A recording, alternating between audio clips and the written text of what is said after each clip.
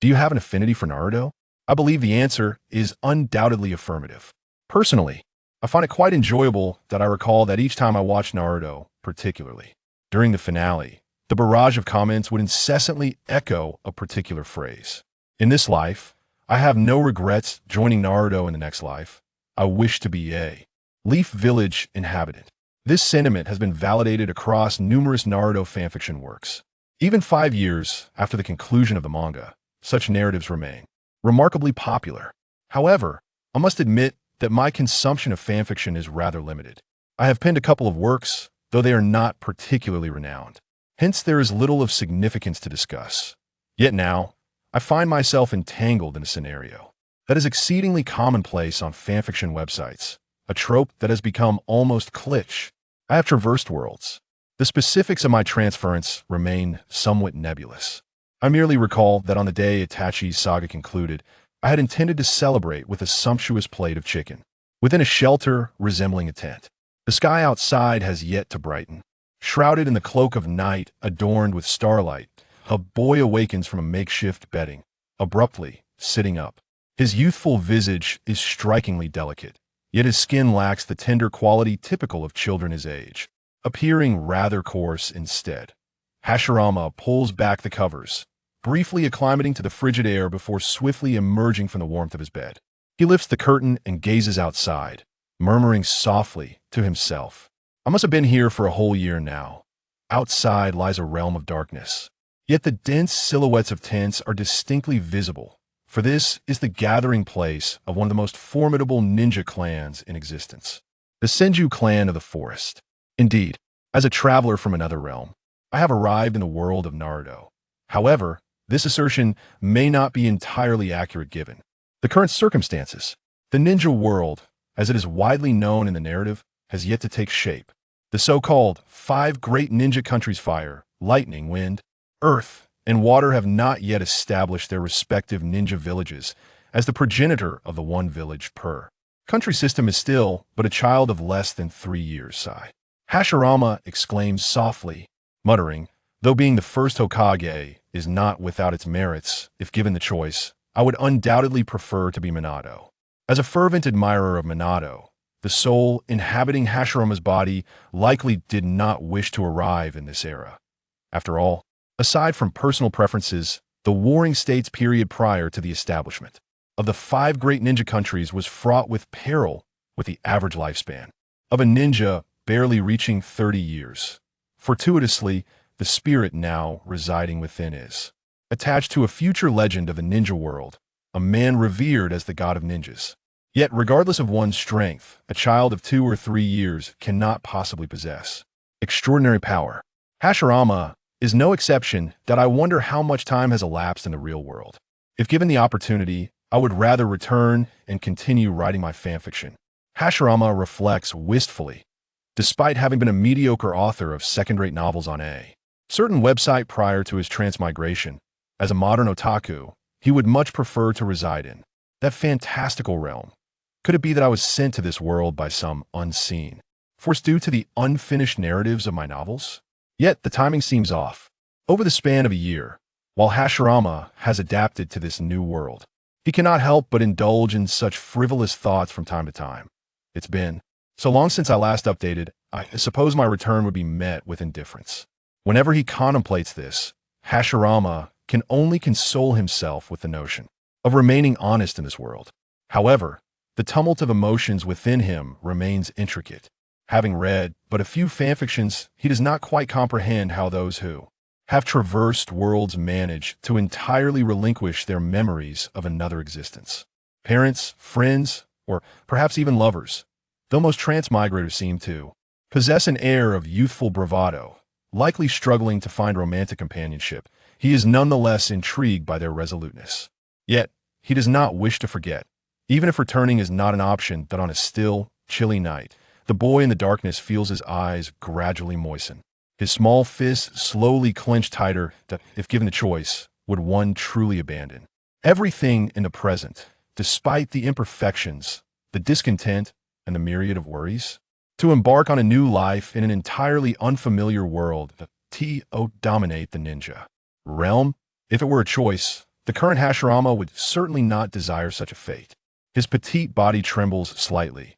Choices are often imposed. The notion of acceptance is merely a resigned self-soothing. But what can be done? The original Hashirama certainly wasn't as sentimental as I am. After some time, Hashirama managed to calm his tumultuous thoughts and quietly mused that his presence would undoubtedly induce unimaginable upheaval in the established trajectory of this world that in the narrative of Naruto. Although the first Hokage appears infrequently, he is undeniably one of the pivotal characters that can significantly influence the plot's direction. Or perhaps, Hashirama's very existence could irrevocably alter the storyline. Having penned two fanfictions based on Naruto, while he cannot claim to know the original plot intricately, he is familiar with most of its nuances. Typically, transmigrators rely on systems or inherent advantages, yet Hashirama has not discovered such traits within himself.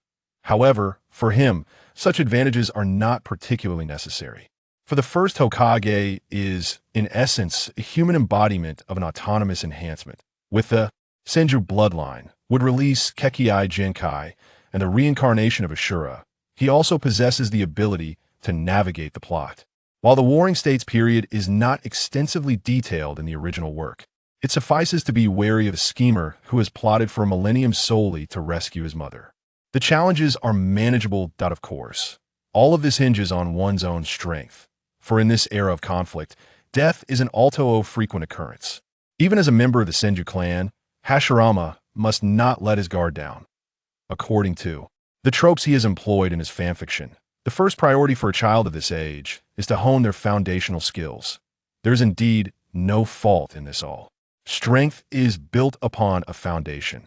For a ninja, the essence of this foundation lies in chakra, reflexes, and a mastery of skills.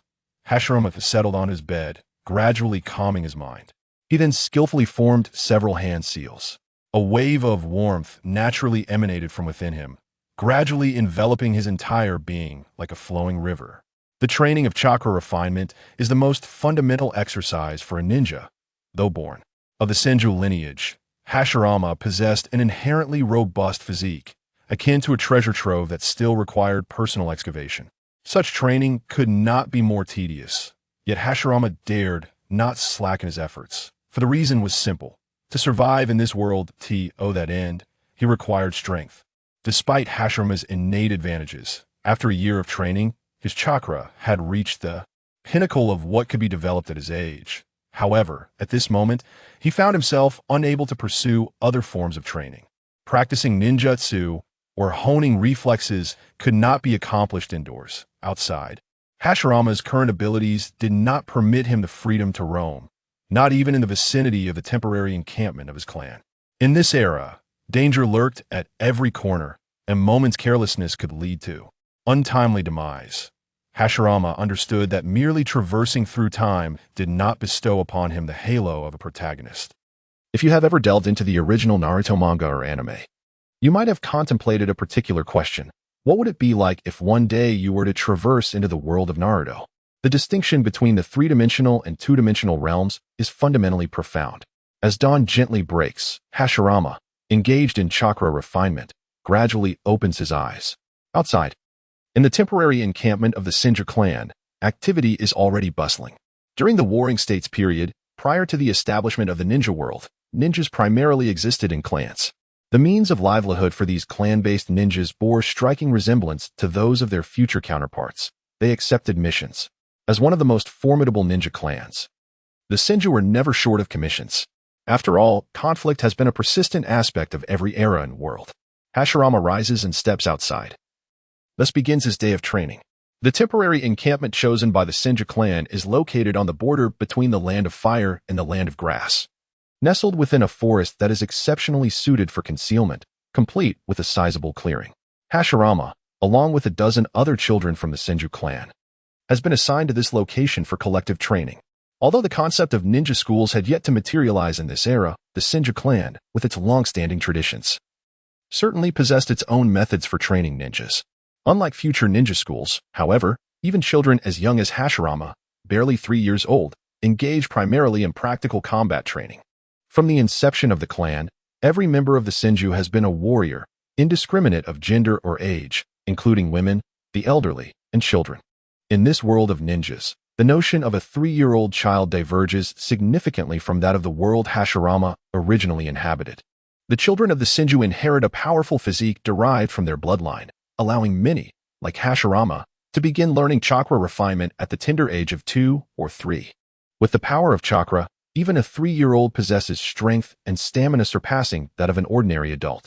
While Hashirama had once penned fan fiction and understood this concept, experiencing it firsthand presented an entirely different reality. In the clearing of the forest, pairs of children, both boys and girls, engaged in practice. Hashirama, the youngest among them, faced off against a 5-year-old boy named Senju Tsubasa. Clang. The two diminutive figures, wielding kunai, clashed, the sound of their impact ringing out sharply. As Hashirama confronted Tsubasa, he unhesitatingly swung his small fist, launching a direct punch at his opponent. Despite being the embodiment of the ninja god, Hashirama found himself unable to summon the wood-release techniques necessary to subdue the tailed beasts or the formidable Uchiha Madara, the leader of the Uchiha clan. Though still a child, Hashirama's agility was far from sluggish. Tsubasa could only respond in kind, matching Hashirama's punch with his own. Bam! The collision of their fists produced a powerful impact, causing Tsubasa's cherubic face to contort in pain from the force. Even though he had already reached the age of 5, a conspicuous disparity in strength remained when compared to Hashirama. In this chakra-based world, mere age does not signify much, even if one is only 3 years old. Senju Tsubasa's entire arm had curled back due to the inability to withstand Hashirama's force. Observing this, Hashirama seized the opportunity, delivering a swift kick straight to Tsubasa's abdomen. Unsurprisingly, Tsubasa was sent flying, and the sparring session concluded swiftly. Indeed, Hashirama is truly formidable. Before him, Tsubasa chuckled, scratching his head with a simple, endearing expression. You are quite impressive yourself, far superior to that fellow. He truly lacks skill. Hashirama smiled, casting a brief glance towards the two boys who were also engaged in practice nearby. However, his voice was low, meant only for Tsubasa's ears. Tsubasa found himself at a loss for words. His honest nature left him indifferent to Hashirama's comments. Yet, even as the clan leader's son, Hashirama's manner of speaking was not particularly endearing. Among their training companions, several would have eagerly silenced him if they could best him in a duel. But who would dare confront the leader's son in a group fight? Hashirama was well aware of this reality, though he did not mind it overly much. Setting aside the fact that he regarded this group of children as mere toddlers, even if they were to confront him as a united front, Hashirama was not currently their match. But then, who could blame him for enjoying the knowledge that others desired to topple him yet remained powerless to do so? He reveled in the thrill of recklessness. He began to observe the sparring of others, not out of a desire to learn, but rather because, despite having traversed into this world for a year, he still struggled to adapt to the scene before him. A multitude of 5- and 6-year-olds, all sharing the Senju bloodline, yet exhibiting variances in hair and eye color, black, brown, silver white. As a modern-day otaku from the 21st century, Hashirama had attended comic conventions in his city, though he never particularly favored that aesthetic. Seeing people from the real world donning costumes from the two-dimensional realm always felt somewhat awkward. The girls might look better, but the boys, well, the scene before Hashirama resembled a group of children playing dress-up. It was a remarkably charming sight. Fortunately, Hashirama felt reassured that he appeared relatively normal, with black hair and black eyes. Reflecting on this, he considered himself fortunate not to have transformed into Minato. While Minato's appearance would undoubtedly be the epitome of a handsome character in the two-dimensional world, in reality, it lacked aesthetic appeal. Likewise, many other characters shared this fate. Notably a certain family adorned with colorful eyes. Madara, I wonder when I shall meet you, Hashirama muttered to himself, recalling that in the original narrative, the first Hokage's first encounter with Madara occurred by a riverbank. Yet, according to that timeline, several more years would need to pass before such a meeting took place. To speak candidly, arriving in this world is not without its merits. Not only has Hashirama experienced powers that transcend the ordinary, but he has also become fluent in the island's language. This is quite remarkable. In the realm of manga illustrated by the Neons, the inhabitants converse in Neon, while Hashirama deduces that his English would likely be at an advanced level upon entering the Marvel Universe. Just as he pondered these thoughts, a youthful yet discordant voice reached his ears. Hashirama's expression tightened, and as he redirected his gaze, he found himself beside a small child with pure white hair. Indeed, even when compared to the nearly 3-year-old Hashirama, this boy, merely 1 year old, was undeniably an infant. Each time Hashirama beheld that white hair, he couldn't help but question, more so, to jest, how could such an outrageous hair color belong to my own brother? Senju Tobarama, are you jesting with me? What do you want? Hashirama replied with exasperation, observing this sibling who bore no resemblance to him, struggling to comprehend the genetic inheritance within the world of ninjas.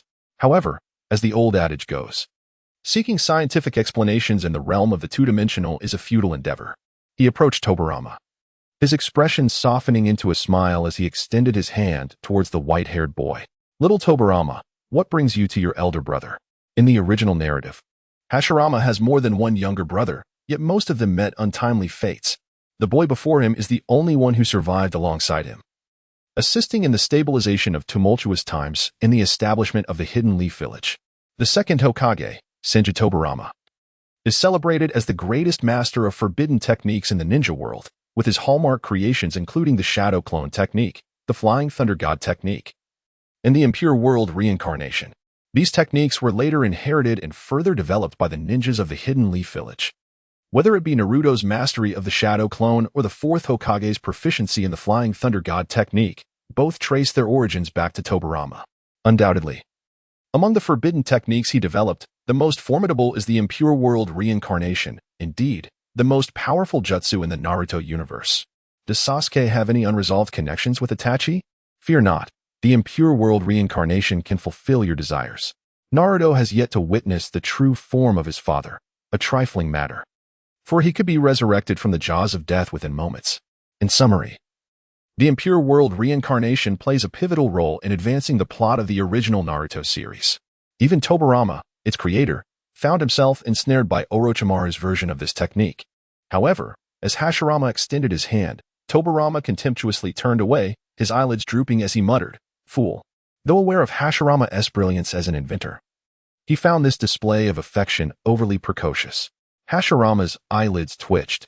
Even the young Sasuke, the progenitor of the Uchiha clan, had been as docile as a kitten before his older brother. Yet here, Tobarama, his younger sibling, exhibited none of that compliance. Consequently, Hashirama hastened his movements, placing his hand upon Tobarama's hair before he could react, playfully ruffling it. Why not use the Flying Thunder God to evade me now? Are you not the swiftest of ninjas? Tobarama, with a subtle smirk at the corner of his mouth, felt a surge of pride within. At this moment, even if Tobarama wished to express his displeasure, it was already too late. Hashirama had retracted his hand. Speak, what brings you to me? Hashirama suddenly adopted a serious demeanor, addressing Tobarama like an elder brother. Yet, internally, he reveled in delight, for in his past life before reincarnation, he too had a biological brother, albeit one a full generation older than himself. In his youth, he had often been treated as a mere plaything by his elder sibling. Indeed, whether it be brothers or wives, it seems that only those who are older possess any authority. Tobarama, with his eyelids lowered, replied with a hint of annoyance. Father is looking for you. Oh, Hashirama nodded slightly, muttering, Father seeks me, and you, this troublesome child, are the messenger? Despite his words, Hashirama did not dare to slow his pace, for as the leader of the Senju clan, Senju Hashirama was known for his strictness. While he was indeed his father's son, he was equally a member of the Senju clan. Whether as a father or clan leader, Senju Hashirama's words were commands that must be executed without delay. Before departing, Hashirama cast a glance at Tobarama's hair, which he had tousled yet remained impeccably arranged, feeling somewhat perplexed. How could such a hairstyle remain intact? Is this boy perhaps of Scion lineage? With a gentle push off the ground, his petite figure gracefully leaped several meters effortlessly. As someone who once lacked physical prowess, Hashirama relished this feeling, though the only drawback was that the coolness of his sandals made the experience somewhat chilling. He could not comprehend why. Regardless of the era in which ninjas existed, they remained fond of such footwear, which was hardly practical for combat, even over a century later. In the era of the revered Hokage, this tradition remained unchanged. The largest tent within the clan, where the clan leader Senju Hashirama often resided, soon came into view. Hashirama arrived swiftly, and the Senju clansmen at the entrance, recognizing him, allowed him to enter without question. You have arrived, a deep, resonant voice echoed as he stepped inside the tent. Standing at the entrance, Hashirama adopted a more reserved posture, refraining from advancing further. Senju Hashirama, holding a scroll, lifted his gaze. As the leader of the Senju clan, he was naturally one of the foremost ninjas of this era. Senju Hashirama was robust in stature, his visage exuding strength and determination. "Father," Hashirama said, bowing his head slightly in respect. In the presence of this adoptive father, he dared not act frivolously. The world of Naruto is a reflection of Japanese culture. Thus, the characters' behaviors resonate with the values of Japanese society.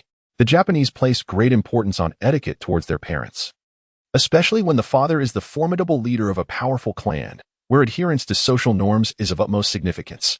In contrast to his past life, where the modern ethos advocated for children to befriend their parents, such notions were utterly non-existent in this context. "You have not slackened in your training recently. Excellent." The Buddha of the Thousand Hands gazed at Hashirama, his expression austere yet subtly revealing a hint of satisfaction. He could effortlessly sense the state of chakra within Hashirama. Even though the Senju clan was inherently endowed with formidable physical prowess, a child like Hashirama had not emerged in countless generations. Hashirama's training sessions with others, even if the Buddha had not witnessed them firsthand, were almost instantly known to him. After all, Hashirama was currently the focus of the clan's intensive cultivation efforts.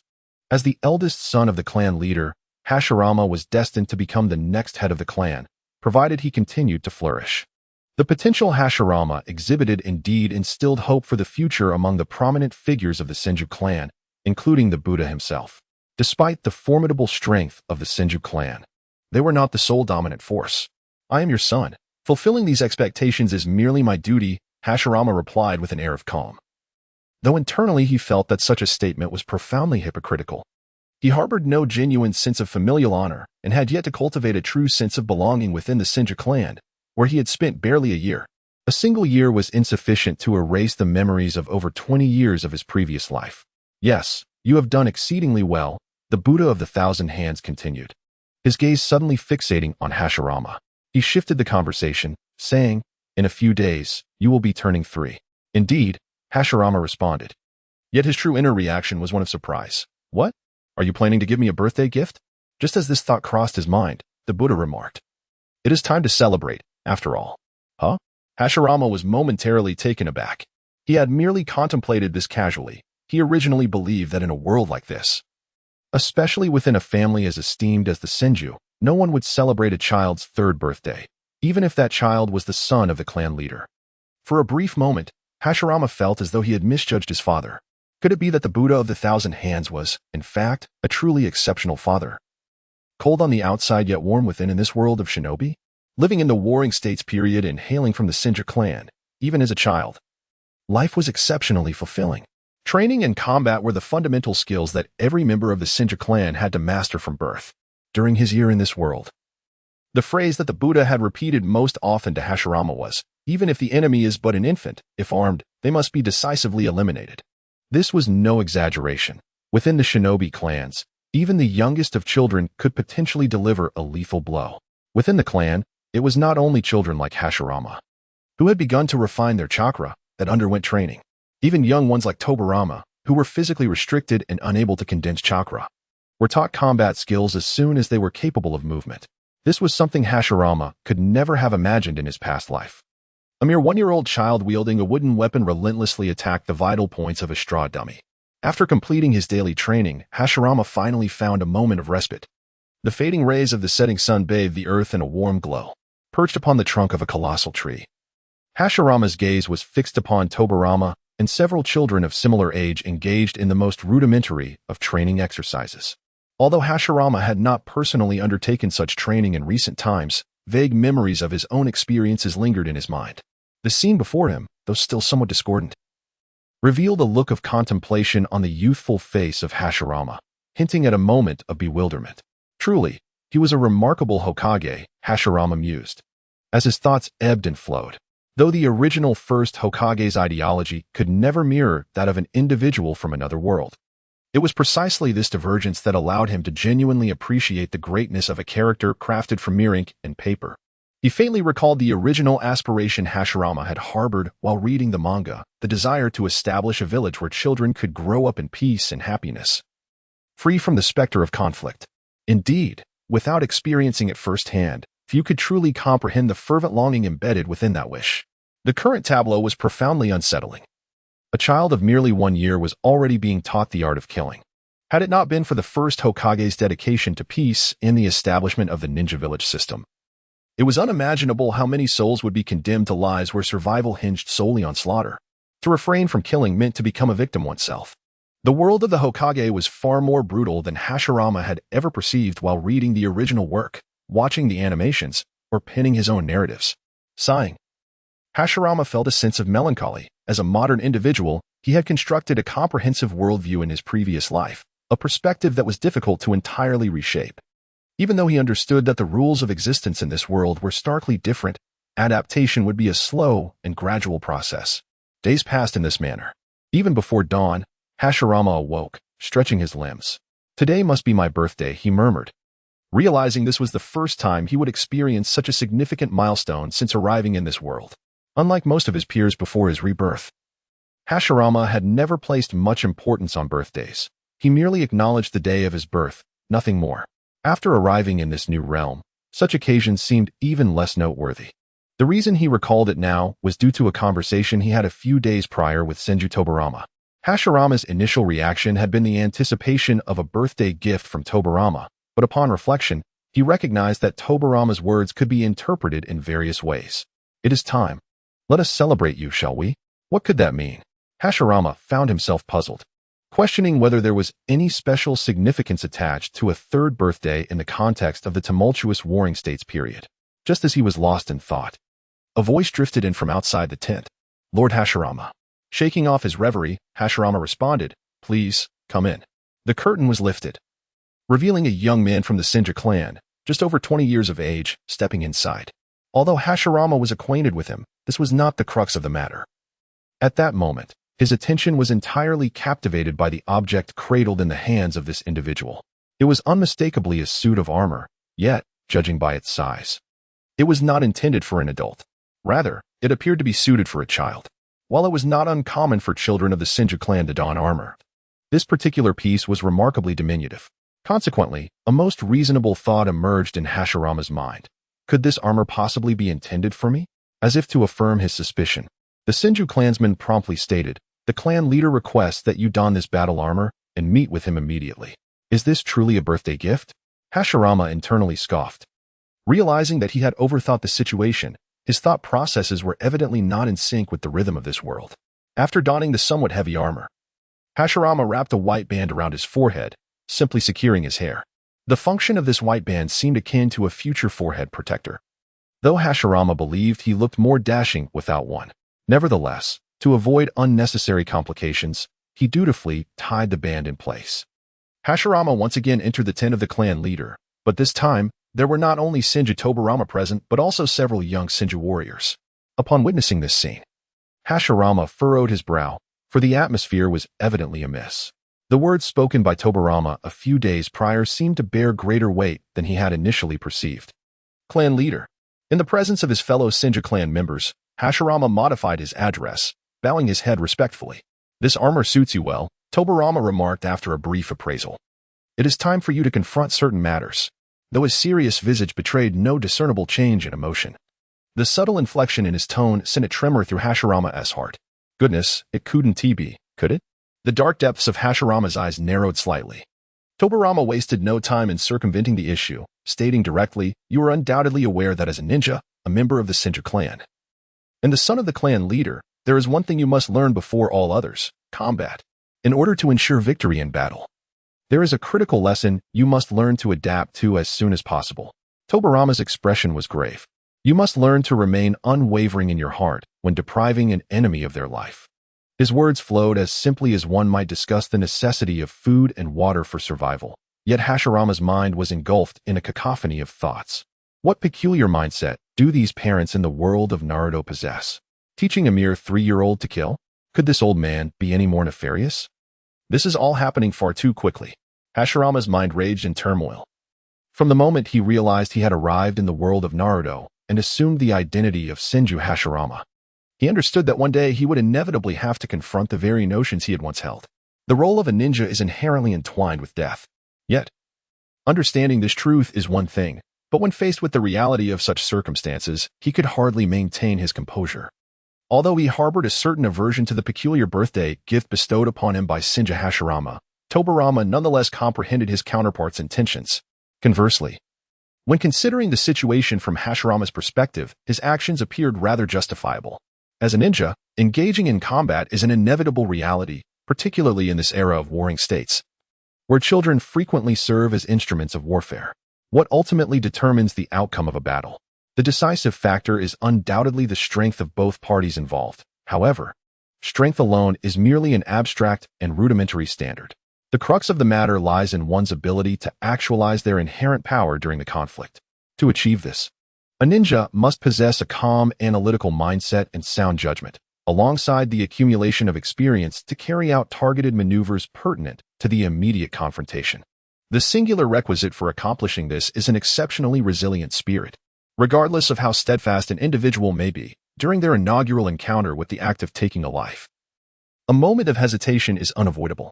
Such hesitation can manifest as a vulnerability, potentially leading to fatal consequences. As the most gifted newcomer within the Senju clan, Tobirama must surmount this challenge more effectively than anyone else. Should he only learn to navigate this trepidation amidst a life-or-death struggle, the resulting lapse could very well cost him his life. This child of his is remarkably gentle compared to others. It is precisely this understanding that prompted Hashirama to make such a resolution. There exists a band of marauding mountain thieves near the borders of the Land of Fire. Accompany a few clan members to deal with them, Hashirama stated nonchalantly, unwilling to offer any counsel to Tobirama, as such experiences must be endured personally. Any amount of psychological preparation prior to this is ultimately of little consequence. Once again, it is mountain thieves? Tobirama stifled a laugh, reflecting on the countless fanfictions about Naruto, including those he himself had penned, where novice ninjas face the psychological barrier of taking a life, often targeting bandits. It is indeed a rather cliché trope. However, he currently lacked the disposition to critique such notions, even with an understanding of Hashirama's rationale. The knowledge that he was about to take a life left a persistent buzzing in his mind. He even forgot to acknowledge Hashirama's command. Go forth, unless extraordinary circumstances arise. You need not intervene. Hashirama instructed the young ninjas of the Senju clan, asserting that only Tobirama, as the clan leader's eldest son, could enjoy such privileges while the others were dispatched to handle the simple task of exterminating the bandits. Yes, they responded in unison. One of the ninjas, closest to Tobirama, glanced at him and said, Lord Tobirama. Snapping back to reality, Tobirama nodded toward Hashirama ahead and turned to exit the tent. At this moment, his mind was devoid of any thoughts.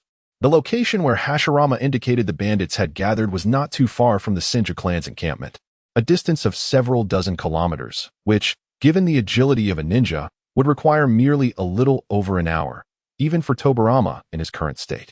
Throughout this journey, Hashirama had engaged in countless mental preparations within his heart. He understood that if the bandits were not eradicated, numerous innocents would suffer. This was an experience he must endure. He silently repeated such justifications many times. At last, they reached their destination. With a swift motion, the group landed at the base of a mountain, their bodies pressed against the rocky wall. The gazes of several young ninjas were fixed intently upon Hashirama. As a fan fiction author, he felt a sense of inadequacy. His heart raced, and his eyes grew warm. Indeed, what he was about to face was perhaps the most conventional ordeal for many who had traversed into the world of Naruto. Although he had not read many fan fictions, he recalled from books he had perused long ago that protagonists in similar predicaments often steeled themselves and moved forward. They would eliminate their foes, breach their psychological barriers, and then endure a subsequent wave of nausea. This, it seemed, was the conclusion. In the world of Naruto, life was indeed perceived as cheap. Human existence was fragile, and the means to take a life were alarmingly simple, so much so that one need not study it deliberately. Yet, as a human being, irrespective of the world he inhabited, Hashirama's internal compass resolutely instructed him that he must not entertain such thoughts. For no individual was a deity, nor did anyone possess the right to seek justification for taking another's life.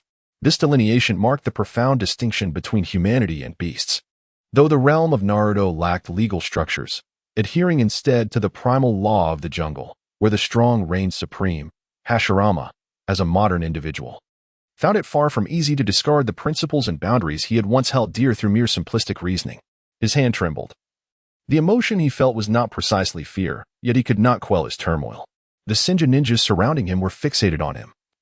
And after what felt like an eternity, when dawn broke and sunlight bathed the earth, he finally reached a resolution. Or rather, it was not a resolution at all. If clarity eluded him, then perhaps it was best to abandon the search for understanding.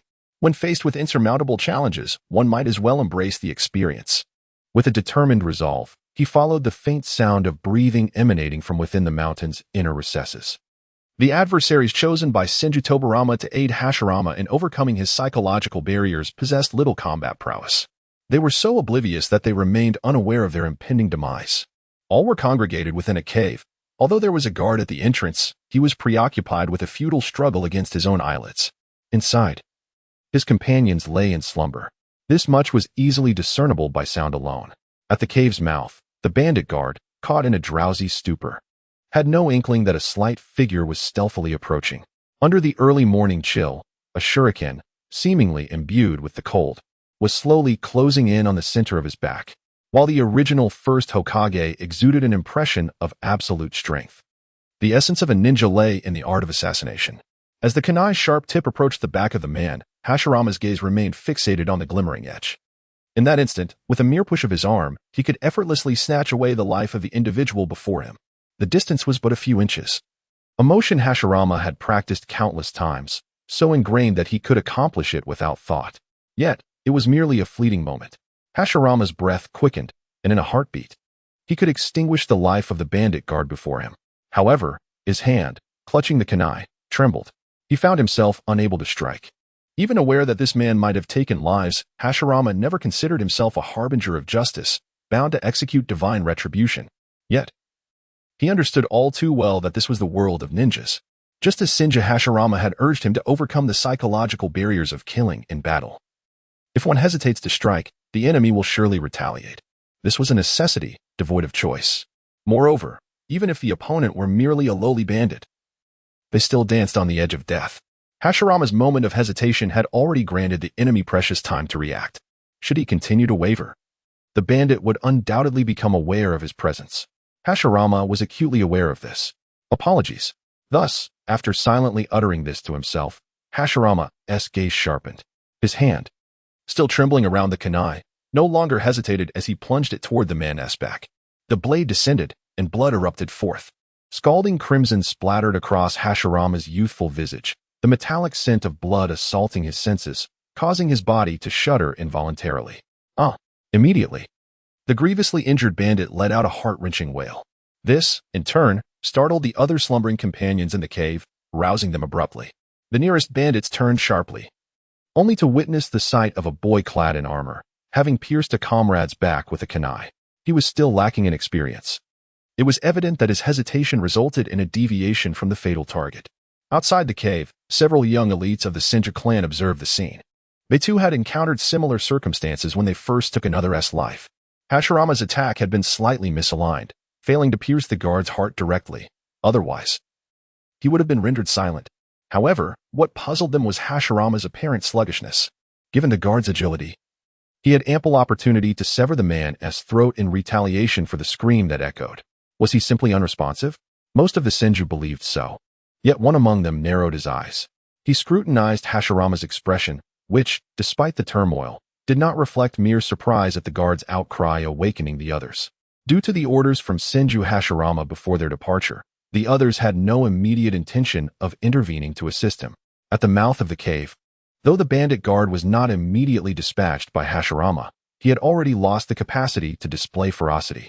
Hashirama remained rooted in his previous position, seemingly entranced. His body trembled, and the expression on his fair visage appeared particularly contorted. This afforded the bandits within the cave ample time to react. They all seized their weapons lying nearby and converged, their eyes glinting with murderous intent directed at Hashirama. Slowly, he raised his gaze to meet the glare of the 10 or so hostile pairs of eyes. Inevitably, his eyes betrayed a flicker of evasion. Regardless of his strength, Hashirama had never taken a life, and compared to these ruthless brigands, his aura was considerably diminished. Yet, the bandits did not underestimate him due to his youth. His attire and the kunai he wielded to pierce the bandit guard unmistakably revealed his identity, a ninja. This single fact was sufficient for the bandits to regard him as a formidable adversary. Unlike the era of Naruto depicted in the original storyline, during the Warring States period. The absence of the 5 great ninja nations constraints meant that, for commoners or these brigands, ninjas were unequivocally synonymous with ferocity, even if the opponent was merely a young child. Hashirama understood all too well that maintaining composure in the face of those bloodthirsty eyes was an impossibility. With a sudden forceful grip, he withdrew the kunai from the bandit guard's back, propelling himself forward, the splattering blood inevitably staining his shoulder armor. Due to the geography of the cave, only a small portion received sunlight, resulting in low visibility, allowing Hashirama to avoid the scrutiny of the bandits' gazes as much as possible. However, this decision led him to undertake an action deemed most foolish by the observing members of the Senju clan. In terms of individual prowess, Hashirama undoubtedly surpassed these bandits, who had no understanding of chakra. Leveraging his speed, eliminating the group would pose no challenge. Yet, Hashirama charged directly into the midst of the bandits, thereby placing himself within their encirclement. While it is true that a ninja could handle ordinary folk even when surrounded, Hashirama had yet to take a life, and facing these merciless cutthroats would impose significant restrictions on his actions. Hashirama had thus immersed himself in a perilous environment. Nevertheless, from the perspective of the elite Senju clan members, his choice was not without merit. Perhaps this decision stemmed from his inexperience, causing him to lose his judgment in such a situation. Yet, in the face of danger, it could also serve to compel him to adapt. Under the watchful eyes of the onlookers, Hashirama swiftly leapt, directing his kunai towards the throat of a bandit to his left, the weapon slicing through the air and leaving a crimson line in its wake. However, the individual did not succumb to death directly, for Hashirama's attack this time did not sever the throat, but rather grazed the jawbone. This was perplexing. The elite of the Senju clan could not comprehend how Hashirama, given his usual performance during training, could possibly make such a critical error twice. His deviation was minimal. Yet each strike aimed at the opponent's vital points failed to deliver a fatal blow. To their eyes, Hashirama's misjudgment only served to incite the ferocity of the bandits, prompting all of them to launch a simultaneous assault on him. Amidst the chaotic flurry of disorganized blades, Hashirama abruptly lifted his head, the glaring edges of the swords reflecting in his dark eyes, causing his pupils to constrict sharply. He appeared somewhat flustered, however. This level of onslaught was still within his capacity to parry and evade. With a clang, he deflected the initial blades descending upon him with his kunai, causing them to collide with the weapons of other bandits. At that moment, Hashirama even found the opportunity to leap again. He swung his kunai once more, aiming for the temple of another bandit, yet his aim remained askew. The blade pierced through the bandit's cheek, entering his mouth, but it was insufficient to claim an immediate life. Why the repeated errors? Outside, the elite of the Senju clan grew increasingly baffled. Hashirama's displayed prowess was undoubtedly impressive for his age, yet he consistently failed to strike his adversary's vital points with precision. This was truly enigmatic. Clang, clang. The echoes of clashing weapons reverberated in the dimly lit cavern. A slender figure darted amidst the encirclement of the bandits, some of whom bore gruesome injuries, all perilously close to vital areas, but not fatal. Witnessing the grim fates of their comrades, the bandits were now blinded by rage, exerting all their strength in their frenzied swings, causing the air to reverberate. Despite Hashirama's formidable skills, he faced a dozen adversaries, and having failed to secure a single kill after prolonged engagement, he was still a novice in combat, devoid of any battlefield experience. As he narrowly evaded the majority of the bandits' onslaught once more, he ultimately could not completely evade an attack from his flank, a crude blow aimed directly at his head. Instinctively sensing the impending danger from behind, Hashirama's body tensed in alarm. He twisted away, but before he could fully complete the maneuver, the blade descended. Out of the corner of his eye, he caught sight of the gleaming weapon slicing past his cheek, then striking the shoulder armor he wore. The armor donned by ninjas is significantly more resilient than ordinary protective gear, thus, the strength of an average adult was insufficient to breach it. Nevertheless, that strike landed heavily upon Hashirama's shoulder, sending a jolt of pain through him, distorting his fair features in anguish. Yet, there was no time to dwell on the pain. His dark pupils widened once again, and he could feel his heart in his left chest racing perilously close to bursting forth. Was this the sensation of death drawing near? In the depths of his heart, Hashirama pondered, and soon blood vessels began to emerge in the whites of his eyes, his breath quickening perilously. When confronted with danger, the primal instinct for survival surges forth, compelling one to undertake actions otherwise inconceivable. In that moment, a hoarse cry escaped his throat. Hashirama's gaze snapped to the side, and he hurled the kunai in his hand with remarkable precision. Whoosh! The kunai transformed into a streak of dark light, hurtling towards the left side of the bandit's chest at a speed too swift for him to react. Thud! In an instant, a spray of crimson erupted from the bandit's chest, the ferocity he had displayed moments before vanishing as he slumped to the ground. Just then, other bandits descended upon the boy with renewed aggression. In a desperate bid, Hashirama seized the weapon from the still-standing bandit's grasp and countered with swift motions. Clang! Successfully deflecting the bandit's onslaught, Hashirama retreated, unimpeded. At that moment, the bandit he had struck lay sprawled on the ground, blood seeping from beneath him. And Hashirama's gaze fell upon his eyes, filled with hatred and terror. This man had not succumbed to a single blow. It was within such a limited scope of visibility that only a ninja could discern the subtle nuances of expression. Observing what could only be described as a visage of despair, Hashirama felt a pang in his heart. A wave of dissonance pulsed through his mind. Could it be that I am still unable to do this? He bit down hard on his tongue, the pain sharpening his awareness. He was not a native of the Naruto world. Even when faced with the possibility of death, he found himself incapable of taking a life. The attack he had just executed was the sole instance where he had harbored murderous intent, yet his instinctive aversion to killing caused his body to reflexively alter its course. At the moment the kunai left his hand, a slight tremor in his wrist altered its trajectory. He was forcing himself to act, yet even now, Hashirama had not transcended his own moral boundaries. Reality was far more intricate than the narratives depicted in novels. A psychological defense built over 2 decades could not be dismantled so effortlessly within such a fleeting time. Hashirama's psyche teetered on the brink of collapse as he began to scream in anguish. Though he had maintained a mindset of acceptance towards his transmigration, he ultimately realized he had underestimated the complexity of the Naruto universe. Here, the principles he had always adhered to were non-existent. Why must I engage in such acts? He grappled with the tumult within, his reason clashing with reality, reminding him that he was no longer in the world he once knew. This was the realm of ninjas. Meanwhile, the Senju elites observing from the outside remained equally bewildered. In the recent assault, it was evident that Hashirama had unleashed a lethal strike. Yet he inexplicably altered the trajectory of his kunai at the most critical juncture. Such circumstances were not unfamiliar to him, typically. One would have expected that he would have transcended the barriers within his heart by now. No one could fathom the turmoil within Hashirama at this moment. For no one knew that he hailed from another realm. Calmness. I must regain my composure.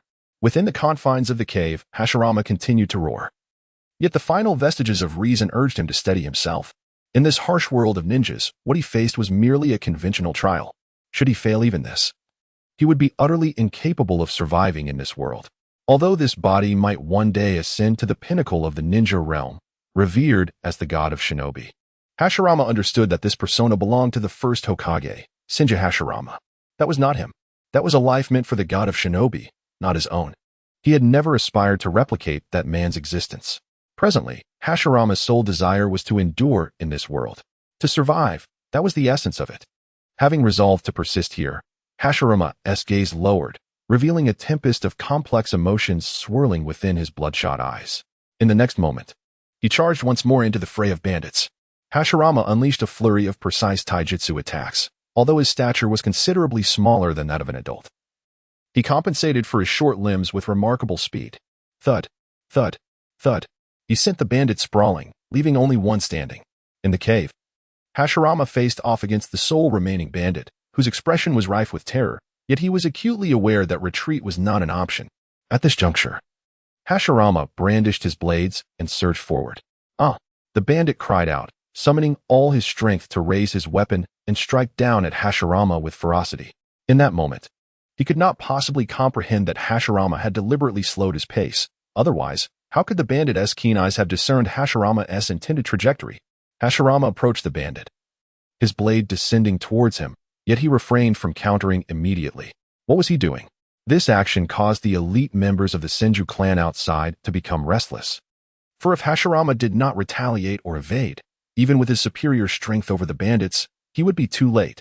Hashirama's diminutive frame rendered his reach insufficient to strike the opponent's vital points in a single motion. Thus, the elite Senju members sprang into action. The edict from Senju Butsuma was clear. They were not to intervene unless in dire circumstances. However, they had to ensure Hashirama's safety. At that moment, Hashirama lifted his gaze to the blade descending menacingly towards him, suppressing the fear within, resolutely refusing to allow his body to react. The blade drew ever closer, intensifying the overwhelming despair that accompanied the approach of death. His eyes had turned a deep crimson, an unprecedented sense of abyss enveloping him entirely. He could foresee his consciousness coming to a halt in the imminent embrace of death. Does awareness vanish instantaneously at the moment of death? He could not say. At this juncture, his mind was a blank slate, yet he could distinctly perceive his consciousness compelling his body into action. In that fleeting instant, his frail form executed an extraordinarily swift motion. Just as the blade grazed his scalp, he finally thrust his weapon forward. Death signifies the culmination of all things. Thus, when it arrives, everything dissolves into nothingness. The constraints of reason, the shackles of cognition and knowledge ultimately falter against the primal instinct for survival. Everything shall be shattered. In a swift motion, the fastest of the Senju elite appeared beside the bandit poised to deliver a fatal strike to Hashirama. Seizing the assailant's arm with hands akin to iron pincers, another Senju elite quickly grasped Hashirama's shoulder, preparing to pull him away. Yet, in that brief moment, the bandit's blade lingered above Hashirama's head. Despite the elite's rapid intervention, the keen edge still cleaved through his scalp. Simultaneously, Hashirama's weapon precisely pierced the bandit's heart. Blood trickled down through the strands of his hair, cascading from his forehead to his brow, then flowing down the bridge of his nose. However, the duration was too brief for Hashirama to truly register the sensation. Instead, he merely gazed at the weapon he had unleashed, which had penetrated the bandit's heart. His palm still rested upon the hilt, for at the tender age of 3, he lacked the stature to strike a fatal blow directly to the heart. Ultimately, he had succeeded. The sensation of death still lingered, and Hashirama's tumultuous emotions could not settle so swiftly. Yet, in this moment, he felt an overwhelming sense of relief. For up until now, every event had unfolded within his calculations. The Senju elite, holding the bandit's arm, observed the boy's outward terror. Yet within his depths lay an unwavering resolve, eliciting a look of astonishment. Had he intentionally thrust himself into a life-threatening situation to shatter his own rationality? Even as the elite discerned the purpose behind Hashirama's seemingly reckless actions, he could not fathom why a mere 3-year-old child would harbor such deeply entrenched shackles within. To achieve his breakthrough, Hashirama was willing to use his own life as a testing ground. For no matter how rational one may be, at their core, they remain human. The instinct to survive will obliterate all else in the face of death. It appeared that Hashirama had indeed succeeded, albeit at a tremendous risk. For even their actions were but a cog in Hashirama's grand design. Had he not swiftly intervened to subdue the bandit's movement, that blade would have undoubtedly cleaved through Hashirama's skull, even if Hashirama ultimately managed to slay the bandit. As long as his actions and those of his companions did not unfold as swiftly as anticipated, Hashirama would undoubtedly meet his demise. Thus, it is indeed unfathomable that such intricate psychological calculations would manifest in a mere 3-year-old child of the Senju clan. The bandits, who had been hurled away by Hashirama, continued to wail, yet an eerie silence enveloped the cave thereafter. Hashirama felt an excruciating pain radiating from his scalp, accompanied by the warm trickle of blood that cascaded down his cheek, coursing into his chest. The once wide pupils of his eyes, now tinged with red veins, began to lose their intensity. Yet, almost instantaneously, 2 streams of tears began to flow from the corners of his eyes. This was not due to any other reason but sheer terror. Hashirama was acutely aware that he was far from courageous.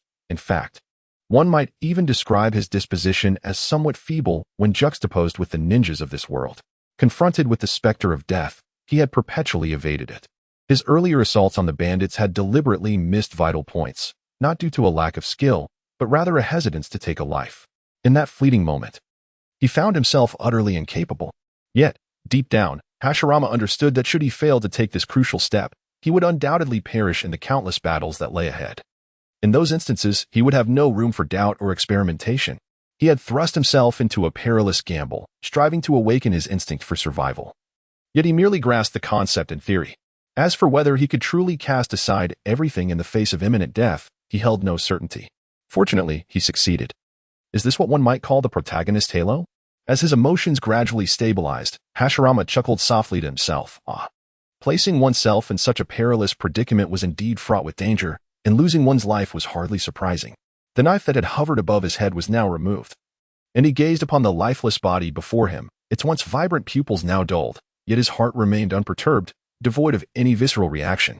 The tremors of his body had ceased long ago, perhaps because every individual reacts differently. The elite of the Senju clan beside him was already tending to his head wound, which, in truth, was superficial, a mere flesh wound.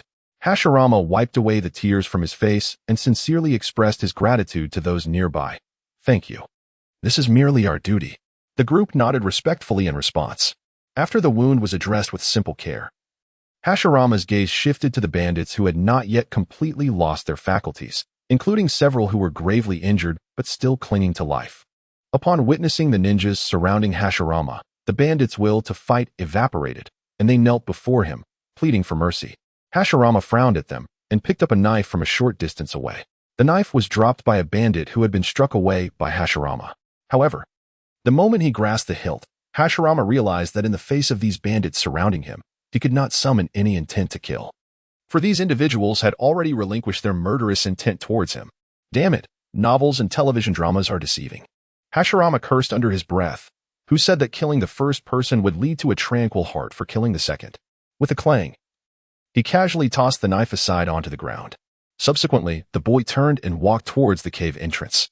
The purpose of sending him here was for Hashirama to experience and adapt to the sensation of taking another's life. This he had accomplished. Regarding these foes who could no longer be considered enemies, Hashirama had no intention of forcing himself to eradicate all the bandits. Everything he did was merely out of necessity to survive in this world. Thus, he would only eliminate those who posed a threat to him. Hashirama had no desire to become a madman consumed by a penchant for murder, and he was certain he would never grow fond of the sensation of life being extinguished. Instead, his inner resistance grew stronger. However, this was only directed towards ordinary individuals who posed no threat. When confronted by enemies with intent to kill, Hashirama found himself devoid of hesitation.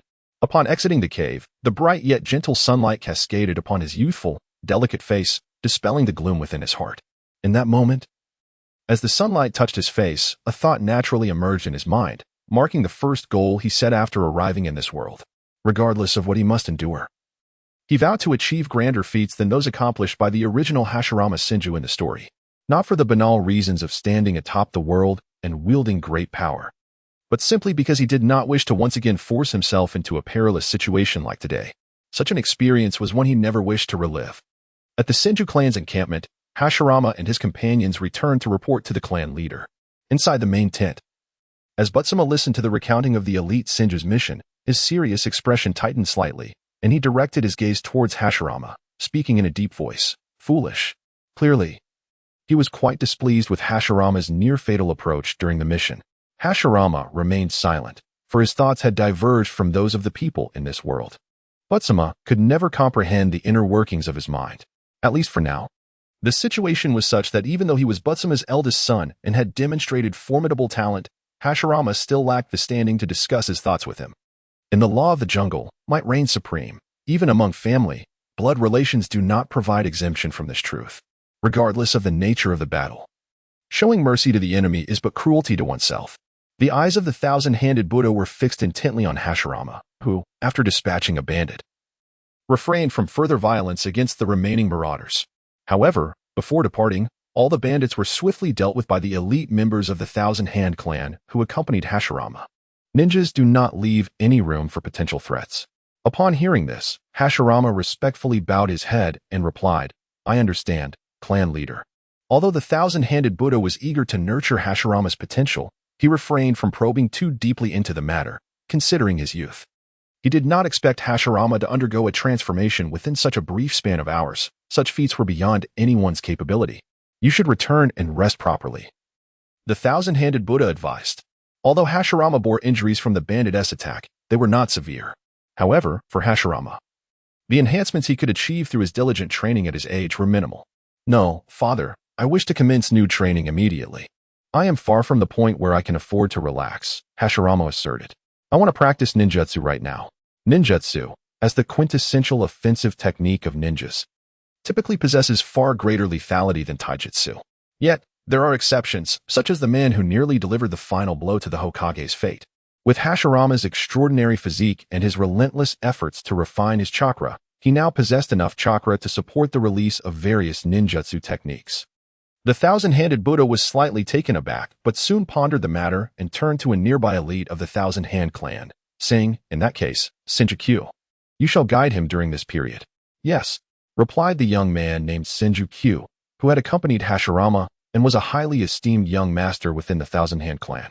Given the current circumstances, the thousand-hand clan was unlikely to relocate or undertake any significant actions, as it would be improbable for a core combatant like Sengoku to be assigned to assist Hashirama personally. Please take good care of me, Hashirama said, giving a slight nod towards Sengoku. In the thousand-hand clan, Hashirama's status as the clan leader's son afforded him a higher standing than Sengoku. Thus the age-based hierarchy often seen in Konoha was rarely applied here. Father, I shall take my leave now, Hashirama declared with excitement. For as an ardent admirer of the Hokage, he held a profound interest in authentic ninjutsu. The visual impact delivered by Master Kishimoto through manga was already astonishing. But experiencing ninjutsu in reality was an entirely different sensation. In a small clearing within the forest, Hashirama, having just begun his journey into the world of ninjutsu, did not require a large space for practice, given his current inability to master any high-level techniques due to his age. Standing opposite Sengoku before a line of trees, Sengoku inquired, Lord Hashirama, what kind of ninjutsu do you wish to learn? Rather than immediately commencing instruction, he first sought to understand Hashirama's intentions. Though aware of his intentions, Hashirama could not help but scoff internally. Just because you say you can teach me doesn't mean you actually can. Right now, I wish to learn the Flying Thunder God technique. Of course, voicing such a sentiment would merely be an unreasonable provocation, considering that the very individual who developed the Flying Thunder God technique was currently occupied with a wooden weapon, poking a straw dummy. In truth, Hashirama had already pondered the answer. He lifted his gaze to Sengoku. Earth Release. During the Warring States period, any renowned ninja clan possessed their own specialized elemental ninjutsu, with some even holding secret techniques passed down through generations. For instance, the Sarutobi clan, to which the third Hokage belonged, had nearly all its members proficient in fire release. The Senju clan, on the other hand, excelled in earth release and water release. The wood release, which would later allow Hashirama to dominate the ninja world, was a bloodline limit formed by the fusion of these two elemental techniques. However, presently, no one in the Senju clan could wield wood release, at least according to Hashirama's understanding over the past year. There was no record of wood release existing among the Senju, or even in the ninja records of the Warring States era. The wood release technique seemed to be an exclusive gift bestowed upon Hashirama, the God of Shinobi, by Masashi Kishimoto. Yet, such a statement might not entirely capture the truth. As in the original work, even White Zetsu could utilize wood release, and in Boruto, Konohamaru's teammate, Moegi, appeared to possess the same ability. Hashirama had gleaned a rough understanding of these details before his transmigration. Although he wasn't as averse to Boruto as many others, he did feel that it somewhat tarnished the legacy of Naruto. At this moment, Hashirama was not preoccupied with how to awaken his wood release ability. For although possessing a bloodline limit did not necessitate mastery of the two elemental techniques that composed it, even if Hashirama could unleash wood release now, its effectiveness would be negligible. Wood release was indeed unique, but its strength did not stem solely from its nature. Rather, it was the terrifying chakra quantity possessed by the first Hokage, Hashirama Senju, that rendered it formidable, comparable to that of a tailed beast. To be precise, during the Fourth Great Ninja War in the original narrative, Naruto was able to distribute chakra to every member of the Ninja Alliance, and according to Hashirama, that quantity was on par with his own. Without Hashirama's immense chakra as a foundation, any wood release he could produce would be limited to mere construction and, at most, tree planting, with afforestation proving somewhat challenging. After all, while the first Hokage could conquer the world with wood release, the later generations could only use it for greenery. Well then, the technique I shall teach you next is called Earth Release, Earth Flow Spear. Sengoku regarded Hashirama with evident admiration in his eyes. Hashirama's choice to pursue Earth Release training was undoubtedly the most suitable for his current circumstances. Among the 5 elemental techniques, Earth Release required the least chakra consumption. Hashirama nodded, though he did not hold a particularly favorable impression of the Earth Flow Spear technique. If it could transform into the Rasenman, akin to the Akatsuki's snake, that would indeed pique his interest. His thoughts wandered aimlessly, for in the mobile game he played prior to his journey, there existed a secret technique known as the Earth Flow Spear. Though its damage was modest and its range rather limited, when combined with certain ninjas, it could transform into other, more visually stunning jutsu. Interestingly, the original work revealed that it was Hashirama who first employed the Rashomon technique, rendering Orochimaru merely a junior in comparison. Have you ever considered the single-handed five-fold Rashomon? After allowing his thoughts to stray momentarily, Hashirama refocused his gaze upon the hands of Senju Kiyoshi, who had layered his hands and formed a series of hand seals. He clearly slowed the pace of his seal formation deliberately, and Hashirama was already well practiced in these techniques. As the seals were completed, Senju Kiyoshi crouched down, pressing his palms firmly against the ground, facing one side. Boom! The earth before him suddenly trembled, and even though Hashirama was somewhat prepared, his body staggered. Then, under his watchful gaze, dark yellow earth spikes erupted from the previously flat ground, their tips sharp as spears. The spikes emerged rapidly, and before Hashirama could react, one pierced a large tree that stood closest to him and Senju Kiyoshi. In an instant, the tree was impaled, the trunk punctured completely by the earth spike. Senju Kiyoshi ceased the release of his ninjutsu and stood up. Hashirama remained momentarily frozen in place, staring at the earth spike protruding from the base of the tree. This spectacle was far more visually striking than any grand display he had witnessed before. Even the ninjutsu he had once regarded with disdain due to its appearance in the game left him awestruck. Were the tree to be substituted for a human, the individual would undoubtedly find themselves with a gaping hole, certainly unable to survive. Whether ordinary folk or ninjas, the fundamental structure of the human body is the same. It is inherently fragile. Hashirama did not belittle the power of ninjutsu, despite having seen many more formidable techniques in the original series. For a ninja, the essence lies in deploying the appropriate technique at the right moment. Which great antagonist in the original work was defeated by an overwhelming move? During the Valley of the End battle, Madara was ultimately slain by the first Hokage wielding a katana. Feeling a surge of eagerness, Hashirama raised his hands and turned to Senju Kiyoshi, inquiring, "I've memorized the seals. Are there any further nuances to releasing ninjutsu? Upon your palms touching the ground, primarily control the output ratio of your chakra. This technique does not rely solely on the instantaneous strength of chakra released for its power," Senju Kiyoshi explained. While lethality is undoubtedly essential, it must also be predicated on the ability to strike the enemy. So, stability and speed, then? Hashirama summarized, extracting two key points from Senju Kiyoshi's words. The latter nodded with a smile. However, despite grasping the essential techniques, Hashirama felt a twinge of uncertainty within. After all, he had often experienced clarity of thought while his hands failed to keep pace. Taking a deep breath, he began to methodically form the hand seals. Once completed, he crouched down, pressing his palms against the ground. In that moment, Hashirama could not help but murmur softly to himself, his voice low and somewhat hoarse, reminiscent of a mad scientist from a notorious trio. Rashomon. Certainly, the manifestation of ninjutsu naturally caused a tremor in the ground, followed by a series of earthen spikes emerging in parallel from the soil. One of the earth spears grazed the edge of a large tree, and despite this, the sharp point still managed to pierce a portion of it. Hashirama gradually ceased the release of chakra from his palm.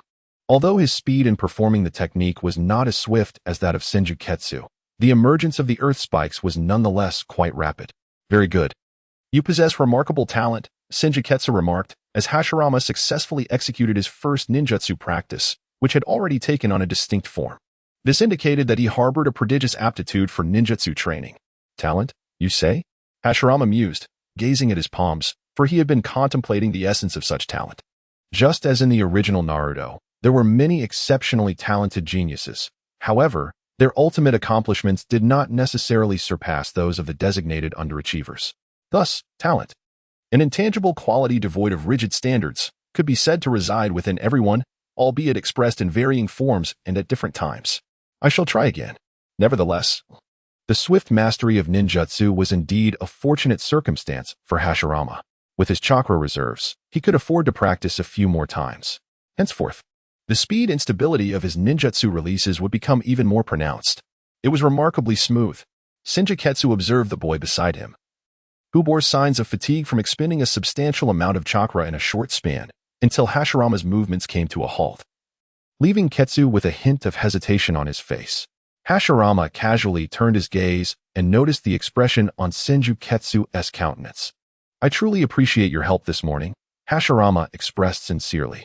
At that moment, when he was engaged in a life-and-death struggle with a bandit, it was none other than Senju Ketsu who had seized the bandit's arm. Ketsu's hesitation stemmed from his desire to confirm certain observations he had made earlier that morning.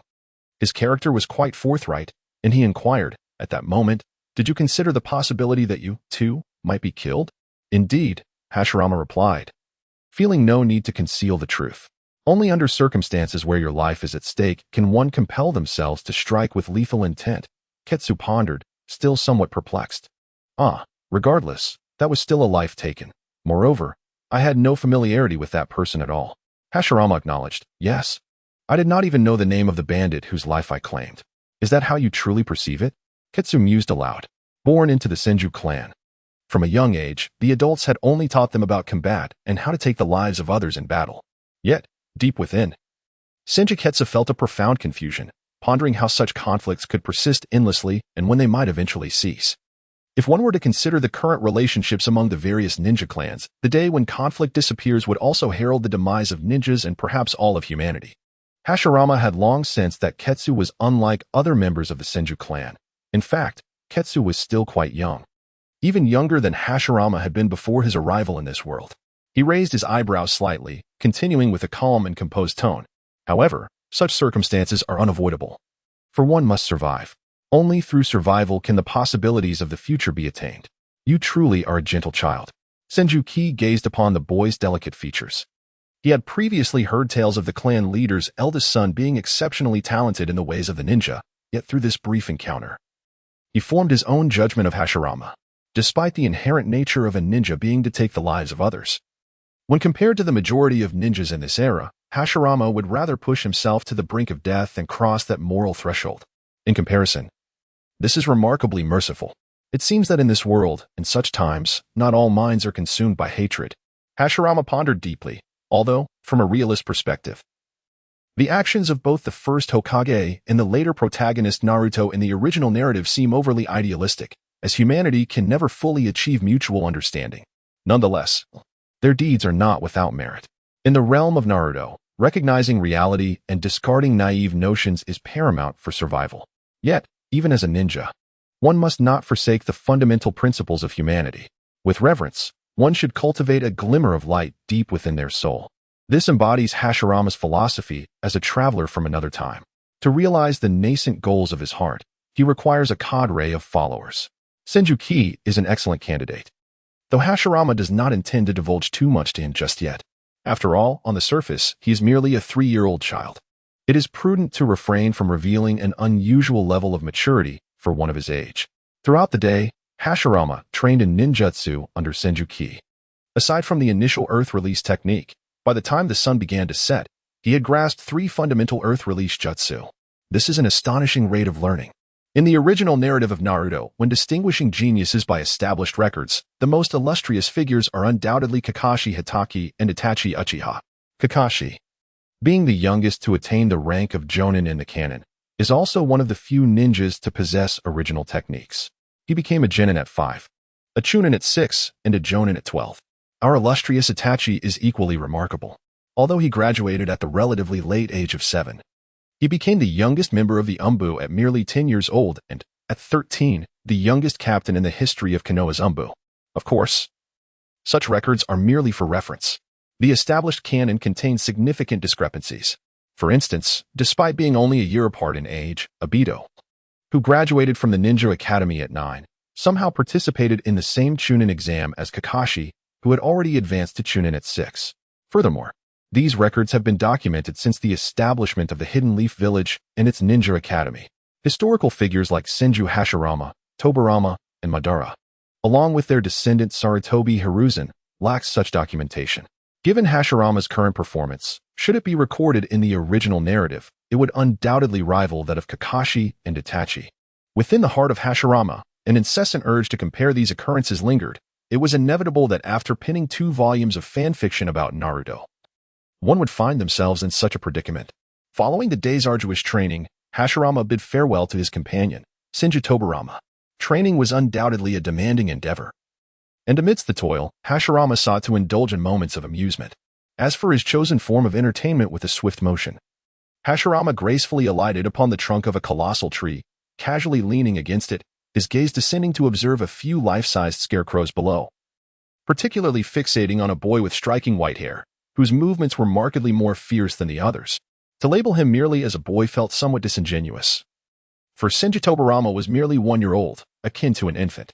Such imagery of a 1-year-old child mastering the art of assassination could only manifest within the realms of a fantastical comic universe, regardless of how many times one witnessed it. The scene still evoked a sense of discomfort. As Tobirama's training day drew to a close, it was a fundamental exercise that did not necessitate the supervision of the adult shinobi of the Senju clan. As the designated training time elapsed, the other children dutifully departed, wooden weapons in hand. Only Tobirama remained, exhibiting a rather idiosyncratic disposition. Hashirama, arms crossed, observed Tobirama's training in silence. As the younger brother of the protagonist and a future master of ninjutsu, Senju Tobirama was undoubtedly distinct from the other mere supporting characters. In truth, he had already mastered these foundational movements with considerable finesse. However, his current physical state precluded him from commencing chakra refinement training. Unlike his elder brother Hashirama, Tobirama possessed talent. Yet as siblings, he lacked the same robust chakra constitution. After another 10 minutes had passed, when Tobirama was too fatigued to accurately execute thrusts, slashes, and cleaves, he refrained from pushing himself further. He settled on the ground for a brief respite. Observing this, Hashirama leaped down to stand before Tobirama. "Why are you here again?" Tobirama looked up at Hashirama's imposing figure. "I have told you countless times, little one, do not overexert yourself," Hashirama chided gently, extending his hand to rest upon Tobirama's head.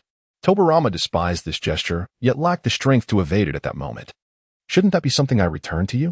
Tobirama frowned, biting down on his lower lip as he voiced, "Only a child would engage in such meaningless, childish antics.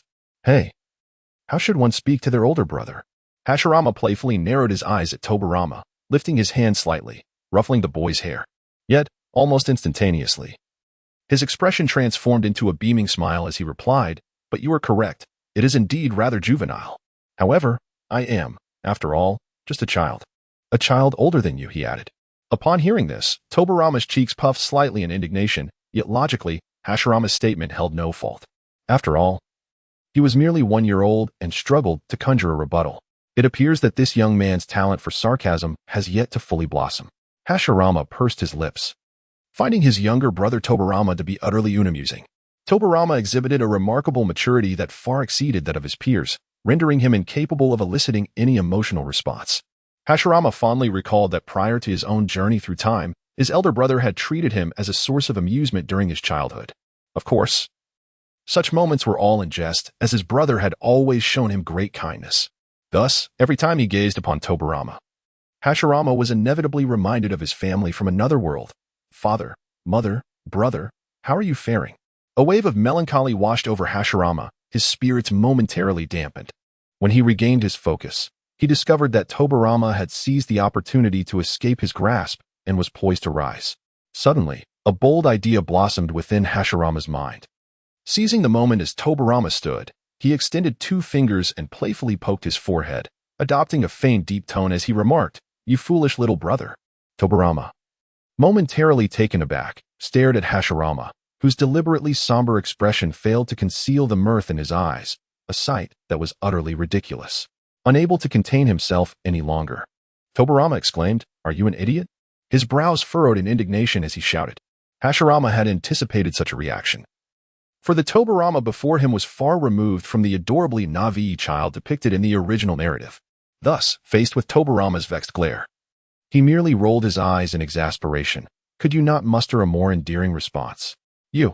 Tobirama was at a loss for words in response to his elder brother's antics.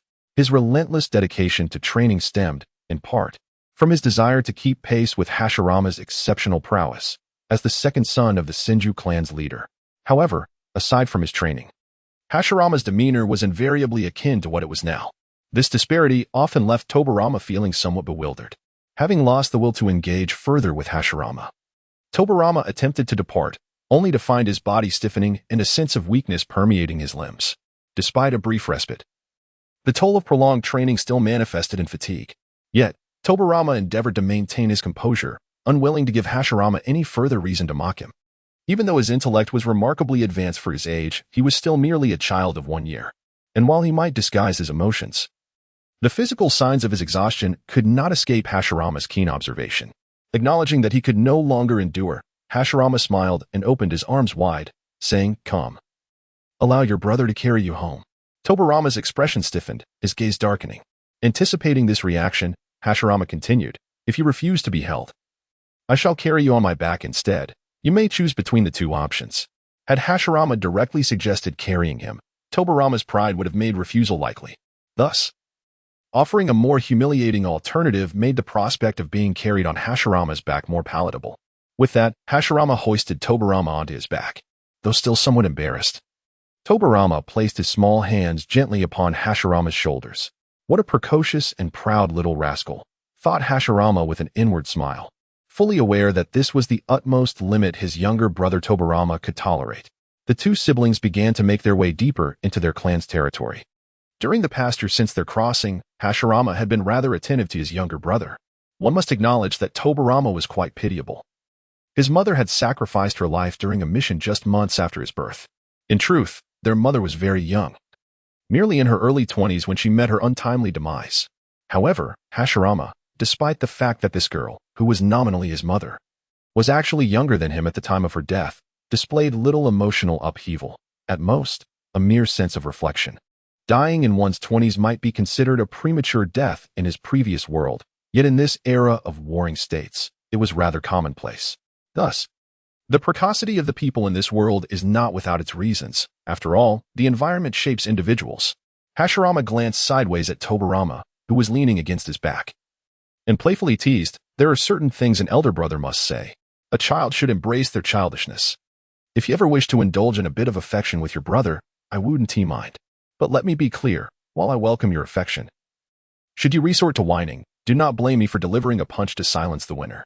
Whine, whine, whine. Before Tobarama, who had not comprehended Hashirama's words, could respond, Hashirama naturally murmured to himself. Immediately after, Hashirama noticed that Tobarama paused for a few seconds, remaining silent. Suddenly, he broke free from Hashirama's grasp and landed on the ground beside him. Without a backward glance, Tobarama hastened away, his mind consumed by a singular thought, to swiftly distance himself from this foolish older brother.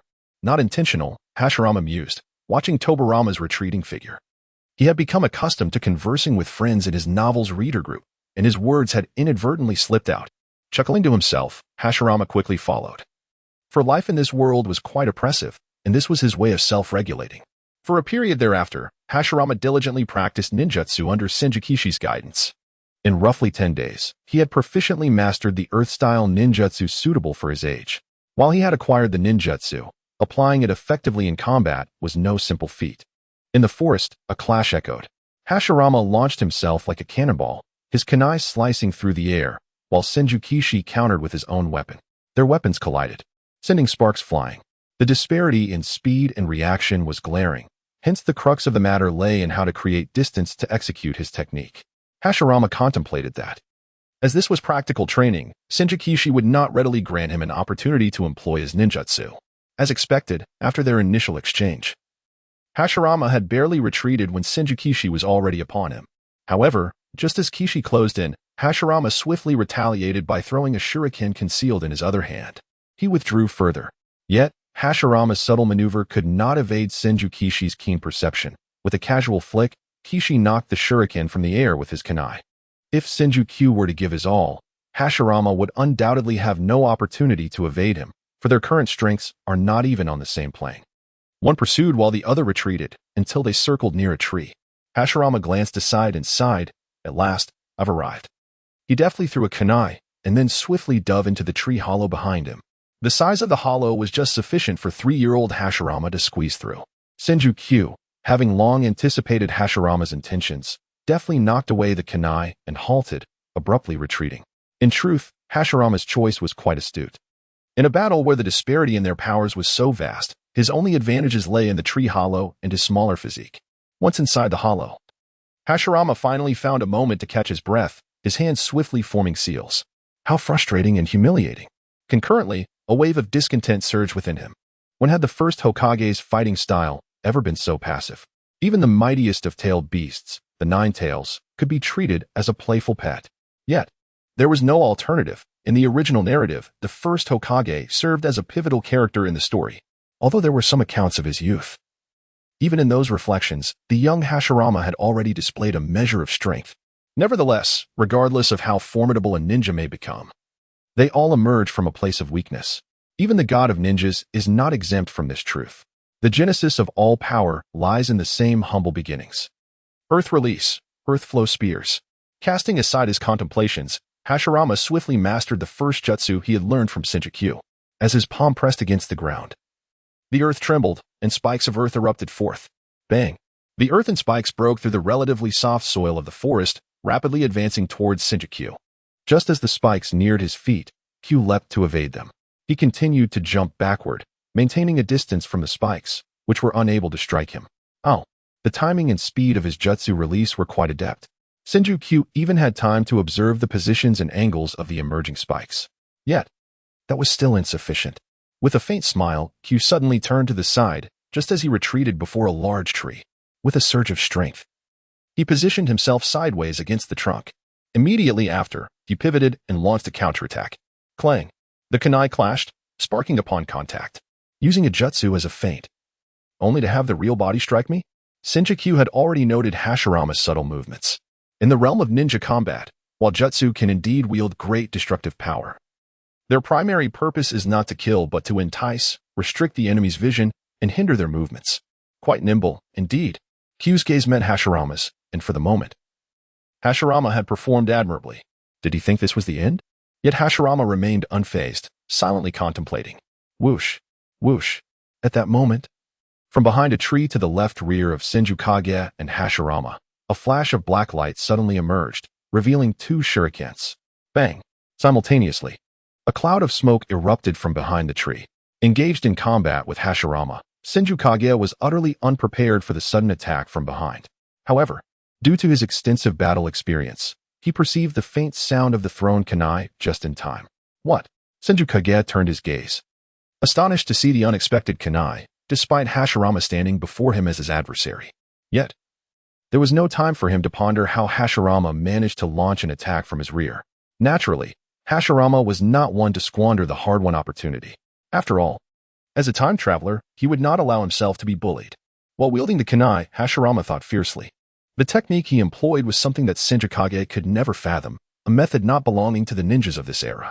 However, despite the advanced nature of Hashirama's technique, his strength was not on par with Senju Thus, when the latter finally reacted, Hashirama found himself with little chance of success. After a fierce struggle, Hashirama ultimately succumbed. Exhausted from the intense battle, he leaned casually against the trunk of a large tree, gradually regulating his breath. He had been aware from the outset that he could not win this fight, so he felt no resentment. After all, his opponent had honed his skills for over 20 years, while he had merely traversed time for a year and possessed the body of a 3-year-old. Unless he activated some extraordinary power, victory was unattainable. In contrast to Hashirama's calm demeanor, Senju was now filled with astonishment. After their battle, he meticulously surveyed the surroundings, but found no signs of anyone else's presence. The two kunai that had just attacked him from behind could only have been thrown with the assistance of Hashirama. He could conceive of no other possibility. It was simply beyond the capabilities of Hashirama alone at that moment. Lord Hashirama, how did you execute that attack just now? Senju could not contain his curiosity. It's a secret, Hashirama casually replied, certainly unwilling to divulge his secret. In truth, what he had employed was nothing more than a technique familiar to every Naruto fan, the shadow clone technique. Yet, for Senju who resided in this Warring States era, the concept of shadow clones exceeded his comprehension. The creator of the shadow clone technique was the second Hokage, Senju Tobarama, who was now but a mere child of 1 year. During his year in this new world, aside from his fundamental training, Hashirama had primarily focused on mastering the shadow clone technique. This technique was remarkably practical, particularly because its hand seals were simple and easy to remember. In contrast, the intricate hand signs of the complex ninjutsu from the original work were ones Hashirama struggled to recall, even having penned fanfiction about Naruto. The principle behind the shadow clone technique lies in the even distribution of one's chakra within the body, thereby creating a tangible doppelganger, a feat not particularly difficult to master. The key to mastering this technique is simply to enhance the efficiency of chakra utilization and increase one's chakra reserves. a detail meticulously elaborated in the original text. Thus, after spending a little over 6 months, Hashirama successfully appropriated his brother's ingenious concept. After all, does a time traveler not possess a certain inherent advantage? It is largely thanks to the body he inhabited upon his arrival, belonging to a man destined to wield formidable chakra, that he could achieve the shadow clone at such a tender age. I, the first Hokage, have not resorted to any unfair advantages, Hashirama mused, observing the bewildered expression on Senjuki's face. Were it not for the potential to tarnish his reputation, he would have entertained even more exhilarating possibilities. In facing an adversary of such superior strength, the first method that came to his mind was that of Naruto from the original narrative. Naruto's ultimate technique, once unleashed, could instantly vanquish the third Hokage of Konoha. Even Kaguya, capable of cataclysmic destruction, could not evade that legendary jutsu. As a time traveler, Hashirama found himself at a considerable advantage in mastering that technique compared to Naruto and Konohamaru, both of whom were merely children. In Hashirama's mind resided a joy beyond the comprehension of the younger generation. Likewise, it was highly likely that someone like Senjuki, entrenched in the Warring States period, would be unable to withstand such power. How Hashirama managed to launch those 2 shuriken remained a mystery to Senjuki, but since Hashirama chose not to divulge his secrets, he refrained from further inquiry. After a brief respite, Hashirama felt his stamina rapidly replenishing. After all, passive recovery equated to the 100 healing technique. The constitution of the first Hokage was not to be underestimated. Rising to his feet, Hashirama addressed Senjuki. Let us continue. He nodded in agreement. In the forest, their training resumed, while Hashirama's mind brimmed with knowledge and techniques that Ki could scarcely imagine. Time sped by, as fleeting as a galloping horse, particularly for the young. Typically, this is the case. Before one even realizes it, they have grown. One can only hope to come to this realization before reaching adulthood. However, for Hashirama, each day since his arrival had been extraordinarily fulfilling, marked by a level of activity previously unknown to him. Life, in various respects, had been quite enriching. Beyond the monotony of daily training, Hashirama discovered numerous avenues for entertainment. He had been in this world for a full 3 years. Over the course of 2 years, his strength had undoubtedly grown significantly, and he had undertaken some simple missions. Yet, he had not yet participated in any major battles. Primarily due to the prominence of the Senju clan and the fact that even minor skirmishes among other shinobi clans were beyond Hashirama's involvement at this stage. In the familiar twilight glow of the setting sun, Hashirama leaned against the trunk of a tree, gazing down at the training grounds below. However, the subjects of his observation have shifted. No longer is he focused on the arrogant white-haired boy with crimson eyes. This year, Senju Tobirama has already turned 3 and has embarked on the next phase of practical training. Before him stand 2 life-sized scarecrows, and the 2 children wield wooden weapons, aiming for vital points. Their movements, while earnest, are markedly less refined than those of the original Hashirama and Tobirama.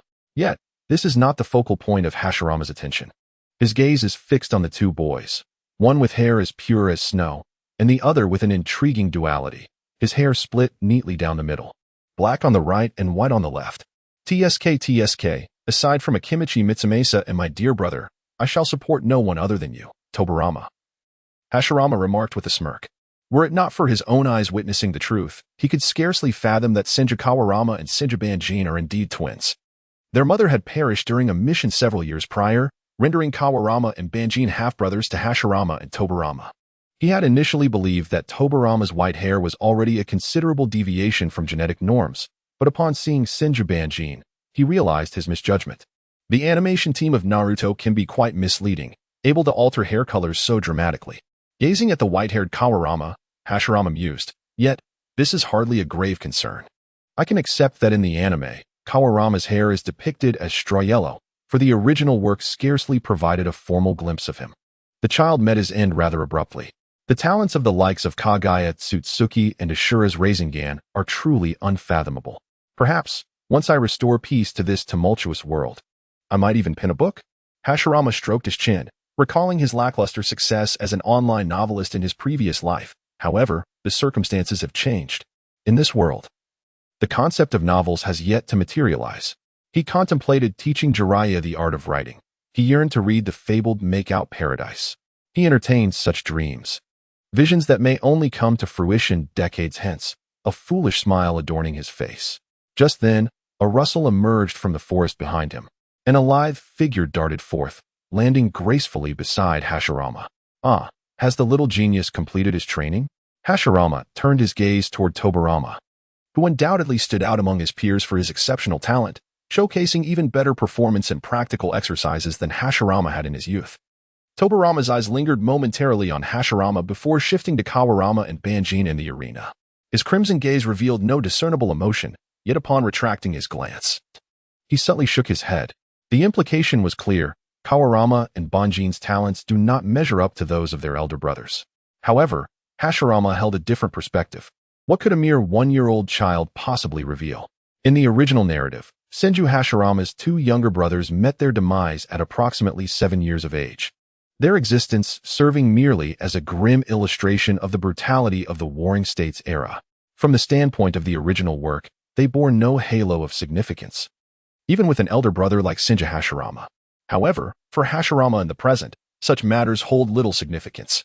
Having spent 3 years in this world, he still struggles to adapt to the peculiar family dynamics. Nevertheless, he has developed a sense of belonging towards Senju Tobirama, Senju Kawarama, and the entire Senju clan. Thus, being aware of the storyline, he certainly would not allow Kawarama and Banju to arrive at the original narrative's conclusion. He is indifferent to the extent of their growth and strength, yet he absolutely cannot permit harm to come to his family. I hear you have begun your training in ninjutsu. How are your results? Hashirama inquired, casting a glance at Tobirama. Although Tobirama's physique does not match his own, at this age, he should have no trouble learning a few low-energy techniques. In the original story, apart from his self-created forbidden techniques, Tobirama was notably skilled in water release. However, the idea of him signing a contract with the sea is merely a fan's fabrication, lacking the authority of the original work, unlike the Sword of the Thunder God, which is a genuine creation authorized by Kishimoto and featured in several episodes of the anime. It's going quite smoothly, Tobirama replied blandly. Indeed, Hashirama, even without asking, knew that Tobirama would progress astonishingly in his ninjutsu training, given his ability to develop numerous forbidden techniques. Although the chance of another journey through time is no longer possible, Hashirama still harbors a fondness for the character of Minato Namikaze. Therefore, he wishes for Minato's signature technique, the Flying Thunder God technique, to endure. However, such advanced ninjutsu is beyond even Hashirama's capabilities to master, despite his status as a traveler. After all, every discipline has its specialists. While travelers may possess narrative advantages, they might not surpass the innate geniuses from the original work in the development of ninjutsu. What began as a casual inquiry about the progress of this future master of ninjutsu quickly took a turn. Tobirama suddenly fixed his gaze upon Hashirama and declared, "I intend to test my recent training results." Yet, the peers he spoke of were simply lacking in skill. His tone betrayed no emotion, but his eyes remained locked on Hashirama. Upon hearing this, Hashirama smirked, his expression playful. What exactly do you wish to convey?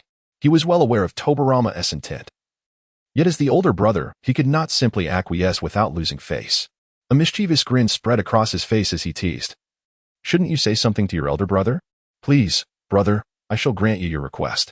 Despite having accustomed himself to Hashirama's eccentricities, Tobirama could not maintain his composure in light of those words. Clenching his teeth, his youthful face flushed with indignation, he turned away, intending to disengage from further banter. However, just as Tobirama averted his gaze, Hashirama suddenly delivered a swift kick. With a resounding thud, Tobirama's reflexes were quick, but he was caught off guard. He could only cross his arms defensively before being sent flying. Hashirama, standing calmly, watched as Tobirama soared through the air and followed closely behind. Tobirama, having chosen me as your opponent, you should not let your guard down. You stubborn little brat, I've tolerated you for far too long. As Hashirama pursued, he cursed in the language he had grown accustomed to in his past life. Long had he yearned to teach a lesson to his arrogant younger brother, who showed no semblance of respect for his elder. Imagine a child of 2 or 3 years, gazing at you with the patronizing eyes reserved for those with mental disabilities. It was a level of insolence that one could barely tolerate. Although Tobirama, propelled backwards, caught snippets of Hashirama's mutterings, the language barrier rendered him oblivious to the content of his brother's words. In the heart of the forest, Tobirama's feet skidded along the ground for several meters before he came to a halt. The force of Hashirama's earlier kick still lingered beneath him. After all, it was unseemly to harm one's own sibling. Nevertheless, Tobarama's arms continued to tremble with residual agitation. Hashirama landed steadily before him, refraining from pressing the advantage.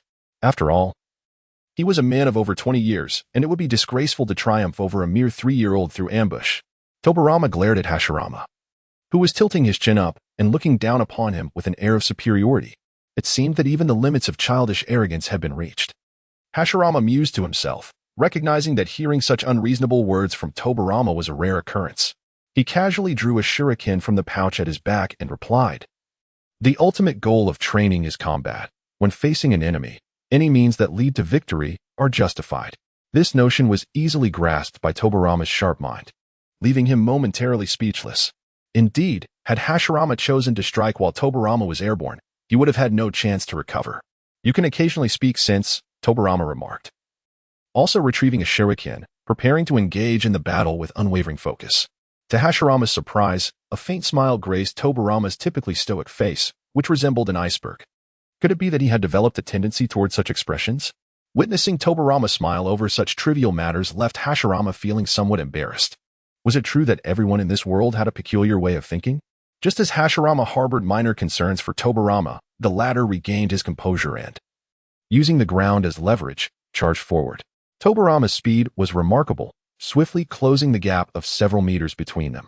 Upon their confrontation, he wasted no time in swinging his shuriken, aiming for Hashirama's vital points. However, Hashirama's response was even swifter. He began to counter only as Tobarama initiated his attack, seizing Tobarama's forearm with a grip as firm as a vice, preventing any further movement or thrust from the shuriken. Unprepared for Hashirama's rapid reaction, Tobarama quickly adjusted. Bending his knees slightly, he leapt upward, curling his body slightly and delivering a powerful kick aimed at Hashirama's abdomen. This series of movements was executed almost entirely within the embrace of the pillars, leaving him no time to launch an attack with his kunai. Instead, he had to extend his other arm horizontally to intercept Tobarama's dual kicks.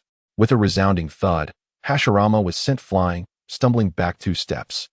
While Tobarama seized this opportunity to free himself from Hashirama's grip, had he not acted as he did, engaging in close combat with Hashirama, whose speed and strength surpassed his own, would have led to swift defeat. Quick on the uptake, Hashirama chuckled. Tobarama's recent maneuvers had exceeded his expectations, affirming that Kishimoto's appraisal of the latter in the Book of Seals was indeed justified. Remarkably, despite lacking any combat experience, Tobarama was capable of making the most precise judgments in an instant, transforming peril into safety. His combat intelligence was exceptionally high. However, Tobarama did not exhibit the slightest excitement at having escaped Hashirama, for the latter's demeanor indicated he had not exerted himself fully. Underestimating one's opponent in battle is the height of folly. Furrowing his brows, Tobarama contemplated. Yet, Hashirama remained unfazed, remarking, "What if I accidentally harmed such a delightful little brother?" He continued his usual teasing of Tobarama. Nevertheless, Hashirama's demeanor was not merely a show of bravado. The 2-year age difference between them was significant. Had Tobarama been pitted against peers of Hashirama's age, or even those a year or 2 older, he might not have been at a disadvantage. However, at 5 years old, Senju Hashirama was far superior to the 3-year-old Senju Tobarama. Observing Tobarama's renewed scowl, Hashirama remarked, "If that is how you feel, brother is more than willing to provide you with a challenge." With that, Hashirama vanished from sight. Tobarama, unable to discern his movement, suddenly felt a chill at his neck. To his astonishment, Hashirama had pressed the flat edge of his kunai against Tobarama's throat. Tobarama's crimson pupils dilated in shock. "You are not yet the swiftest ninja," Hashirama observed, taking pride in Tobarama's astonished expression. Over the past 2 years, he had frequently trained with Senjuki and other elites within the Senju clan. Although he still could not surpass them, Hashirama's combat prowess had already eclipsed what Tobarama could match. In response, Tobarama quickly gathered himself, opting not to retreat but to launch a counterattack. The reasoning was straightforward. Had Hashirama been a true enemy, Tobarama's throat would already have been severed. In such a dire scenario, while his awareness still lingered, a ninja's only recourse would be to deliver a fatal blow. Yet he did not retreat. Hashirama's response was decisive as he swiftly dodged Tobarama's strike. Then, Hashirama circled around, poking Tobarama sharply on the forehead with 2 fingers. "Foolish little brother," he teased. Tobarama winced in pain, glaring at Hashirama with intense anger, yet he did not lose his composure. His slight frame retreated rapidly, Clearly unwilling to engage in close combat with Hashirama any longer, that would be a path to humiliation. As he retreated, he swiftly extracted a smoke bomb from his pocket and hurled it ferociously to the ground. A purple haze enveloped the area, drastically reducing visibility. Surely, this educational exercise had reached its conclusion? Hashirama maintained a vigilant watch around him. His earlier actions had displayed a degree of disrespect towards Tobirama. Yet, as an individual possessing a modern sensibility, it was challenging for him to perceive a mere 3-year-old child, especially his own younger brother, as a true adversary. However, his mockery had been ample. He intended to bring this skirmish to a swift resolution. Had he devised a tactical plan to obscure my vision? Hashirama surveyed the now murky surroundings. For a ninja, sight was merely one of many means to assess their environment. What astonished him, however, was his utter inability to detect the footsteps that Tobirama would undoubtedly generate during his movements. It seemed he had not strayed far. Although he could not rival the tactical geniuses of the original narrative, as an author of 2 fanfictions within the Naruto universe, Hashirama possessed his own insights and reflections on the dynamics of ninja combat, coupled with his 3 years of accumulated experience since his arrival. Gleaned from Senju Tobirama and other elite members of the Senju clan, he had formed a solid understanding of battle. The absence of Tobirama's footsteps indicated only one possibility. The latter had ceased his movement. Although the distance between them had been minimal, Hashirama had lost sight of his target. The only conceivable explanation was that Tobirama had masked his movements with the noise generated by the smoke bomb's explosion, thus limiting his potential displacement to a very confined area within the span of merely a second. Moreover, while Hashirama struggled to see his surroundings, he had memorized the terrain during their earlier confrontation. He was confident that Tobirama had done likewise. Considering the latter's need to execute a surprise attack, he would inevitably have to avoid making noise while approaching. Of course, there remained another scenario. Tobirama could exploit the distance between them to launch a long-range assault using ninjutsu. However, it was not only Hashirama who was deprived of sight. Tobirama, too, could not see him. To ensure a guaranteed hit with his ninjutsu, the optimal location for an attack amidst the surrounding terrain was limited to a singular spot. Suddenly, Hashirama raised his head sharply, and almost simultaneously, above him, a brilliant azure light flashed violently, unmistakably cutting through the purple smoke. Lightning release?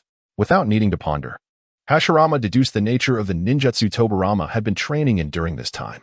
While most members of the Senju clan were adept in earth and water release techniques, it did not imply that all clan members initially gravitated towards these elemental affinities. Clearly, Tobirama had chosen a lightning release technique that best suited his own style. Crackle! The lightning struck forcefully, tearing apart the layer of purple smoke that hung in the air. Boom! In the next instant, the ground where Hashirama stood was struck by the lightning, creating a crater half a meter in diameter, with the surrounding area scorched black for several meters. Among the 5 elemental attributes of chakra, while the lethality of lightning release may not be the greatest, it undoubtedly boasts the swiftest speed. Tobirama unleashed his attack without any reservation, not merely due to the taunts from Hashirama that provoked his ire, but rather because of the overwhelming pressure Hashirama had exerted upon him during their previous confrontation. In light of such disparity, only by exerting every ounce of strength could he hope for victory. Yet, at the very moment the ninjutsu was unleashed, a flicker of regret washed over Tobirama. Despite not having fully mastered this technique, its potency was such that, had Hashirama's reflexes faltered even slightly, he could be gravely injured, if not killed. Although Tobirama found his elder brother's behavior somewhat eccentric, he would never wish for harm to befall him. However, once the ninjutsu was set in motion, there was no recourse for Tobirama to retract it. After all, he was merely a child of 3 years. Perched upon the tree branch, Tobirama anxiously cast his gaze downward, where the purple mist had been obliterated by the recent lightning release, leaving only a charred expanse reflected in his crimson eyes. For the first time, panic flickered across his youthful visage. It is said that concern breeds chaos. Had he paused to contemplate, he might have realized that even if his ninjutsu had indeed struck Hashirama, such a degree of lightning release could never render a person completely to ashes. Tobirama remained in a stunned silence for several seconds before regaining a semblance of rationality, and after a moment of contemplation, he finally recognized the incongruity of the situation. He slightly averted his gaze, only to find a familiar face encroaching upon him, scrutinizing every nuance of his expression. It was none other than Hashirama. Startled, Tobirama stumbled back a couple of steps. "You didn't he exclaimed, raising a finger to point at Hashirama, his face alight with indignation. Yet, the moment the words left his lips, he fell silent, for Hashirama was regarding him with a curious smile. Nevertheless, the anxiety that had gripped Tobarama swiftly dissipated. His eyes lowered, revealing a sense of resignation towards Hashirama. I genuinely care for my brother, so why must I suppress my emotions so swiftly? I have yet to fully express my feelings. Hashirama chuckled softly, for Tobarama had failed to notice his movements, which were concealed by the sound of the lightning release. The speed of the technique was indeed remarkable. However, given that Hashirama had discerned Tobarama's intentions, he was able to evade it effortlessly. Ignoring Hashirama's banter, Tobarama calmly stated, I concede. He was acutely aware that from the very onset of this bout, had Hashirama not intentionally held back, he would have had no chance of victory. Yet, Hashirama did not concern himself with the outcome of this contest. Nevertheless, he was quite pleased with the response he had elicited from Tobarama during their encounter. Gazing intently at his younger brother, Hashirama couldn't help but muse inwardly, are those who play with strategy always so cunning from childhood? Although he had successfully seen through Tobarama's ploy, one must remember that he had arrived in this world as a fully grown man in his 20s. Lacking experience in the realm of ninja combat, despite his modern upbringing. However, he possessed a certain theoretical knowledge, and with the accumulation of these 3 years, Hashirama had reached this level. Yet, he did not feel anger towards Tobarama's unrelenting demeanor. He took a few steps forward and slowly extended his palm. According to the script, Tobarama should have evaded his movement, but this time, he remained still. Hashirama placed his hand on Tobarama's hair and gently ruffled it. A glimmer of warmth surfacing in his dark eyes as he said, Thank you. Although this interaction was vastly different from the moments he had shared with his brother in the past, Hashirama distinctly sensed the bond of brotherhood emanating from Tobarama. It was precisely because of such sentiments that he could endure each day in this era fraught with insecurity. In that moment, Tobarama also relished this feeling. After all, he and Hashirama were blood brothers, sharing the same mother and father. However, given Tobarama's temperament, he would not linger in such emotions for long. He brushed Hashirama's hand away and suddenly fixed his gaze on his brother's eyes, asking, What did those strange words you just uttered mean? Then, with an unfamiliar and peculiar intonation, he recited the very phrase Hashirama had initially spoken, sounding as if he were a foreigner learning Chinese for the first time. You little Sundara brat, I've endured you for far too long. Tobarama pressed on, speculating, is it some sort of ancient incantation? Well, that's the most challenging language on the planet. Did you really memorize it after hearing it just once? Your memory is astonishing. Gazing at Tobarama's inquisitive expression, Hashirama was taken aback. Tobarama's situation was akin to Hashirama hearing someone speak in English. It was impossible to remember even after 10 repetitions. At a loss for words, Hashirama realized that if he continued down this path, Tobarama would undoubtedly press him further. An ancient incantation? Does such a thing even exist in the world of Shinobi? Kishimoto never depicted it. Hashirama scratched his head, feigning a look of confusion. Since he could not explain, he decided to play the fool. As he outwardly appeared no older than 5, he vowed never to speak Chinese in front of this little brat again. Heaven knows if Tobarama would attempt to decipher it. Simultaneously, Hashirama mused that shouting a few words before a fight would lend an air of grandeur. He added, such a reason might not immediately convince Tobarama, who scrutinized Hashirama's face, hoping to glean something. However, Hashirama maintained a silly grin. Fortunately, Hashirama's eccentric behavior rendered many of his actions incomprehensible to Tobarama.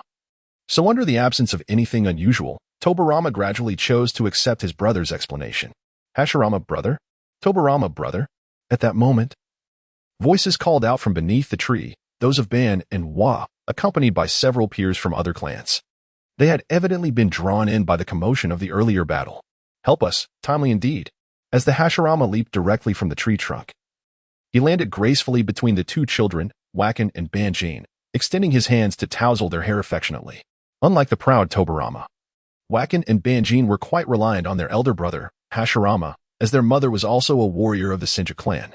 From the time they began to form memories, it was Hashirama they interacted with the most. In truth, Hashirama felt that these 2 little ones had developed a sense of dependency on him. A 1-year-old child, even with some memory, would hardly grasp the concept of familial affection. The sky is growing late. Let us return, Hashirama declared. He resembled a leader of children as he guided the group of 1-year-olds, accompanied by a 3-year-old, back to the Senju clan's territory, which was not far away. At dinner time, Within the ninja families, any child capable of movement partook in meals akin to a military formation. Their fare was quite simple, palatable, yet rather ordinary. At the dining table, Wacken and Banjin were enjoying their food heartily. However, Hashirama sighed inwardly. The Senju clan's meals were undoubtedly among the best in all ninja families. Yet for him, as a traveler from another world, they fell woefully short. He had scarcely tasted the culinary delights of the neon world in his previous life. But even if the cuisine of this ninja realm mirrored that of reality, it could not compare to the flavors of his homeland. Yet, Hashirama himself was utterly inept at cooking. Sometimes, he pondered how fortunate he was to have traversed into the life of Hashirama Senju. After all, even though he hailed from the real world and was familiar with the narrative of Naruto, he possessed neither extensive knowledge nor the technological prowess from his former existence. He could only grasp concepts without manifesting any significant results. It was only upon actual traversal that he recognized such journeys were meant for those with knowledge and culture. And without such assets in this lawless world, one could only end up as cannon fodder. Thus, it was prudent to focus on the present, avoiding unrealistic thoughts. After swiftly finishing his dinner, Hashirama intended to return to his tent. The Senju clan upheld strict regulations, forbidding casual movement within the clan territory after nightfall unless under special circumstances. Just as he passed by the area where the clan leader resided, a figure hurriedly emerged from a nearby path, capturing Hashirama's attention. Although the Senju clan was vast and he could not recognize everyone, this individual appeared particularly unfamiliar. The night was dark, and despite the torches illuminating the surroundings, visibility remained limited. However, these conditions posed no obstacle for Hashirama. As he concentrated on the figure, he immediately discerned the details. The white band securing the person's hair bore a pattern that was not of the Senju clan, but rather depicted a whirlpool. Could it be a member of the Uzumaki clan? Hashirama murmured. Such patterns were quite common in the original story, appearing on Naruto's clothing, in the vest worn by Jonin, and above in the Hidden Leaf village. The connection between Konoha and the Uzumaki clan runs remarkably deep. Prior to the destruction of the Land of Whirlpools, where the Uzumaki resided, the two factions maintained a strong alliance. Even after the disappearance of the Uzumaki clan, Konoha's higher-ups chose to commemorate their once-esteemed allies by incorporating the Uzumaki symbols into the attire of their ninjas. After a brief interrogation by the guards stationed before the clan leader's tent, the Uzumaki clansman was granted entry. Meanwhile, Hashirama stood in place, his eyes narrowing as he pondered. Surely, has something befallen the Uzumaki clan? In this era, the Uzumaki, being distant relatives of the Senju, also upheld an alliance with them, making their mutual connection unsurprising. After all, in any world, intelligence is of paramount importance. This was not the first time Hashirama had encountered members of the Uzumaki clan within their territory over the past 3 years. But their communications were typically bound by specific time constraints. A visit in the dead of night, especially when it was not a scheduled day for information exchange, raised suspicions. Furthermore, the demeanor of the Uzumaki clansmen appeared notably anxious. It seemed that conflict was imminent. Hashirama's gaze fell slightly, for combat was a commonplace occurrence in this world. Fortunately, the Senju clan stood as one of the mightiest families of the age. Few would dare provoke them unless a significant dispute arose. The situation was different for the Uzumaki. Despite their alliance with the Senju, survival, whether as individuals or as a clan, ultimately depended on their own strength and resilience. Although Hashirama had developed a sense of belonging towards the Senju, he felt little emotional attachment to the Uzumaki. His melancholic mood stemmed from a profound aversion to warfare itself. If there was any connection between him and the Senju, it likely revolved around a single person, the wife of the first Hokage. Indeed, this sentiment arose because Hashirama was no longer the same individual depicted in the original narrative. Uzumaki Kushina, he murmured. Suddenly, a complex mix of emotions flickered in Hashirama's eyes. The name evoked memories of another, as he vividly recalled a moment before his crossing into this world, sitting before a girl who shaped the characters of his story to resemble herself. Yet, those days were long gone, and everything had irrevocably changed. Uzumaki Kushina. In the original tale, she was the wife of the first Hokage and the first Jinchuriki of the Nine Tails. However, to the current Hashirama, she was an entirely unfamiliar figure. He did not entertain any notions based on the relationship depicted between him and Kushina in the original work. Despite the absence of explicit depictions of their past in the narrative, subtle hints suggested a profound love between Hashirama and Kushina. But what did that matter now? He was no longer the Hashirama of old. setting aside his previous indifference towards the character of Uzumaki Kushina while watching Naruto. Even his fondness for other female characters in the anime merely amounted to admiration. The love possessed by that character, along with her personality and experiences, is entirely a fabrication of the original author. Yet, as a time traveler, you find that character vividly standing before you. The tales etched in your memory are ultimately mere narratives, detached from your reality. They belong to others. Perhaps, as a traveler through time, one yearns to pen a new tale. However, Hashirama questions his capacity to do so, burdened by his own reservations. Thus, even with the knowledge that the Uchiha clan is on the brink of war, and that the recent Uchiha who sought help was indeed sent by them, Hashirama remains indifferent. In this era of warring states, conflict is a commonplace occurrence. Where there is war, there will be death. This is an undeniable truth. Even if the deceased is Uchiha Mido, what concern is it of his? Hence, the only emotions stirring within Hashirama are those tethered to memories of the past.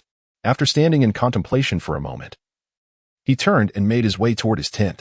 Upon returning, Hashirama commenced his routine fundamental training, which he had diligently pursued for 3 years. The night deepened. Yet, the Senju clan's territory could not maintain its usual tranquility. Even amidst his meditation, he could hear the persistent sounds of bustling activity from outside. However, he had anticipated such disturbances and paid them no mind. The footsteps outside continued unabated. But Hashirama withdrew from his meditative state, not merely because his concentration would wane in such distraction. One of the clan members halted outside his tent. Lord Hashirama. The voice that reached him was somewhat familiar. Hashirama opened his eyes and thought to himself, it seems I must partake in this after all. He felt no surprise. Nearly all members of the Senju clan were warriors, and Senju Tobarama would not concern himself with Hashirama's youth. Of course, this was largely due to the fact that, despite his tender age, Hashirama's accomplishments were already on par with many of the clan's young ninjas. What is it? Recognizing that the voice belonged to Senju, Hashirama inquired. Although he already had an inkling, the clan leader commands you to don your battle attire at once and meet with him, he replied. Understood, Hashirama acknowledged. Before donning his armor and securing a headband emblazoned with the Senju crest upon his forehead, he slung a katana, nearly 2/3 his height, across his back. Prepared, Hashirama exited the tent and proceeded toward the location of Senju Tobarama. At that moment, the open space before the clan leader's tent had already gathered several hundred Senju clan members, a force that, even by the standards of the Senju, was formidable. As one of the largest clans during the Warring States period, the Senju boasted thousands of members, the vast majority of whom were warriors. It is noteworthy that even during the Fourth Great Ninja War depicted in the original Naruto series, the combined forces of the 5 great nations and the smaller nations formed a ninja coalition of merely 40,000. When Hashirama, clad in battle attire, made his entrance, it naturally drew the attention of many clansmen. However, Hashirama himself paid no heed to them and proceeded directly into the large tent, which was currently devoid of guards. Upon entering, his gaze immediately met that of Senju Tobarama. The tent was empty of others. With a calm demeanor, Tobarama inquired, do you understand why so many clansmen have gathered and summoned you? It is to support the Uzumaki clan, Hashirama replied. You have discerned it. Tobarama's tone shifted slightly. An unusual occurrence. Thus, you should comprehend what lies ahead.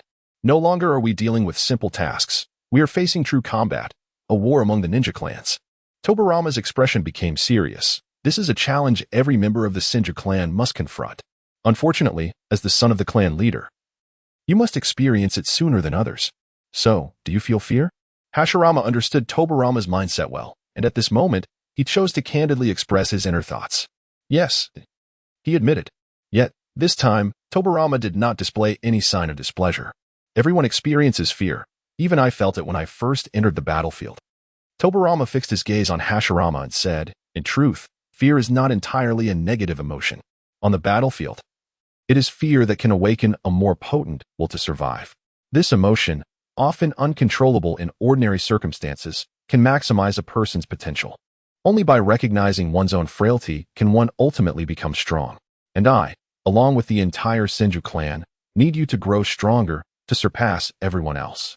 Thus, you must always lead the way.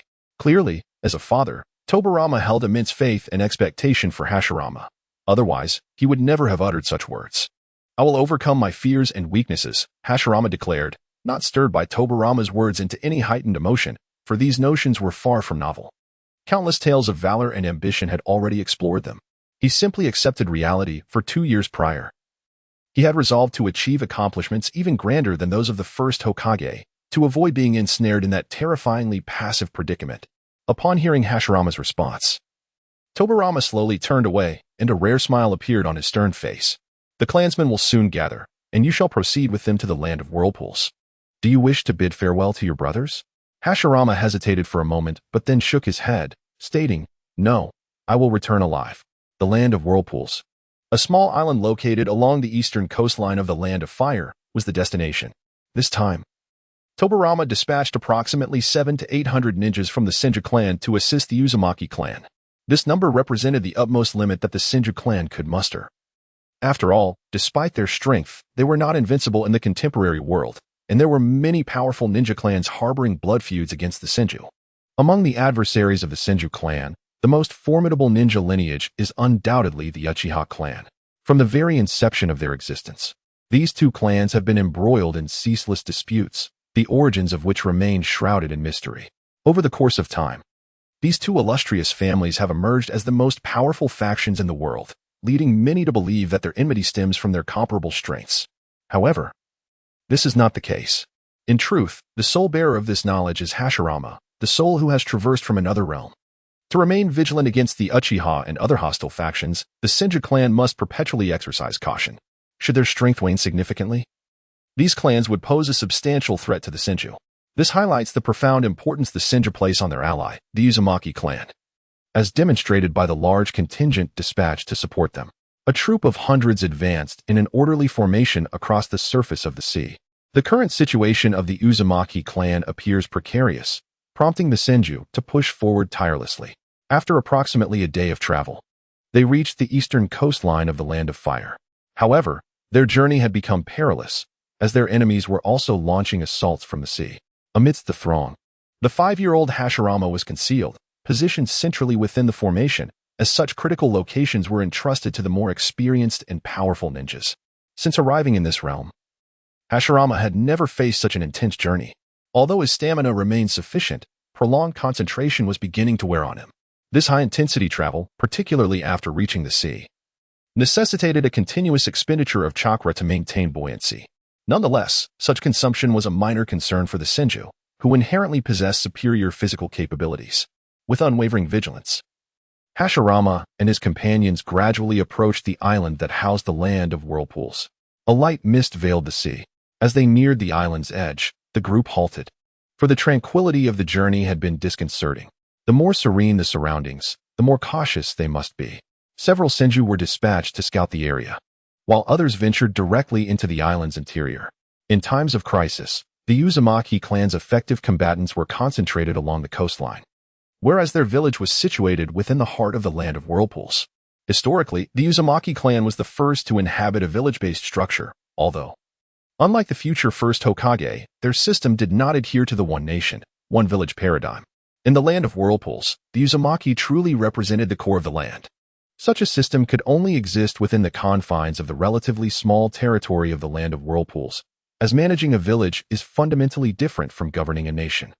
It is likely that the first Hokage chose to collaborate with the feudal lord of the Land of Fire rather than seizing power through sheer military might. Influenced by this very consideration, naturally, this decision also aligns with the first Hokage's inherently peaceful disposition. Otherwise, the so-called ninja world would hardly accommodate the coexistence of the 5 great nations. Not long after, the advanced scouts of the Senju clan returned, having found no anomalies in their surroundings. Subsequently, the clan members from the Uzumaki clan arrived to provide assistance. One Uzumaki clansman appeared to be in his 40s. Yet he bore few signs of aging, his striking red hair serving as the most notable hallmark of the Uzumaki lineage. Clad in battle armor, the wear and tear evident on his gear suggested he had endured numerous conflicts, though there was no time to repair it.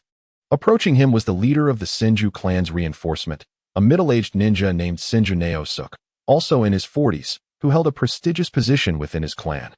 Acting as the right hand to the clan leader, as Senju Naosuk approached, the Uzumaki clansman could not help but reveal a hint of emotion upon seeing the hundreds of Senju clan members behind him. His gaze towards Senju Naosuk shifted to one of gratitude, recognizing the immense effort the Senju clan had exerted to support them. I am truly grateful, the Uzumaki clansman expressed earnestly. Senju Naosuke replied with a gentle smile. The Senju and Uzumaki clans, though allies, are also distant relatives. The kin of the Uzumaki clan are no different from our own. When our kin are in peril, we must certainly lend our aid. His words were sincere, devoid of mere pleasantries, for in past conflicts, the Uzumaki clan had similarly assisted the Senju in overcoming hardships. Indeed, the Uzumaki clansman nodded, then added, "Let us proceed inside. This place is not entirely safe." Agreed. Senju Naosuke commanded all his clansmen to follow as they entered the borders of the land of waves from the coastline. The Uzumaki clan's encampment was not far from the shore, merely a few kilometers away.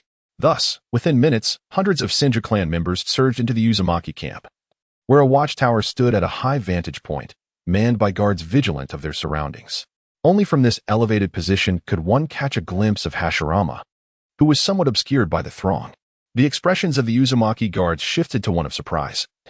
For while it was not uncommon for children to participate in warfare during the Warring States period, Hashirama's age seemed rather too youthful for such endeavors. Though Hashirama noticed their gaze, he paid it no mind, as he was engrossed in observing everything around him. In the narrative of Naruto, the existence of the Uzumaki clan holds significant importance, yet they have never truly made an appearance. It is only through one's own imagination or by stepping into this world that one can truly grasp the essence of this ancient family. Although this place was not the village of Uzumaki, it was evident that, in preparation for war, most of the warriors from the village had already been dispatched to the front lines. Amidst the throng, his line of sight was obstructed. Yet he was in no haste to abandon his current position, for despite being the son of the clan leader, his status in this assembly was singular, that of a warrior, bound to refrain from any indiscriminate action until commanded by his superiors. Shortly thereafter, Senju Hashirama and several elite members were ushered into the main tent of the Uzumaki clan. Initially, the leader of the Uzumaki intended for the Senju clan members to first allocate tents for rest, but this was met with refusal from Senju Hashirama. Consequently, all individuals awaited the outcome of the leader's deliberations outside the main tent. However, it was not long before those within the main tent emerged, the tent flaps being lifted. At that moment, Hashirama was scanning the crowd through the narrow gaps. As the flaps of the Uzumaki's main tent parted, his gaze inadvertently fell upon another tent. A gentle breeze suddenly swept through, fluttering the fabric and causing a slight parting. What began as a casual glance turned into something more profound as he found himself captivated by the sight revealed through the gap. Unbeknownst to him, his eyes widened in astonishment, fixed upon the elusive silhouette visible within. The breeze continued to sway the tent fabric, revealing the slender back of a young girl standing still inside. At this instant, Hashirama's pupils involuntarily dilated, leaving him momentarily spellbound. Have you ever encountered someone whose image becomes indelibly etched into your heart? Once imprinted, even in separation, that visage does not easily fade away. When you catch a glimpse of a similar figure amid the crowd, what would your reaction be?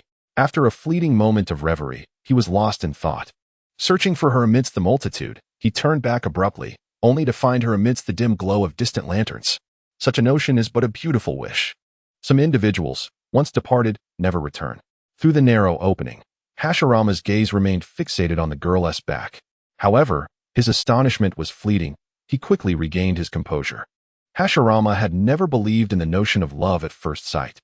His reaction stemmed merely from the overlapping image of another person in his mind upon seeing the girl's silhouette. Moreover, the girl appeared to be only a few years older than he. As an adult, albeit with a youthful spirit, Hashirama could harbor no interest in a girl who was scarcely 10 years old. Nevertheless, he committed her form to memory, recalling instead another figure. Since she had her back to him, he could not discern her features, but he estimated her height to be unremarkably average. Yet her physique was strikingly rare, boasting a flawless 9-head proportion and impeccable symmetry. He chuckled to himself, reminding that he had told himself countless times, it was all in the past. Within the depths of his heart, Hashirama engaged in self-deprecation, employing the same rationale he had invoked countless times before to quell the tumultuous emotions swirling within him. During this moment of distraction, figures such as Senju Zetsu and Senju Kiyoshi, alongside several high-ranking members of the Uzumaki clan, emerged from the main tent. Among them stood a middle-aged man with flowing red hair, positioned alongside Senju Zetsu. His garments were adorned with swirling patterns on the upper sleeves, marking him as the leader of the Uzumaki clan, Uzumaki Namikaze. Uzumaki Namikaze addressed the gathered hundreds of Senju clansmen with sincere appreciation. Expressing his gratitude on behalf of the Uzumaki people, he offered a slight nod to the multitude of Senju, a gesture that, while seemingly trivial to the average person, bore significant weight coming from the clan leader. Hashirama turned to witness this scene, feeling that such a gesture was rather unremarkable by modern standards. In the Japanese dramas and anime of his past life, characters exhibited far more courteous behavior than this. Uzumaki Namikaze? It felt somewhat out of place, Hashirama mused, recalling that this figure had been briefly mentioned in the original narrative, appearing alongside him during his tenure as the Senju clan leader. In that fleeting moment, Uzumaki Namikaze was depicted as a man with graying hair. Were it not for his involvement with this character during his initial foray into fanfiction, he would hardly have remembered him. After conveying his thanks to the Senju, Uzumaki Namikaze quickly retreated with Senju Zetsu and others back into the main tent, all to conserve precious time for strategic discussions regarding the conflict at hand. Hashirama and his companions remained outside, and he took the opportunity to sit down. Retrieving a kunai from his ninja tool pouch, he began to etch a rudimentary map into the ground before him, guided by his somewhat faded memories. While he attempted to sketch out portions of the terrain, it resembled more of a chaotic scribble than a proper map, comprehensible only to him. The rationale behind this endeavor was his current status as a non-core participant. He had no access to the most critical intelligence regarding the battle. However, he had gathered some general information on the journey to the Uzumaki clan. They were facing a coalition of several ninja families, each possessing considerable strength, yet, in his previous viewings of Naruto, he had never heard of these clans. This was hardly surprising. During the current era of warring states, ninja factions were widely dispersed, and many lesser clans, even if consolidated in later histories, remained obscure. After all, the original narrative painted an incomplete picture of the world of Naruto, with Konoha being the only village that could be deemed fully developed. It was the village of the protagonist, incomparable to others. Yet, much like Konoha was initially founded by the Senju, Uchiha, Sarutobi, Shimura, Hyuga, Yamanaka, Nara, Akimichi, and other clans. The other four members of the five great ninja countries face similar circumstances. However, even within the official texts, there is scant detail regarding the initial family compositions of these ninja villages, revealing only a handful of surnames. For instance, the Hashirama clan, from which the first Tsuchikage of Awagakure hailed, was a formidable family during the Warring States period, well-versed in insect manipulation techniques that rivaled the prowess of the Oilwoman clan. Naturally, had only a few small clans banded together, they would not have been able to force the Uzumaki clan into their current predicament. In this conflict, the true threat emanates from the Land of Lightnings, situated directly north of the Land of Fire, particularly from the Yagami clan, which has long been active within its borders. During this Warring States era, they ranked among the most powerful ninja clans, second only to the Senju and Uchiha, with successive rakeage of Kumogakure emerging from their ranks. In fact, this war against the Uzumaki was instigated by the Yagami clan, driven by their covetous desire for the Uzumaki clan's unique sealing techniques. Throughout history, the downfall of the Uzumaki clan was indeed tied to these sealing arts. One might wonder if the Yagami clan's early attempts to seize such techniques were aimed at subjugating the tailed beasts. As Hashirama pondered, while sealing techniques are formidable, their practical utility in ninja confrontations is rather limited. Only a select few masters can utilize such arts to restrict another's chakra or actions. Their most fearsome application lies in their ability to suppress tailed beasts. The Yagami clan's lust for the sealing arts was primarily for the tailed beasts, albeit that remains Hashirama's mere conjecture. Yet, there is certainly reason to his thoughts. Although the people of the Land of Lightning may outwardly appear as brawny brutes, their intellect should not be underestimated. Hashirama quietly mused, drawing insights from the original narrative of Naruto.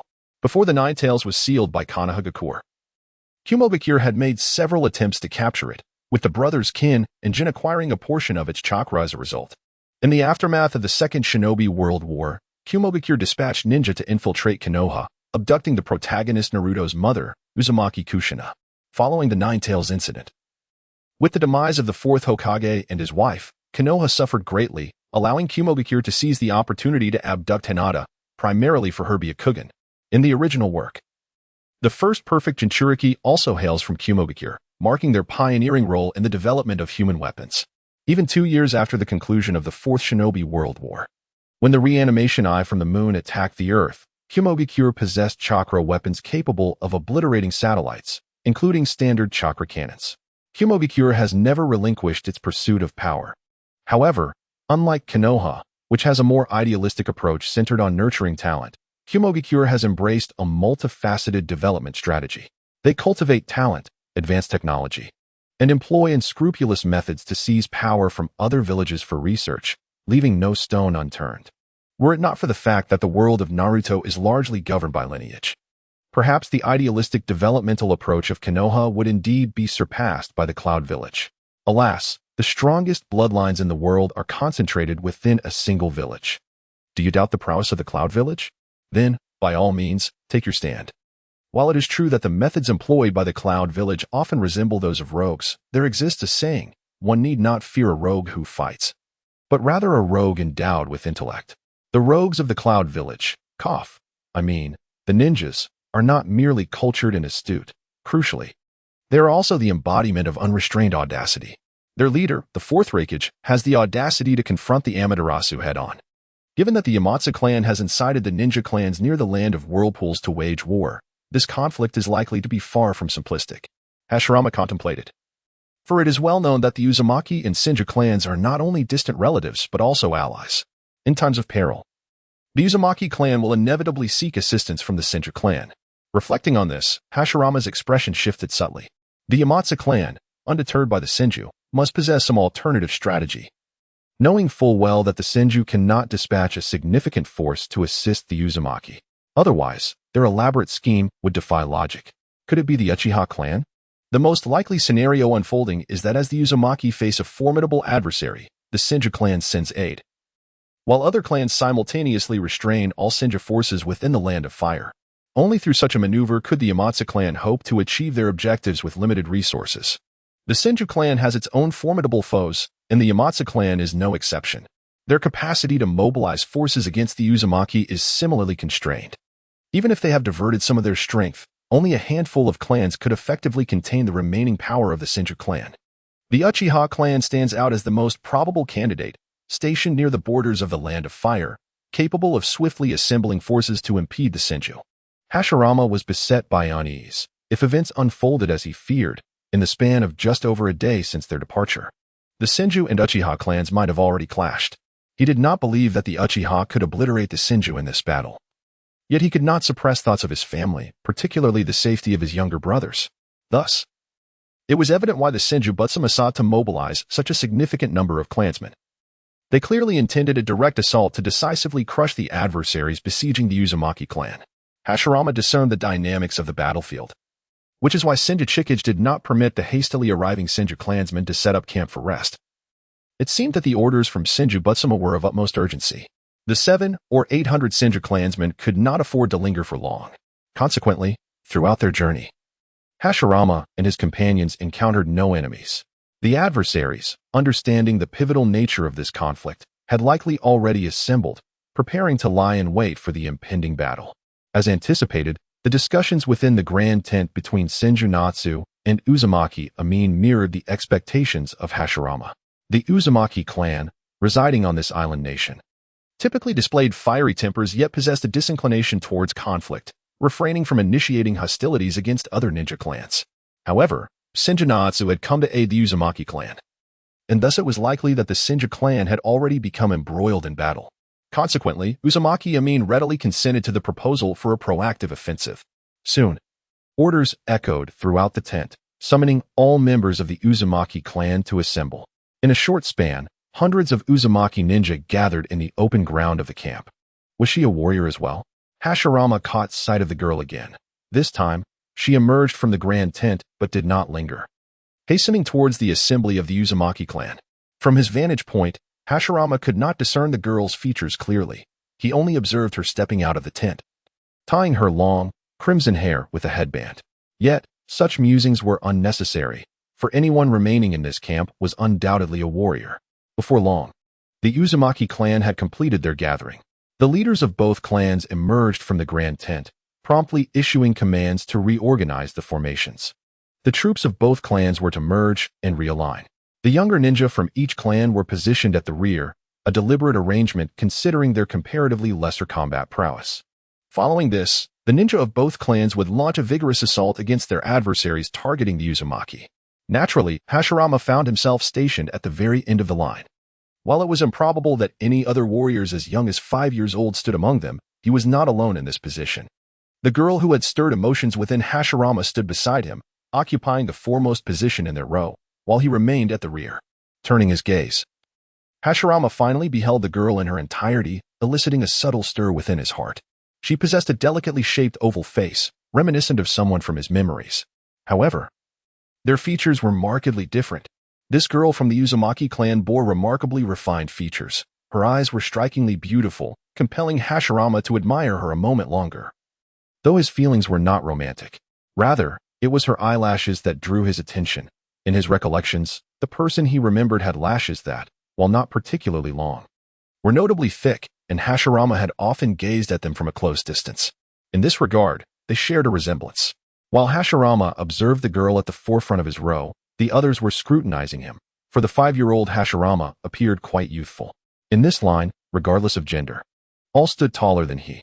In response to their curious gazes, Hashirama naturally met their eyes one by one, the closest being a girl with a cherubic appearance, exuding the charm of a neighborly little sister. Contrary to her demure appearance, the girl possessed a rather forthright disposition, even though they were not well acquainted. She candidly inquired of Hashirama, "How old are you?" Her question stemmed purely from curiosity, devoid of any skepticism regarding his abilities based on his looks. Hashirama inwardly chuckled, as he had been pondering how to engage in conversation to glean some interesting information. "I shouldn't be much younger than you, just a bit shorter." He fabricated a white lie, retorting, "Perhaps I am even older than you. How old are you all?" He then added, "By the way, we might as well exchange names, considering we are comrades and distant relatives, right?" The young girl, still in her youth, did not perceive this as a ruse and readily replied, "I am Uzumaki Aoi, and I am 10 years old." "Ah," Hashirama nodded, shifting his gaze to the boy next to her. Aoi gently nudged him with her elbow, prompting him to share his name and age. This particular group consisted of only 5 children, in their innocent minds. Coupled with the fact that Hashirama was a friend rather than an adversary, meant there was no particular wariness in their demeanor. He committed their names to memory, although his primary focus remained on the girl who stood the farthest from him. Suddenly, the girl turned her head and met Hashirama's gaze. A gentle smile graced her lips, evoking a sense of warmth akin to a spring breeze. "I am Uzumaki Mido, and I am 9 years old." "Really?" Hashirama exclaimed, astonished. At that moment, it was not merely the familiarity he felt towards the girl, but rather the revelation of Mido's age. Mido was 4 years older than the first Hokage? It seemed a case of sibling romance. "What about you?"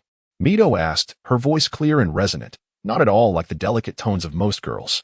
"I am Senju Hashirama, also 9 years old," he replied, pausing momentarily before stating his age, which coincided with Mido's. While he was uncertain of how sibling romances were perceived in the culture of the Neon Gene, he felt a tinge of enchantment regarding the notion. Upon reflection, Hashirama considered the personality of the original first Hokage, which made this revelation less perplexing. For aside from moments of genuine battle, Hashirama's demeanor often reflected that of a younger brother, making it quite natural for his partner to be an elder sister. Mido, observing Hashirama, displayed a flicker of skepticism in her gaze but refrained from pressing further. Instead, she earnestly added, "Even though we are ninjas, it seems you must eat well regularly. You can't solely focus on training. That is how you'll grow taller." Hashirama found himself momentarily speechless, taken aback by Mido's directness, while Aoi beside him stifled her laughter. Such a blunt remark, he mused inwardly, yet he felt a light-hearted amusement at Mido's straightforward nature, which elicited a sense of familiarity within him. This straightforward manner of speaking is indeed similar among them. As for the fact that Hashirama is the son of the Senju clan leader, the children are, of course, unaware. At present, the combined forces of the Senju and Uzumaki clans have amassed over 1,000 ninja, a number that far surpasses that of any small ninja clans in the shinobi world. Uzumaki Arena and Senju Nataka stood before the assembled ninjas of both clans and began to announce their intentions for the upcoming battle. Uttering words that might be deemed somewhat melodramatic, yet Hashirama absorbed none of it. However, both elite ninjas like Senjukyo and children like Uzumaki Aoi listened with fervor. And Mido was no exception. Although Hashirama paid no heed to Arena's pre-battle rhetoric, His expression bore a grave seriousness, for he surmised that the ensuing conflict would undoubtedly be fierce. To someone like him, inexperienced in warfare, the battlefield felt like a wholly foreign realm. Even though he had taken lives before, the essence of combat differed fundamentally from that of war. Moreover, Hashirama might not have realized that his heart had, unbeknownst to him, begun to harbor concern for someone, a person he had only met once yet felt an inexplicable familiarity with. Indeed, in the depths of his heart, he harbored a sense of longing. The girl named Uzumaki Mido had become the embodiment of his nostalgia. Although he had no intention of adhering to the character relationships established in the original narrative, he could no longer accept the notion that even in war, the death of Uzumaki Mido would not concern him, even for the sake of preserving memories that could only remain as recollections. Hashirama yearned to protect this girl whom he had only just met. At last, Uzumaki Mido concluded her speech and raised her voice, proclaiming, "Let us set forth." The crowd responded in unison, swiftly placing their arms behind them and dashing forward at full speed. Hashirama had previously been puzzled by the peculiar stance ninjas adopted when sprinting forth from the Hokage. He pondered whether the laws of gravity in this world differed from those of his previous realm, for this manner of running indeed seemed to significantly enhance their speed. Their destination was a small island, merely a few kilometers away from the land of the Uzumaki, where reconnaissance teams had confirmed that the Nato clan and other ninja families had gathered. A great battle was on the horizon, just as Hashirama and the others had embarked. A sensory ninja from the Uzumaki clan reported to Uzumaki Arena and Senju Nitaka that the enemy had also fully assembled on the small island. This report was promptly disseminated throughout the ranks. What a terrifying ability to cover such a vast area! Hashirama sighed upon receiving the intelligence, yet he felt no surprise. Despite the distance of several kilometers separating their current location from the intended island. During the Fourth Great Ninja War, the resurrected Second Hokage and Fourth Hokage, who had just returned to life in the hidden chamber beneath the Uchiha Nana Shrine, were able to sense the chakra of the Nine Tails and Naruto within the Land of Iron. The sensory capabilities of the Uzumaki clan surpass even that of the Senju, albeit due to the fact that Hashirama and Tobirama had yet to fully mature. In the original narrative, Nagato, possessing the bloodline of the Uzumaki clan, showcased his sensory prowess by effortlessly overpowering all sensory-type ninja of the allied shinobi forces, ultimately locating Kabuto's hiding place. This enabled Itachi to swiftly find Kabuto and thwart the Edo Tensei. Fans of the Hokage were left shouting in support of Itachi, proclaiming him the hero who saved the ninja world, while Nagato was, regrettably, relegated to obscurity. Alas, such is the nature of popularity. Itachi's brilliance shone far brighter. Even with a slight deceleration in their journey, the Uzumaki's Ashina and the Senju's Chikage, leading a multitude of 1,000, approached the island within half an hour. In the forefront of the formation, Senju could already discern a vast, dark throng congregating at the island's edge. They had wisely opted against forming ranks on the island itself. Simply put, the Senju clan excelled in both water and earth release techniques, and their innate physical prowess surpassed that of most clans. Given that this small island spanned only a few kilometers, a direct assault from the Senju on the sea, whether through earth or water techniques, would have resulted in catastrophic casualties. Thus, as the Senju and Uzumaki forces drew near, the crowd on the island began to disperse rapidly. Swiftly, a considerable number of ninjas surged forward amidst the retreat. Their speed was remarkable, with the foremost figures crackling with the aura of lightning. This was the signature technique of the Yatsuki clan. All units, remain vigilant and proceed according to the predetermined strategy, commanded Senju Chikage, halting the advancing troops. In swift succession, over 100 Senju ninjas formed a line at the forefront of the main force, synchronously beginning to weave hand seals.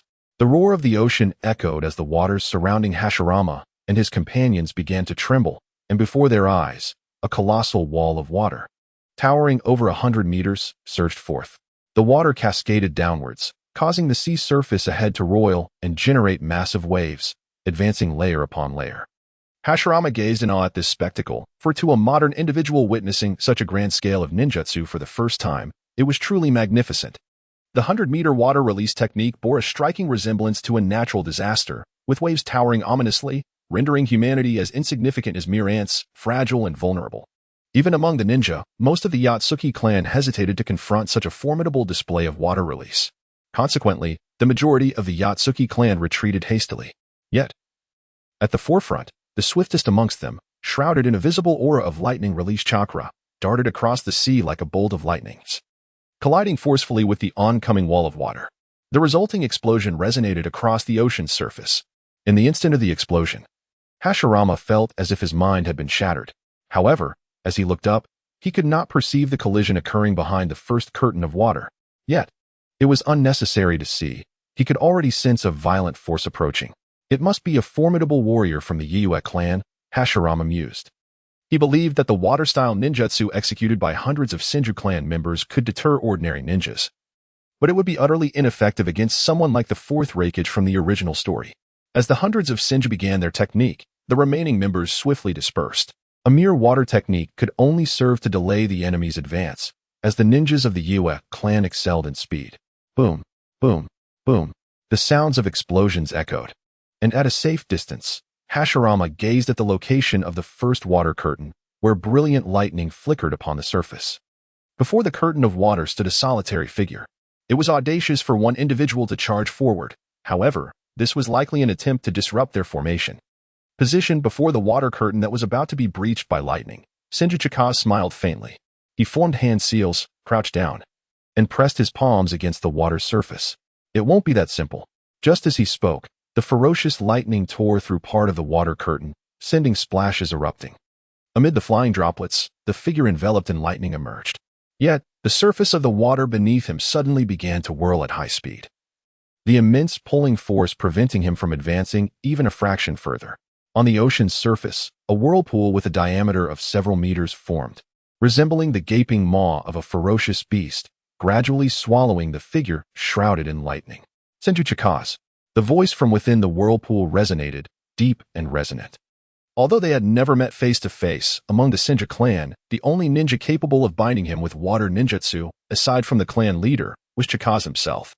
Chikaz also recognized the individual he had ensnared. It was Yue Yun. With a crackling sound, Yue Yun's body erupted with lightning, and he struck the whirlpool beneath him with a powerful fist, causing chaos as the water boiled around him. He pounded down relentlessly, the lightning causing continuous eruptions of splashes. Although Yue Yun was no stranger to offensive lightning techniques, he knew that Senju Chikaz could easily neutralize his long-range assaults. If he dispersed his chakra to attack, the power of his lightning armor would diminish, and he would become ensnared by the water vortex. Impressive. Hashirama observed from a distance as the water splashed and lightning surged amidst the explosions. The water ninjutsu employed by Senju Chikaz had not appeared in the original narrative. Yet without a doubt, it was a technique of exceptional mastery. After all, while one could not definitively compare the speed of the Yue clan's warrior to that of the future fourth Reikage, it was unlikely to be significantly inferior. In the original story, almost no one had managed to ensnare the Reikage, clad in his lightning armor, with ninjutsu. Not only are the techniques of the Senju formidable, but the speed and timing with which Senju Naka executes his jutsu are nothing short of exquisite. Such prowess is hardly inferior to that of the so-called five Kage, who stand at the pinnacle of the ninja world in later eras.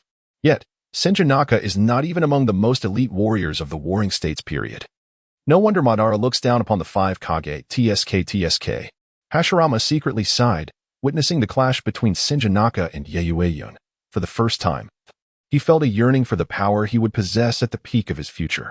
Ninjas like Senju Naka could only be subdued by him, the god of Shinobi. It seems I was overthinking. He is truly a formidable elder, especially with a master of sealing techniques by his side. In truth, Hashirama never doubted that the allied forces of Senju and Uzumaki would emerge victorious in this conflict, even if the leader of the Yue clan could rival Yue Ai. There were no lesser-known ninja clans that could withstand the Uzumaki. It was indeed a thrill-seeking endeavor. However, when Senju Naka restrained Yue Yun, Uzumaki Erasure did not act immediately.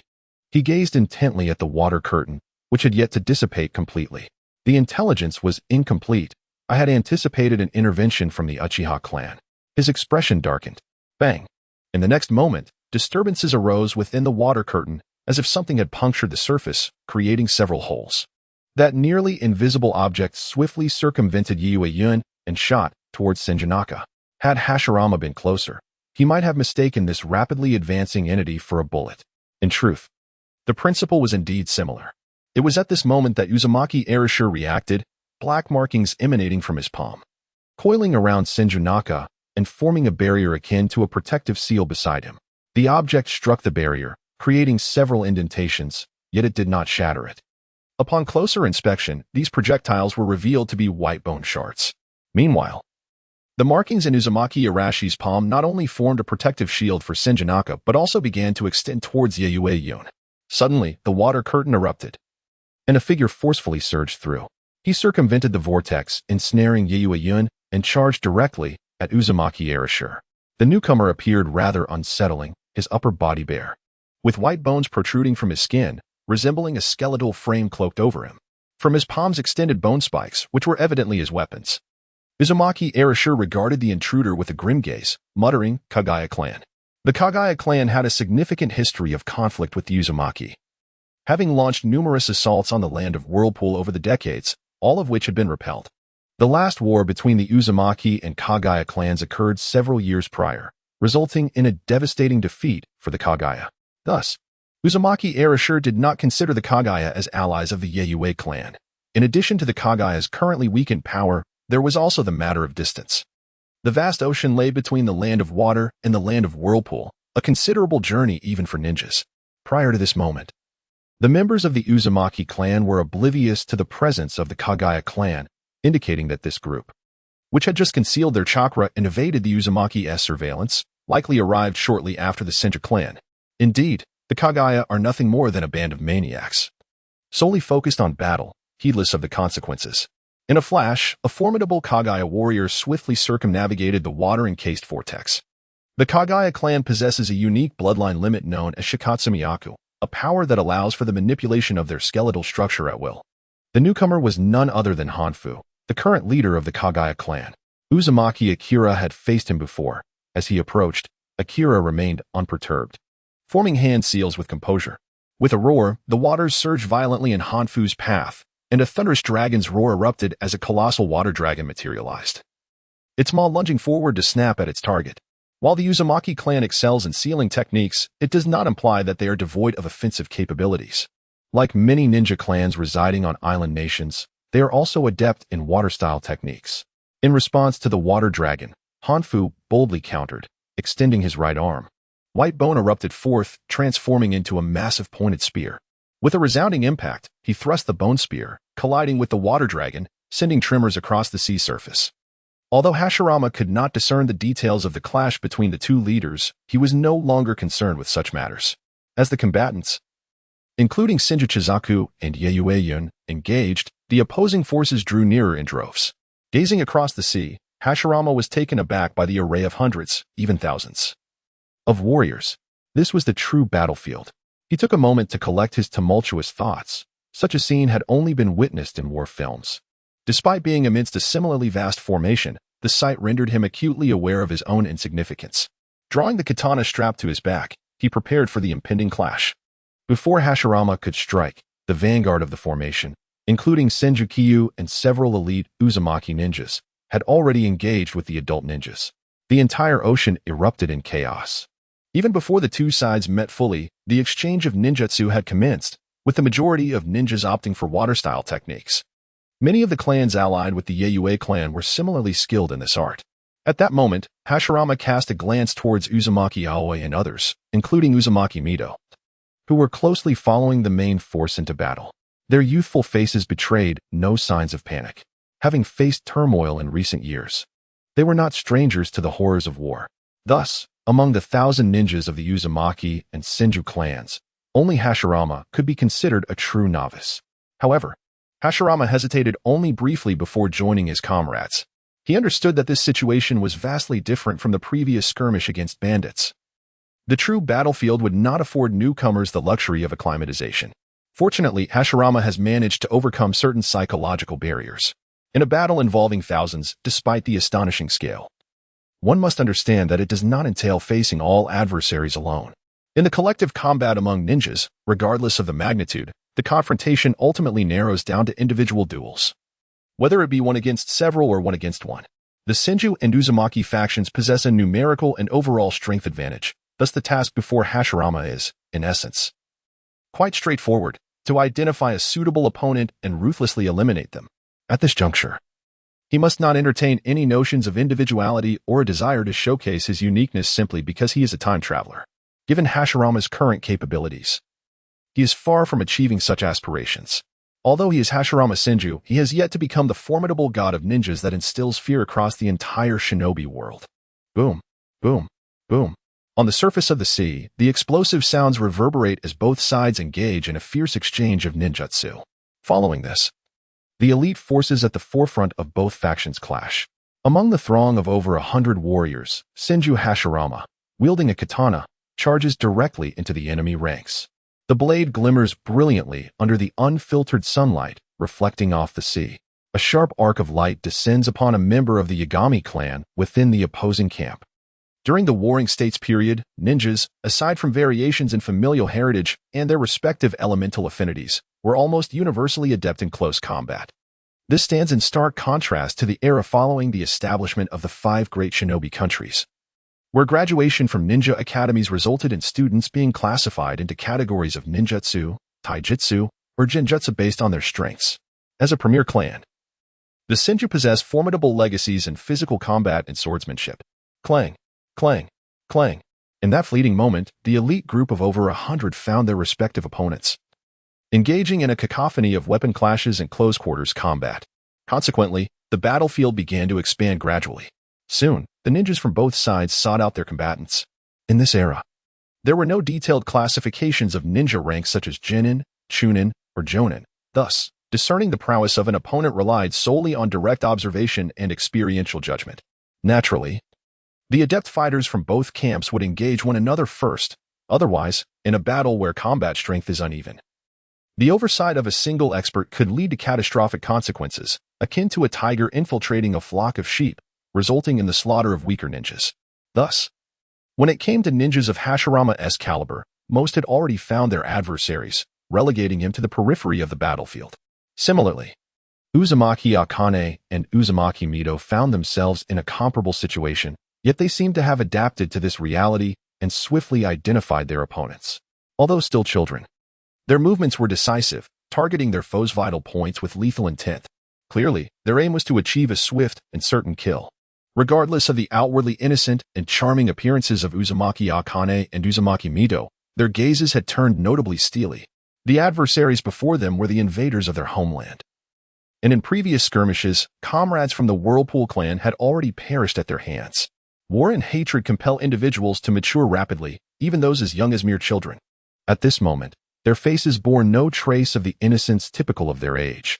Only a fierce intent to kill was evident. Although Hashirama despised warfare, he was compelled to adapt to this harsh environment. His gaze fell upon an enemy charging at him, wielding a melee weapon. The opponent was a youth, and as Hashirama observed the insignia on his attire, he momentarily froze in surprise. The Kagaya clan? The prior intelligence had not indicated their involvement in this battle. While Uzumaki Ashina had sensed this development earlier, he had been unable to relay the information at that time. Gazing into the frenzied eyes of the Kagaya boy, Hashirama was certain that the boy harbored a singular desire to take his life. With a steely glare, Hashirama gripped his weapon and advanced. Unless you are that aberration, Kagaya Kimimaro, prepare to meet your demise.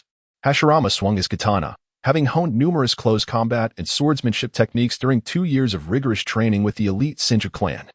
The Kagaya boy, upon making his move, unleashed a lethal strike, showing no leniency due to Hashirama's youthful appearance. In this age of warring states, no one would dare to underestimate an opponent based on mere appearances. Even when wrestling with a rabbit, a lion exerts its full strength. This principle was paramount for a ninja striving for survival in such tumultuous times, often eclipsing the importance of sheer strength. The Kagaya youth aimed a direct blow at Hashirama's head, convinced that his opponent's physique would render him vulnerable in close combat. Clang!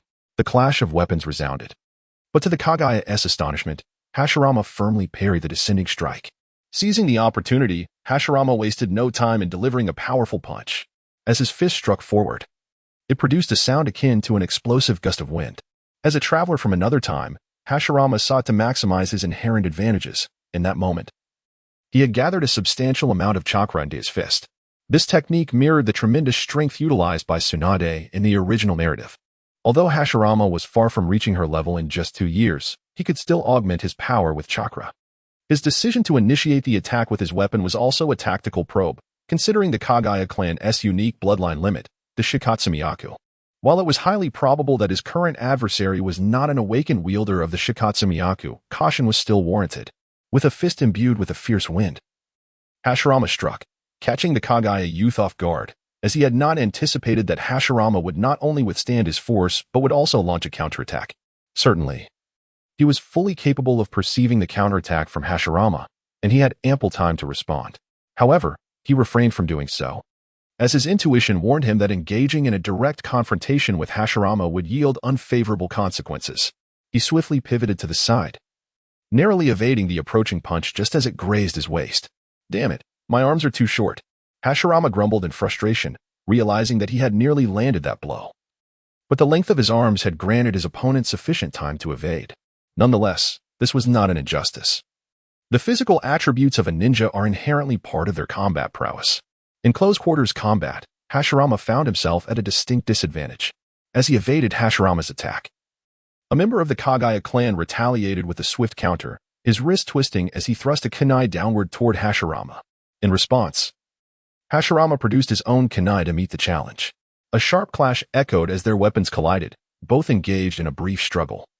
Their gazes locked despite the noticeable height difference. "What are you staring at?" Hashirama thought, still haunted by the missed punch. He leaped into the air, mimicking the evasive maneuver he had witnessed in his recent battle with Tobarama. In that fleeting moment, Hashirama unleashed a tremendous force, violently forcing the Kagaya youth's hands apart. The opponent stumbled back, regaining balance after a couple of steps, but he was too late to defend against Hashirama's subsequent strike, for his defenses were wide open. Thud! A dull thump resonated as the Kagaya youth was sent flying by Hashirama's powerful kick, utilizing the full strength of his legs and body. Hashirama chose not to pursue further. As the youth descended, he deftly tossed the kunai from his left hand while tucking the katana that had been in his right arm under his armpit, forming hand seals. The Kagaya youth, unable to maneuver freely in the air, struck away the kunai that Hashirama had thrown, stabilizing himself upon landing on the water's surface. Water release, water binding technique. Simultaneously, Hashirama completed his ninjutsu. The water beneath the Kagaya youth surged, coalescing into strands that spiraled upward to ensnare him. It is not merely earth release. Over the past 2 years, Hashirama had also practiced numerous water release techniques. I am aware that some may doubt at this juncture, as only J-nin in the Naruto series are typically able to master 2 or more elemental ninjutsu. However, one should refer to the official book of formation. Senju Hashirama possesses an innate affinity for the 5 basic chakra elements: fire, water, earth, wind, and lightning. As for the sheer force capable of propelling an 11 or 12-year-old opponent, consider Naruto, who was born as the Jinchuriki of the Nine Tails. Inherently possessing immense physical strength, can you dispute that? Moreover, Hashirama is also naturally endowed with yang chakra, although the water binding technique is not considered a high-level ninjutsu. And while it effectively restrains the enemy, its vulnerabilities are evident. The hand seals and the formation of the technique can be somewhat intricate. Nevertheless, the opening Hashirama had just created was sufficient. The water-formed ropes first wrapped around the ankles of the Kagaya youth, who swiftly attempted to evade. At that moment, a second water whip formed beside him, ensnaring his wrist. Koshi remained in the stance of hand seals. For the most critical flaw of the water-binding technique was that the practitioner must sustain the seals to maintain the effect. Once the seals were abandoned, the binding would swiftly dissipate. Bang! At this instant, Koshi seized the opportunity to ensnare his opponent's arm with the water rope, propelling himself forcefully off the water's surface. He shot forth like a cannonball. As his hands still maintained the seals, the binding effect had not yet vanished. Swiftly approaching, he released the seals when he was less than half a meter away from the young Kagaya, and with a swift motion of his left hand, he drew the katana lodged beneath his right arm, striking down towards his foe's head. Though only one of his opponent's arms was bound, it was far from a trivial matter. In combat, the positioning and movement of a ninja were of utmost significance. Having an arm restrained equated to a loss of mobility. In such circumstances, the young Kagaya could only wield his weapon with his remaining arm to fend off Koshi's assault.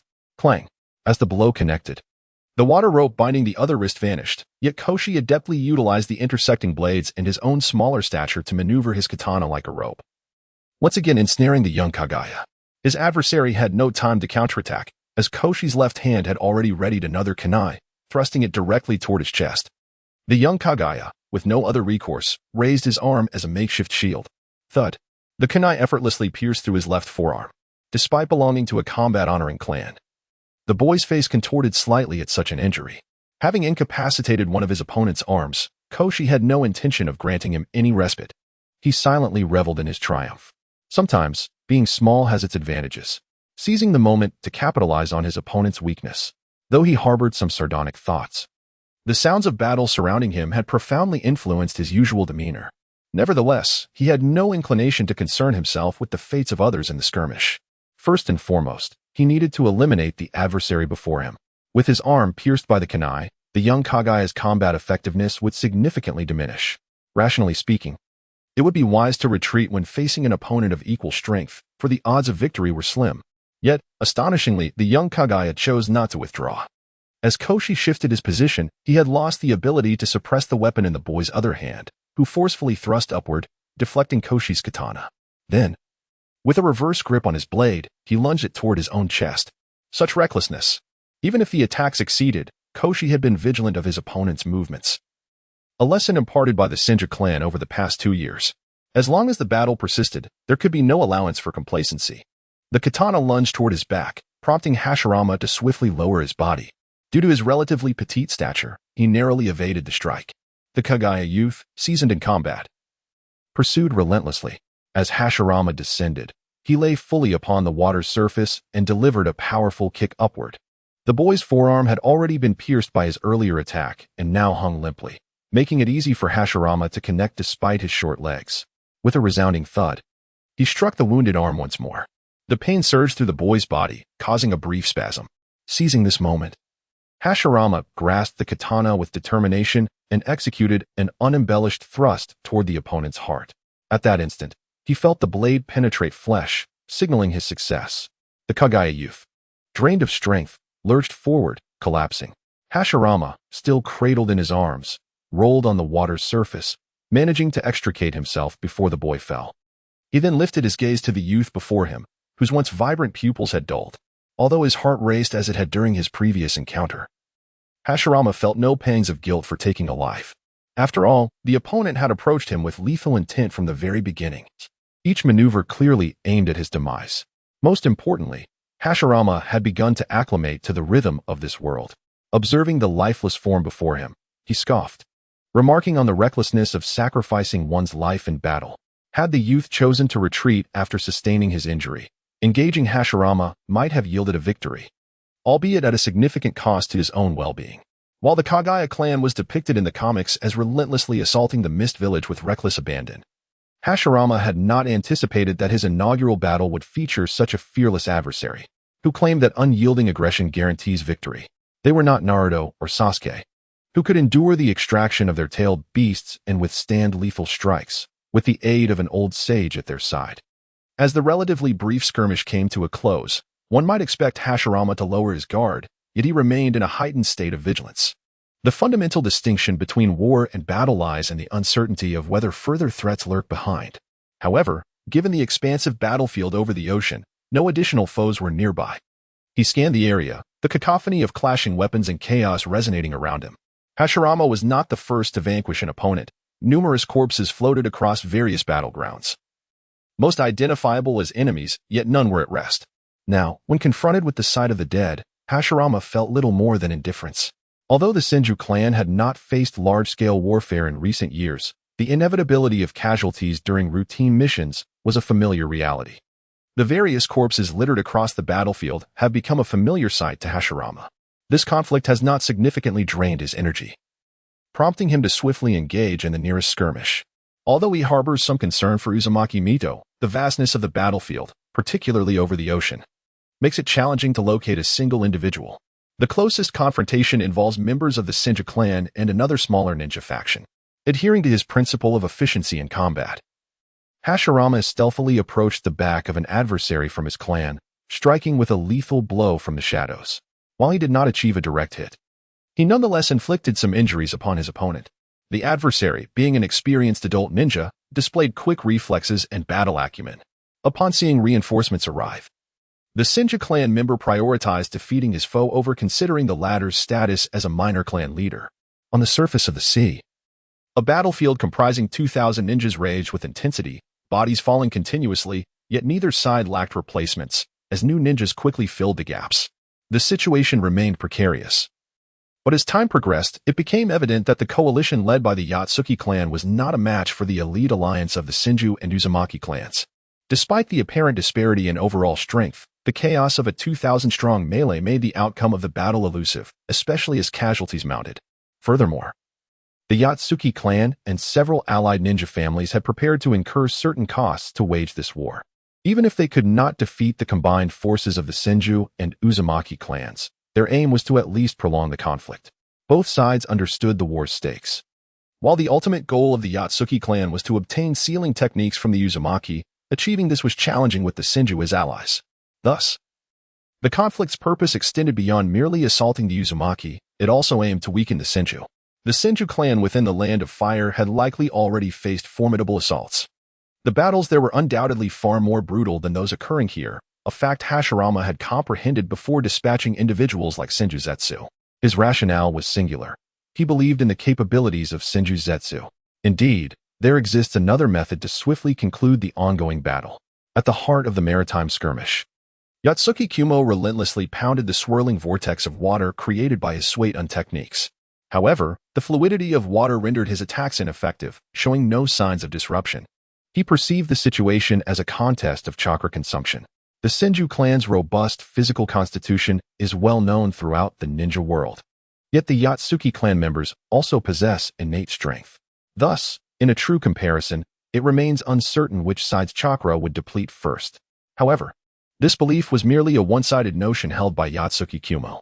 Gazing at the figure at the center of the vortex, akin to a thunderous bolt, Senju Chizai's typically calm eyes were now infused with a piercing intensity. Almost there. Hiss. At the edge of the water-style vortex, the resplendent lightning reflected in Senju Chizai's gaze emanated from the thunderous armor enveloping Yayue-yun.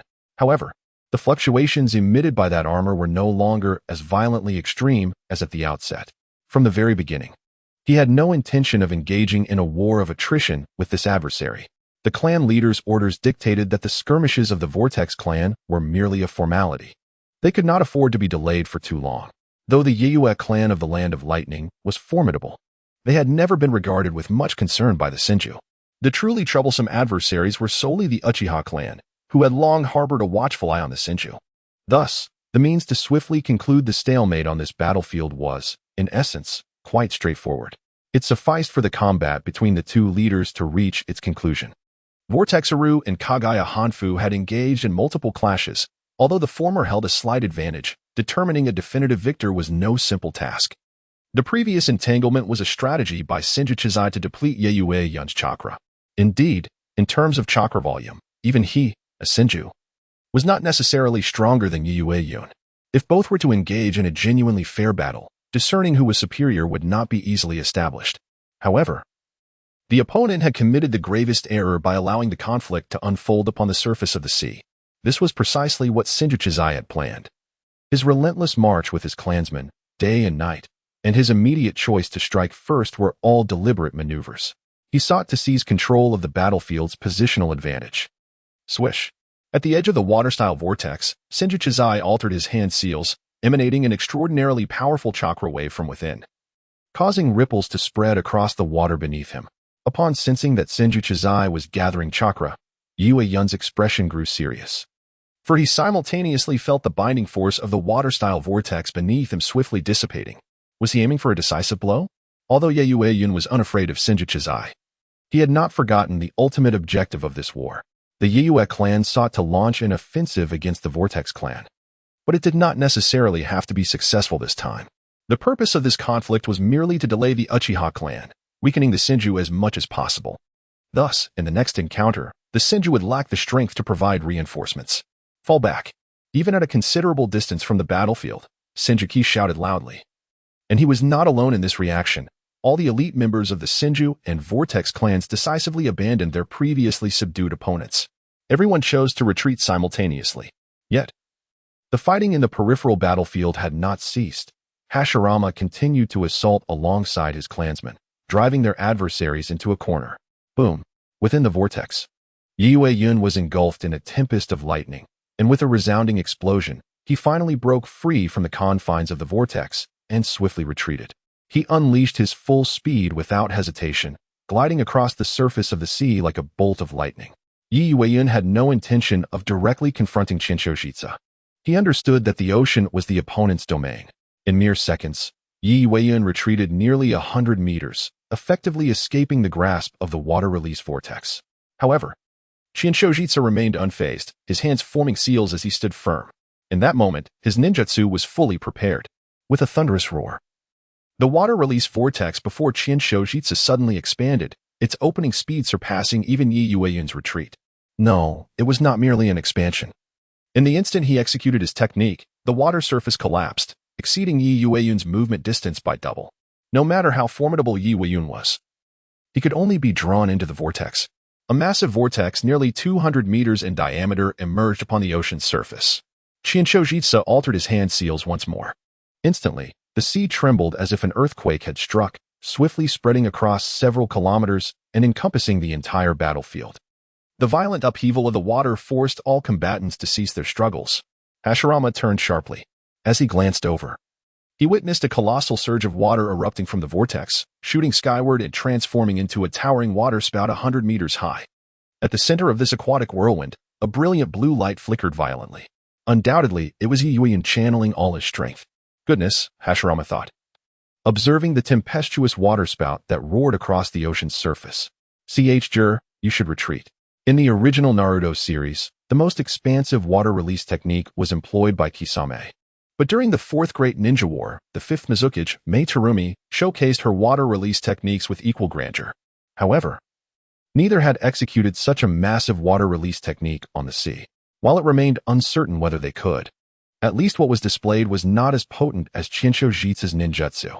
Such a level of water release was utterly ferocious, particularly for ordinary ninjas, excluding the divine beings. I believe a complete Susanoo could dismantle it effortlessly, Hashirama mused, feeling rather proud of himself, considering that the first Hokage could obliterate a complete Susanoo. Nevertheless, those two's combat prowess surpassed the standards of the Warring States period. The immense waterspout exuded a terrifying pressure, even though the Yi clan possessed inherently powerful physiques. Their defenses primarily stemmed from their lightning release chakra armor. Within the waterspout, Yi Yueyun struggled to maintain his lightning release armor, daring not to conserve chakra. For if his armor were to shatter, the surrounding water pressure would crush his bones.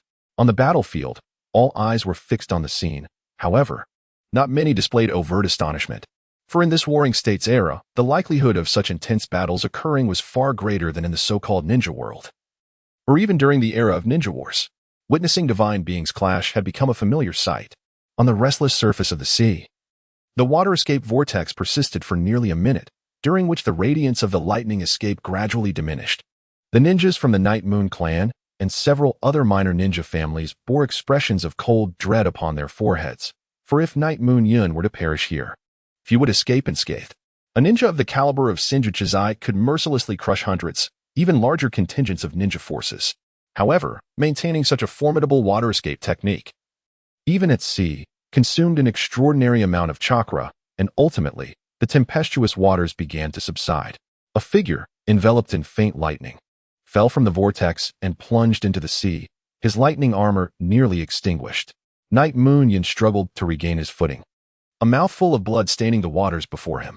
Yet, his gaze remained fixed with astonishing determination upon Senju Chizai, his voice raspy as he spoke. So close. What a pity. I am not dead yet. Indeed, it is somewhat regrettable, Senju Chizai replied calmly, acknowledging that he could no longer sustain the previous technique and had expended a significant amount of chakra. Nonetheless, Night Moon Yun was gravely injured. Thus, I must ensure you remain here. With this declaration, he surmised that the other clans would be unable to launch an assault on the Uzumaki clan. A fierce glint of killing intent ignited in his eyes. Night Moon Yun met that gaze, lowering his eyelids slightly. Continuing the struggle seemed uncertain, as he doubted his ability to drag Senju Chizai down with him. Should he perish here, the Night Moon clan would be devoid of power to threaten the Uzumaki clan for a considerable time. Furthermore, if the Night Moon clan lost him, other ninja families in the Land of Thunder and those opposed to the Night Moon in the Land of Earth would undoubtedly seize this opportunity without hesitation. In terms of the interests of the Night Moon clan, although the sealing techniques of the Uzumaki clan held immense value, the two were hardly comparable. It seems you are not prepared to fight to the death, Senju Chizai remarked with a pause, his gaze sharpening. Kill. The chakra he commanded possessed a certain conductive quality. His voice echoing far and wide, reaching the ears of nearby Senju and Uzumaki clansmen. Without hesitation, both sides launched fierce assaults on their immediate foes, and the battle resumed. Truly, we live in an era devoid of any restraints, Hashirama mused internally. The war would have been won had Night Moon Yun been defeated. Yet Senju Chizai's choice to continue the offensive was precisely to prevent a stalemate. Unless the Night Moon clan and the other minor families were thoroughly stripped of their capacity to attack the Uzumaki clan, their reinforcements would ultimately prove ineffective. Thus, the fighting must persist until the enemy sustained a significant degree of casualties. In contemplating this, Hashirama began to understand that this might also be one of the reasons the first Hokage was devoted to establishing an alliance among the 5 great ninja nations. The forthcoming battle will inevitably yield casualties, which transcend the mere outcome of victory or defeat, for the latter has long been predetermined. The results of the war have been established, yet both sides find themselves unable to halt the conflict. In this era of warring states, the antagonistic ninja clans are not limited to just the 2 factions. Indeed, the ongoing bloodshed in the upcoming skirmish bears little significance to the war itself. Yu Yun understands that, had he been Senju Jitsu, he would have made similar choices. The losses of those subordinate ninja clans matter not to Yu Yun, yet the impending casualties involving his own kin are burdens they must bear. This is the price of instigating war. After failure, one must reckon with the consequences. The essence of warfare lies in the pursuit of gain through armed means, and in the eyes of these leaders, the lives and combat prowess of their clansmen are viewed as leverage in the balance of power within the conflict. Senju Jitsu's objective is to disrupt this balance as much as possible. Retreat. As the adversary presses their advantage, Yu Yun can only grit his teeth and shout. Both factions' ninjas heed the commands of their leaders and execute their orders without hesitation. Thus, the chase across the sea commenced. As the pursuers, the sensory acuity of Hashirama surpassed that of the fleeing enemies, yet his current speed proved insufficient to capture the target, as it had already been dealt with by the ninjas ahead. Under circumstances that extended beyond the duration of the war, they pursued for several dozen kilometers. After sustaining approximately 200 casualties, Yu Yun and several smaller clans successfully escaped. Of course, Senju Jitsu had never intended to annihilate them completely. On the boundless horizon of the sea, as the last of the foes vanished from sight, a collective sigh of relief escaped the lips of all, including Hashirama. The group paused for respite upon the water-s surface, for the nearest island still lay several kilometers away. The sea around them was littered with corpses, creating a somewhat macabre atmosphere. However, for ninjas, such conditions are a commonplace reality, and thus they prioritized recuperation. Moreover, even in this age of warring states, medical ninjutsu and healers exist, particularly the Uzumaki clan. In this clash, the one who exerted the most forceful defeat upon Yu Yun was undoubtedly Senju Jitsu. As a female member of the Uzumaki clan approached him, Hashirama happened to be nearby and observed the Uzumaki female roll up her sleeves, revealing numerous bite marks of varying depths upon her arms. Is this the ability of Keirin? He recalled immediately the orphan of the Uzumaki clan from Team Hawk, who, despite her infatuations, possessed formidable skills. Why didn't TU give Senju Jitsu a healing boost during the fight, allowing him to unleash another jutsu and obliterate the opposition? Hashirama pondered as he watched Senju Jitsu bite into the arm of the Uzumaki clan member, just as in the comics with Sasuke. When Senju Naitsuke bit down onto the arm of the Uzumaki clansman, his face, which had paled due to the excessive consumption of chakra, was swiftly regaining its color. Hashirama, on the other hand, did not appear as fatigued, for he possessed a naturally self-sustaining physique. Finally able to relax his thoughts and survey his surroundings, he spotted the figure of Uzumaki Mito. The battle had concluded, and naturally, the attire of everyone had become disheveled. Mito's hair tie appeared to have been damaged, causing her long, crimson locks to cascade wildly around her. However, it seemed she bore no severe injuries, though the streaks of blood on her fair face remained ambiguous, whether they were her own or belonged to her adversaries. Hashirama chose not to delve deeper into this matter, for he reflected that, although he had intended to protect Mito from the depths of his heart prior to the conflict, once the battle commenced, he found himself devoid of the capacity to fulfill that intention. He was even unaware of who Mito had fought against or where the skirmish had taken place. Thus, yet another reason to grow stronger emerged. Hashirama pressed his forehead with his hand, silently pondering whether he was somewhat despicable. Although he was certain he held no romantic feelings for Mito, the thoughts that arose within him compared to his previous sentiments before arriving at the Uzumaki clan evoked memories of a renowned aphorism from a certain philosophical lineage in his former life. Is the essence of humanity truly such that it becomes appealing? Hashirama chuckled softly to himself, discreetly shaking his head. Nevertheless, it could be said that he had acquired yet another motivation to strive for improvement. However, for Hashirama, this moment of relief was fleeting. He glanced at Senju Naotsuk and other clansmen, noting their taut expressions that offered no sign of relaxation. For at this moment, the Senju clan in the Land of Fire still faced formidable foes. They must return at once. Above the sea, after approximately half an hour of brief respite, Senju Naotsuk, having regained his chakra thanks to the Uzumaki's healing, rose and turned to his fellow clansmen. Before he could utter a word, all the Senju clansmen, including Hashirama, had already risen, prepared to return at a moment's notice. Thanks to Naotsuk's swift defeat of Yatsuki Kyumo, the overall exhaustion among them had not yet reached its limit. The bodies of their fallen kin would have to be entrusted to fate. Naotsuk gazed at Uzumaki Amino. In the recent battle, dozens of Senju clansmen had perished at the hands of the enemy, yet they had no time to search for their comrades' remains, given that the battlefield was at sea. Even if they attempted to search later, they may not be able to find all who had succumbed. Once the ordeal was fully resolved, the Uzumaki clan would undoubtedly express their gratitude. Uzumaki Amino remarked that the Uzumaki clan had also been subjected to multiple assaults, leaving them temporarily unable to assist the Senju. Furthermore, although Yatsuki and the smaller clans had retreated, there was no guarantee they would not return. Subsequently, without further pleasantries, Senju Naotsuk issued a direct order. We must exert every effort to return to our clan. Aye. All the Senju clansmen responded in unison. Then, under Naotsuk's leadership, they surged toward the coastline of the Land of Fire. Before departing, Hashirama cast a glance at the swirling vortex of the crowd, who remained oblivious to his presence. Perhaps we shall meet again, he murmured to himself, before swiftly vanishing alongside his clansmen into the boundless horizon of the sea. Once the Senju clan had completely departed, the Vortex clan's Ao approached Mizu, remarking, I suspect that individual named Senju Hashirama is certainly deceiving us regarding his age. Mizu, upon hearing this, did not exhibit any particular reaction and casually replied, perhaps. This was the first impression Hashirama left on Mizu and a few others from the Vortex clan. Nothing particularly remarkable. The journey from the Senju clan's stronghold to the Land of Vortex took approximately a day.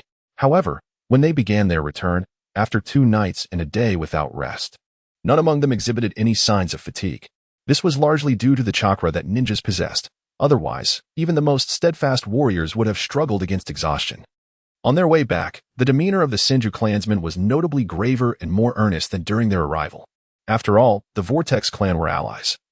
But the Senju clan was home, where family resided. Please, Tobarama, Izuna, and Kawarama, do not encounter any misfortune, Hashirama silently pleaded, even though, according to the original timeline, his younger brother Kawarama would have been around 7 years old at that time. Yet for Hashirama, this was no mere realm of comic fiction, it was reality.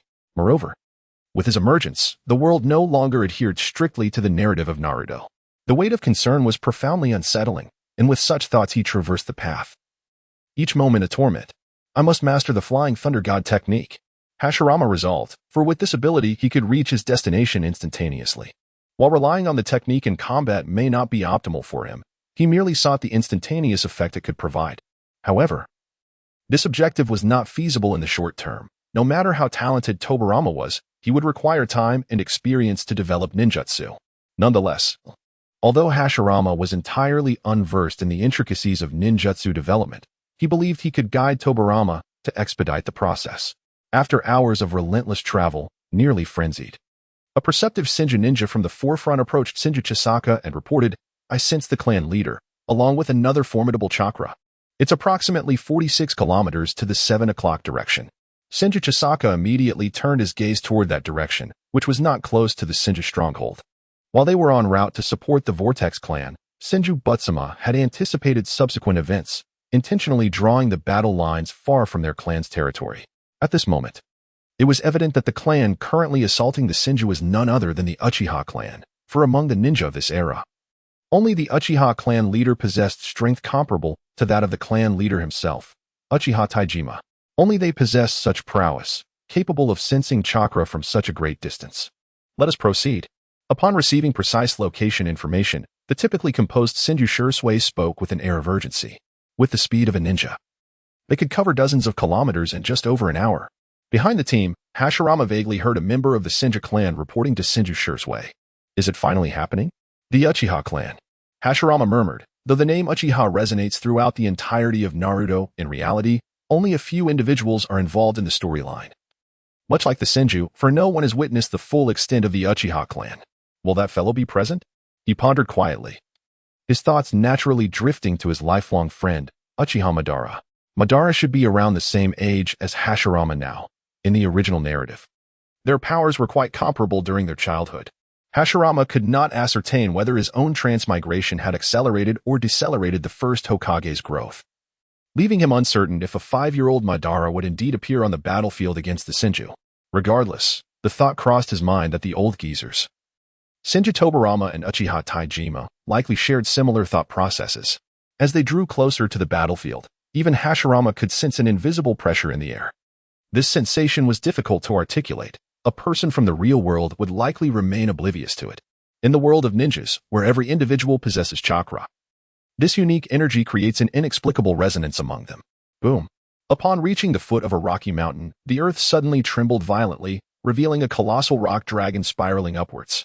As its mouth opened, a torrent of mud, transformed from earth release, surged forth like a deluge. Whoosh. In stark contrast, a raging inferno erupted on the opposing side. The flames swelled, resembling a crimson ocean. While this description may seem somewhat exaggerated, at the moment the sea of fire emerged, Hashirama could even feel a slight burn on his exposed skin, a consequence of the rising temperature in the air. In astonishment, Hashirama silently criticized the scene before him. There was no need to ask. Only his father, Senju Tobirama, could wield such a massive earth release, and his adversary would undoubtedly be the leader of the Uchiha clan. Uchiha Taijima. From an elemental perspective, it seemed that the Uchiha were indeed more suited to the role of Hokage. No wonder Madara was so discontented. Cough cough. Perhaps it is time to revise that title. Hashirama mused, reminding himself that he was now Senju Hashirama, and referring to Madara with such familiarity was inappropriate. Senju Shursui and the other Senju clan members, however, were focused on a different aspect. Witnessing this spectacle indicated that the battlefield was alarmingly close, and Senju Kaido and others could even hear the sounds of combat echoing from the fray. Hashirama observed that, aside from himself, the gazes of the other Senju clan members had turned fierce, filled not only with the intent to kill. After years of conflict with the Uchiha, both sides bore the blood of each other's comrades on their hands. Hatred. This is an emotion that Hashirama has never experienced before, even considering his past life. He cannot fathom what it feels like to harbor a deep-seated hatred for an individual or a clan. Subsequently, Hashirama, with a gaze filled with enmity, joined his fellow clansmen as they circled around the final stone mountain, arriving at the battlefield. The vast expanse was barren, devoid of any vegetation.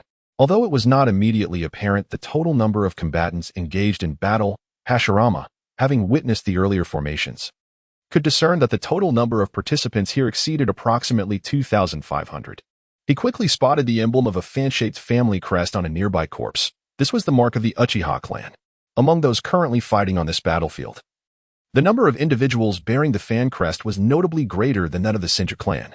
Of course, it was impossible for all members of the Senju and Uchiha clans to be present in this conflict. The Uchiha would not recklessly commit their entire clan to assault the Senju. The Night Moon clan of the Land of Lightning, including the Uchiha, certainly did not believe they could annihilate the Senju clan. That was an impossibility. Their intent was merely to weaken the Senju's viable forces as much as possible. As the 100-strong detachment of which Hashirama was a part emerged at the edge of the battlefield, both Uchiha and Senju clansmen engaged in combat became aware of their presence, as they had made no effort to conceal their approach. It was indeed improbable for such a large contingent to approach silently. Without uttering a word, the Senju warriors, led by Sensu, raised their weapons and charged into the fray with utmost speed.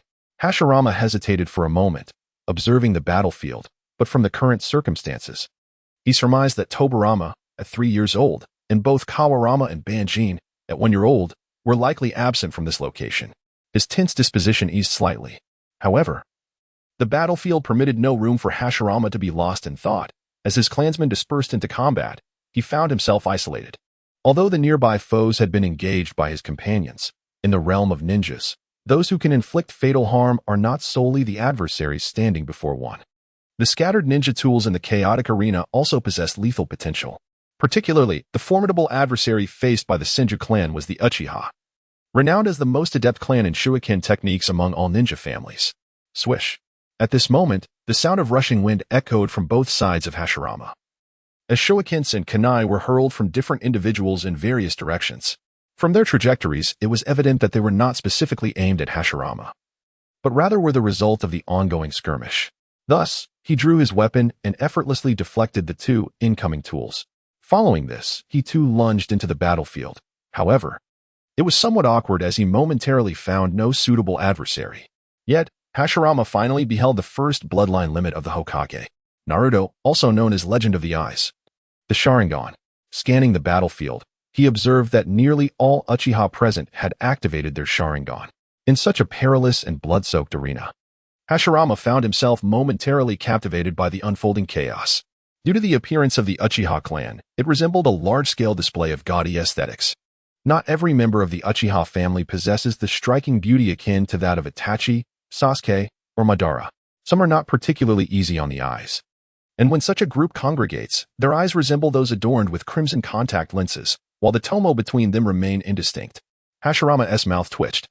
The sight was far more jarring than witnessing a toddler wielding a weapon against a scarecrow, with children of varying hair colors engaging in combat. Goodness. I can't bear to look any longer. My eyes. Hashirama fervently admonished himself in that moment, seeking solace in the notion that he could regard this peculiar gathering as merely bipedal creatures with purely red eyes. They were akin to a horde of rabbits, he mused. Though this analogy felt somewhat inadequate, with his limited biological knowledge and understanding, the only red-eyed creature he could conjure was indeed a rabbit. The imagination of a writer is quite formidable. Upon invoking the image of a rabbit, he was suddenly reminded of a chilling line from a certain film. Rabbits are so adorable. Why must we eat them? He felt a twinge of guilt towards the Uchiha clan. Nevertheless, he brushed it aside. Hashirama had resolved to join the fray, wielding his katana alongside a seemingly unawakened Uchiha youth against their adversaries. In that moment, he discovered a sense of liberation in battle. Chop and be done with it. Discard whatever is unnecessary. Boom. A colossal rock dragon surged across the ground as if it were thrashing in water, pressing forward with tremendous force. In its path stood a man with long black hair, methodically forming hand seals.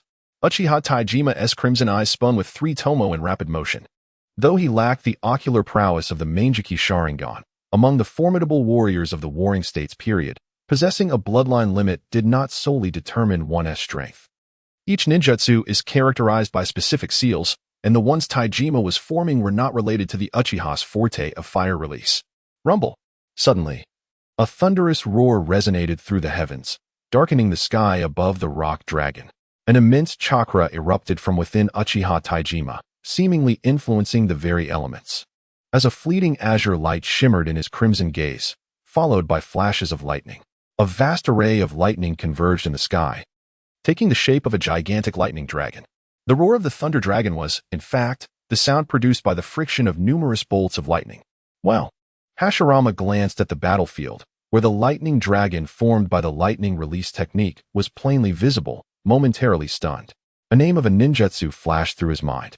Compared to the enormous lightning dragon composed entirely of chakra before him, that technique's power and scale, while perhaps not inferior, still paled in comparison. Enough already. Esteemed figures of the Warring States era, I implore you to spare Sasuke, this younger brother. Gazing at the resplendent lightning dragon, Hashirama could not help but draw in a sharp breath. The chill in the air was so intense that the abrupt inhalation triggered a few coughs before he could regain his composure. He then marveled at the terrifying power of a Dozone-level master. Indeed, the jutsus wielded by formidable figures in the world of Naruto bear a striking resemblance to the scenes depicted in fantasy novels. Just moments ago, he mused that his younger brother had to exert considerable effort to unleash a colossal fireball into the sky, relying on the forces of nature to conjure a jutsu of such magnitude as the Kirin. In contrast, Uchiha Taijima accomplished the same feat with his own chakra. Yet, such a comparison might be deemed unfair, considering that, at that time, Sasuke was merely 16 years old. Nevertheless, it serves to highlight the immense power of the elite ninjas during the Warring States period. The might of the lightning release was surely beyond what Senju Tobarama's earth-style techniques could withstand. Hashirama contemplated that, while technically Senju Tobarama could be considered his father, he did not habitually refer to him as such in his thoughts. However, he harbored no fears regarding Tobarama's potential defeat. Otherwise, the original narrative would not have depicted him and Uchiha Taijima resorting to such lethal measures against Senju Hashirama and Uchiha Azuna to create vulnerabilities to topple one another. Speaking of which, aside from Madara, Hashirama was quite eager to meet Uchiha Azuna, the other pillar of the warring states. It was uncertain whether Kishimoto was simply reluctant to illustrate another face, as Azuna and Sasuke bore an uncanny resemblance. Boom! The sound of thunder reverberated across the battlefield. Although no ninja dared approach the vicinity of the clash between Senju Tobarama and Uchiha Taijima, the sheer scale of the jutsu compelled both factions of ninjas to momentarily cease hostilities and retreat to the periphery. Beneath the rocky dragon, Senju Tobarama observed the dragon-shaped thunder coalescing in the sky, his expression betraying not a hint of panic as he formed hand seals. With practiced precision, the relatively uncomplicated jutsu was completed in an instant, and then, with a swift motion, Tobarama unleashed a torrent of water from his mouth. Water release, water pillar. In this barren, parched environment, it appeared as though he conjured an entire river, its waters swirling and surging as they cascaded down towards the rocky dragon. This commotion naturally drew the attention of the surrounding ninjas from both clans, including Hashirama. The magnitude of the water flow produced by Tobarama was not significantly inferior to that of the original Daidar's techniques. Yet, before he could entertain any further thoughts, the lightning dragon, now fully formed in the sky, emitted a thunderous roar that seemed capable of shaking the very earth. The brilliant blue light flashed before Hashirama's eyes and descended upon the rocky dragon below. Crackle! The ensuing sound that echoed throughout the battlefield was not the destructive roar of thunder obliterating the earth techniques, but rather the sound of electrified water surging. As the light created by the lightning began to recede, the scene was fully revealed. Even as an author of Naruto fanfiction, in that fleeting moment, Hashirama could not decipher the intent behind the water-style technique exhibited by Senju Butsuma. However, it was evident that it was intended for defensive purposes. Remarkable. Yet, when he truly grasped the nature of Butsuma's defensive strategy, Hashirama could not help but express his admiration. Before him, reflected in his gaze, was a water dragon, dark in hue and crackling with lightning. The resounding echoes across the battlefield emanated from this very creature. Senju Butsuma had ingeniously donned his water-style jutsu-like armor upon the rock dragon, and due to water's conductivity, it dispersed the destructive force of Uchiha Taniguchi's lightning jutsu, which would otherwise have concentrated its ruinous power at a single point. A combination of earth and water techniques. Such a fusion of elemental jutsu had never been showcased in Naruto, and one could surmise that even among the legendary figures of the original series, few could achieve the mastery displayed by Senju Butsuma. In the annals of ninja history, this unique combination of earth and water techniques positioned Senju Butsuma as an extraordinary entity. However, despite the water style's capacity to significantly diminish the destructive force of the lightning jutsu, its potency remained formidable. Amidst the swirling chaos of the water dragon, Uchiha Taniguchi, having just unleashed a powerful lightning technique, did not falter but continued to weave seals. The initial hand sign was unmistakably that of Uchiha's signature fire style. Fire style, great fire destruction. He effortlessly conjured a vast sea of flames, rivaling the scale of the inferno Hashirama and his companions had witnessed moments prior. The magnitude of this fire style was akin to the first time Madara confronted the allied forces during the Fourth Great Ninja War. With a roaring surge, the flames descended upon the colossal dragon, and under the fierce heat, the water and lightning styles enveloping the rock dragon were effortlessly incinerated. As the rock dragon unveiled its true form, its rocky body was left charred beyond recognition, riddled with cracks and shattered. It appeared that even with the dispersion of Uchiha Taniguchi's lightning technique, the rock dragon could not withstand the elemental counterbalance. Yet, at this juncture, beneath the rock dragon, Senju Butsuma maintained a demeanor of calm, merely altering his hand signs. As the flames made contact with the crumbling form of the rock dragon, the fissures on its massive body rapidly expanded, leading to a collapse reminiscent of a building succumbing to disintegration. Hashirama, observing from the periphery of the battlefield, was still contemplating how Senju Butsuma would counter Uchiha Taniguchi's onslaught. His eyes widened in disbelief as he watched the rock dragon's disintegration, which appeared more akin to scale shedding. From the wreckage of the dragon's body emerged a ferocious roar. The rocky debris shattered, revealing a water dragon of equal magnitude to the rock dragon. Its eyes glowed blood red, akin to a setting sun. Witnessing the full extent of Senju Butsuma's capabilities left Hashirama momentarily speechless, his astonishment surpassing even that of witnessing Naruto's transformation into the Nine-Tails mode in the original series. Utilizing a combination of surface water release and earth release as a means of defense, while concealing a formidable water release offensive beneath this dual layer of protection, may still fall within the realm of combined ninjutsu, yet it can aptly be termed a dual combination. Such mastery over the elemental techniques of water and earth is indeed a testament to one's profound skill in wielding these arts with exquisite precision. In the original narrative, the immense power emanating from Senju Hashirama and Uchiha Madara largely derives from their respective Kekkai Genkai, would release, and the ocular prowess of the Sharingan. However, their predecessors, the two formidable leaders of the Senju and Uchiha clans during the Warring States period, managed to elevate ninjutsu to such extraordinary heights, thus forging their own strength.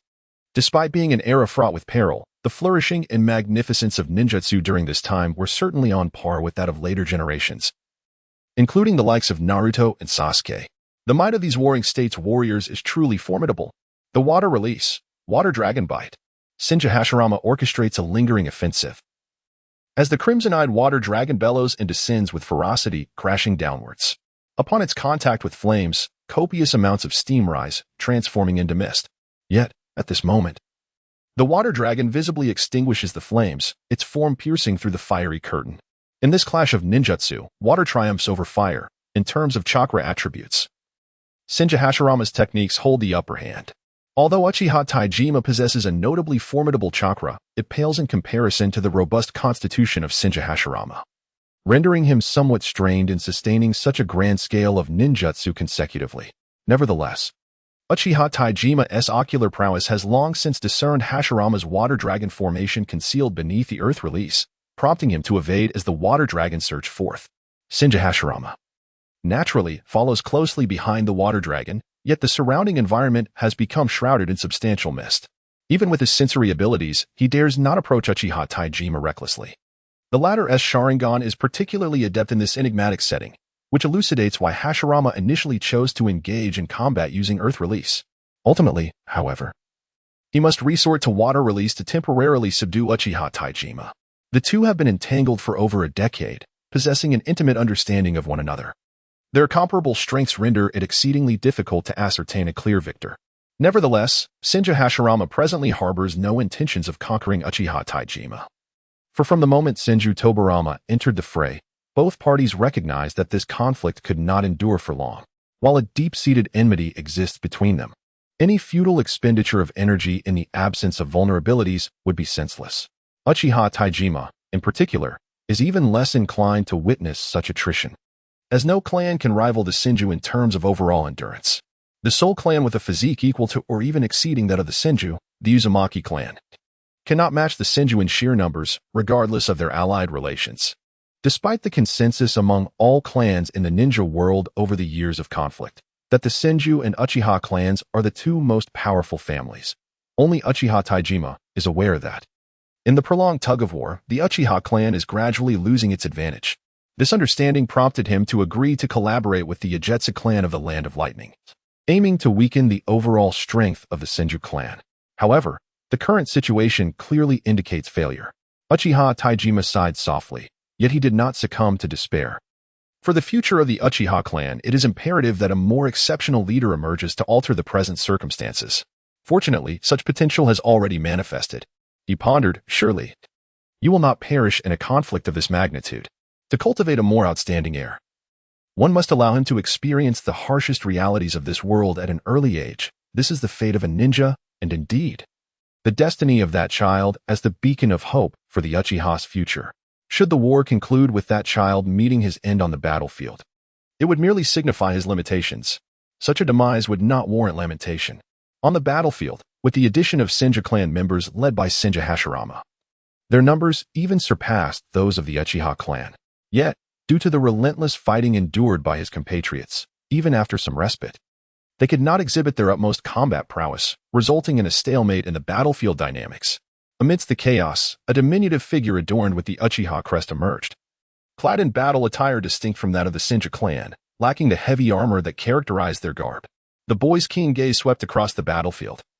Quickly assessing the foes before him, he soon singled out a young Senju, who had recently arrived from the land of whirlpools alongside Hashirama and others, and had just endured yet another skirmish, fatigue evident on his otherwise handsome visage. With a swift flick of his arm, the boy unleashed a barrage of shurikens, akin to a flurry of dark beams piercing the air. These shurikens, under his deft throw, seemed to possess a life of their own, striking at the Senju youth from various cunning angles. The boy had vanished from sight the moment he launched the shurikens. The already weary Senju, sensing the incoming assault, hurriedly raised his weapon to defend himself. The clashing of metal rang out as he parried the onslaught. The angles of the shurikens were exceptionally cunning, and the young warrior, aware of the urgency, maintained his focus. He demonstrated remarkable prowess, successfully deflecting the projectiles. Yet, he understood that the true threat lay not in the shurikens themselves, but in the assailant who wielded them. However, the battlefield was overwhelmingly cacophonous, and with his fatigue clouding his senses, he could not discern the identity of his attacker nor their exact location. At that moment, a sharp whistling sound reached the boy's ears, far more pronounced than the previous sounds of shuriken slicing through the air. He abruptly turned around, only to find a katana soaring directly towards him, aimed precisely at his head. The weapon's speed was overwhelming. In his current mental state, he had to concentrate fully to respond. Yet, it was in this fleeting moment of impact that he revealed a fatal vulnerability. The boy failed to notice a diminutive figure swiftly gliding low to the ground, approaching him with alarming speed. It was not until he raised his hand to deflect the katana that he became aware of the small boy closing in. But it was too late. His body had already committed to the motion, leaving no time to alter his stance. Clang! The advancing katana was deflected by the boy's unavoidable action, but simultaneously, the smaller boy thrust a kunai straight through his heart, perfectly aimed. The strike was executed with such precision that scarcely any blood splattered. However, given the proximity of their confrontation, a few droplets of blood did land on the boy's face. Yet, he paid no heed to the lifeless form of the boy he had just slain. There was no time to withdraw the kunai embedded in the boy's chest. Instead, he bent down to retrieve the katana that had fallen when the boy had deflected it in his last moments. As he grasped the weapon, he released the handle of the kunai, allowing the boy's corpse to slump to the ground. Nearby, another boy of similar age had just aided his kin in confronting a member of the Uchiha clan. Hashirama turned around, only to behold the lifeless body of his companion, who had moments ago walked alongside him. Amidst the battlefield, he began to comprehend the true nature of hatred and the intent to kill. In Hashirama's eyes, a fleeting expression of sorrow was quickly replaced by anger as he noticed the Uchiha boy, armed with a katana and displaying a wary demeanor, standing before him. Gazing at the youthful face smeared with the blood of his fallen companion, Hashirama was taken aback, his heart racing in surprise. Could it be him? This was not the course of events he had anticipated. Uchiha Madara? Due to the loss of his companion, Hashirama's eyes remained crimson, yet upon seeing the boy before him, astonishment surged within him. Although the original narrative did not depict Madara's appearance at the age of 5, the boy before him bore a striking resemblance to the young Madara from the first Hokage's memories. Furthermore, in this battlefield between the Senju and Uchiha clans, he could think of no other boy of this age who could be present other than Uchiha Madara. Nevertheless, maintaining a prudent demeanor, Hashirama resolved to confirm the identity of the boy before him. Yet, in order to inquire about a name, one must first engage in battle. No one would readily disclose their identity to an enemy on the battlefield, not even such fundamental information as their name. Regardless of whether the boy truly was Uchiha Madara, Hashirama found it impossible to approach him with the nonchalance of a mere observer in this precarious situation. After all, the companion who had spent considerable time with Hashirama had just perished at his hands. In contrast, the Uchiha boy's countenance shifted slightly upon seeing Hashirama, as he had not anticipated encountering someone of similar age from the Senju clan on this battlefield. However, the emotional fluctuations within both parties were fleeting. When their gazes met, the intensity in their dark eyes sharpened. Stripped of any superficial considerations, the individual before them was merely an adversary. Without hesitation, Hashirama made the first move. Gripping his weapon tightly, he charged directly at the boy. The Uchiha boy, who had earlier employed a stealthy approach to eliminate a Senju youth, immediately countered Hashirama's advance. Regardless of Hashirama's intentions, the Uchiha boy did not believe that an opponent of comparable age could surpass him in strength. Thus, There was no need for evasion. A direct confrontation was all that was required.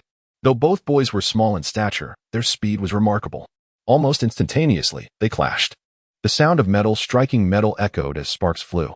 Their eyes locked, and the Uchiha boy felt a flicker of surprise. Within the Uchiha clan, not even the older children could match his level of skill. Yet, despite the thoughts swirling in his mind, the boy's movements remained fluid and unimpeded. His blade, initially aligned with Hashirama's, swiftly transitioned horizontally. With a flick of his wrist, his entire form shifted, executing a simultaneous strike with both blade and fist. The grace with which he performed the maneuver was striking, akin to a dance with a sword, yet devoid of any superficiality. Beneath this elegant facade lay a genuine lethal intent. This transformation did not escape Hashirama's notice, causing a slight twitch at the corner of his eye. He had never witnessed such a style of swordsmanship and martial arts within the Senju clan. Nevertheless, the murderous intent and offensive strategy embedded in the boy's actions were apparent to Hashirama. After all, during the past 2 years, he had trained with elite Senju, such as the likes of Senju Kage, whose movements, while not as graceful as the Uchiha boys, were far more intricate and formidable. Without the luxury of contemplation, Hashirama instinctively responded. In contrast to the boy's fluid and elegant maneuvers, he opted for straightforward strikes with his weapon and fists. Yet, within this broad and open response, Hashirama adeptly safeguarded his vital points. As their weapons and fists were on the verge of colliding again, Hashirama concentrated his chakra into his fist at an astonishing speed. This principle mirrored the formidable strength employed by Tsunade, and after 2 years of rigorous training and daily practice, Hashirama's control over chakra had significantly improved. Although he had yet to reach Tsunade's extraordinary level, if this punch landed on an unsuspecting enemy, even if their bones did not shatter, they would surely suffer for a considerable time. In truth, the ability of extraordinary strength is not a unique prerogative of Tsunade. The meticulous manipulation of chakra to enhance the potency of one's physical techniques is a skill mastered by a considerable number of warriors from the Warring States period. The Senju clan also possesses some proficiency in this area. However, few can attain the level of prowess exhibited by Tsunade. Just as Hashirama's fist was about to collide with that of the Uchiha boy, the latter unexpectedly altered his actions. Clang! The weapon in their other hands, being longer, resulted in a collision. Yet, at that moment, the Uchiha boy forcefully retracted his fist and swiftly retreated. Why is he running away? Hashirama pondered, as this boy, resembling Uchiha Madara, had yet to awaken the Sharingan, thus making it impossible for him to perceive the chakra gathering around Hashirama's fist. Choosing to evade at the last moment thwarted Hashirama's intentions. It felt as if he had gained a divine perspective. In reality, the Uchiha boy lacked such an ability. He merely began to regard his peer as a genuine opponent upon witnessing Hashirama's ability to withstand his actions. Consequently, he reconsidered his approach, realizing that engaging in a direct confrontation from the outset was not a wise strategy. The boy retreated. Yet Hashirama's mood now resembled that of a player in a mobile game facing an opponent utilizing hacks. His mindset was beginning to falter. Aren't you fond of dancing? Why are you running away? Why not continue your performance? Hashirama muttered in frustration, though the Uchiha boy could not comprehend his words. The boy hastily withdrew, attempting to create distance between himself and Hashirama, but Hashirama would not readily grant him that opportunity. He advanced, preparing to engage in close combat once more. Whoosh! At that moment, the Uchiha boy's wrist flicked, sending a flurry of shuriken and kunai flying. At such a close range, the trajectory of these small ninja tools typically remained straightforward. Yet, the boy deftly altered the shuriken's path with a kunai thrown backward. Hashirama, left with no choice, defensively blocked. This brief interval provided the Uchiha boy with ample opportunity to widen the gap between them. Let us see who dares to claim Itachi as the foremost master of shuriken jutsu. Hashirama halted, astonished that this Uchiha boy, around the same age as himself, had honed his shuriken techniques to such a degree. All signs pointed to this individual being Uchiha Madara. If a mere nameless warrior from the Warring States possessed such prowess, then Hashirama, having reincarnated as the first Hokage, alongside Kishimoto's beloved character Itachi, might as well take his own life with a kunai. After creating some distance, the boy swiftly stowed his weapons and clasped his hands together. Hand seals. Observing this, Hashirama also began to form seals. Since arriving in the Warring States era, although he had trained diligently during his years of solitude, memorizing the hand seals for various conventional ninjutsu from this period was not Hashirama's strong suit. Even if he had not memorized much, As he formed his hand seals while observing his opponent do the same, the moment he saw the boy bring his hands together, with 2 fingers raised before his mouth, Hashirama could effortlessly recite the name of the jutsu in his mind. After all, the frequency of this technique's appearance in the original work was exceedingly high, second only to the shadow clone and the Rasengan.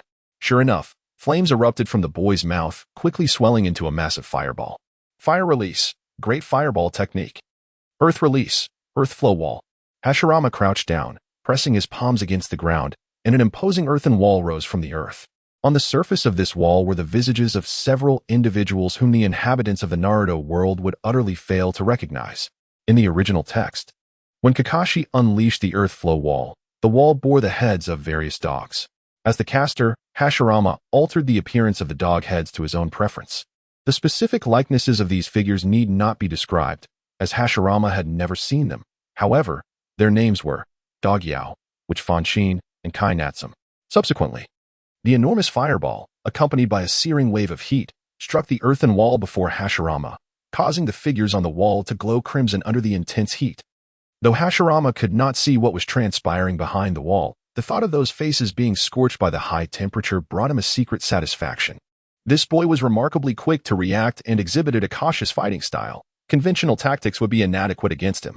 Meanwhile, Hashirama contemplated how to swiftly subdue his opponent, as engaging in a prolonged battle against a rival of the same age was not his style. What same age? Counting from before his transmigration, he was already 28. Something seems amiss. Should I add that I've already turned off your insurance? Hashirama pondered this amusing thought but did not delay in his actions, stacking his hands to form the special hand seal for the shadow clone technique. When he noticed that his fire release was countered by the earth release jutsu of his opponent, the Uchiha boy furrowed his brow, momentarily halting in place. Uncertain of what was happening behind the earth flow wall, he dared not approach Hashirama recklessly. The proud Uchiha boy felt a flicker of astonishment. The opponent's physical prowess, reaction speed, and even the level of ninjutsu were evidently on par with his own. Just then, a figure darted swiftly from behind the scorched earth flow wall. Bursting forth with astonishing speed, aimed directly at the Uchiha boy, it was Hashirama. The prepared boy swiftly drew his ninja tools. At this close range, his shuriken technique could naturally be executed with greater precision, but at that moment, Hashirama held a kunai in each hand, blocking left and right. Seizing the opportunity while Hashirama defended himself, the boy advanced. He had no intention of maintaining a purely defensive stance throughout the battle. However, he regarded this assault as merely a test, seeking to further probe Hashirama's capabilities. As the boy charged towards Hashirama, he suddenly sensed something amiss. Although Hashirama could fend off his shuriken techniques, the latter's movements differed drastically from their earlier confrontation. Even if some chakra had been expended in casting ninjutsu for defense, his actions should not have become this sluggish. By the time Hashirama deflected all the shuriken, the boy had already closed the distance between them. At that moment, the boy perceived numerous fatal openings in Hashirama's stance, believing he could easily strike him down. Hashirama would have no time to prepare for defense. However, just as victory seemed within reach, the boy abruptly pivoted and retreated. Bang! In that instant of reaction, the earthen wall behind him, already scorched black by a great fireball technique, suffered a heavy blow and shattered. Under the force of the impact, the fragmented stones transformed into a barrage of deadly projectiles, hurtling towards both Hashirama and the boy. While the boy heard the commotion, his focus remained fixed on Hashirama, leaving him oblivious to the unfolding chaos behind him. Boom! In the next moment, he witnessed Hashirama erupt into a vast cloud of white smoke. The Hashirama who had captivated the boy was merely a shadow clone, created from the chakra that Hashirama had allocated, leaving only 1/3 of his chakra to that clone. Thus, while the clone possessed Hashirama's consciousness and experience, its speed and agility paled in comparison to the original. The explosion that obliterated the shadow clone was caused by the lethal shards from the shattered earthen wall. Momentarily stunned, the boy struggled to comprehend what had just transpired. After all, in this era, only Hashirama possessed the knowledge of the shadow clone technique. The first of the lethal shards was swiftly deflected by the boy's swift movements. But for the first time, there was a hint of panic in his otherwise composed actions, as the situation had escalated too rapidly. As the lethal shards continued to rain down, the boy's mind raced with fleeting thoughts. A clone? Yet that earlier figure had effortlessly dispelled the shuriken I launched. The clone technique from the Warring States period was, much like the ones taught in later ninja academies, merely an illusion without substance. However, the boy had no time to clarify his understanding, for after the barrage of lethal shards, a swift figure emerged, halting abruptly. It was Hashirama. In that moment, Hashirama perceived the boy as replete with vulnerabilities. Given the earlier circumstances, merely managing to evade the shards from the earthen wall was already commendable. Thus, as he charged with fierce determination, the boy found himself utterly unprepared. The two engaged in close combat once more, but for the boy, the advantage had slipped away, especially considering that Hashirama's strength was not inferior to his own. Although the use of shadow clones consumed a certain amount of chakra, it must be acknowledged that Hashirama was a man destined to possess immense chakra in the future. Thus, after several exchanges, the boy found himself caught off guard by Hashirama and was promptly knocked to the ground. Hashirama pressed down upon him, yet even in defeat, the boy continued to resist, preventing Hashirama from delivering a fatal blow. After a brief struggle, Hashirama managed to restrain the boy's arms. Their youthful and delicate faces were now perilously close. The murderous intent in Hashirama's crimson eyes diminished slightly, while the boy, still brimming with fighting spirit, showed no signs of surrender. For on the battlefield, surrender equates to death. Moreover, although Hashirama had temporarily subdued him, eliminating the boy was no simple task. What a tenacious opponent, Hashirama sighed inwardly, adopting an air of arrogance as he declared, "You truly possess remarkable skill. Among my clan, there are no peers of your age who can contend with me to this extent. I acknowledge your prowess. What is your name?" His intention was to ultimately ascertain the identity of the boy before him, although the answer was quite evident already. The boy, despite his maturity, was still a child and harbored a sense of pride. He fixed his gaze intently on Hashirama. "You are impressive as well, so you go first." Hashirama was momentarily taken aback, speechless, feeling as if a few dark lines had appeared on his forehead. Is this the legendary Tsundere? Am I playing with him? He pondered, uncertain whether to laugh or cry. Gazing at the boy's youthful face so close to him, Hashirama spoke in a low voice. "Do you realize that I am about to kill you?" However, his words did not intimidate the boy in the slightest. On the contrary, the boy's expression shifted to one of extreme anger. "Are you implying that you can kill me at any moment?" Clearly, Hashirama's earlier statement had backfired, igniting the boy's fierce pride. "This sentiment sounds oddly familiar." Hashirama frowned, the bitterness evident on his face. During the battle between the first Hokage and Madara at the Valley of the End, their dialogue and the latter's reaction were not dissimilar to this. "I truly have a penchant for speaking carelessly," Hashirama self-deprecated, further solidifying his suspicion that this individual was Uchiha Madara. He then casually responded, "Senju Hashirama." Unlike the Uchiha boy, Hashirama held no trivial pride. It was merely an introduction. It wouldn't cost him anything, so what was there to lose? "Uchiha Madara." The boy promptly stated his name as well, though he still appeared quite irate. Nevertheless, after their earlier confrontation, he could not deny Hashirama's capabilities. Upon hearing the already confirmed answer, Hashirama's heart stirred not even the slightest ripple. Yet, gazing at the 5-year-old Obito before him, he felt somewhat bewildered. This was not how it was depicted by Kishimoto. Shouldn't our first encounter have been filled with joyous moments of skipping stones and cultivating a profound friendship? Wasn't the script meant to unfold in such a manner? Hashirama could never have anticipated that his inaugural meeting with Uchiha Obito would occur under such circumstances. They had started off by engaging in a brawl? Nevertheless, as a time traveler, Hashirama's initial thought was, of course, to foster a good relationship with Obito, teasing him playfully. And over the years, collaboratively establishing a new socialist Konoha.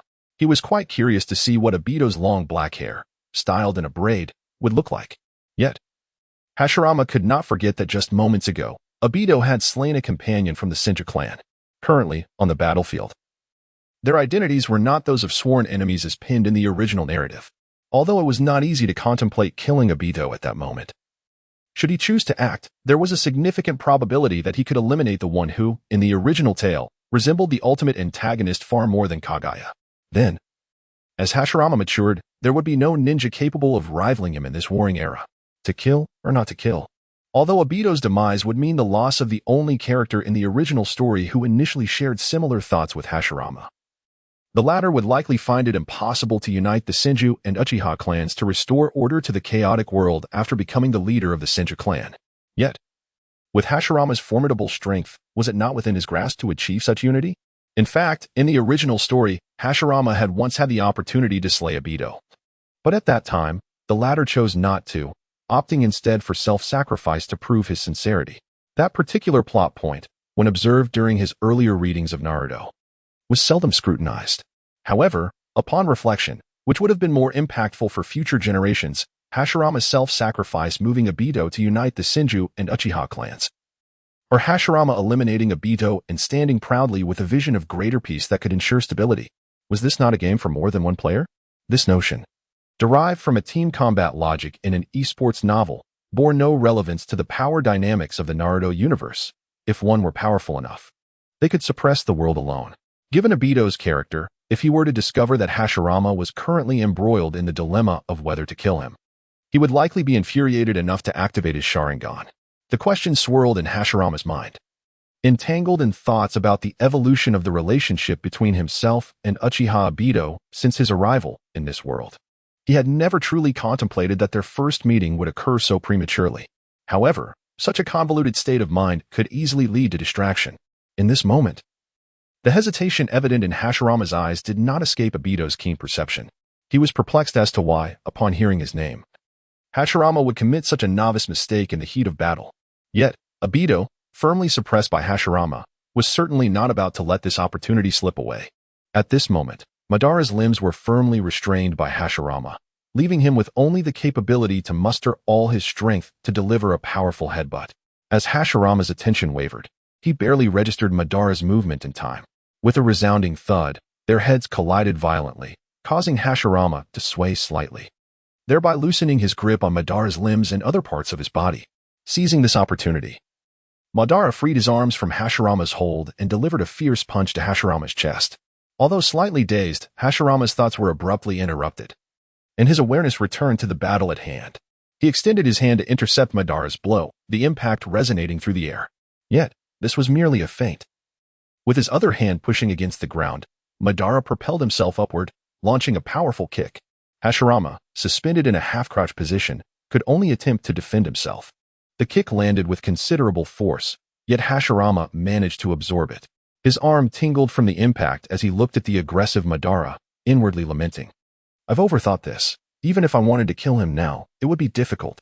In a narrative where the antagonist perishes due to excessive monologuing, he, the protagonist, found himself ensnared by his own convoluted thoughts. If this were a fanfiction of Naruto, Hashirama would undoubtedly scorn the author for such a foolish plot. Having learned from his previous misstep, Hashirama discarded any extraneous thoughts. With his tingling hand, he pressed down hard on Madara's leg, using the force to spring backward and land steadily on the ground. In response, Madara also propelled himself upward, taking a defensive stance against Hashirama. Hesitation leads to defeat.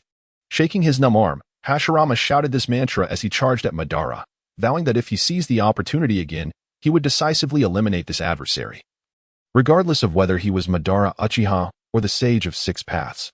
However, at that moment, the battlefield, once filled with the clamor of combat, suddenly experienced a brief pause.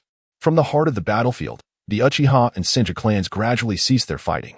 Around the fray between the divine figures, Senju Hashirama and Uchiha Taijima, the ground was in disarray, with a diameter exceeding 1 kilometer.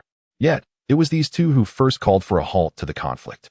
Unable to determine a victor, their focus shifted to the struggle between their clans.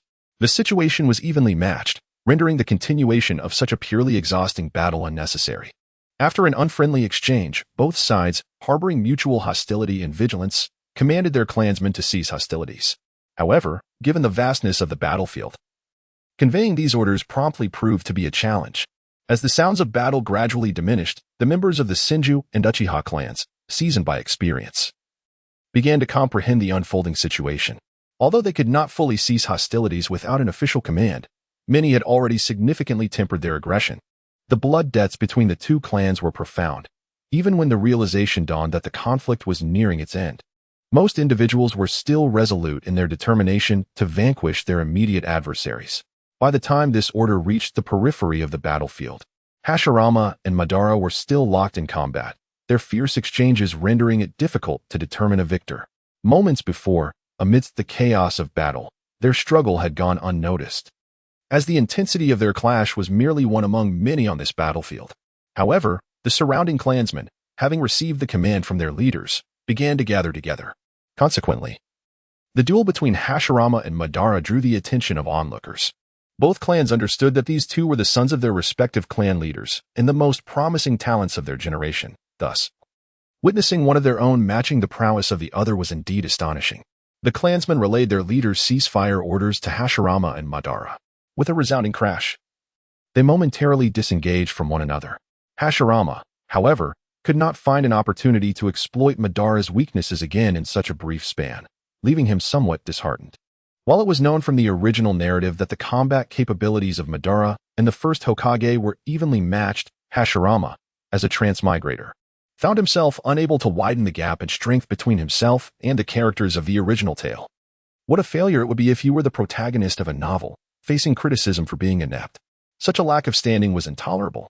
Yet, despite his diligent training, what could be expected from someone whose past life had consisted of little more than a kilometer of movement in a 24-hour day? With only a few hours of practice each day, Hashirama felt he had reached the limits of his potential. The universe had been unjust in denying him an advantage. Madara, observing Hashirama with furrowed brows and not uttering a word, turned away towards the gathering of his own clansmen. He did not resort to the melodramatic proclamations typical of antagonistic characters in novels, vowing to defeat Hashirama upon their next encounter. Nevertheless, such thoughts lingered in his mind. For he harbored intentions not just to triumph, but also to eliminate Hashirama without hesitation should the opportunity arise. Hashirama, retreating towards his clansmen, found himself burdened with unresolved thoughts. However, those considerations could wait until the war concluded and he returned to the tranquility of his clan. After providing aid to the Uzumaki clan, he had rejoined the fray. And both physically and mentally, he felt fatigued. As the clansmen converged, both the Uchiha and Senju began to perform a solemn task, retrieving the bodies of their fallen comrades nearby. Their fellow warriors stood guard against any lingering threats in the vicinity. The Uchiha clan places greater emphasis on the recovery of bodies post-battle than any other family within the shinobi world. They are keen to prevent their Sharingan from falling into the hands of outsiders. The appearance of the corpses of fallen ninjas on the battlefield tends to diverge into two extremes. Those who perish by ninja tools or hand-to-hand combat typically remain relatively intact, whereas those struck by ninjutsu are often left unrecognizable. Previously, during the war supporting the Uzumaki clan, the maritime setting, coupled with subsequent pursuit battles and the need for adjustments, left Hashirama with little understanding of the post-war battlefield. However, at this moment, he could pause and truly behold the aftermath of war. Despite having taken lives, the emotional impact of war upon the heart remains largely unchanged. In this conflict, both the Senju and Uchiha clans suffered casualties exceeding 100. As a newcomer to the battlefield, Hashirama gazed upon the corpses, and in that moment, it mattered not whether they bore the Uchiha crest or the Senju emblem. The distinctions of clan and faction exist only in life. Once deceased, the identity of the individual becomes irrelevant. If one does not know the fallen, their past, or their essence, the heart remains largely untouched by turmoil. After the fierce carnage, observing these lifeless forms elicits a complex mixture of relief and dread. Relief, for it is not oneself lying there, eyes vacant, or even dismembered. Dread arises from the uncertainty of surviving the next conflict with the same fortune. As for anger and hatred, they emerge only after these initial emotions. In most instances, the instinct for survival takes precedence, especially when the corpses before one are strangers. Thus, when Hashirama witnessed Madara slay a familiar clansman, his immediate reaction was fury, not the aforementioned emotions. Following this, another sentiment arose, the desire to take significant action to prevent such occurrences, a trait of the great. Such sights are commonplace among the majority of Senju and Uchiha.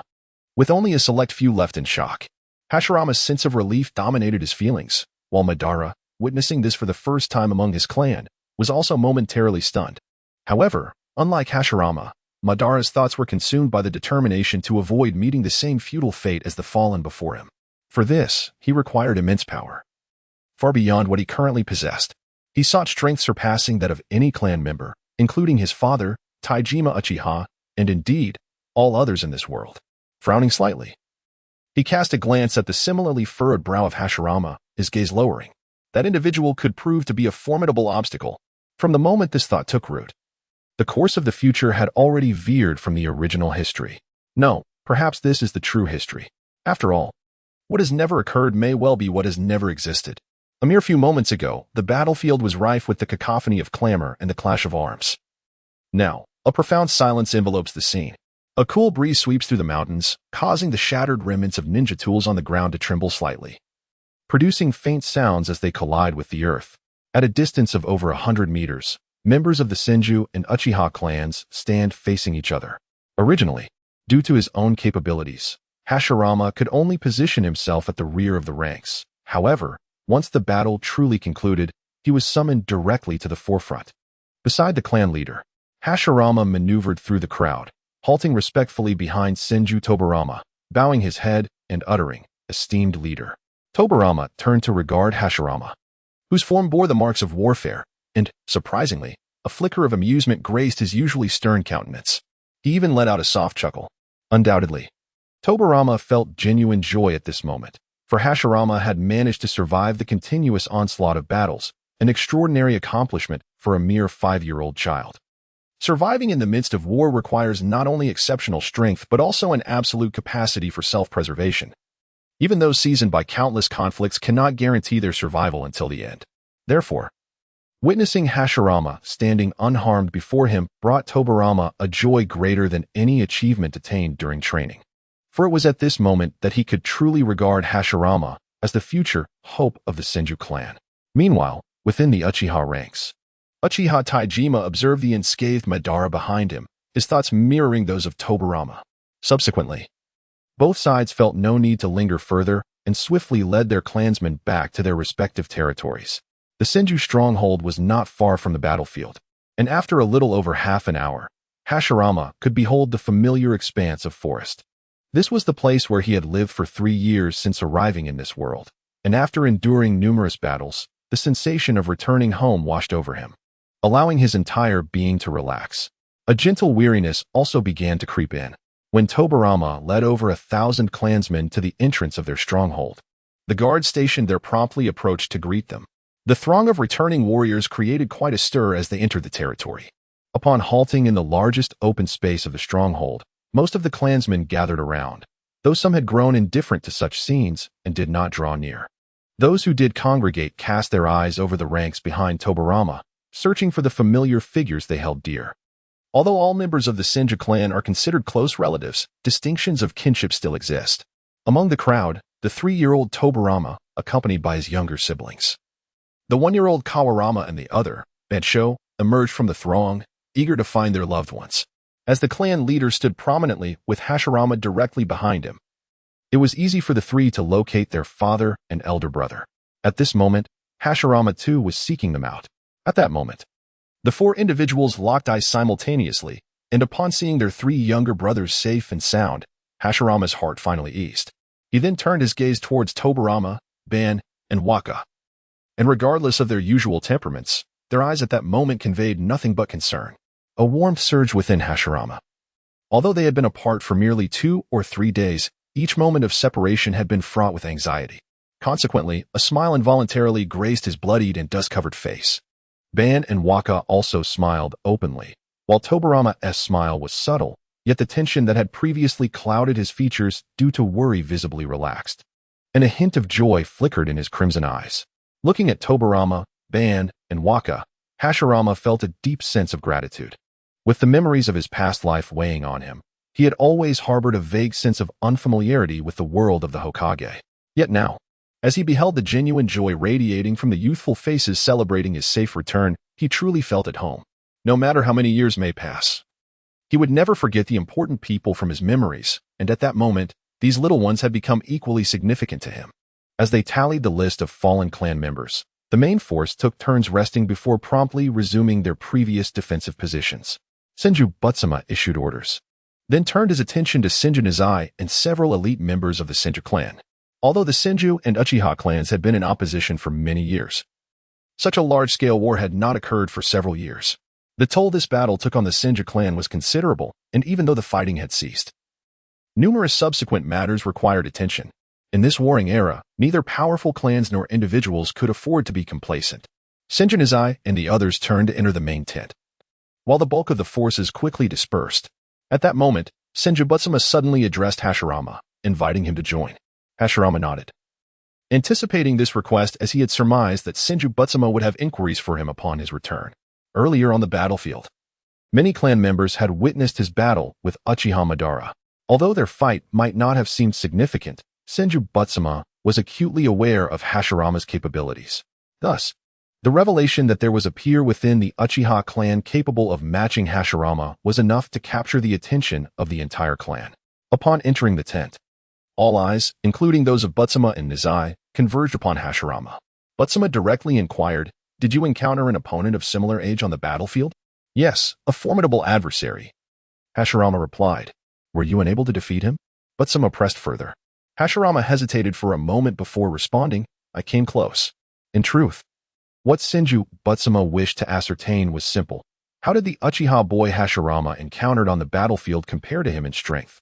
Upon hearing such a response from Hashirama, Tobirama Senju did not exhibit any signs of joy, for as long as Hashirama had not eliminated that child, the boy would undoubtedly pose a latent threat to the Senju clan. "We must ascertain the identity of that child promptly," Tobirama instructed Senju Natsutaka beside him, a glint of cold light flashing in his eyes. The murderous intent he revealed towards Madara indicated that in the forthcoming conflict with the Uchiha clan, should Madara reappear on the battlefield, he would undoubtedly become a prime target for eradication by the Senju. Conversely, for the Uchiha clan, Hashirama represented an equally formidable, if not greater, threat. This was due to the fact that during his previous confrontation with Madara, Hashirama had inadvertently exposed certain secrets of his own. Hashirama believed that Madara would certainly relay this information to Uchiha Taijima. Therefore, he felt there was little reason to continue concealing his capabilities. By enabling the Senju clan to master the shadow clone technique, he hoped to mitigate the casualties in future conflicts to some extent.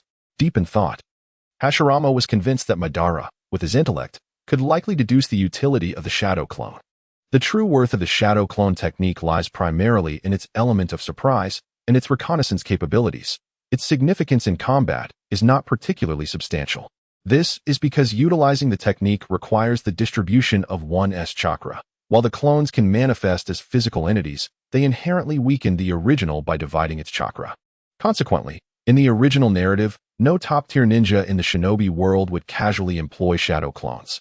Only individuals like Naruto, endowed with an extraordinary amount of chakra, could integrate shadow clones as a regular aspect of their combat strategy without hesitation. Naturally, the members of the Senju clan are predominantly endowed with robust physical constitutions. Thus, if they could master the shadow clone technique, it would indeed enhance their overall strength in future conflicts.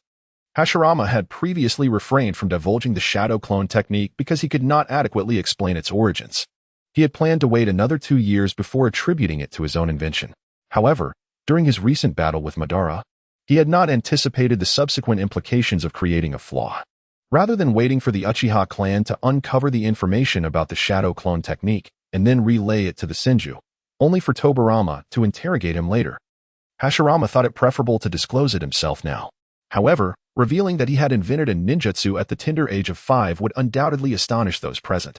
"Lord Clan Leader, I have something to report," Hashirama said, bowing his head respectfully.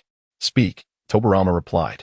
Hashirama then lifted his head, feigning a semblance of hesitation, and slowly stated, "I recently invented a ninjutsu, which is still in the testing phase, but during today's battle, I realized that if our clan members could master it, it should enhance our overall strength." Upon hearing this, the expressions of Tobirama and the other elite members of the Senju clan shifted subtly, their gazes towards Hashirama reflecting incredulity. "What kind of ninjutsu is it?" Tobirama immediately inquired. "It is a technique that allows for the creation of physical clones," Hashirama responded. As Hashirama spoke, he formed the hand signs for the shadow clone technique, and with a resounding thud, a clone materialized beside him. He felt that explaining the intricacies would be somewhat convoluted, so he opted for a practical demonstration instead.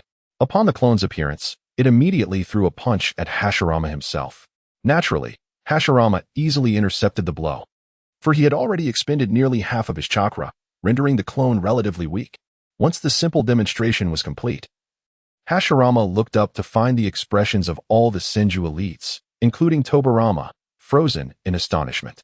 It was hardly surprising that they were taken aback, given that these individuals were formidable ninjas. Witnessing Hashirama manifest a tangible clone elicited such reactions.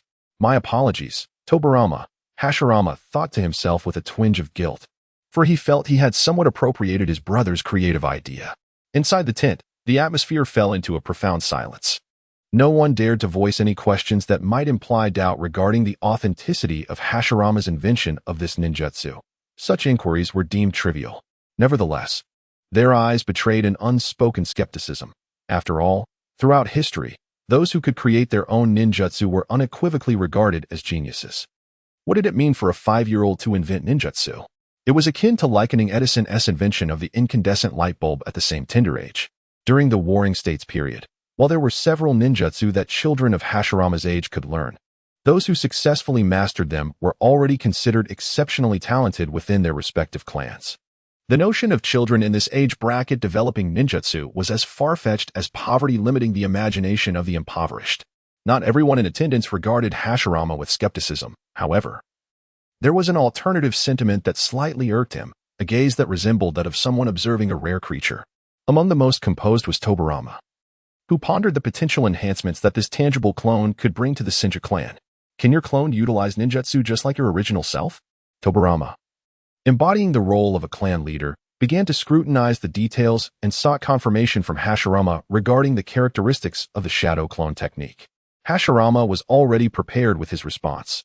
Indeed, for the essence of this technique lies in distributing one's chakra to create a physical entity, endowing it with all the experiences and knowledge of the original. Provided that sufficient chakra is allocated to the clone, it can wield corresponding ninjutsu. However, the sole drawback remained that such clones possessed poor resilience against attacks.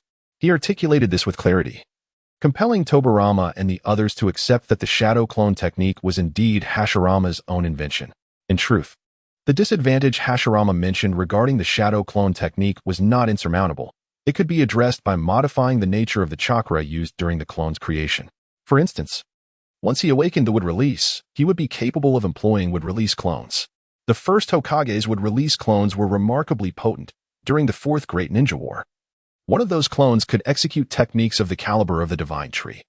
It is likely that the sixth Hokage of a certain village in Boruto would not surpass even a single wood release clone of the first Hokage. During the Five Shadows Conference, one could effortlessly send Sasuke flying. Yet in Boruto, he finds himself outmatched by the lower-ranked ninjas of his own village. The entity capable of employing ninjutsu, the shadow clone technique, piqued even the composure of the esteemed Senju Hashirama, causing his eyes to gleam with intrigue upon hearing Tobarama's account. Should Tobarama's assertions hold true, the shadow clone technique would indeed augment the capabilities of certain clan members, ensuring that everyone present would ultimately benefit. Even the most formidable ninjas, such as Senju Hashirama and Senju Tobarama, found themselves contemplating the immediate acquisition of the shadow clone technique. As they gazed at Tobarama, their expressions betrayed a hint of discomfort. While it is often said that the eager and studious should not hesitate to seek knowledge, it is evident that individuals of the stature of Senju Hashirama and Senju Tobarama would find it unbecoming to solicit guidance from Tobarama. You wish to learn? Then ask me. Tobarama mused inwardly, though he would never dare to voice such thoughts. Such musings were best kept to himself. Presently, he could only tease the youthful Tobarama and some of his contemporaries. Before him stood clan leaders and elders. He had no intention of courting disaster. Thus, Tobarama feigned an exceedingly obedient demeanor that pleased the assembly, including Hashirama. I shall promptly compile the details regarding the technique's cultivation, he declared, a testament to his strong desire for survival in light of the circumstances. After expounding upon the shadow clone technique to the higher-ups of the Senju clan, he swiftly retreated to his tent to draft the scroll detailing the technique. As he exited the main tent, Hashirama, Tobarama, and the others watched him depart. For once Tobarama unveiled the secret of the technique, he was regarded by them as almost akin to a giant panda. The young clan leader is destined to become a formidable and distinguished leader, on par with the clan head, Tobarama remarked with a sense of awe. At this moment, an unmistakable smile graced Hashirama's face. Observing the boy's retreating figure, Hashirama mused, it is still somewhat premature to make such statements. Nevertheless, he certainly possesses the potential to surpass me. This was not an unwillingness on Hashirama's part to acknowledge Tobarama's prodigious talent, but rather an understanding that in the world of ninjas, innate ability must be transformed into tangible strength before it can be deemed significant. Hashirama himself was not the most gifted ninja of his generation. Upon reaching his tent, Tobarama discovered that his brothers, Tobarama and Ban, were waiting outside for him. "Big brother," they exclaimed, rushing to his side, undeterred by the lingering scent of blood on his armor, and they embraced him with unreserved affection. In response to their endearing display, Tobirama affectionately ruffled their hair before turning to Tobirama. With his arms crossed, Tobirama scrutinized Tobirama before addressing Ban and Wacken. Hey, you two, it's time to train. Come along with me. However, Ban and Wacken clung to Tobirama, reluctant to part from him. Have you forgotten what I just said?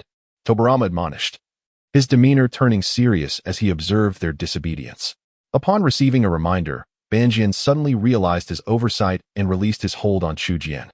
Noticing that Weijian had yet to move, he hurriedly approached him and whispered, Brother, do you not recall what Brother Feijian just mentioned?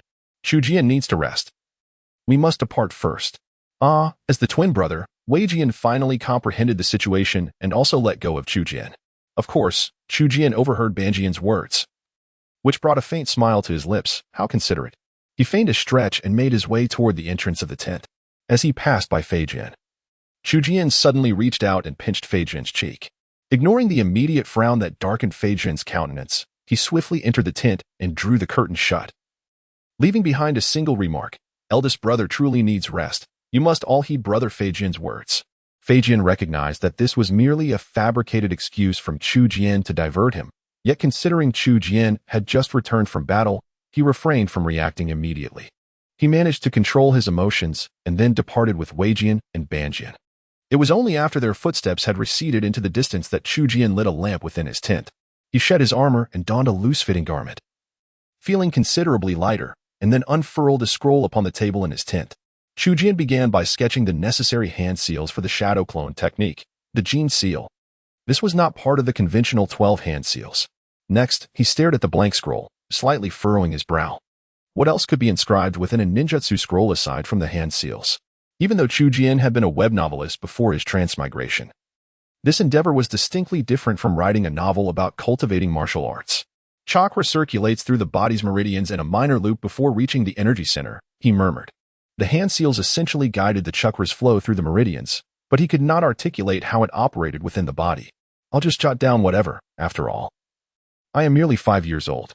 Senju Banjian and the others cannot fault me for their inability to comprehend it. At worst, I can teach them personally later. Resolute in his decision, Chujian began to write fervently. As he grappled with the peculiar and intricate language, his pace was slow, and his handwriting was, naturally, rather atrocious. After all, Chujian had not systematically studied this language. Is 3 years of self-study for a foreign language excessively long? Furthermore, this was merely an extracurricular task. Presently, Chujian's primary focus was on mastering each battle as swiftly as possible. An hour later, the white ninjutsu scroll was filled to the brim with his scrawled text. And as he gazed upon the abundant characters, he felt a sense of satisfaction. A tendency of verbosity had surfaced, he muttered to himself, as a web novelist. One must hone their foundational skills. Water release, great waterfall technique.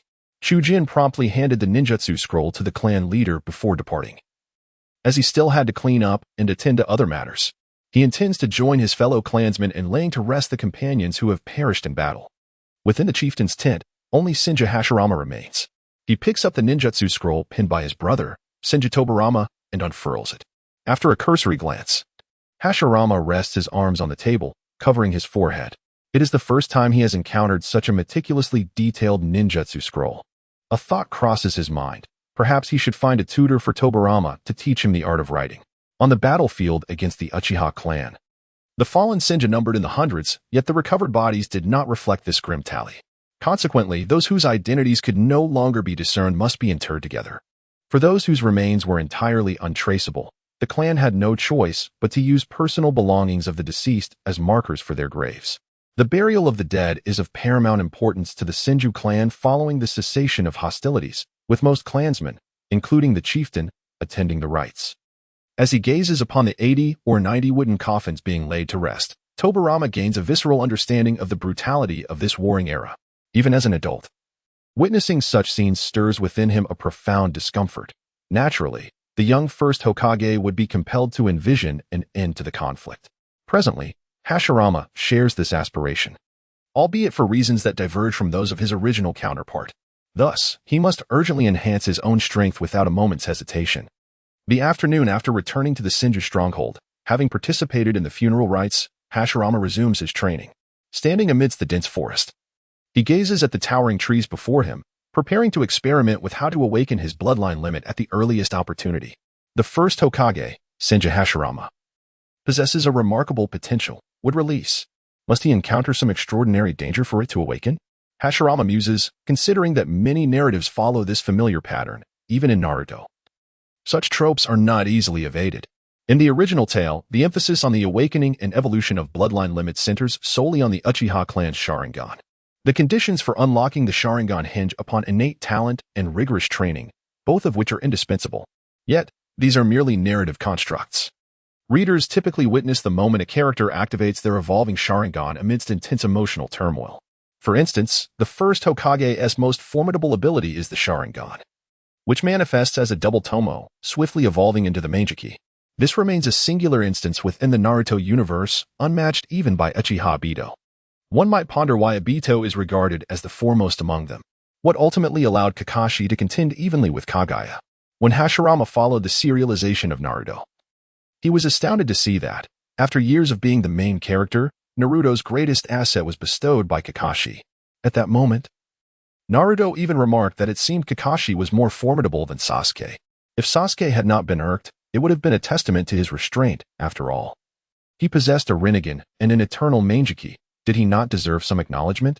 Amidst the flourishing forest, Hashirama slowly raises his hands and begins to circulate the chakra within him.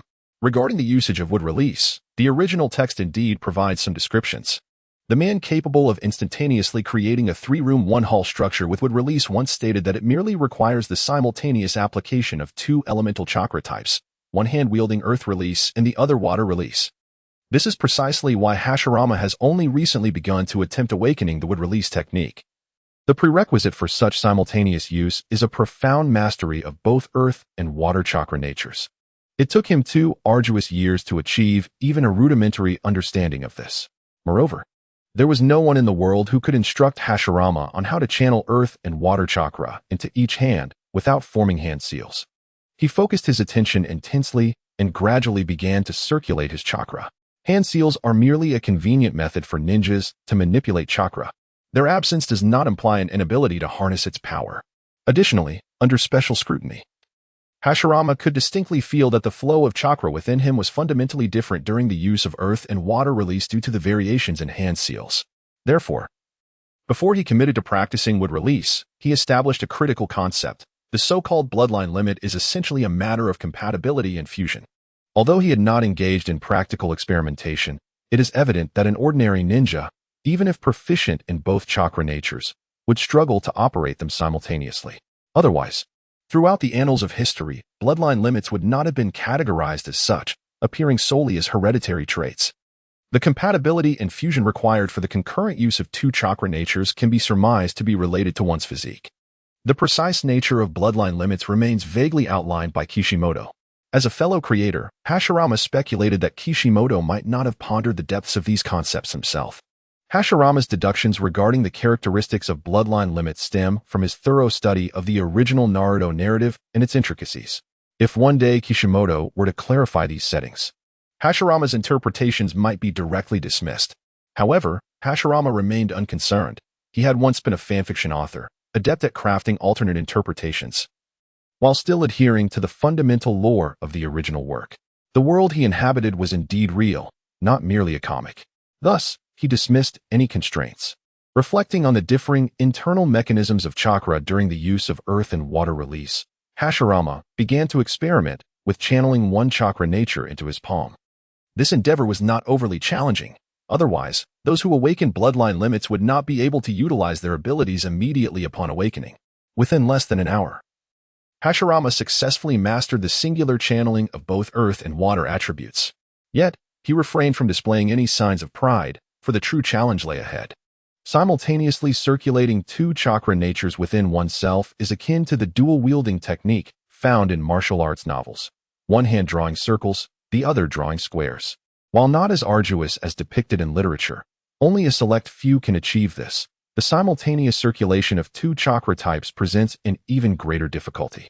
Thus, during the subsequent 5 hours, until the sun began to descend, Hashirama had not achieved success. However, he remained unperturbed. If he could master the wood release technique in a single afternoon, He would consider his journey through time not entirely devoid of advantages, namely, his innate talent. Should that be the case, he would contemplate further appropriating the inventions and innovations of both his brother and other ninjas from the future. Techniques such as Flying Thunder God, Spiral Sphere, and Chidori would rightfully become his patents. As Hashirama departed from his training grounds and returned to the tent where his clan resided, he unexpectedly encountered a familiar figure, Senju. "Is there something you need?" Hashirama inquired, recognizing that Ki was evidently waiting for him. "The clan leader requests that you meet him as soon as your training is concluded," Ki replied, maintaining a degree of familiarity with Hashirama, though his address remained unchanged. After all, traditions must be upheld. "Oh, you're accompanying me?" Hashirama responded, noticing that Ki had no intention of leaving after delivering the message.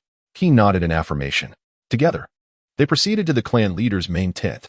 Upon entering the tent and performing the customary greetings, Hashirama directly asked, "What is it that you require of me, esteemed leader?" Senju shifted his gaze from the desk before him, and Hashirama noted the slight furrow in the elder's brow at that moment. Even standing at the center of the tent, Hashirama could clearly discern that the object of Butsuma's attention was the shadow clone technique scroll he had authored. As Butsuma's gaze settled upon Hashirama, his demeanor returned to its usual composure. He then spoke. "I, along with several other elders, have deliberated and concluded that the ninjutsu you have developed will indeed bolster our clan's strength. Therefore, we have selected a dozen elite ninjas from our family for you to instruct personally, ensuring they swiftly master the shadow clone technique. Is it appropriate for me to teach the elite members of the Senju clan?" Hashirama raised an eyebrow, slightly astonished. Although he held the title of clan heir and his status was not inferior to those elite ninjas, the notion of a 5-year-old instructing accomplished adult ninjas seemed rather peculiar. "This is a joint directive from the clan leader and the elders," Butsuma replied. "You need not feel any psychological burden. I and the elders will be present to observe your instruction." "Understood." Hashirama acquiesced to the command, though internally he was bursting with laughter. "Ha! They wish for me to teach the elite ninjas of the Senju clan. I fear Butsuma and the others may not comprehend the scrolls I have written." He then cast a glance at Senju Ki, his expression suddenly tinged with sympathy. For it was likely that Ki was also among the elite selected by the clan leader and elders. These higher-ups of the Senju clan, in a bid to preserve their dignity, had no choice but to allow Ki and others to become Hashirama's students. They were nothing more than pawns, destined to serve as scapegoats. "Beginning tomorrow morning, you will commence your lessons with Senjukatsu. Aside from the other hours in the morning, allocate the remaining time as you see fit.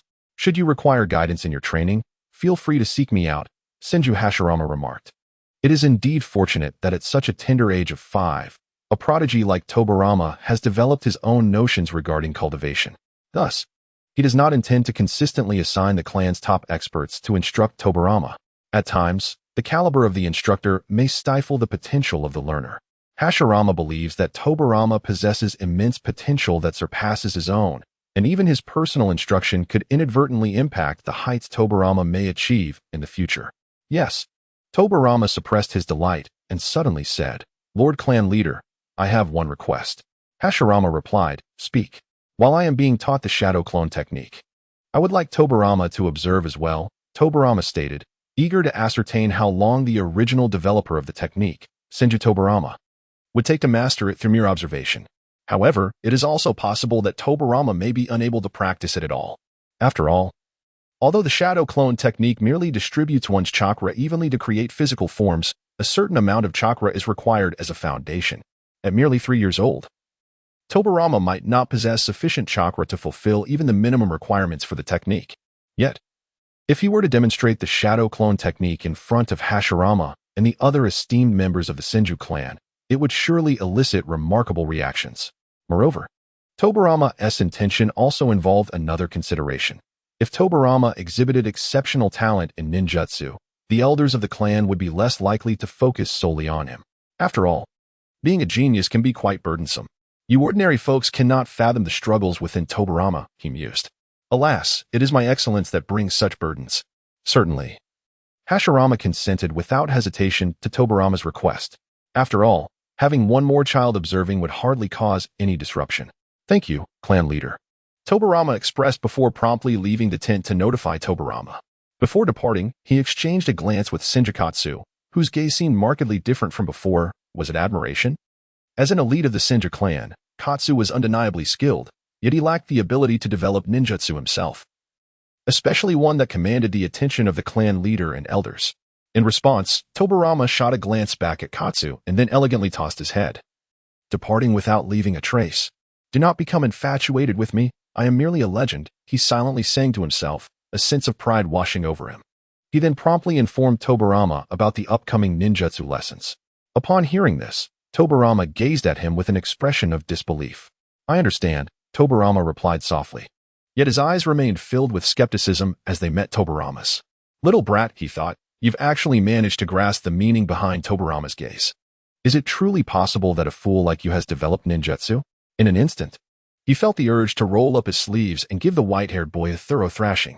Yet, upon reflecting on Tobirama's skepticism, he realized it wasn't entirely unfounded. The shadow clone technique was not originally conceived by Hashirama. He had already appropriated Tobirama's idea. To retaliate for this would be akin to burning bridges after crossing them.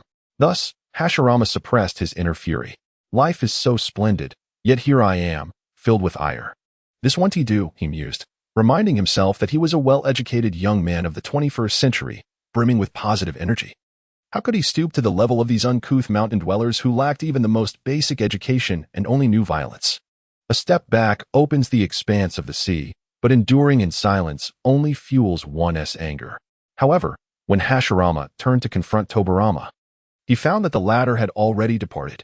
The following morning, Hashirama rose early, meticulously preparing his belongings, even taking a moment to wash his hair by the river adjacent to his clan, for this was his inaugural experience as a teacher, and he could not afford to embarrass himself. Upon arriving at the designated teaching site, he found a dozen elite members of the Senju clan, including Senju, already gathered, positioned, and awaiting his arrival. Many among them had sparred with Hashirama over the past 2 years, and thus, a sense of familiarity had developed. As the son of the clan leader, Hashirama's standing was not inferior to theirs, despite the absence of any formal master-apprentice relationship. Yet, the sight of a child so much younger than them in the role of instructor felt rather peculiar. Among the assembled elite, only Senju wore a neutral expression. Observing the varied countenances of his peers, Hashirama felt a twinge of annoyance and cleared his throat. "Ahem. I am here to conduct today's lesson." As most of those present were familiar with one another, there was no need for introductions. Although the elite members found the situation odd, they were not foolish. The technique being taught was evidently of such significance that it warranted the attention of the clan leader and elders, making it imperative for them to engage earnestly in their studies. After all, even if the instructor were merely a 5-year-old child, the fact that he possessed knowledge worthy of their attention should dispel any discomfort. Consequently, all the Senju elite straightened their postures. Hashirama was pleased with their transformation, though he had initially intended to tease them a bit. However, upon noticing that the elders of the Senju clan and Tobirama had also arrived, he refrained from further frivolity. Tobirama had already taken his place behind a tree, observing. Although he often exuded an air of arrogance when it came to learning ninjutsu, his demeanor shifted to one of utmost seriousness. "My apologies, little brother," Hashirama thought, diverting his gaze from the focused Tobirama. He offered a silent apology for appropriating his idea and then, without further ado, clasped his hands together and formed the necessary hand signs. He stood before a dozen elite members of the Senju clan. Their gazes, along with those of the surrounding Senju Buddha, were all focused on Hashirama. Initially, he demonstrated a ninjutsu known as the shadow clone technique. Boom boom. Accompanying the sound, 2 identical shadow clones appeared before the audience. His ability to create clones surpassed just one. However, during previous battles, excessive chakra had been allocated to the clones, rendering it ineffective for enhancing his combat prowess and merely resulting in wastage. Yet, for the purpose of demonstration, such considerations were unnecessary. As the 2 clones manifested, everyone's eyes widened in astonishment. Hashirama was thoroughly pleased with the expressions reflected on their faces. This was the first genuine moment he felt like a transcendent being since his arrival in this world. A transcendent, after all, must be the center of attention, with everyone around exclaiming in admiration. With that, Hashirama took a few steps back to clear the space. His 2 shadow clones immediately faced each other and began to engage. Crash! The clones collided in a flurry of fists, their chakra levels being nearly identical, resulting in equal speed and strength, making it ideal for practice. Hashirama stood at the center of this confrontation, Addressing the elite members of the Senju clan, this is the shadow clone technique I have created. A technique that manifests tangible clones. In truth, even without further elaboration, the audience could discern the essence of the technique. Hashirama's gaze flickered towards Tobirama. Continuing his explanation, the earlier hand sign is a special seal required to release the shadow clone technique and condense chakra. Tobirama, the original inventor of the technique, was intently observing the two clones, deep in thought. Do you understand now? Even though he knew the original creator was Tobirama, Hashirama was somewhat taken aback by the contemplative expression on the youthful face before him. No matter how gifted, this child was merely 3 years old. Was he? Shouldn't he talent adhere to some fundamental laws? It seems not in the world of Naruto. Curiosity piqued, Hashirama wondered if, after explaining the principle of the technique, Tobirama would master it instantly like Itachi did with the great fireball technique. The essence of the technique was about to be articulated when the elites of the Senju clan, along with Tobirama and others nearby, awaited further elucidation. Behind the trees, Tobirama had already formed the seal for the technique. Hashirama, having closely monitored Tobirama's actions, was utterly astonished when he saw him assume the hand sign. No way, I haven't even finished my explanation. While Tobirama was indeed forming the seal, no immediate action to execute the shadow clone technique occurred. In truth, he was merely intrigued by the seal associated with releasing the technique. Different seals influenced the flow of chakra in varying ways, and Tobirama was simply eager to ponder this aspect further. After a brief moment of distraction, Hashirama sensed the unusual atmosphere and spoke up. Feeling the weight of numerous gazes upon him from behind, he quickly regained his focus and stated, "The essence of this technique is quite simple. One merely needs to distribute the chakra evenly while forming the hand seals." Upon finishing his sentence, he glanced in the direction of Tobirama and the other members of the Senju clan, who were deep in contemplation. Initially, they had not expected much detail from the teachings of the 5-year-old Hashirama, given their own levels of prowess. They believed they could grasp sufficient nuances by observing his technique and employing their sensory abilities. Many within the Senju clan possessed a keen sense of perception. As Hashirama concluded his explanation, several elite members of the Senju clan began to experiment. Bang! Even those with minimal aptitude for hand seals could remember the basics. And soon one individual was enveloped in a cloud of smoke. An avatar appeared beside him, successfully manifesting a shadow clone. However, the reaction from everyone present, including Hashirama, was one of complete indifference, for the clone vanished in an instant with a loud pop. The Senju clan member shook his head, signifying failure. In truth, to create a shadow clone, one only needed to master the hand seal gestures and possess a sufficient amount of chakra. The real challenge lay in maintaining the clone's existence over time. If it dissipated immediately, the technique's effectiveness would be entirely lost. Moreover, during initial practice, a lack of understanding regarding the adjustment of chakra ratios could lead to a significant waste of energy. In the original narrative, when Naruto first learned the shadow clone technique, his chakra efficiency was notably poor.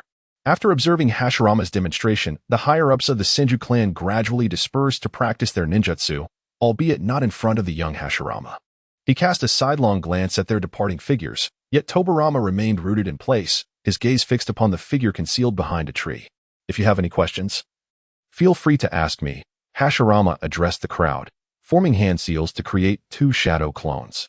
He murmured to himself, pondering the narrative choices made by Kishimoto. The clones dissipated, and the chakra used to create them did not return to his body. Yet, in the world of Naruto's sage chakra created through clones could indeed revert to him. It was unclear whether there was a distinction between sage chakra and regular chakra or if it was merely a unique ability of Naruto's. If the chakra used to create shadow clones could return to the original body, then the technique would hardly be considered taxing. However, if the clones did not disappear, the original body would indeed need to expend additional chakra to sustain them in an optimal state. Thus, the elite members of the Senju clan either contemplated deeply or began to practice, each following their own unique methods and styles of training. Without exception, every individual encountered failure in their initial attempts at practicing the shadow clone technique, as their clones would vanish the moment they appeared. After several rounds of repeated practice, some individuals began to perspire lightly on their foreheads. This was due to their inability to grasp the nuances of the technique, resulting in a significant depletion of chakra. It is quite absurd that the canonical data states Naruto's chakra level during his youth as merely 8. It seems to be an arbitrary figure. Observing the adult Senju clan members progressively exhibiting symptoms of chakra exhaustion due to their training in the shadow clone technique, Hashirama pondered whether their chakra reserves were inferior to that of the Naruto from the first series. Although Naruto's initial use of the technique was fueled by the chakra of the Nine Tails, he later demonstrated the ability to create multiple clones using his own chakra. This discrepancy can be attributed to Naruto's exceptional talent, which surpassed that of all the elite members of the Senju clan before him. He mastered the intricacies of the technique after only one attempt. During the pursuit of becoming Hokage, many dismissed Naruto's talent as mediocre, attributing his progress to sheer luck, a misunderstanding of his true potential. The reason for Naruto's slower cultivation speed in his early training compared to his peers was due to the 8 trigram seal placed by the 4th Hokage, which was influenced by the flow of the Nine Tails chakra. In reality, Naruto inherited his father's remarkable ninjutsu aptitude, from the shadow clone technique to summoning, the Rasengan, and later the development of the unfinished Rasen Shuriken. He mastered Sage Mode and utilized the Nine Tails chakra during the 4th Great Ninja War. In the realm of ninjutsu talent, Naruto stands second to none, with no one else deserving the title of first, including the likes of Itachi Uchiha and Kakashi Hitaki. If one were to calculate the years it took for the legendary Sannin, Orochimaru, and Jiraiya to master Sage Chakra in the imperfect Sage Mode, one would find that Naruto achieved the perfect Sage Mode in a fraction of that time. Such brilliance is the hallmark of a true genius, without a modicum of talent. One cannot assume the role of the protagonist. With this reflection, Hashirama found it quite reasonable. After all, Naruto was destined to be the next reincarnation of the future God of Shinobi. As for the chakra of Ashura, the second son of the Sage of Six Paths, that was meant to reside within him, Hashirama had yet to perceive its presence, believing that his current strength was insufficient. Following the conclusion of the lesson, Hashirama stood idle for a moment, then resumed the training he had commenced the previous afternoon, channeling both water and earth chakra within himself. There was no need to conceal this from Tobirama or the other clan members. Although Tobirama sensed that Hashirama was engaged in a form of training that was causing turbulence in his chakra, his perception lacked the clarity of the Sharingan to visualize the specifics. Had Tobirama known that Hashirama was developing the Kekkei Genkai of the Senju bloodline, he would undoubtedly be astonished. An hour passed, and after yet another failed attempt at training, Hashirama snapped back to reality. Gazing at the group of 10 or so individuals practicing the shadow clone technique, his brow furrowing as he pondered, what could be the matter? Would you rather navigate the winding path alone than seek my guidance? In truth, when it comes to the cultivation of ninjutsu, what wisdom could he possibly impart? Had Hashirama possessed such prowess, he would not have struggled to comprehend the ninjutsu scrolls of the Senju. Through relentless exploration and experimentation, it became evident that someone could momentarily maintain the shadow clone technique. Observing the shadow clone beside him, which did not dissipate immediately, Hashirama raised an eyebrow and chuckled softly, remarking, "Truly deserving of my admiration, your talent is commendable." While other members of the Senju clan failed immediately in their attempts at the shadow clone technique, all eyes naturally gravitated towards Senju Katsu when his shadow clone astonishingly held its form. Approximately 10 seconds later, with beads of sweat forming on his forehead, Senju Katsu reached his limit, causing the shadow clone beside him to explode into a cloud of smoke. In reality, achieving such a level after merely 1 hour of practice was quite impressive. When Hashirama first attempted the shadow clone technique, it took him an entire month to maintain it for 10 seconds. After all, he was only around 3 years old at that time, and his chakra levels could not possibly compare to those of the fully matured elites of the Senju clan. Following the disappearance of the clone, Senju Katsu chose not to resume his training immediately, even though his chakra reserves could likely support several more attempts. Hashirama noticed Katsu's contemplative expression, realizing that he had begun to perceive another aspect of the shadow clone technique. As a tangible entity, the shadow clone not only serves in combat. Its greatest utility lies in reconnaissance, as all that the clone sees and senses returns to the original upon its dissolution. The chaotic flow of chakra felt when the clone falters is equally significant. However, this is hardly surprising. Apart from Katsu, the other Senju members' clones had barely manifested before vanishing, leaving them devoid of any experience. Hashirama redirected his gaze, intending to continue his own training. Just as he began to channel chakra within himself, he suddenly heard the sound of the shadow clone technique being unleashed behind him. Hashirama immediately recognized that Tobirama had begun practicing as well and swiftly turned around. Next to Tobirama stood a clone that mirrored his appearance, maintaining the hand seal for the technique. It had not vanished. A subtle smile graced Hashirama's lips. It was only logical that Tobirama could swiftly master the shadow clone technique. In stark contrast, since earlier, Senju had been closely observing Tobirama. And at the moment the latter successfully executed the technique, a flicker of emotion stirred in his eyes. Butsuma had been sensing the fluctuations of Tobirama's chakra.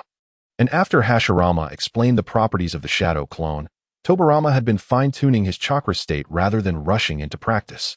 From the outset, Tobirama understood that even in a state of full chakra, he might only have one opportunity to execute the technique. This is precisely where the true astonishment lies for the Sage of the Thousand Hands. Today, Tobirama is merely engaging with this technique for the first time. Yet he demonstrates a remarkable proficiency in chakra regulation. Only when he feels that his chakra has reached the optimal state for performing the technique does he commence his attempt. Under the watchful gaze of Hashirama and the sage, Tobirama maintains the hand signs, and time flows rapidly. It is not until a full 10 seconds have elapsed that Tobirama's shadow clone abruptly vanishes with a resounding pop. Simultaneously, Tobirama's body trembles slightly, on the verge of collapsing. However, Hashirama, who has been prepared all along, swiftly catches him. Though both maintain their techniques for 10 seconds, Tobirama's experience is starkly different from that of his elder brother.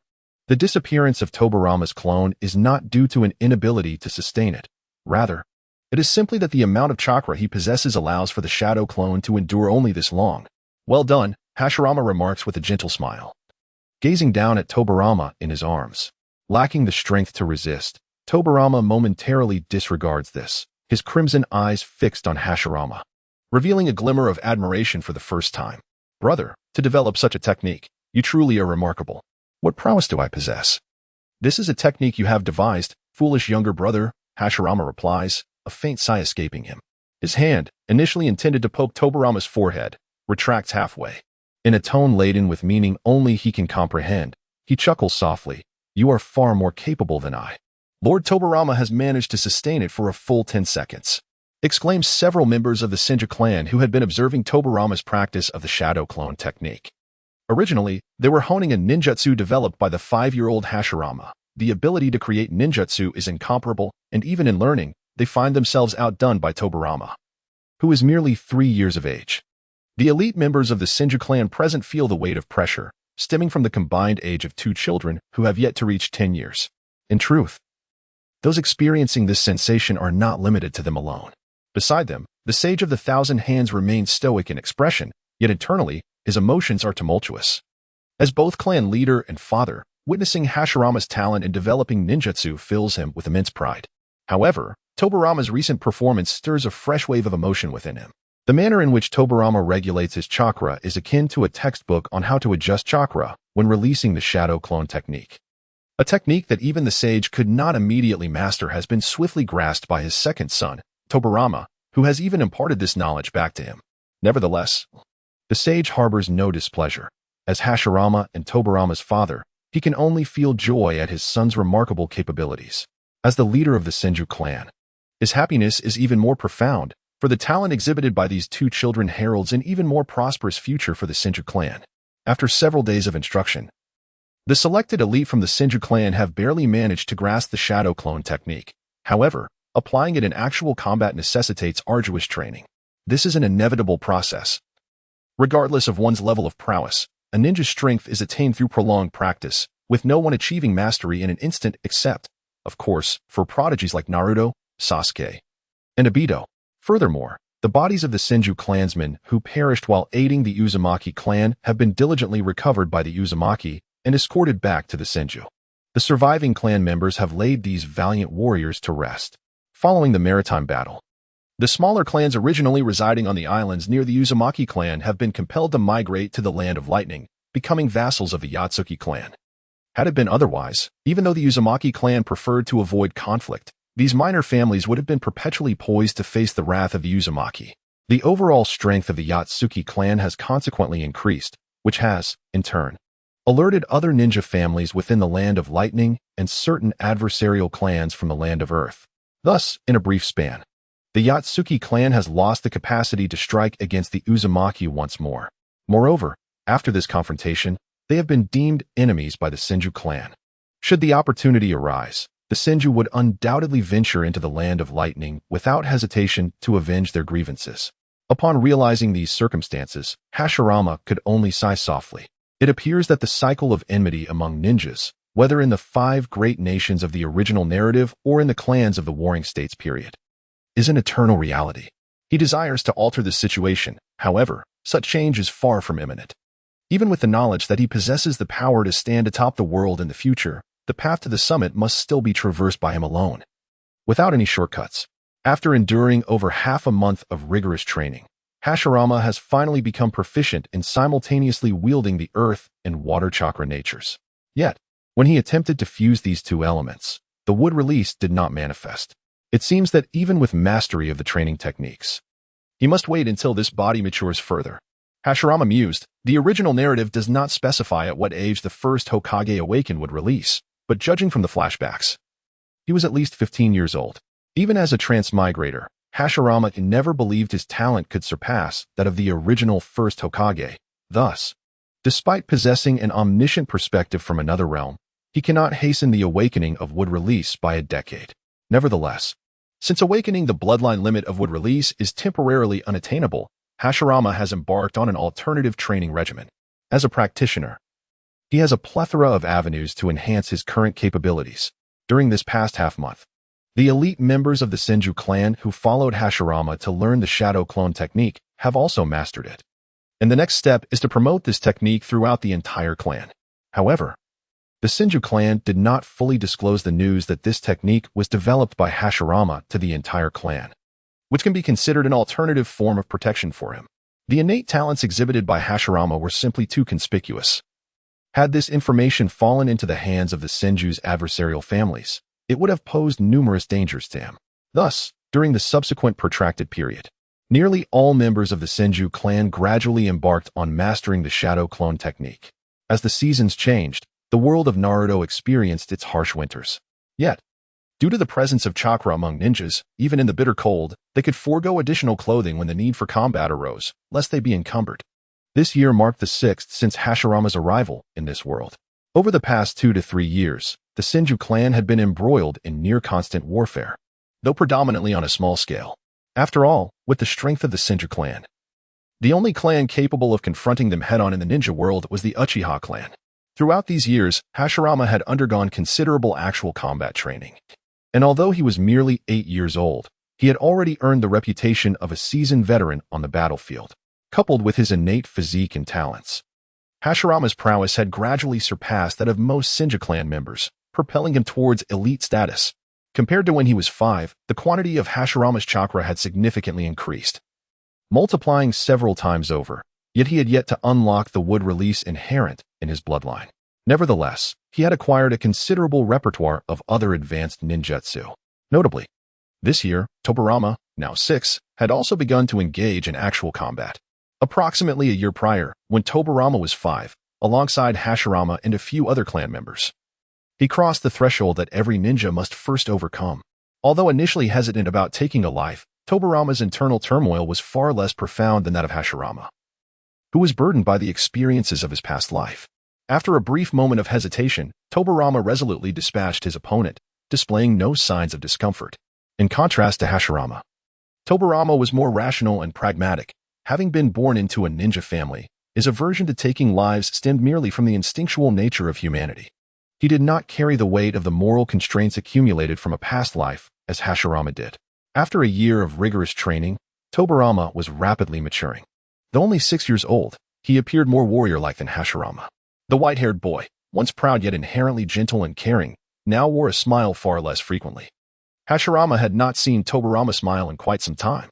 This exemplifies the influence of environment. Even a child of merely 6 years could be profoundly affected.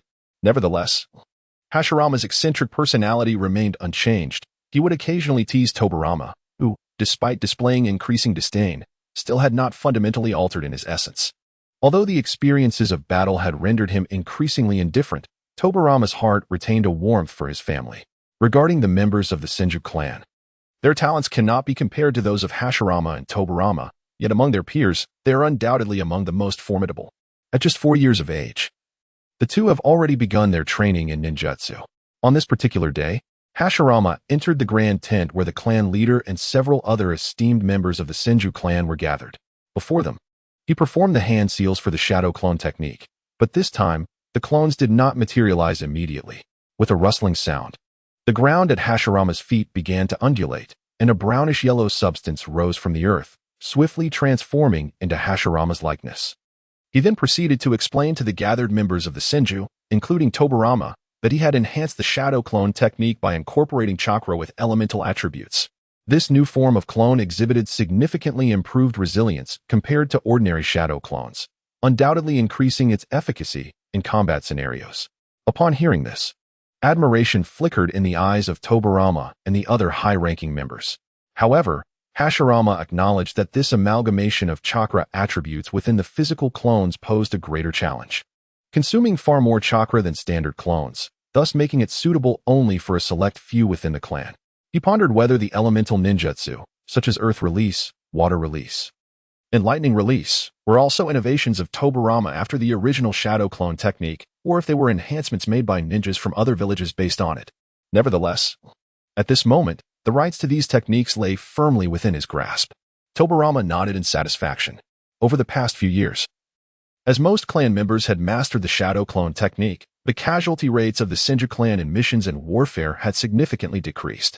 Consequently, families that had previously engaged with the Senju clan members wielding the shadow clone technique began their own research into it. It was rumored that recently, members of the Uchiha clan had successfully learned the shadow clone technique. Despite heightened vigilance, the Uchiha, known for their Sharingan, could replicate the technique even without the direct demonstration of the Senju clan. At this juncture, Hashirama's advancement of the physical clones with elemental attributes would undoubtedly bolster the Senju clan's elite combat strength, further establishing their superiority over other ninja clans. The high-ranking members standing beside Tobirama regarded Hashirama with expressions of admiration.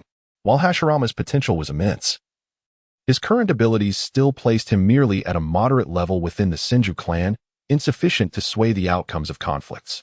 Yet, due to the ninjutsu he developed, the Senju clan reaped tangible benefits. Thus, the attitude of the leadership had shifted from mere focus on nurturing him to an acknowledgement of his undeniable significance. This was precisely what Hashirama desired. His intention in presenting the improved physical clone technique was not solely to enhance the overall strength of the Senju clan. He had ulterior motives as well. Observing the satisfaction on the faces of Tobirama and the elders, he seized the opportunity to say, "Esteemed clan members, elders, there are additional matters I wish to discuss." As the leaders and elders of the Senju clan, the individuals present, including Butsuma, are undoubtedly astute. In truth, they sensed that Hashirama's intentions were far from simple the moment he entered. Hashirama first presented his inventions and improvements to capture their attention. Butsuma fixed his gaze upon Hashirama and said, "What are your thoughts? Speak freely." "I have some new ideas regarding the training model for our clan's newcomers," Hashirama replied. "Through years of observation, alongside my own training experiences, I believe we can make some adjustments. While the effects may not be immediately apparent over time, this could potentially enhance the overall strength of our clan. What ideas do you propose?" Butsuma inquired, his curiosity piqued, as were the elders of the Senju clan, who were now focused intently on the words of an 8-year-old boy, thanks to Hashirama's initial groundwork. Hashirama promptly articulated his thoughts. "From this point forward, we should group the newcomers who have entered the practical training phase into pairs or trios based on their unique characteristics. This would allow them to compensate for each other's weaknesses and amplify their strengths through teamwork. For instance, Senju Tobirama possesses superior combat abilities compared to Senju Kawarama, yet he struggles with situational awareness during battles. Conversely, Kawarama, though less adept in combat, excels in strategic thinking. Over time, both could evolve into formidable warriors, but their current shortcomings could prove fatal in battle. Thus, such an arrangement would enable newcomers with similar circumstances to support one another and enhance their survival rates in future missions and conflicts. Indeed, after hearing Hashirama's proposal, Butsuma and several high-ranking elders fell into brief contemplation. They had never considered such a training approach. This was not to imply that the ninjas of the warring states were oblivious to teamwork or the strengths and weaknesses of their kin. Rather, the concept of training in small teams was ill-suited to the realities of their typical missions in large-scale wars. Hence, no one had thought to adopt this method for nurturing newcomers. Hashirama's inspiration stemmed partly from the influence of the original Naruto series, but more importantly, he genuinely wished to protect Tobirama and Kawurama, his brothers who met untimely fates in the story. At present, Hashirama had not yet reached the level where he could single-handedly alter the course of a war, and both Tobirama and Kawurama would eventually be called upon to fight as warriors of the Senju clan. If they were thrust into battle now, Hashirama lacked the capacity to safeguard them effectively. Therefore, prior to Hashirama or Tobirama reaching a certain level of growth, fostering a cooperative combat model between the two would undoubtedly improve their survival rates compared to engaging in solitary combat. Hashirama shared his perspective, but Butsuma and the other elders of the Senju clan could not immediately endorse his proposal, for the clan's method of training ninjas had been established over many generations, and there were sound reasons for its existence. It is certainly improbable that a few words from Hashirama would alter the established hierarchy. As leaders, they must contemplate their decisions with due diligence. After departing from the chief's grand tent, Hashirama first visited the training grounds of Tobirama and Banji, observing them for a while. Perhaps it was due to their twin nature, but both were particularly suited for the art of earth-style ninjutsu. This realization sparked Hashirama's inclination to form a small team with the two. With both employing earth-style techniques, Banji, possessing greater innate talent as a warrior, could engage in offensive maneuvers, while Wakai, with a more holistic perspective on battlefield dynamics, would serve in a defensive capacity, provided that the higher-ups acquiesced to Hashirama's recent proposal. He intended to commence their training in that specific direction without delay. Subsequently, Hashirama sought out Tobirama, who was secluded within a dense forest, clad in battle armor and executing rapid movements. In the areas he traversed, wooden rakes were placed among the trees, all bearing signs of having been cut. Hashirama mused that the training scenes of Minato, the illustrious ninja of the era, might have resembled this.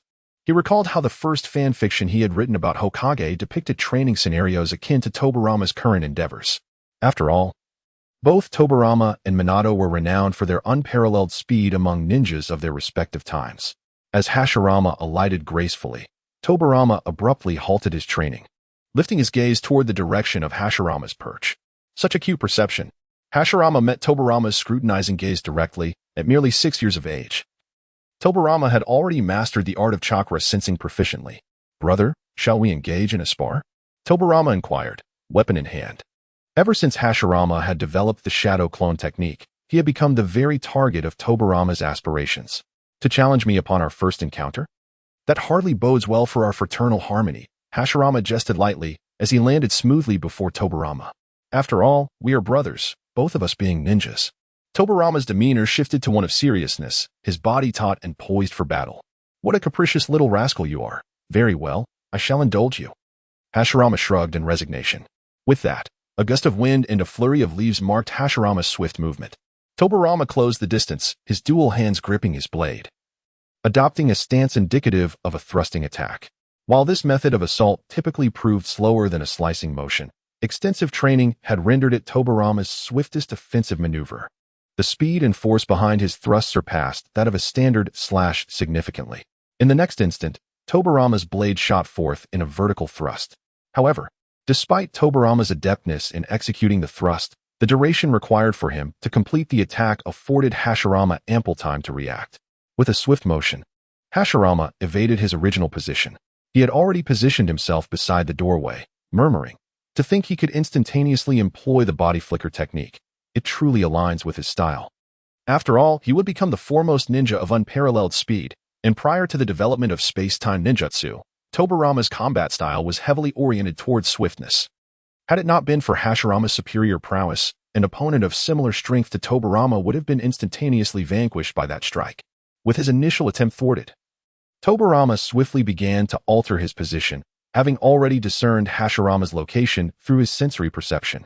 His form retreated rapidly, under the velocity. Tobirama's figure seemed to dissolve into a shadow, elongating swiftly, and coupled with his white hair, he indeed resembled a beam of white light. It is fortunate that he is referred to as the foremost ninja of unparalleled speed. Had he been dubbed the White Flash, it would have felt rather peculiar. Hashirama mused that according to the original Naruto series, the correct title for the future protagonist's father, Minato Namikaze, is the Yellow Flash. Perhaps in the context of the Japanese language, yellow bears no particular significance. However, this translation, when introduced into Hashirama's previous homeland, bore a different connotation. Thus, Fans of Naruto have become accustomed to referring to Minato as the Golden Flash. Even Hashirama, fully aware of the misnomer, found himself in agreement.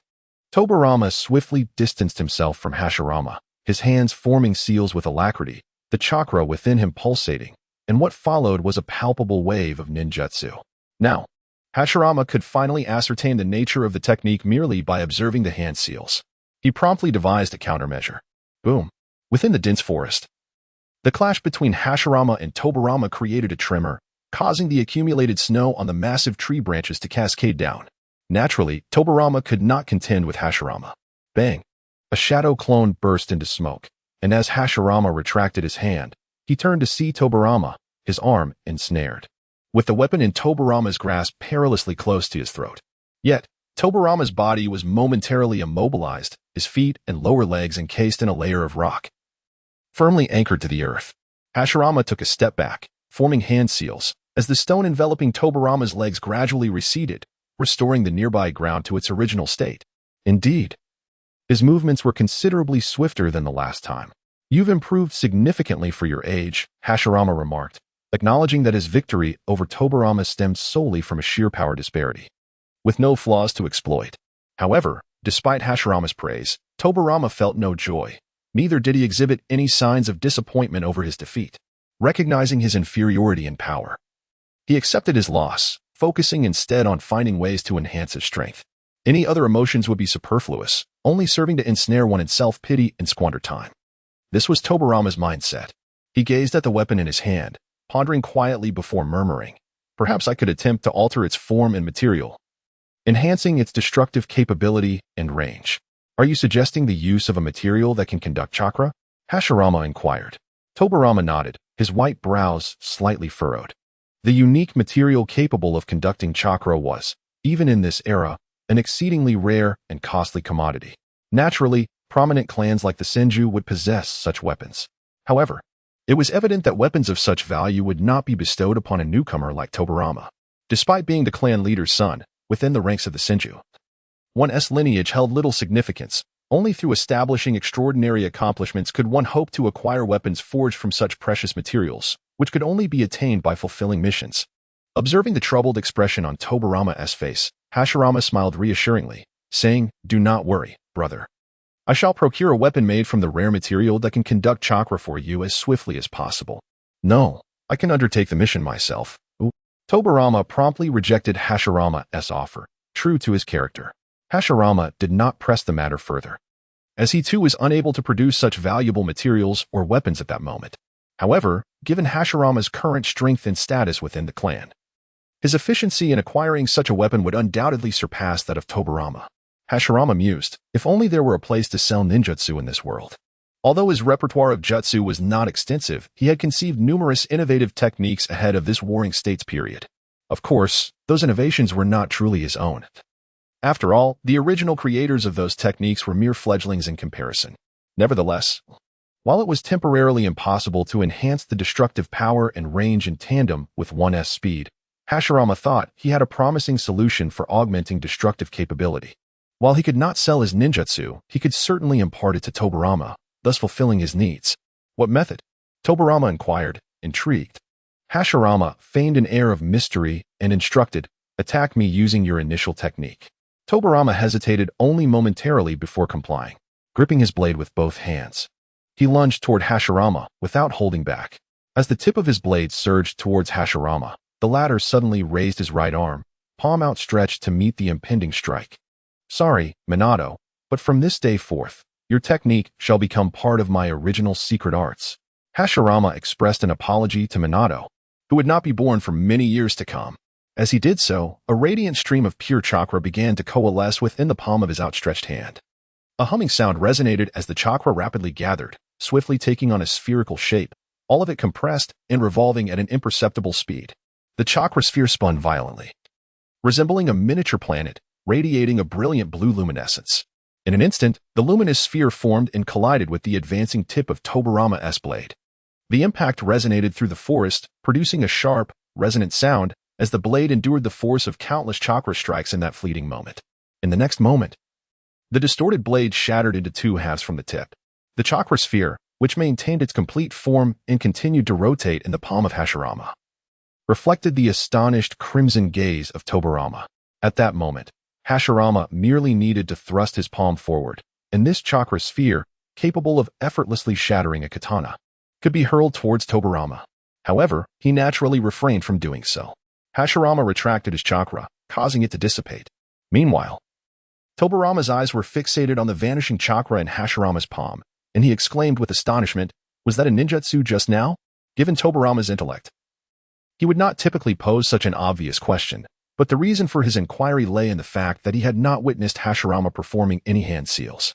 In this era, the concept of ninjutsu that did not require hand seals was non-existent.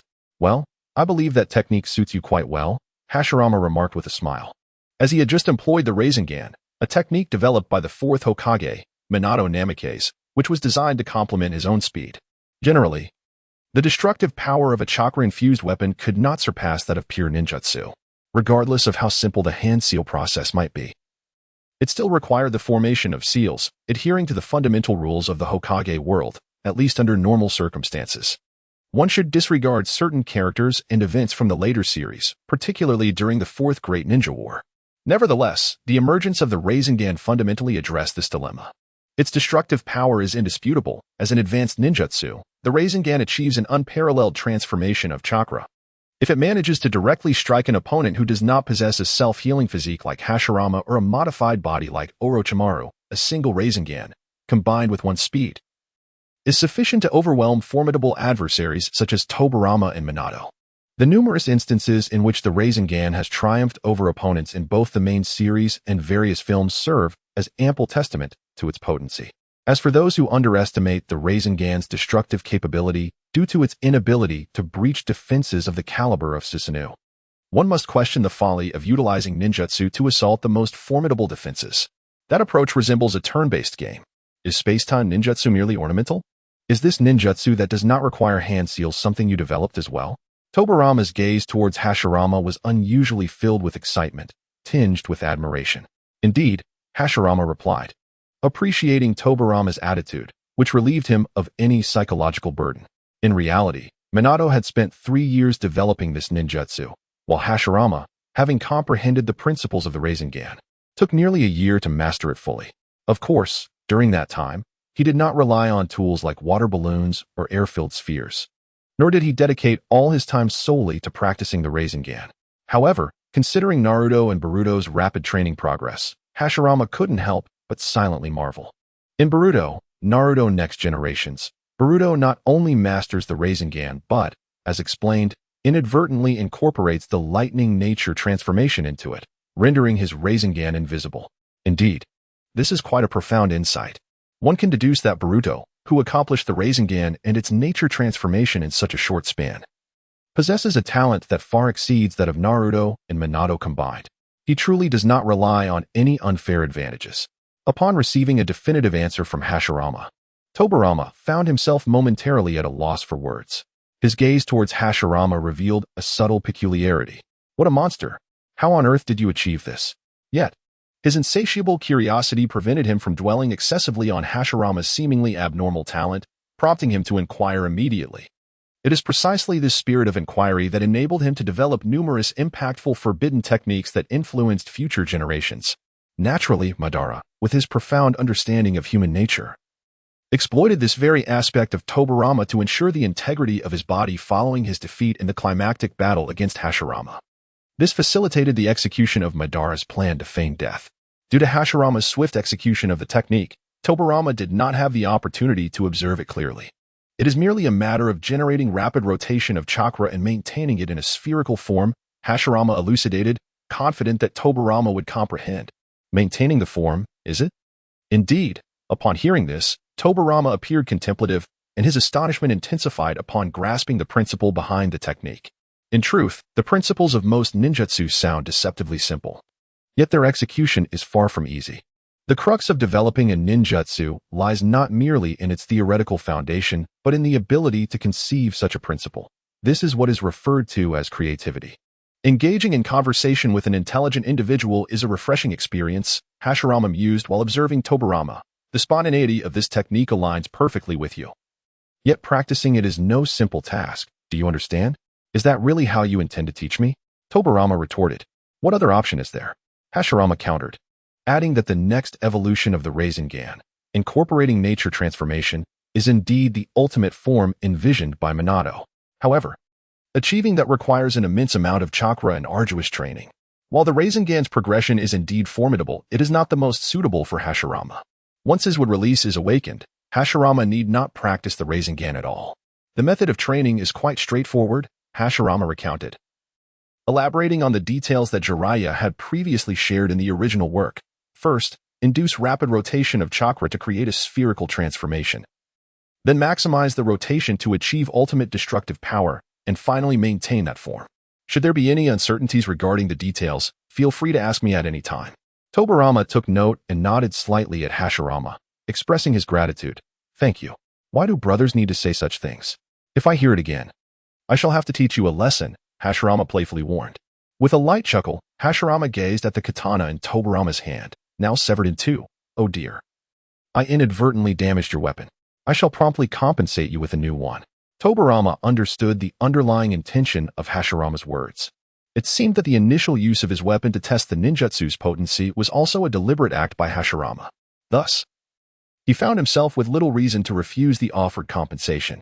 Naturally, Tobirama's character was not one to be overly sentimental, yet he felt a warmth within. I could undoubtedly be deemed one of the finest elder brothers of the Warring States era, Hashirama mused, touched by his own actions. Suddenly, Tobirama inquired, what is the name of this technique? Hashirama paused, raising an eyebrow as he contemplated, then flashed a grin at Tobirama. It is called the spiraling gale burst blue sphere. Isn't it? Pardon? Even with Tobirama's typically composed demeanor, the name Hashirama had assigned to the technique caused him to momentarily falter, his lips twitching slightly as he fought back a smile. Clearly, the absurdity of the name spiraling gale burst blue sphere had almost amused him. After testing it, he realized this fellow spoke no falsehoods.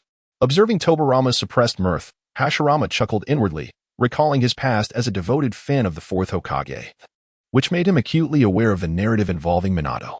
During the Fourth Great Ninja War in the original storyline, Minato had named the combined jutsu he performed with Naruto and Sasuke Blazing Release, Light Wheel, Gale Black Arrow Zero.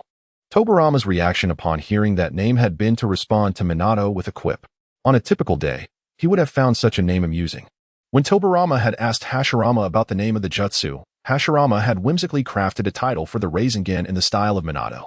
In fact, the first Hokage had also coined similarly styled names for jutsu in the original work, one of which was called Super Dreamlike Shuriken Technique, even longer than Minato's creation, which Hashirama could hardly remember, even as a fanfiction author. Do you recall it? Hashirama asked, observing the effort Tobirama was making to contain his laughter. Tobirama raised an eyebrow, hesitating before responding in a rather peculiar tone. Spiraling gale burst blue sphere. How clever. Satisfied with Tobirama's attempt to stifle his amusement, Hashirama nodded approvingly. I shall not intrude upon your training any longer. Having had his fill of jesting, Hashirama recognized Tobirama's eagerness to master the Rasengan, spiraling gale burst blue sphere. This was not merely due to Tobirama's pursuit of strength, but rather his profound dedication to ninjutsu. The prospect of an instantaneous, formless technique undoubtedly piqued his interest. However, just as Tobirama prepared to depart, a brilliant flame erupted from the Senju base not far away, soaring into the sky and ultimately exploding. The sound and light of the explosion were perceptible for miles around. Both Hashirama and Tobirama abruptly raised their heads towards the blaze, their expressions turning serious. The two exchanged a glance, devoid of any unnecessary dialogue, and swiftly made their way towards the Senju encampment. The recent flash of fire signified an urgent assembly call for the Senju clan, indicating that they were on the brink of a large-scale conflict with other ninja families. Upon returning, Hashirama and Tobirama found nearly 1,000 members of the Senju clan gathered before the chief's tent. The clan members were engaged in discussions, speculating on the adversaries they would soon face in the impending war. Naturally, the majority's initial assumption was that their long-standing rival, the Uchiha clan, would be their opponent. However, Hashirama and Tobirama held a different perspective.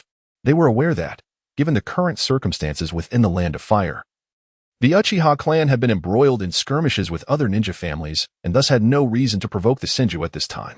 In this era of warring states, Although the Senju and Uchiha were recognized as the two most formidable ninja clans, several other families, such as the Yatsuki from the Land of Lightning, commanded considerable strength that even the Senju could not overlook. Within the borders of the Land of Fire, the Sarutobi and Hyuga clans also possess significant depth, alongside allied forces like the Akimichi, Nara, and Yamenka clans, which had formed lasting coalitions. Consequently, neither the Senju nor the Uchiha could dominate the landscape alone, as numerous ninja families maintained a delicate balance, competing for the resources within the Land of Fire. This intricate relationship among the ninja families underscored why they could not directly supplant the daime. The involvement of the daime in these dynamics was pivotal, as they employed ninjas to counterbalance one another, thereby solidifying their own rule. The daime of the Land of Fire, as the nominal authority, was far from ineffectual as portrayed in the original narrative. Given their awareness of the current situation, Hashirama and Tobirama did not anticipate that the forthcoming adversaries would be the Uchiha or Sarutobi clans entrenched within the Land of Fire. Their true enemies, they surmised, would emerge from beyond its borders. Soon, reality confirmed their suspicions. The clan leader, Senju Butsuma, addressed the gathered members, announcing that the foes of the Senju clan hailed from the Land of Wind. Not just one, but several renowned clans from the Wind Country had united to wage war. The rationale behind their aggression was straightforward: to seize the abundant resources of the Land of Fire. Undoubtedly, the Land of Fire was the most resource-rich nation in the world, while the neighboring Land of Wind, separated only by the river country, languished as one of the most resource-depleted nations. Despite its vast territory, the Land of Wind was predominantly a seemingly endless desert, making life exceedingly arduous for its inhabitants. Consequently, the ninja clans within the Land of Wind rarely engaged in conflicts of this magnitude, unlike those in other great nations. The reason was quite simple: the scarcity of resources rendered such disputes less frequent. And while it might seem logical for the ninja clans within the Land of Wind to clash fiercely over what little resources they had, the reality proved otherwise.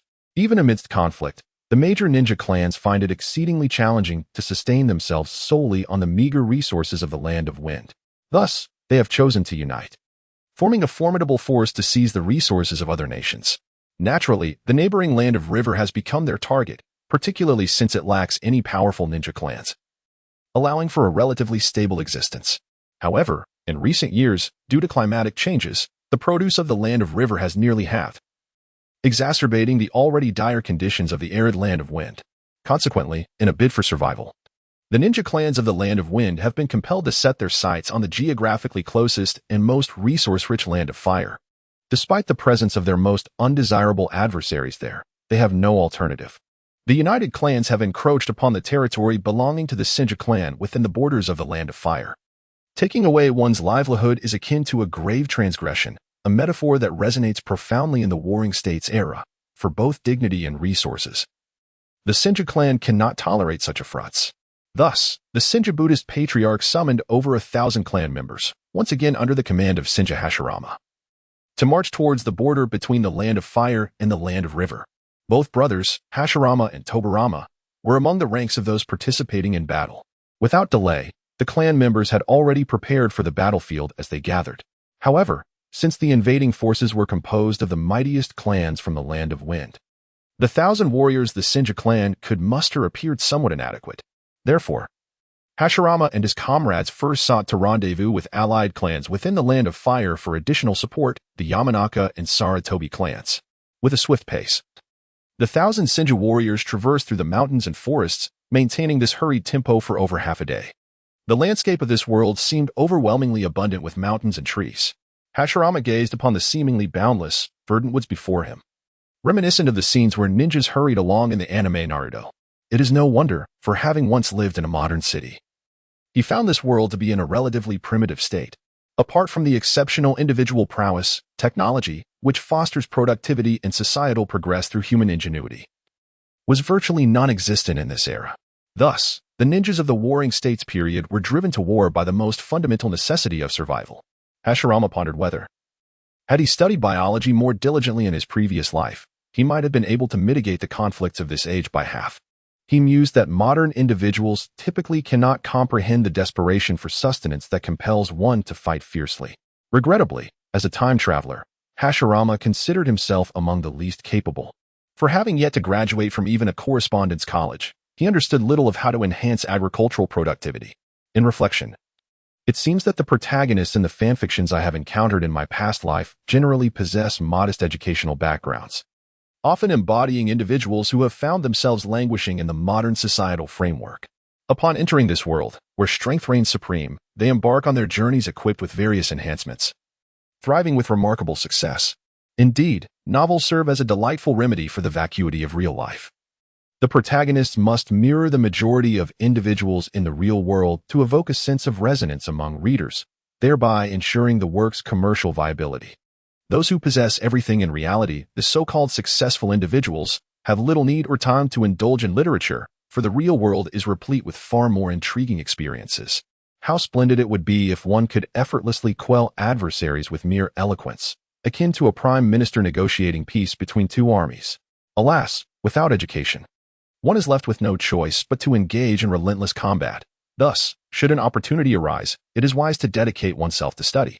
Chakra smiled at his own impractical musings before shifting his gaze to Tobirama, who bore weapons on his back.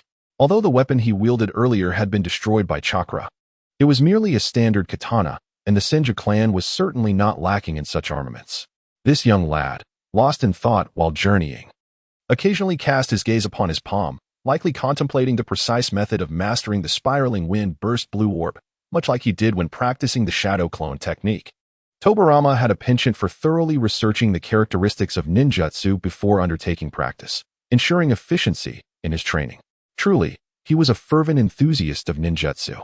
As Chakra surveyed his surroundings, he realized this was his first venture in this direction. Being directionally challenged, he could not ascertain his exact location, but through calculating the distance, he surmised that they would soon reach the rendezvous point with the Sarutobi and Yamanaka clans. These names were familiar: the third Hokage, Asuma, Konohamaru, and Shino, who hailed from the Yamanaka clan, one of the famed Konoha 12. Among the clans, the Sarutobi and Senju families maintained a cooperative alliance, while the Yamanaka clan existed in a subordinate relationship to the Senju. The Yamanaka clan, being relatively small compared to the powerful ninja families within the Land of Fire, did not specialize in combat, but possessed unique abilities that enabled their survival during this warring era. Their alliance with the Senju provided them with numerous advantages. Without it, they would struggle to coexist within the Land of Fire, competing for a share of the vast resources among numerous prominent families. The designated gathering place for the Senju, Sarutobi, and Yamanaka clans lay at the edge of a mountainous region bordering the Land of Fire, culminating in sheer cliffs soaring hundreds of meters high. Beneath these cliffs lay a lush forest, marking the boundary of the Land of Rivers. The Sarutobi and Yamanaka clans were significantly closer to this border than the Senju. So by the time the Senju clan arrived, the other two clans had already gathered at the foot of a mountain. The combined forces of the Sarutobi and Yamanaka clans numbered approximately 700, bolstered by over 1,000 Senju clan members, forming a formidable assembly of nearly 2,000, sufficient to obliterate a small nation. After this assembly, in contrast to the previous reinforcements from the Uzumaki clan, Senju Shizai immediately commanded his clansmen to encamp in secluded terrains. The Sarutobi and Yamanaka clans, having arrived earlier, had already erected numerous tents. It appeared that the conflict would not conclude swiftly. Observing the tents being established under the shadows of the mountains by the Sarutobi and Yamanaka clans, Hashirama murmured to himself. Just as he intended to summon Tobirama to begin setting up their own tent, Senju Kiyoshi approached him. He was dispatched by Senju Shizai to inform Hashirama of the need to join the commanders of the three clans in their tent for a tactical discussion. Hashirama was momentarily taken aback. Given his current rank, he typically would not possess such privilege. However, it was entirely understandable, as both Senju Butsuma and the other clan elders had long sought to cultivate Hashirama's potential. It seemed my proposal had indeed resonated with them. A wave of joy surged within Hashirama, especially considering that prior to their departure, he had suggested reforms regarding the training direction for new members within the clan to Senju Butsuma and others. This clearly indicated that Hashirama was beginning to engage with the core leadership of the Senju clan, undoubtedly a positive development. Upon entering the large tent where the commanders gathered, the leaders of the Yamanaka and Sarutobi clans regarded Hashirama with a cursory glance, their attention lingering not long. After all, it was evident that Senju Shizai had likely communicated in advance to grant Hashirama this opportunity, and the clan leaders merely perceived it as a measure by Butsuma to groom a successor. The two commanders were named Sarutobi Asuma and Yamanaka Suk. both esteemed figures within their respective clans, second only to their clan heads. With Hashirama's arrival, the tactical discussion formally commenced.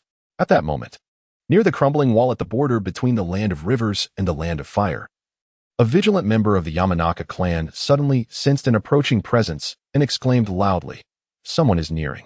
As his words echoed, the surrounding guards quickly converged. Swiftly, a figure was seen advancing stealthily along the wall. When several individuals arrived in response to the Yamanaka's alert, a lone figure had already reached the edge of the mountain wall, yet he was quickly encircled by the approaching guards. With fierce glares directed at the intruding enemy ninja, the guards prepared to engage, while one of the Senju clan members urged the Yamanaka to scout for additional enemy movements. "Rest assured, I have come alone." The encircled individual spoke calmly. Dressed in the attire of a ninja from the land of wind, he was met with skepticism from the surrounding defenders.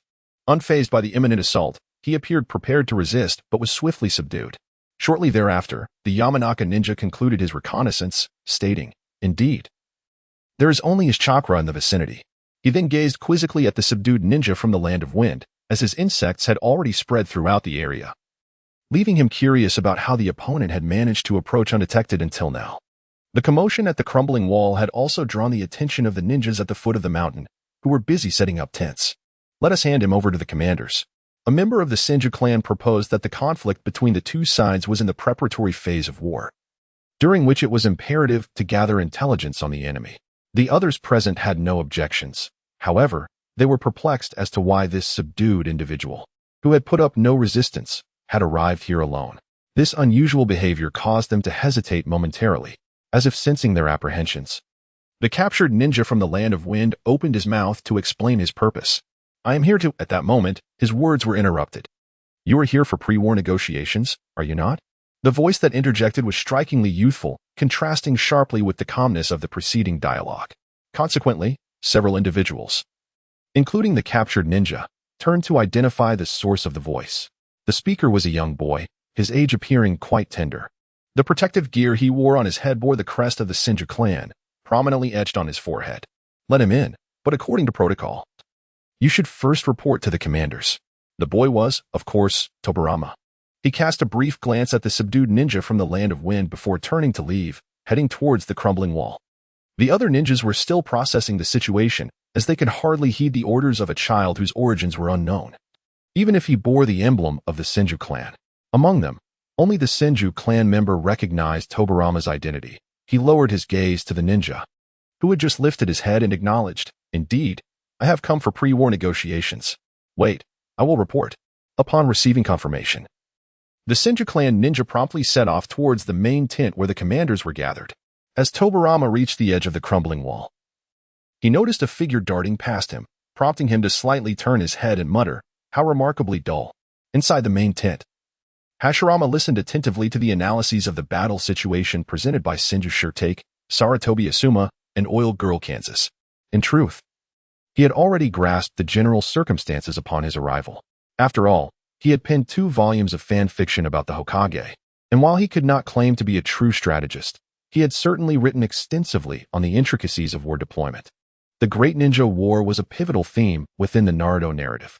This era of warring states could be described as an enduring conflict that had persisted for an indeterminate duration. The ninja clans of the Land of Wind had been compelled to infringe upon the Senju clan's territory in their desperate quest for survival resources. If possible, they would undoubtedly prefer to avoid direct confrontation with the Senju, as they were acutely aware of their slim chances of victory in this war.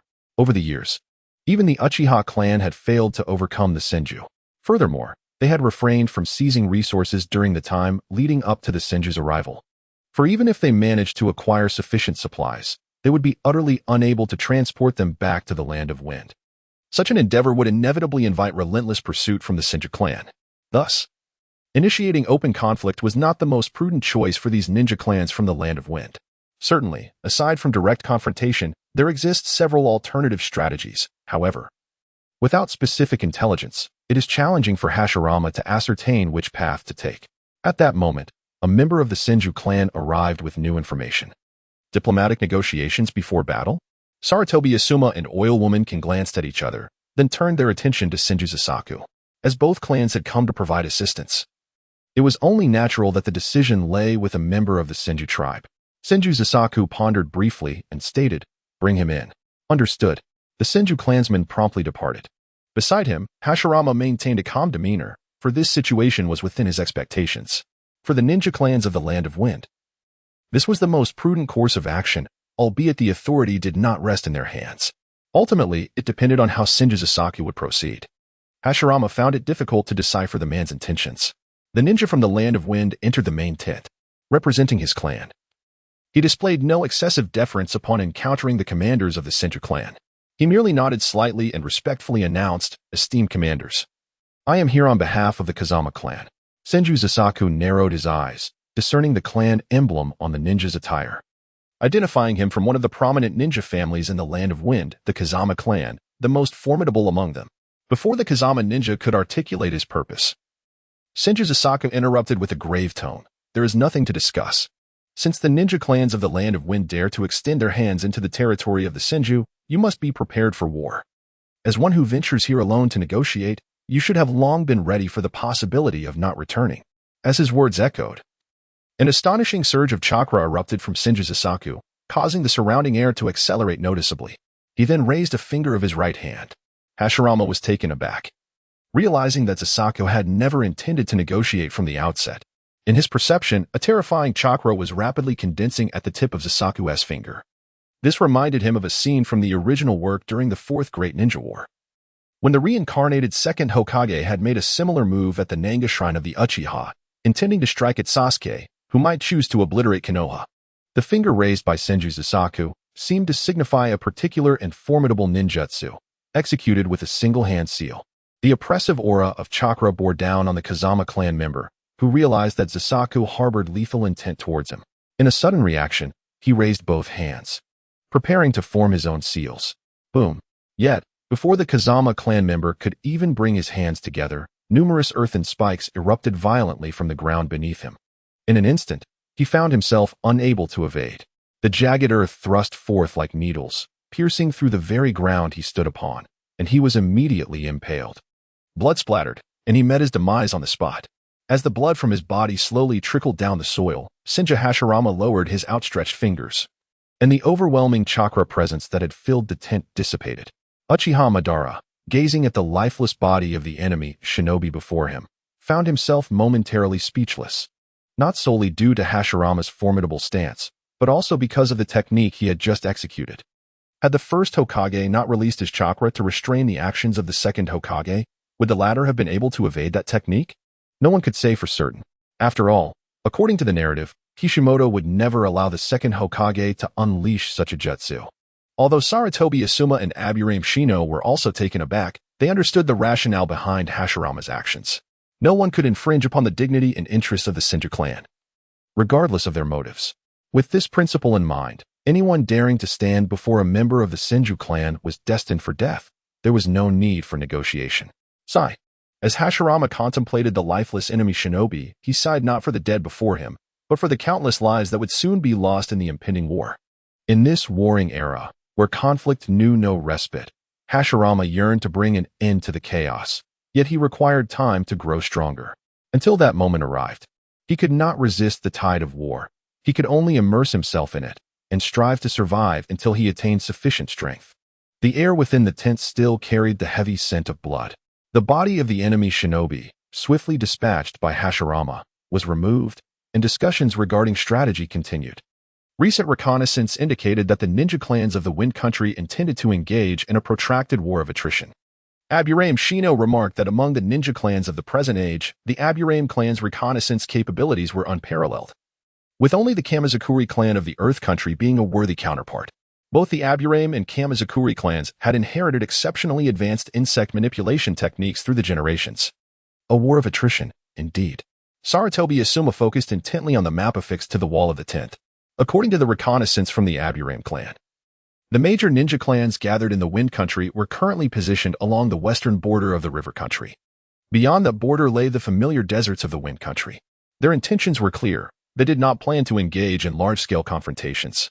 Given the Wind Country's impoverished conditions, the last thing they would desire would be a drawn-out conflict.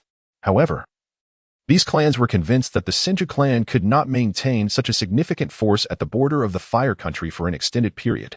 If they delayed until the conflicts among the other clans within the Fire Country concluded, it was likely that the Uchiha clan would seize the opportunity to undermine the Senju.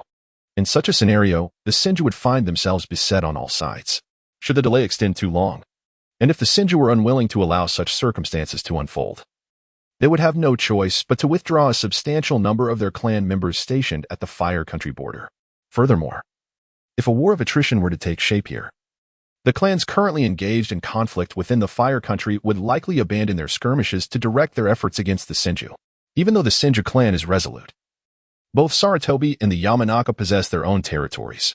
Despite their alliance and subordinate relationship, it is improbable that they can maintain this state for an extended period.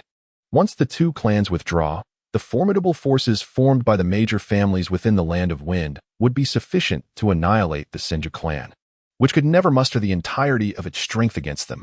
Therefore, despite the Senju clan's abundant resources, they are more incapable of sustaining prolonged conflict than their adversaries. Continued reconnaissance is essential, and all members must remain poised for an immediate offensive. In such a convoluted situation, Senju Hashirama found himself at a loss for solutions. Yet this time he could not act as recklessly as he did when aiding the Uzumaki clan. Each ninja clan within the nations possesses its own specialties.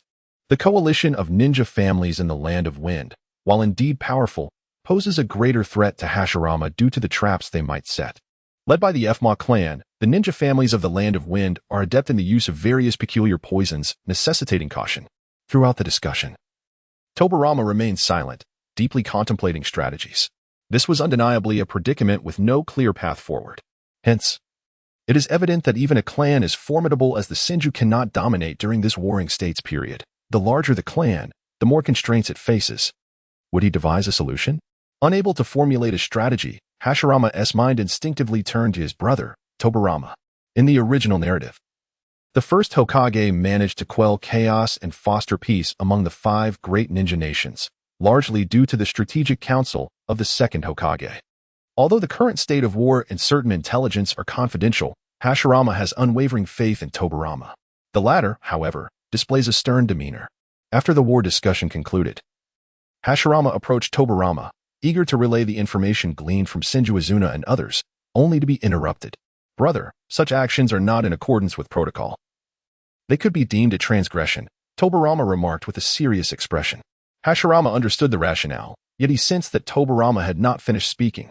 With his gaze cast downward, Tobirama picked up a sturdy branch and traced patterns on the ground as he spoke. The clans of the Land of Wind will likely converge at the borders of the Land of Rivers and the Land of Wind, engaging us in a war of attrition. A faint smile graced his lips. It is indeed a clever strategy, yet it ensnares us in a predicament from which escape seems impossible. It appears there is no need for me to elaborate further. Hashirama reflected on this, recognizing Tobirama's invaluable insight, an innate perspective akin to that of Shikamaru from the original tale. Tobirama had already discerned the current state of battle. Then, Hashirama continued to listen intently, but Tobirama was yet unable to offer a decisive strategy. The adversary must not be underestimated, and no matter how astute Tobirama may be, he remains merely a 6-year-old child. Must we resort to combat? Hashirama murmured. Tobirama, still not lifting his gaze from the ground, continued. In truth, this war, regardless of its outcome, will only result in senseless attrition for us. The enemy's objective is merely resources, of which we are in no shortage. The adults truly exhibit a remarkable foolishness. Regardless of the perspective one adopts, the sole benefit that sustains their continuation of this war is that elusive notion of prestige. In a bid to uphold their reputation, they engage in conflict with formidable adversaries, and even if they manage to vanquish the aggressors, they are bound to incur considerable losses themselves. The power of the Senju clan will inevitably be diminished, thereby jeopardizing the integrity of their esteemed lineage. Such a perspective is fundamentally misguided. The words he now articulates reflect a dimension that Hashirama had not contemplated. Tobirama does not fear warfare. Rather, he believes that this conflict will yield no substantial advantages for the Senju clan. Indeed, it is only by maintaining their own strength that the Senju clan can hope to navigate the tumultuous era of warring states effectively. In truth, had both parties engaged in dialogue and sat down to negotiate, a mutually beneficial outcome could have been achieved. The enemy, too, demonstrates a lack of wisdom. Initially provoking through invasion, then seeking to exert pressure in this manner. Was it not simpler to communicate openly from the outset? Tobirama's tone conveyed a sense of exasperation. Although the ninja clans of the Land of Wind have had their share of disputes with the Senju, the underlying animosity is not particularly profound. While the Land of Wind is indeed resource-poor, its unique geographical context affords it certain rare resources that are unattainable in other nations, such as raw materials for pharmaceuticals. Yet, in this age of warring states, where ninja clans are dispersed across the globe, nations are unable to establish channels for mutual trade. Thus, what could be resolved through commerce is instead approached with warfare, an undeniably abnormal situation. Tobirama casually discarded the twig in his hand, his brow furrowing as he clearly struggled to devise a strategy to navigate the current dilemma confronting the Senju clan. Indeed, it is abnormal. Hashirama placed a reassuring hand on his shoulder, saying, "We are not the architects of this situation, so there is no need for us to be troubled by it. However, to prevent a recurrence in the future, we must seek ways to alter it and transform this abnormal world as it stands." Tobirama, gazing into Hashirama's earnest eyes, paused for a moment before giving a slight nod in acknowledgement. Yes. He then resumed his contemplative state, while Hashirama refrained from interrupting him. Yet, he could not suppress his curiosity. Was Tobirama currently strategizing advantageous maneuvers for the impending conflict? Or had he begun to envision a future that could rectify what he perceives as these senseless and abnormal actions? At the border of the Land of Fire, the Senju clan and several prominent ninja clans from the Land of Wind have been locked in a standoff across the river country for 3 days. During this time, the Senju have only deployed small reconnaissance units, achieving no significant results. Senju, too, hesitated to lead his forces recklessly into battle. Yet, he understood clearly that they could not afford to linger here for too long. The longer the delay, the more unfavorable the situation would become for them. According to the intelligence received from within the Land of Fire, the warfare among the other clans has gradually entered a phase of respite. While the commanders deliberate on strategies, the brothers Hashirama and Tobirama, apart from executing their fundamental rotation duties, devote the remainder of their time to analyzing the battlefield. Within the tent they share, Hashirama gazes intently at the map, his expression clouded with concern. If we wish to hasten the conclusion of this conflict, we must engage the enemy in direct confrontation. However, it is evident that they do not intend to comply.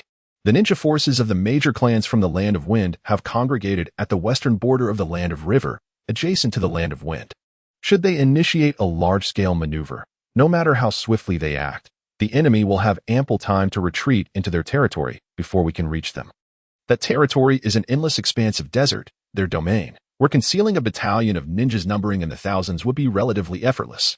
Thus, our only recourse lies in devising a method to discreetly sever their escape routes. Flanking them remains our sole viable strategy.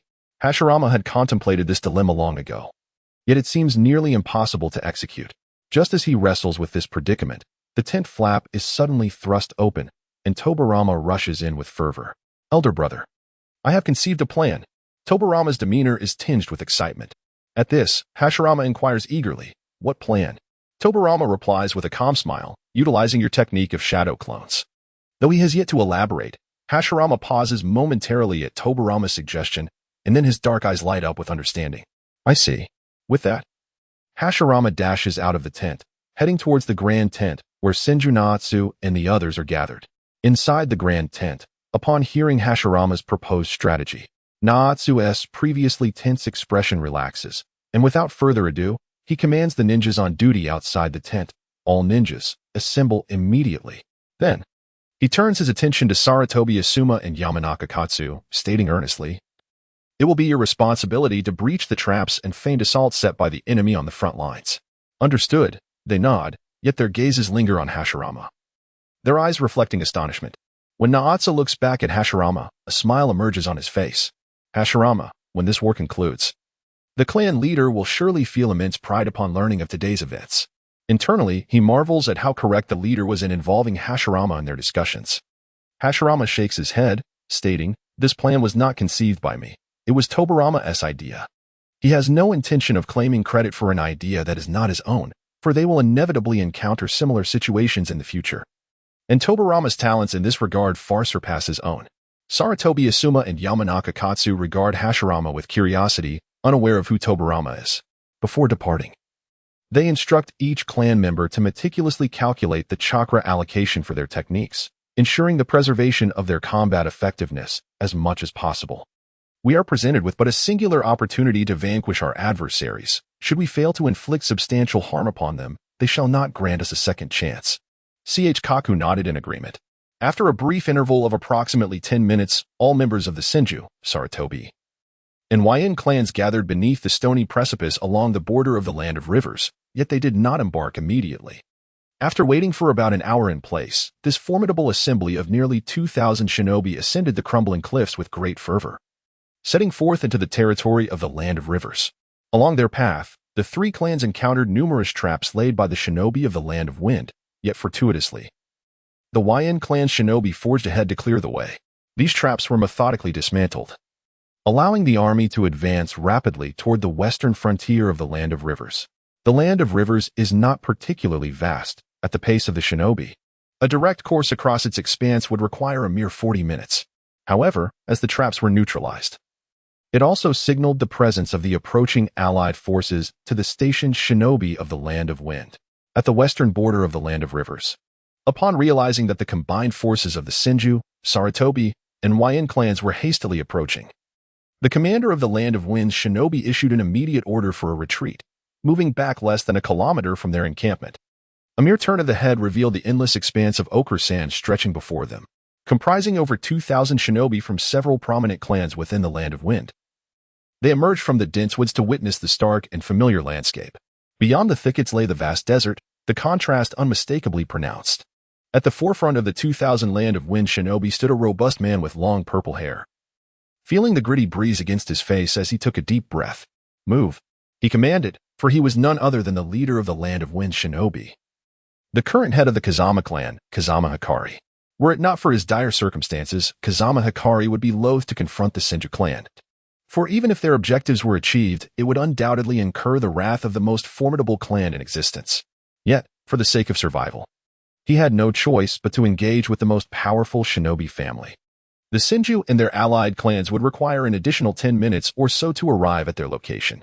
Beside Kazama Hikari stood a woman in her 30s. Her eyes fluttering open. Her features were quite attractive, though her skin appeared drawn and weathered, detracting from her beauty. She was Waigitsu Rin, the leader of the Waigitsu clan, renowned as the most proficient censor in the Land of Wind. With her keen perception, she discerned that by the time the Senju army arrived, they would already be concealed within the vast desert. Even with the Yin clan's formidable reconnaissance abilities, locating them would prove exceedingly challenging. Moreover, even if they were found, the desert belonged to them, granting them a significant advantage. Under the command of their leader, Feng Mahue, over 2,000 ninjas from the Land of Wind advanced into the desert. However, as Feng Mahue's foot barely touched the sandy ground, the previously tranquil desert suddenly trembled violently. A thunderous roar echoed, and in an instant, waves of yellow sand surged upward, swiftly forming a towering sand tide hundreds of meters high. The sand tide loomed like a colossal hand, threatening to engulf Feng Mahue, Yue Ling, and the 2,000 ninjas trailing behind them. Is this a sand disaster? Amidst the sudden onset of the sand tide, a ninja in the ranks exclaimed in alarm. Yue Ling's elegant brow furrowed deeply, her complexion shifting dramatically. With a weighty voice, she declared, "No, this is a man-made ninjutsu. It is the earth release technique." In that fleeting moment, Yue Ling sensed powerful chakra fluctuations, realizing that the sand tide was, in fact, a consequence of a large-scale earth release technique. Clearly, someone had laid an ambush in the desert long before their arrival. How could it be the Senju clan? Feng Mahue's expression also changed drastically. He utterly trusted Yue Ling's perceptive abilities. Moreover, based on previous reconnaissance, the combined forces of the Senju, Sarutobi, and Oil Woman clans should still be en route to this location. The only possibility he could fathom was that the remaining members of the Senju clan in the Land of Fire had circumvented the vigilance established by the ninjas of the Land of Wind and set up an ambush ahead of time. Yet, that seemed utterly implausible. The Senju clan had other adversaries and would never mobilize their entire force to confront them. Yet the reality before him was undeniable. To generate such a massive sand tide, it would require at least 100 individuals executing a powerful earth release technique in unison.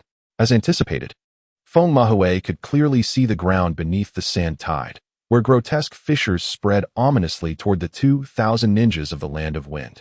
Defend.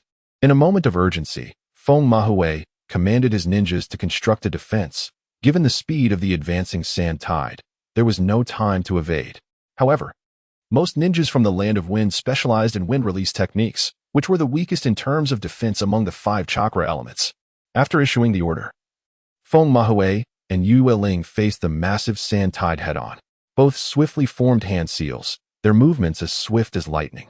In an instant, a fierce wind surged before the sand tide, as a whirlwind whipped up the swirling sands directly in front of Feng Mahue. Beside him, Yue Ling also unleashed a formidable wind release technique, though it was noticeably less potent than Feng Mahue's, yet still expansive with a diameter of several dozen meters.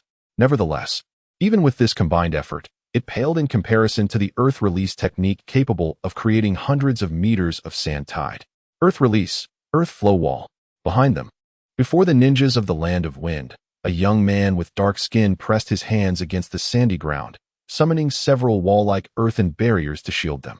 Within the Land of Wind, only one ninja clan excelled in earth release techniques, and only the clan leader could perform such a large-scale earth release. The Yamaki clan, led by Yamaki Hashirama, was not only represented by Hashirama, but also by the rest of the clan members who were rapidly fortifying their defenses. Suddenly, a fierce clash erupted as the wind-style ninjutsu unleashed by Kazama Hikari and Yue Rin collided with the desert, causing the very sky to tremble. Despite the formidable strength of the two, they could only momentarily withstand the surging sands. The furious winds were swiftly engulfed by the sandstorm, and a tremendous rift accompanied the advancing tide, descending upon the more than 2,000 ninjas of the Wind Country gathered at the border of the river country. As the ground quaked violently, clouds of yellow sand swirled chaotically. The source of this overwhelming sandstorm was Senju Shizun, who was flanked by 200 to 300 clan members skilled in earth-style techniques, collectively generating a ninjutsu powerful enough to submerge the ninjas of the Wind Country. Behind these 300 Senju warriors stood nearly 500 more, poised for battle, with both Hashirama and Tobarama in formation. Observing the scale of this earth-style ninjutsu, which surpassed even that of their previous encounter with the Yue clan, Hashirama felt a sense of calm rather than alarm. He glanced at Tobarama beside him, reflecting on the fact that, despite having acquired the shadow clone technique before Tobarama due to his time-traveling advantage, he still fell short of Tobarama's mastery as its original creator. Tobarama's battle strategy involved utilizing the shadow clone technique, already mastered by the majority of the Senju clan, to deceive the perception ninjas of the Wind Country, leading them to believe that the Senju clan intended to launch a direct assault in alliance with the Yamanaka and Saratobi clans. The formidable force perceived by Yue Rin and the perception ninjas of the Wind Country was primarily composed of shadow clones left behind by the Senju clan. Meanwhile, their real bodies, led by Senju Shizun, maneuvered around the enemy's defensive line in the river country, preparing to cut off their retreat when the enemy attempted to withdraw into the desert. The recent large-scale earth-style ninjutsu was sufficient to inflict heavy casualties upon the unsuspecting ninjas of the Wind Country. At this moment, Hashirama's line of sight was obscured by swirling sands, yet he relied on his sensory abilities to gauge the battlefield. Within his perception, he sensed that the total chakra of the Wind Country ninjas diminished by 1/10 the instant the sandstorm descended, indicating that at least 200 lives had been claimed. Attack! As the tremors caused by the ninjutsu gradually subsided, Senju Shizun swiftly issued the command. Although visibility was severely limited, it was evident that the majority of the Wind Country ninjas had been overwhelmed by the sandstorm, making this an opportune moment to strike. With the command given, Senju Shizun was the first to charge forward, closely followed by the Senju warriors at his side and behind him. However, before the main force of the Senju could close in, two figures erupted from beneath the thick layer of sand, Kazama Hikari and Yue Rin. Given their prowess, self-preservation in such circumstances was certainly within their capabilities. The two fixed their gaze ahead, where Senju Shizun had already taken the lead among the foremost ranks of the Senju.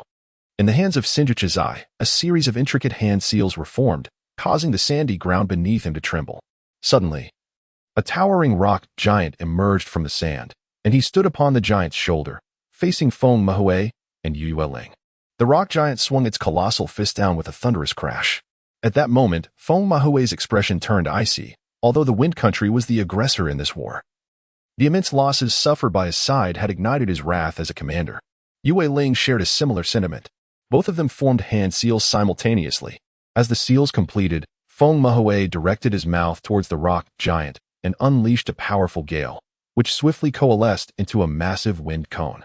Within that wind cone, Numerous sharp wind blades converged, producing a sound reminiscent of metal clashing upon impact. Boom! The wind cone struck the rock giant's fist, instantly shredding it apart with the multitude of razor-sharp wind blades. At that moment, Yue Ling, slightly slower in her movements, was on the verge of completing her hand seals. Just as she intended to combine her attack with Feng Mahue against Senju Chizai, she sensed another formidable chakra hidden behind the rock giant. This chakra swiftly spread across the sandy ground, penetrating the earth beneath the rock giant's feet. Glancing down, Yue Ling was alarmed to see the once solid sand transforming rapidly into a yellow mud-like swamp.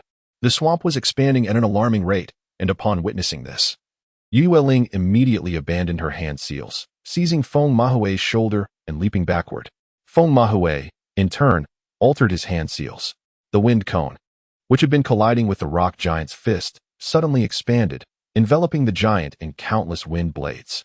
On the giant's shoulder, Senju Chizai instinctively evaded. Bang! Just as a wind blade was about to strike him, a projectile formed from earth-style chakra collided with it, deflecting the blow. Simultaneously, the yellow mud swamp halted its advance.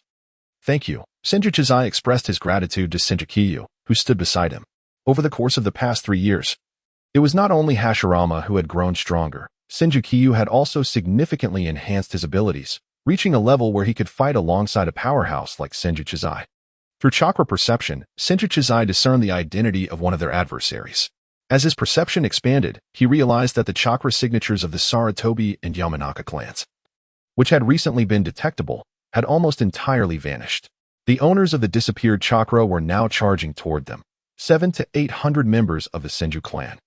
We have fallen into a trap. It was only then that she began to grasp the gravity of the situation.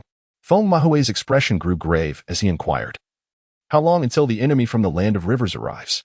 "Approximately 10 minutes, Yue Ling replied in a solemn tone. Had it been earlier, they would have faced no fear against the united forces of the Senju, Sarutobi, and Yamanaka clans. However, the recent sandstorm had inflicted devastating losses on their side.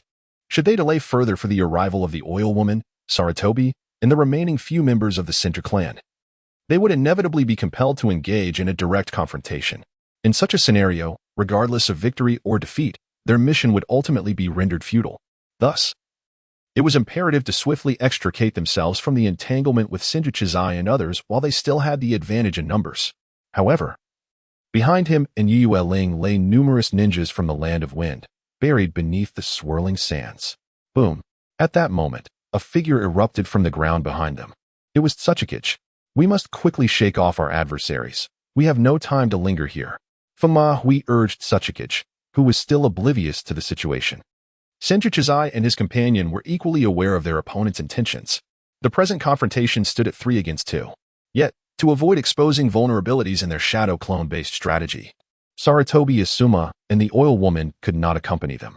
Their opponents sought to break through their defenses, while the Senju clan was tasked with stalling for time until their remaining allies arrived. The commanders of both sides immediately clashed.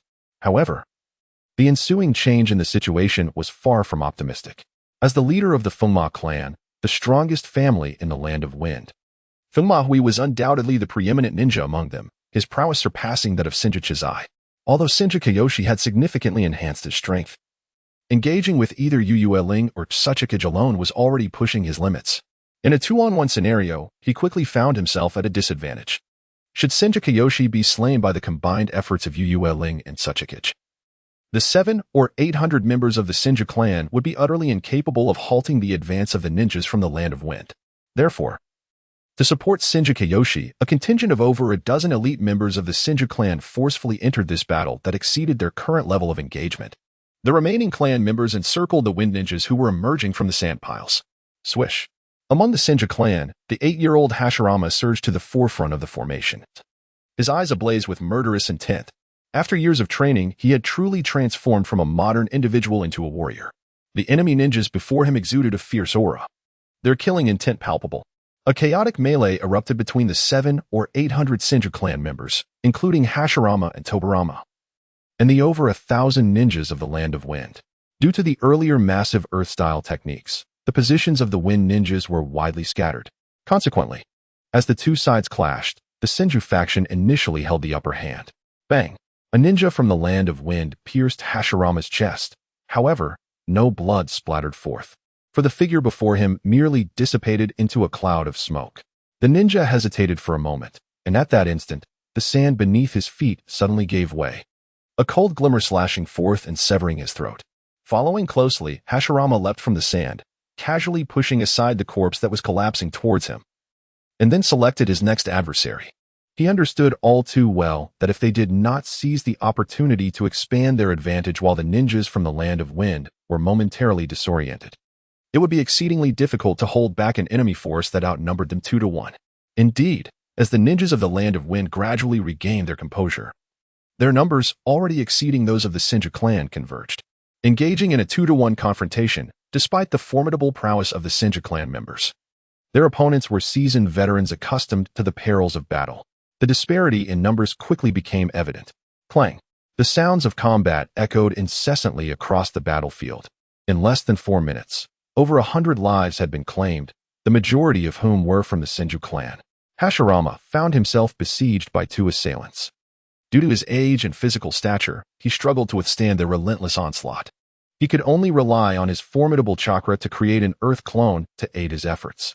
Even so, the perilous nature of the battle persisted. The intensity of the situation consumed Hashirama's thoughts. Without a doubt, this was the most arduous and dangerous confrontation he had faced since traversing into this world. Inevitably, he sustained injuries from enemy attacks. On the other hand, Tobarama, a newcomer to the battlefield, maintained an unusual calm. Lacking the ability to confront enemy ninjas head-on, he relied on his unparalleled speed to maneuver. Both sides were engulfed in a frenzy, with the Senju clan's casualties rising at a far more alarming rate than those of the ninjas from the Land of Wind. Senju Chikaz, similarly powerless, engaged in a fierce duel with Kazekage Fuma, but his strength proved insufficient to subdue the foremost warrior of the Wind Country. The battlefield occupied by Senju Kyu and a dozen elite Senju members was even more brutal. They struggled merely to fend off the combined attacks of Ugetsu Hikari and Tsuchikage Boku. Within mere minutes of confrontation, 5 elite Senju had already perished. Kiyu's handsome visage contorted in fury, yet his battlefield experience allowed him to retain his composure. He understood the necessity of preserving his own strength, otherwise, the sacrifices of his comrades would become meaningless. The air was thick with swirling yellow sand, obscuring vision. One after another, warriors fell, their blood staining the ground a dark crimson, transforming it into an inky black.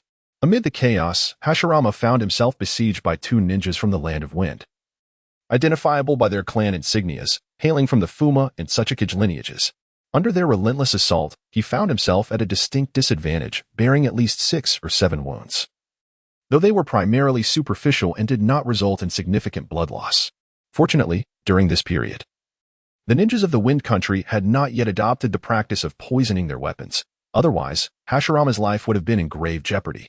Poisoning weapons was a common tactic employed by puppeteers to compensate for the lack of offensive power in their puppets' attacks. However, during the Warring States period, the Wind Country had yet to develop such puppet techniques. The art of puppetry was conceived only after the establishment of Sunigakure by the second Kazekage. Clang! Under the concentrated onslaught of the Fuma and Tsuchikage ninjas, Hashirama found himself with little more than the ability to defend. He had no time to assess the injuries sustained by his Earth clone, which bore the brunt of the conflict on his behalf. Although the physical manifestation possesses greater resilience than the Shadow clone, it too will dissipate upon sustaining severe injuries. Should it come down to just Hashirama alone? Given his current state, it would not take long before he is overwhelmed and vanquished by the 2 adversaries before him. One of them must be eliminated first. Hashirama pondered over strategies, recognizing this as the only viable method to turn the tide. He indeed possessed the means to achieve this, but it necessitated the cooperation of his Earth-style clone. However, caught in the throes of battle, Hashirama found no opportunity to communicate with his clone. Yet, he could not afford to delay any longer. He had to place his faith in himself. Hashirama gritted his teeth, knowing his clone shared his thoughts. Now, he could only hope that their intentions aligned. Clang! Another clash of ninja tools echoed through the battlefield. While ninjutsu defines a ninja, during large-scale close combat, they often resort to taijutsu to avoid endangering their comrades. In the heat of offense, one's defense inevitably reveals vulnerabilities, a truth applicable to both combatants. Hashirama wielded a katana in his right hand and a kunai in his left. He continued to brandish the kunai, slashing horizontally at the Wind Horse Clan ninja opposite him. As he executed the horizontal strike with his left hand, Hashirama abruptly flicked his wrist and hurled the kunai away. The kunai shot forth like a streak of black light. However, even with Hashirama's sudden change in tactics, his opponent was still sufficiently skilled to respond. Clang. The Wind Horse Ninja, initially targeting Hashirama with a kunai, deftly redirected his assault to intercept the one Hashirama had thrown. Did he intend to create an opening with this maneuver? This individual did not underestimate his opponent, despite Hashirama being a mere child of less than 10 years.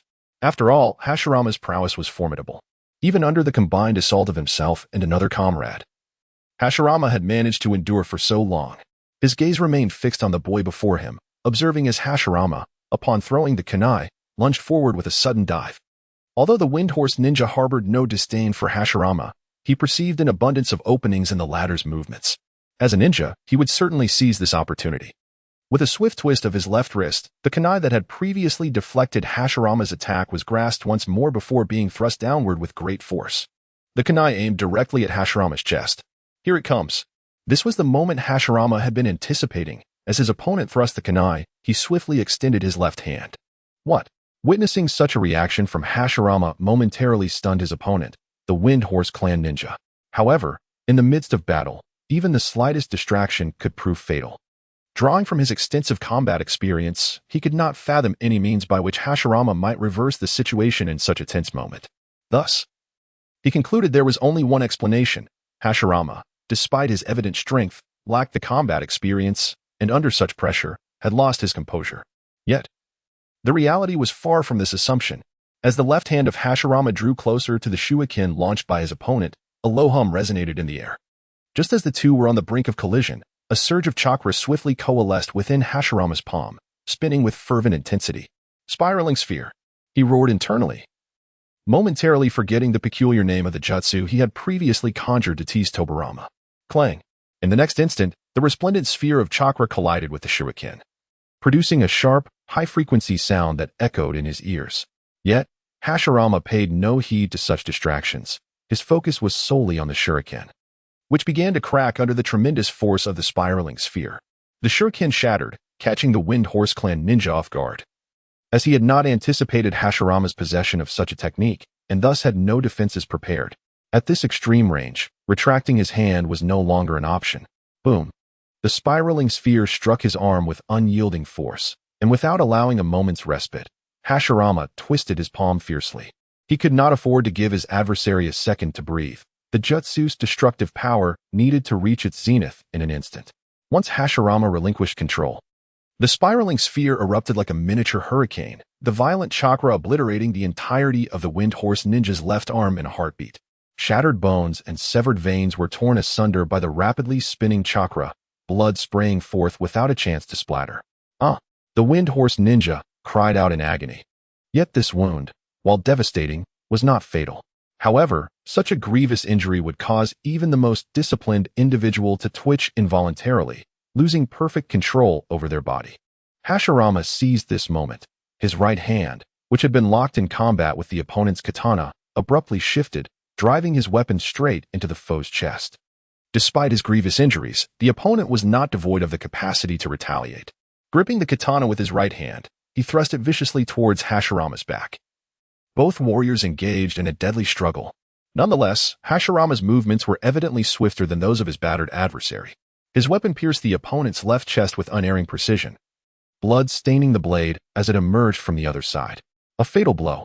Yet, even as his adversary teetered on the brink of death, the final strike was not ceased. Hashirama found himself incapable of evading this anticipated attack. The icy glint of the blade approached from behind, sending a chill coursing through Hashirama's body. In that moment, however, a figure resembling his ally, the Earthman, soared in from the side, crashing into the katana aimed at Hashirama's back, diverting its trajectory. Though the katana grazed Hashirama's back armor, cutting through it, it was a far cry from the lethal penetration that would have left him as cold as his adversary. With a sharp hiss, the armor was breached, and the tip of the katana grazed the back of Hashirama, eliciting a sharp intake of breath. Nevertheless, he had ultimately vanquished one opponent. Yet, Hashirama remained acutely aware of the peril surrounding him. The deviation of the katana's trajectory indicated that his Earth-style clone had been dispatched. In truth, when the clone was cleaved in two by an enemy from the Tsuchigumo clan, All memories of the battle were transmitted back to Hashirama's mind. The Earth-style clone performed a similar analysis of the situation as its original, deducing the strategy Hashirama had employed to turn the tide. Thus, in that fateful moment, the clone refrained from counterattacking the Tsuchigumo adversary and instead lunged directly toward Hashirama's back. The price paid was the clone being severed in half, its form and visage rapidly reverting to the earthy hue of mud and stone after altering the katana's trajectory. That was close, Hashirama murmured, then sharply withdrew the katana from the chest of the enemy ninja he had pierced, colliding with the descending attack aimed at his back. Clang. This was the moment the Earth-style clone had discerned that Tsuchigumo's assault before its demise. Blood blossomed from the gaping wound in the chest of the fallen enemy ninja from the Kazama clan, the scalding liquid splattering across Hashirama's face, hair, and body. As his gaze met that of the Tsuchigumo adversary, blood even dripped from his hair before his eyes. The drops falling before him were colorless. Yet Hashirama could already smell the metallic scent of blood permeating his being. This little brat! The Tsuchigumo clan member glared at Hashirama with fury. Yet he was more astonished by how the latter had instantaneously obliterated the left arm of the Kazama ninja. Moments ago, he had been engaged with Hashirama's Earth clone. While the battle was manageable, his attention was only occasionally drawn toward Hashirama, searching for an opening. The clone had just unleashed a Rasengan in the embrace of his comrade, rendering this individual incapable of witnessing the full extent of the event. He had merely caught sight of some chaotic, erupting chakra. Despite Hashirama sustaining some injuries to eliminate his companion, the disparity of 2 against 1 had vanished. And the Tsuchigumo clan member could not afford to underestimate the boy from the Senju clan, feeling as though he was facing a formidable adversary. For should he let his guard down even slightly, he might meet the same fate as the Kazama ninja. Perceiving the apprehension in his opponent's eyes, Hashirama, despite having depleted some of his chakra, chose to press the attack. He intended to seize another opportunity to inflict significant damage with a Rasengan. In a scenario where intelligence was lacking, a swift Rasengan could devastate any ninja. This was a far cry from Naruto's usage of the Rasengan in a head-on clash. The distinction between forming it with one hand versus requiring both hands was a concept of great significance. On this battlefield, there were many from the Senju clan, like Hashirama, engaging in combat 2 against 1. Thus, any resistance was already at its limit. Most of the Senju clan members have indeed mastered the shadow clone technique. Although only a select few elites have acquired the chakra-infused variant of this skill, in a scenario where they are outnumbered, this basic jutsu has significantly mitigated the casualties for the Senju. Each individual fiercely clings to their opponent, fully aware that as long as reinforcements from the land of rivers arrive, their sacrifices will not be in vain. Thus, despite the Wind Country ninjas being twice as numerous as the Senju, the fearless combat of the Senju prevents the enemy from regrouping or retreating.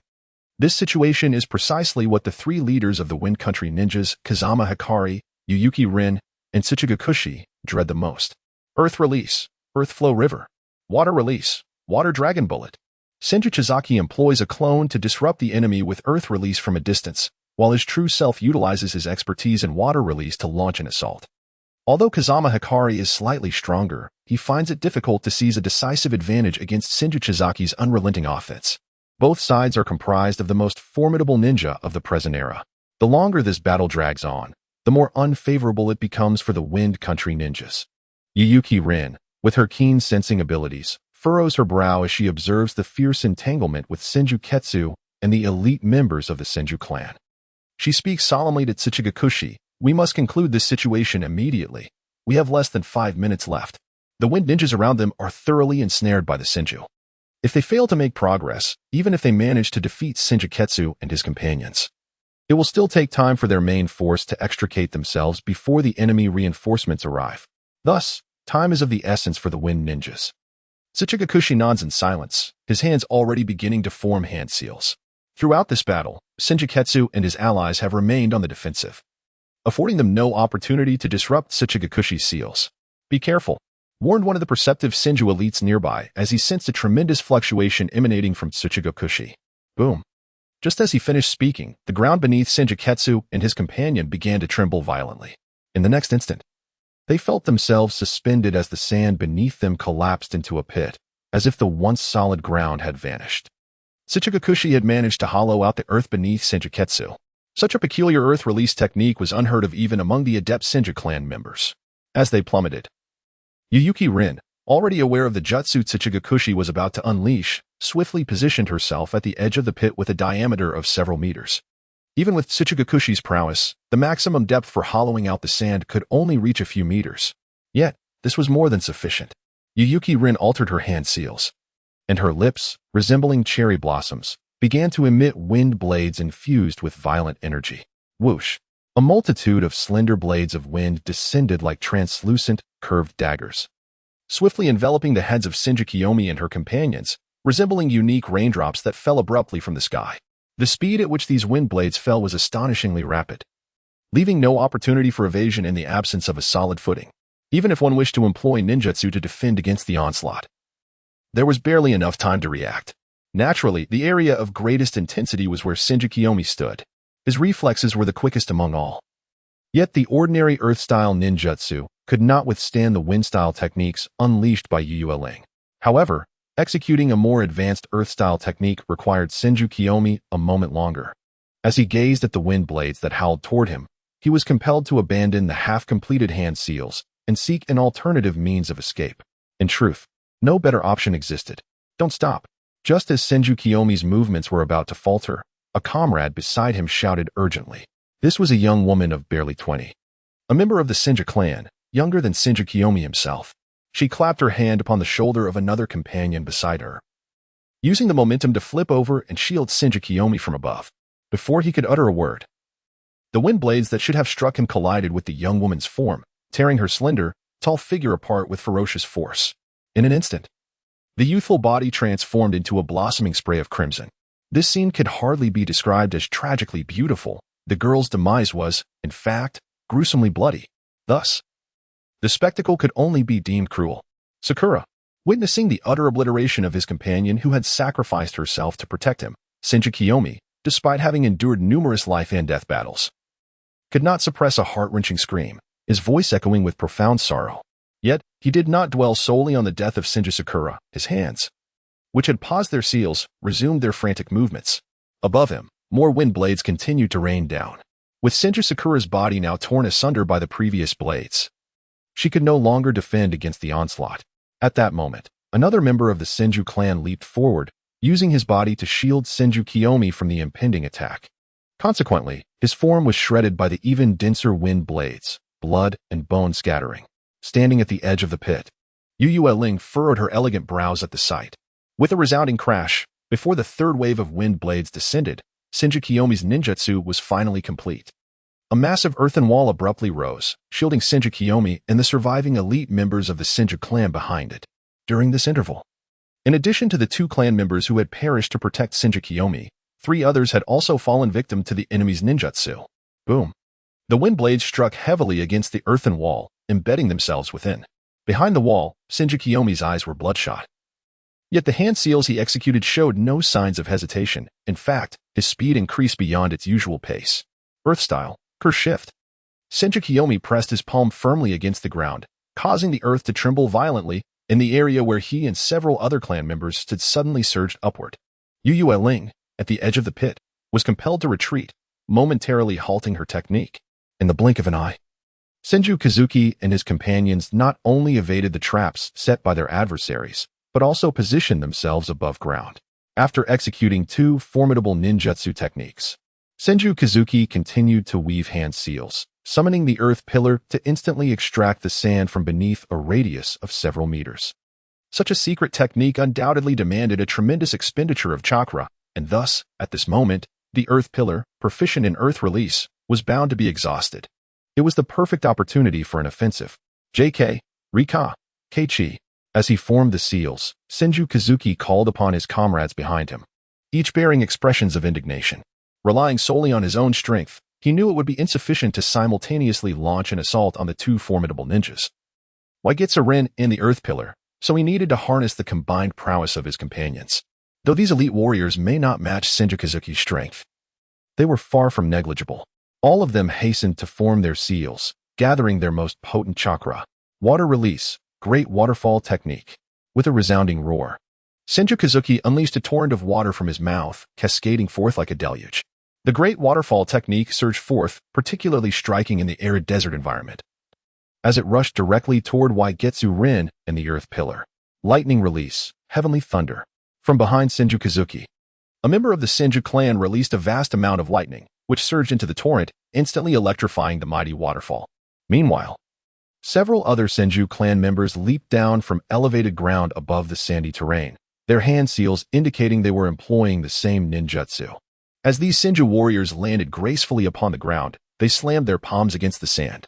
With a resounding rumble, the sandy area where Waigetsu Rin and the Earth Pillar stood trembled violently. However, the assault did not approach from in front of them, but rather from behind. The earth, cloaked in sand, suddenly overturned, resembling crashing waves, effectively sealing off their escape route. The combined offensive of Senju Kazuki and the elite Senju warriors left the two opponents caught in the middle. They dared not underestimate the situation. Exchanging glances, Waigetsu Rin and the Earth Pillar sprang into action. The former charged toward the electrified waterfall, while the latter positioned himself before the rising wave of sand. Both began to form their seals to execute their techniques. With a thunderous clash, the sound of their violent confrontation reverberated across the battlefield. Both sides manipulated terrifying ninjutsu, and the powerful chakra fluctuations generated intense gusts of wind throughout the area. Everyone on the battlefield seemed to become more ferocious as a result. Amidst a fierce physical confrontation with a member of the Earth Pillar clan, Hashirama was entirely immersed in the battle before him. In that moment, his focus was solely on his adversary. The emotion within his deep, dark eyes conveyed a singular intent to eliminate the foe before him. Senju Kazuki, although on the defensive, was still able to perceive the chakra fluctuations emanating across the battlefield due to the exertion of powerful ninjutsu. Chakra is a fusion of the body's spiritual energy and mental force, and thus, when the spiritual energy experiences tumultuous fluctuations, this power undergoes an indescribable transformation. Hashirama had never before sensed such emotions emanating from Senju's Kuro. Consequently, it was during the onset of war that he became acutely aware of the sentiments of his comrades. Humans are inherently susceptible to the emotions of the collective. Soon after, Hashirama's movements became increasingly decisive. The chakra and stamina he had expended in previous battles began to gradually replenish. Clang! In yet another clash, Hashirama's weapon wielding proved powerful enough to repel the adult Tsuchigumo clansman. His hand, gripping the kunai, trembled with astonishment. This child seems to grow stronger with each exchange. The Tsuchigumo clansman was utterly perplexed. The members of the Senju clan were naturally endowed with formidable physiques. He had never encountered anyone who grew stronger in the midst of battle. Unbeknownst to him, the boy before him was an anomaly even within the annals of the Senju legacy. Hashirama felt not only the sensations of his opponent, but also a clear awareness that his own stamina and chakra were recovering during the fight. The pain from his previous injuries was subsiding significantly. Momentarily stunned, he chuckled inwardly. It appears that even without awakening the would release. This battle has bestowed upon me remarkable capabilities. In the original narrative, his arch-nemesis, Uchiha Madara, once remarked that Hashirama could heal his wounds autonomously without hand seals. A power comparable to Tsunade's healing jutsu.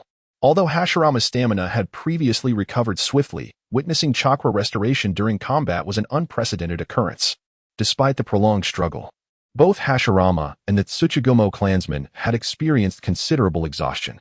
Yet, at this moment, Hashirama's stamina was swiftly revitalizing, undeniably skewing the balance of their encounter. Clang! Hashirama swung his weapon with all his might, forcibly thwarting the clansman's counterattack. Then, with a speed that left his opponent unable to react, he thrust out his other hand. From his palm, a radiant chakra glimmered forth. As his stamina revitalized, Hashirama's mind swiftly regained clarity. Spiraling hurricane blue sphere. Boom. The azure chakra sphere struck squarely against the Tsuchigumo clansman's chest, its swirling energy seemingly displacing his internal organs. The true terror of the Rasengan lies not merely in its surface devastation but in its ability to penetrate the body's exterior, inflicting internal harm. Then, with another rotation of his palm, the explosive chakra sent the Tsuchigumo clansman reeling backward. Whoosh! The footsteps of Hashirama closely followed, swiftly appearing behind his opponent. In a moment where retaliation was utterly impossible, he struck from behind with a kunai, piercing through the heart.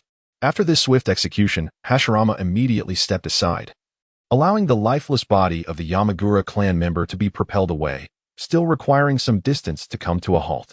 Having dispatched two adult adversaries, Hashirama finally found a moment to catch his breath. His physical stamina was not in question. With his recently awakened abilities, his chakra and injuries were recovering to their peak, and his condition would only become stronger. A mere glance around the battlefield brought him discomfort, for most of the faces were painfully familiar. At that moment, Hashirama opened his senses, searching for Tobarama's presence. Although the battlefield was vast, his familiarity with that chakra allowed him to quickly locate his brother's position. Sensing a steady chakra presence, indicating no significant danger, Hashirama promptly redirected his focus back to the battlefield, preparing to rejoin the fray. Given that he grew stronger with each conflict, it was only natural for Hashirama to exert himself to minimize casualties among the Senju clan, for these clansmen were, in a strict sense, his blood relatives. Just as Hashirama was about to plunge into a skirmish involving two attackers against a Senju clansman, an array of powerful, familiar chakras surged into his perception, invigorating his spirit. These were allies arriving from the land of rivers, including Sarutobi, the Oil Clan, and several Senju members. After nearly 10 minutes of fierce battle, reinforcements were finally nearing. However, the range of his perception seemed to expand significantly. Hashirama murmured to himself, estimating that the reinforcements were approximately 2 minutes away, a distance that his previous sensory capabilities could not have captured with such clarity. He suppressed his exhilaration. For even with the reinforcements on the horizon, the next 2 minutes would still entail a brutal struggle for the remaining Senju clansmen, where every moment was a fight for survival. With a swift motion, he entered the fray, hands forming seals. Earth style, Earth clone. A clone imbued with a third of Hashirama's chakra materialized beside him. The two figures, armed with kunai, executed a pincer attack, targeting a ninja adorned with the emblem of the Kazama clan. The fierce battle raged on, with ninjas from both sides, leaders and ordinary combatants alike, putting forth their utmost effort. The offensive led by Sengoku and several elite Senju members was ultimately repelled by the superior strength of Yuyuki Rin and Tsuchikage Hashirama, forcing them to huddle together in a defensive stance. Yet, in this ongoing war of attrition, the Senju clan's inherent racial advantages began to manifest. Both Yuyuki Rin and Tsuchikage Hashirama unleashed several powerful jutsu, depleting their chakra reserves, making it challenging to generate an offensive potent enough to swiftly overwhelm Sengoku and the others. The confrontation between Fong Mahue and Senju Naosuk remained at an impasse. Although both were fully engaged in battle, as the supreme commanders of their respective factions, they continued to deliberate internally. Fong Mahue's expression grew increasingly grim. He never anticipated that the war would escalate to such a dire situation.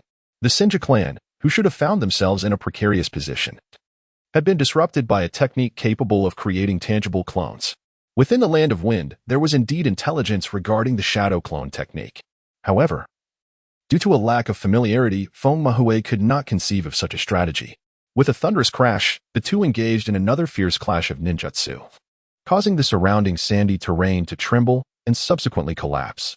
Fong Mahue gazed up at Senju Naosuk, who stood atop a rocky dragon, his own countenance markedly troubled. Nonetheless, he mustered a strained smile and proposed, given the current state of the war, both the Senju clan and our forces have suffered significant casualties. How about we call for a ceasefire? I guarantee, in the name of the Fong Mahue clan's leader, that we will not disturb the Senju territory within the Land of Fire again. In truth, even as these words escaped his lips, Fong Mahue felt a pang of shame for his own childishness. Yet, he felt compelled to speak thus. The arrival of the Senju reinforcements would only exacerbate their losses. Although the chances were slim, if Senju Naosuk could consider that the Senju clan had a formidable adversary within the Land of Fire, he might entertain Fong Mahue's suggestion. Should the Senju suffer heavy losses fighting against the ninjas of the Land of Wind, the Uchiha clan would undoubtedly seize this exceptional opportunity. However, as Fong Mahue finished speaking, the previously composed expression on Senju Naosuk's face suddenly darkened with fury. His response was a single, chilling phrase, "Dream on." The intensity in Senju Naosuk's gaze was palpable. It was absurd. Both sides had fought to this extent. How many of the Senju had perished to prevent the forces of the Land of Wind from escaping into the desert? Even if Fong Mahue invoked the Uchiha clan and offered guarantees, what did that matter? The Senju feared no adversary. Assurances were merely verbal agreements. In this era, when survival was at stake, anyone, regardless of their status, could renege on their word at any moment. Realizing that communication had failed, Fong Mahue abandoned any remaining hope. He could only focus his attention on the battle at hand. The sounds of combat echoed incessantly, with casualties occurring every few seconds, staining the sands with blood. At last, from the dense forest adjoining the desert, figures emerged. Reinforcements had arrived. At the forefront, Sarutobi Asuka and Aburame Kin, upon witnessing the dire state of the battlefield, were momentarily taken aback, despite their extensive combat experience. They could see that all the Senju were fighting with their lives on the line. For only such determination could hold back an enemy twice their number. Thus, the two individuals exhibited no hesitation, simply issuing the command, "Kill." Behind them, the clansmen of the Sarutobi and Yamanaka, along with a small contingent of Senju who were unfamiliar with the technique of shadow clones and had not participated in the strategy, were instantly moved upon witnessing the horrors of the battlefield. In particular, the members of the Senju clan, upon seeing their comrades meet a gruesome fate, felt their eyes redden with anguish. "Kill! Kill! Kill!" The roars echoed as all reinforcements drew their weapons, rushing into the fray with utmost urgency. At that moment, they longed to reach the enemy's side in the blink of an eye, willing to pay any price to slay them. Nearly 1,000 reinforcements surged into the battlefield amidst the cacophony of combat. The situation began to shift. Previously, the Senju had faced foes that outnumbered them 2-1, and the fact that they had managed to endure until now was already remarkable. However, the circumstances had changed dramatically. In terms of individual prowess, only the Uchiha clan could rival the Senju among the current ninja families. Thus, despite the opposition gathering the elite forces of the three great clans of the Wind Country, the nearly equal numbers meant no clan could surpass the Senju. Furthermore, the Sarutobi and Yamanaka clans were not to be underestimated either. Witnessing the tide of battle gradually turn, Tobirama, who had been forced to rely solely on speed to navigate the periphery for self-preservation, joined the fray without hesitation. Even his normally calm demeanor faltered in the face of the harrowing scenes he had just witnessed, with many of his clansmen perishing under the onslaught of the enemy. However, Tobirama felt no guilt for his earlier reluctance to engage.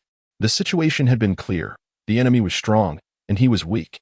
His strength was best utilized in seeking self-preservation, thereby safeguarding the vitality of the Senju clan.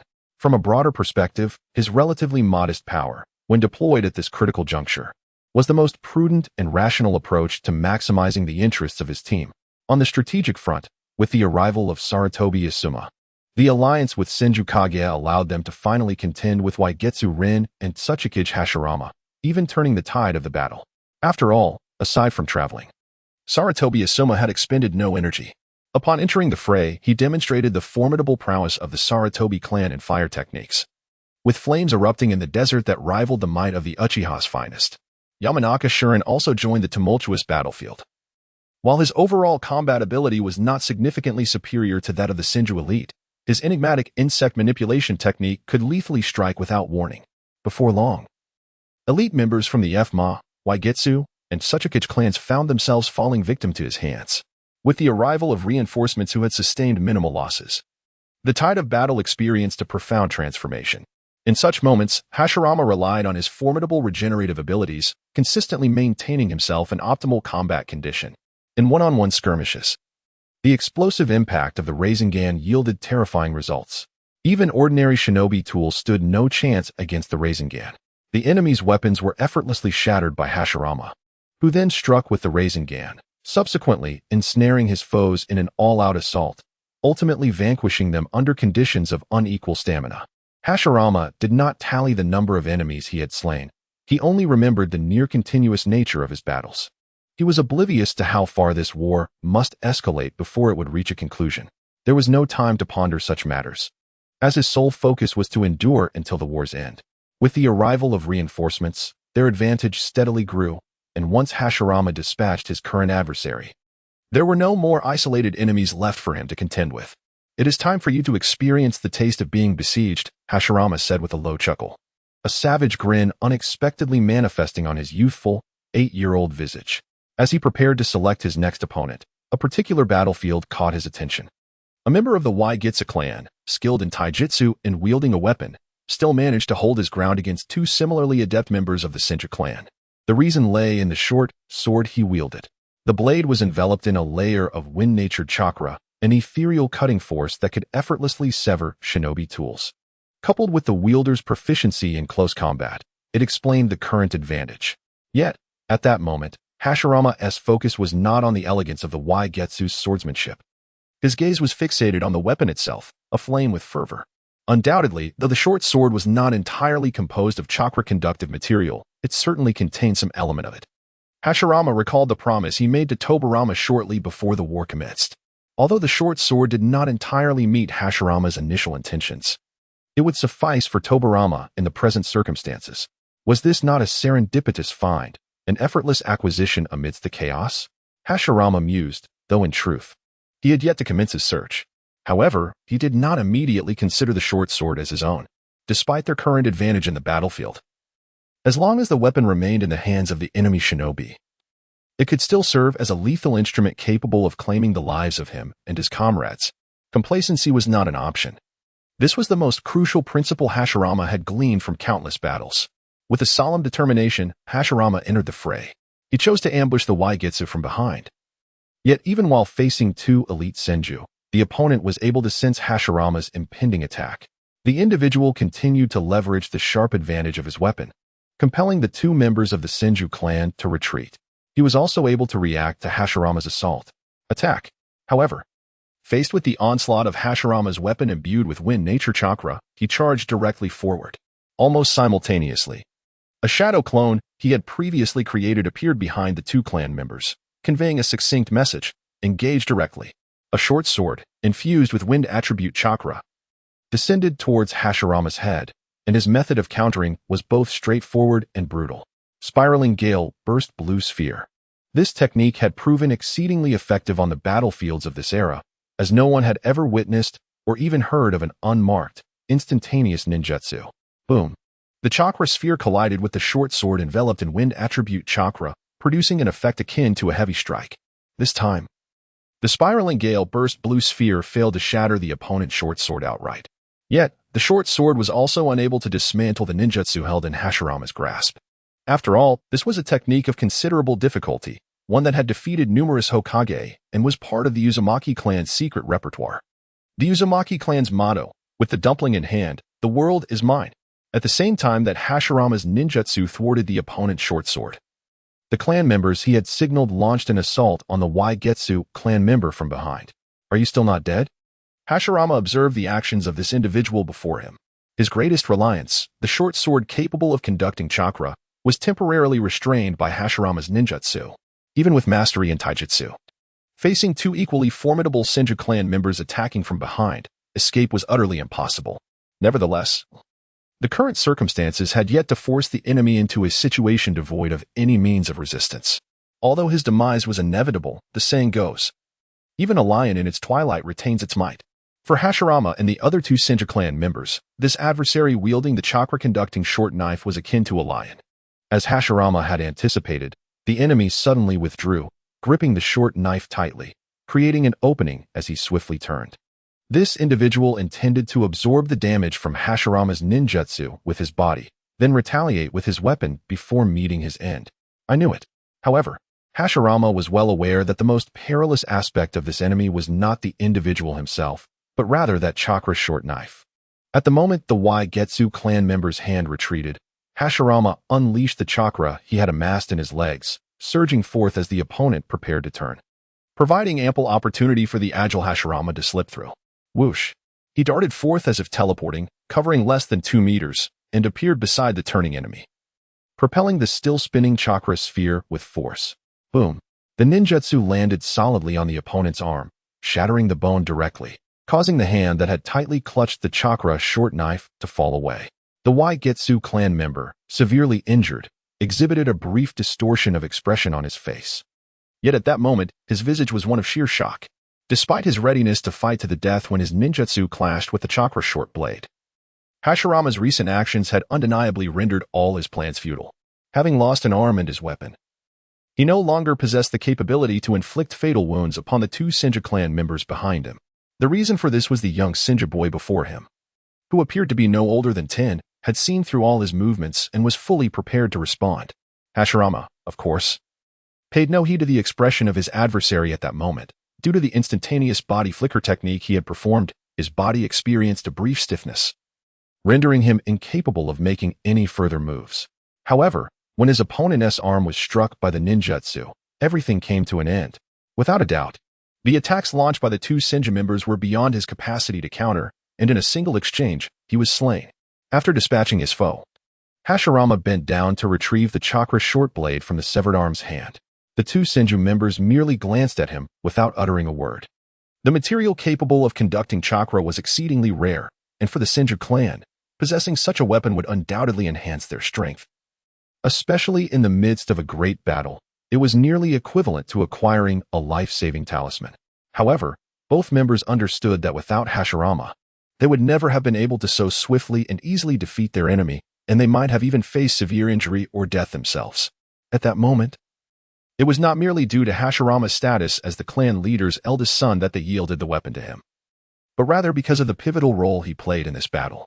Hashirama picked up the chakra short blade and weighed it in his hand. Suddenly, he turned to the two clan members, who had intended to support their other companions, and asked, "I cannot wield this weapon. Who among you can?" Following this, Hashirama smiled somewhat sheepishly and added, "However, I indeed have other uses for this blade. So would it be possible for you to return it to me after the war concludes? I can offer something else in exchange." Over the past few years, Hashirama had focused on the earth and water attributes of chakra, neither of which were suitable for a weapon that conducted chakra. He wished to gift the chakra short blade to another, but that would have to wait until after the battle. For now, as he could not utilize the short blade, it would be better to entrust it to a clan member who could harness its power, thereby bolstering their side's combat strength. The two Senju members had already collectively deemed that the chakra short blade rightfully belonged to Hashirama, but they were taken aback by his unexpected words. After a moment of shared contemplation, they exchanged glances. One was also skilled in earth and water ninjutsu, making it difficult for him to fully exploit the blade's potential, while the other was proficient in wind techniques. Upon understanding the situation, Hashirama temporarily entrusted the weapon to the clan member adept in wind ninjutsu.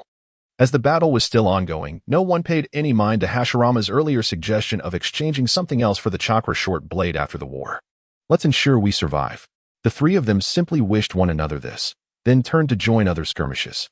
The battlefield has reached a climactic intensity, with the once heavily afflicted Senju clan now rapidly equalizing their losses due to the arrival of formidable reinforcements.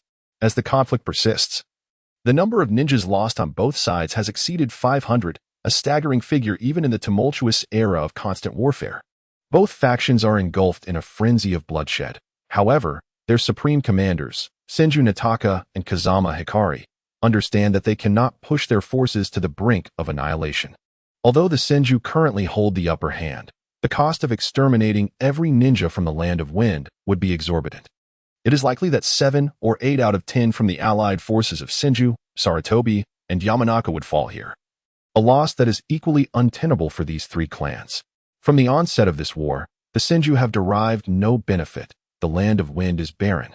And even if they obliterate the Kazama, Yum, and Tsuchikage clans, what gains would they reap? Thus, Nataka can only bide his time, awaiting a widening disparity in casualties to compel the enemy to pay a heavier toll. Kazama Hikari is acutely aware of this reality but feels utterly powerless. In the eyes of most commanders, including himself and Nataka, the number of ninjas represents combat strength. Yet Hikari finds it increasingly difficult to equate these figures with the lives they represent. Those like him, accustomed to witnessing death, gradually become desensitized. Their actions are driven solely by the prospect of gain. Just as Hikari contemplates the extent to which Nataka intends to escalate the casualty ratio, the latter's offensive unexpectedly becomes less aggressive. Subsequently, Nataka, retreating momentarily while gazing into Hikari's emerald green eyes, channels his chakra and raises his voice to shout, "Cease! Cease!"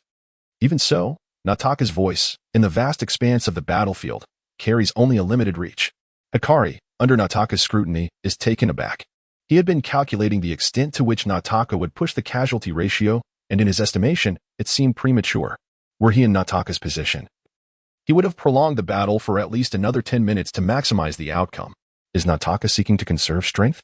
This fleeting possibility crosses Hikari's mind, especially considering the formidable Uchiha clan still poses a threat within the Land of Fire, not to mention the inclusion of Sarutobi and Yamanaka in Nataka's forces.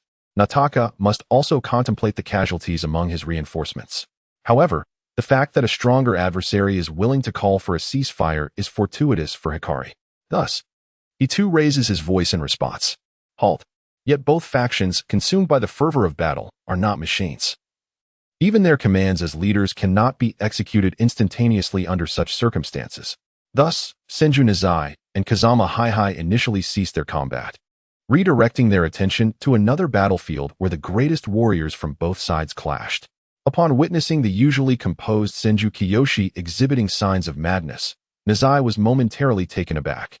In truth, Senju Kiyoshi had long heard the command issued by Nizai, yet he was reluctant to abandon the fight, which prompted Saratobi Akihira to continue supporting him.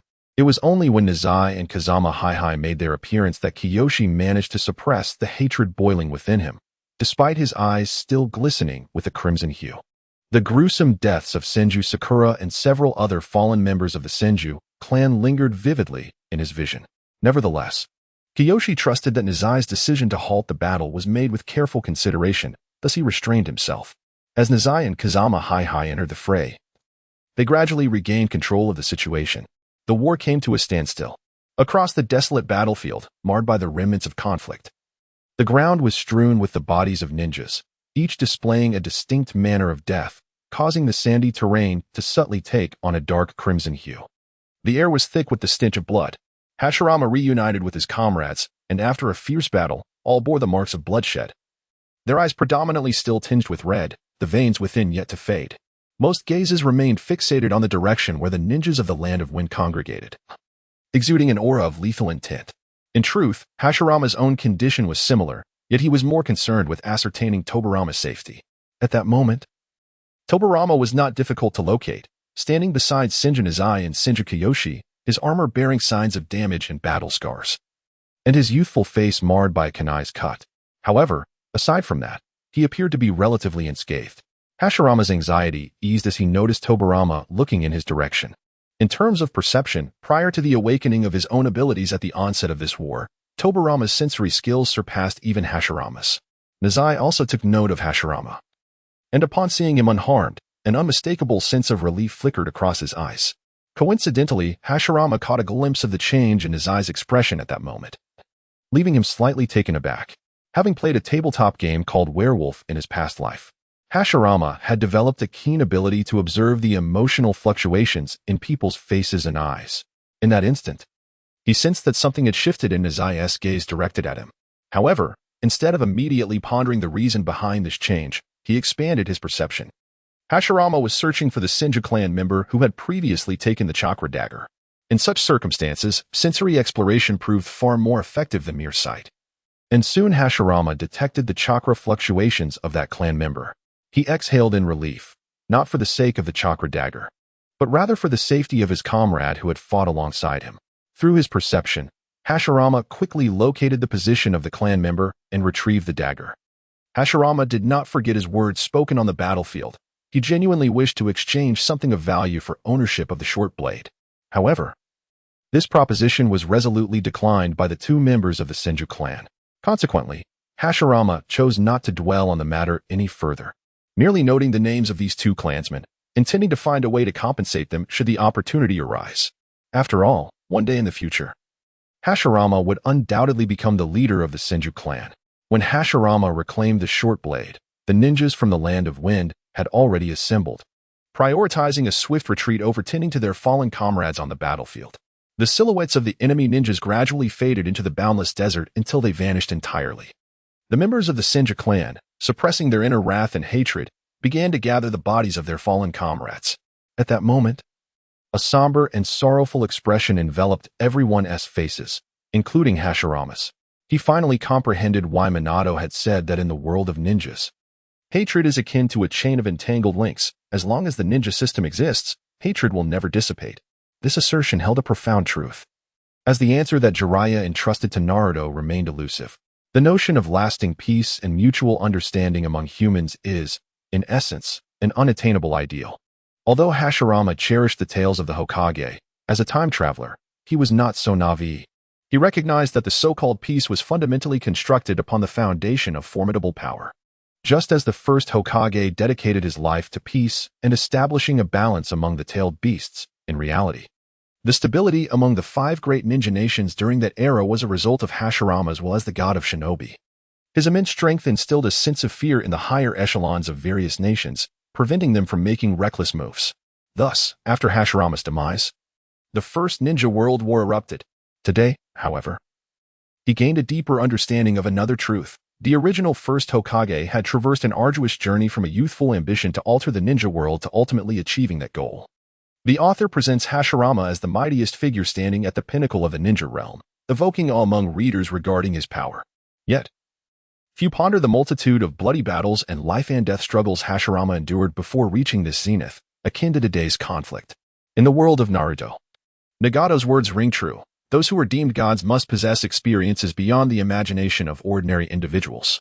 In this battle against the ninjas of the Land of Wind, the Senju clan suffered nearly 400 casualties, marking it as one of the most devastating battles in recent years.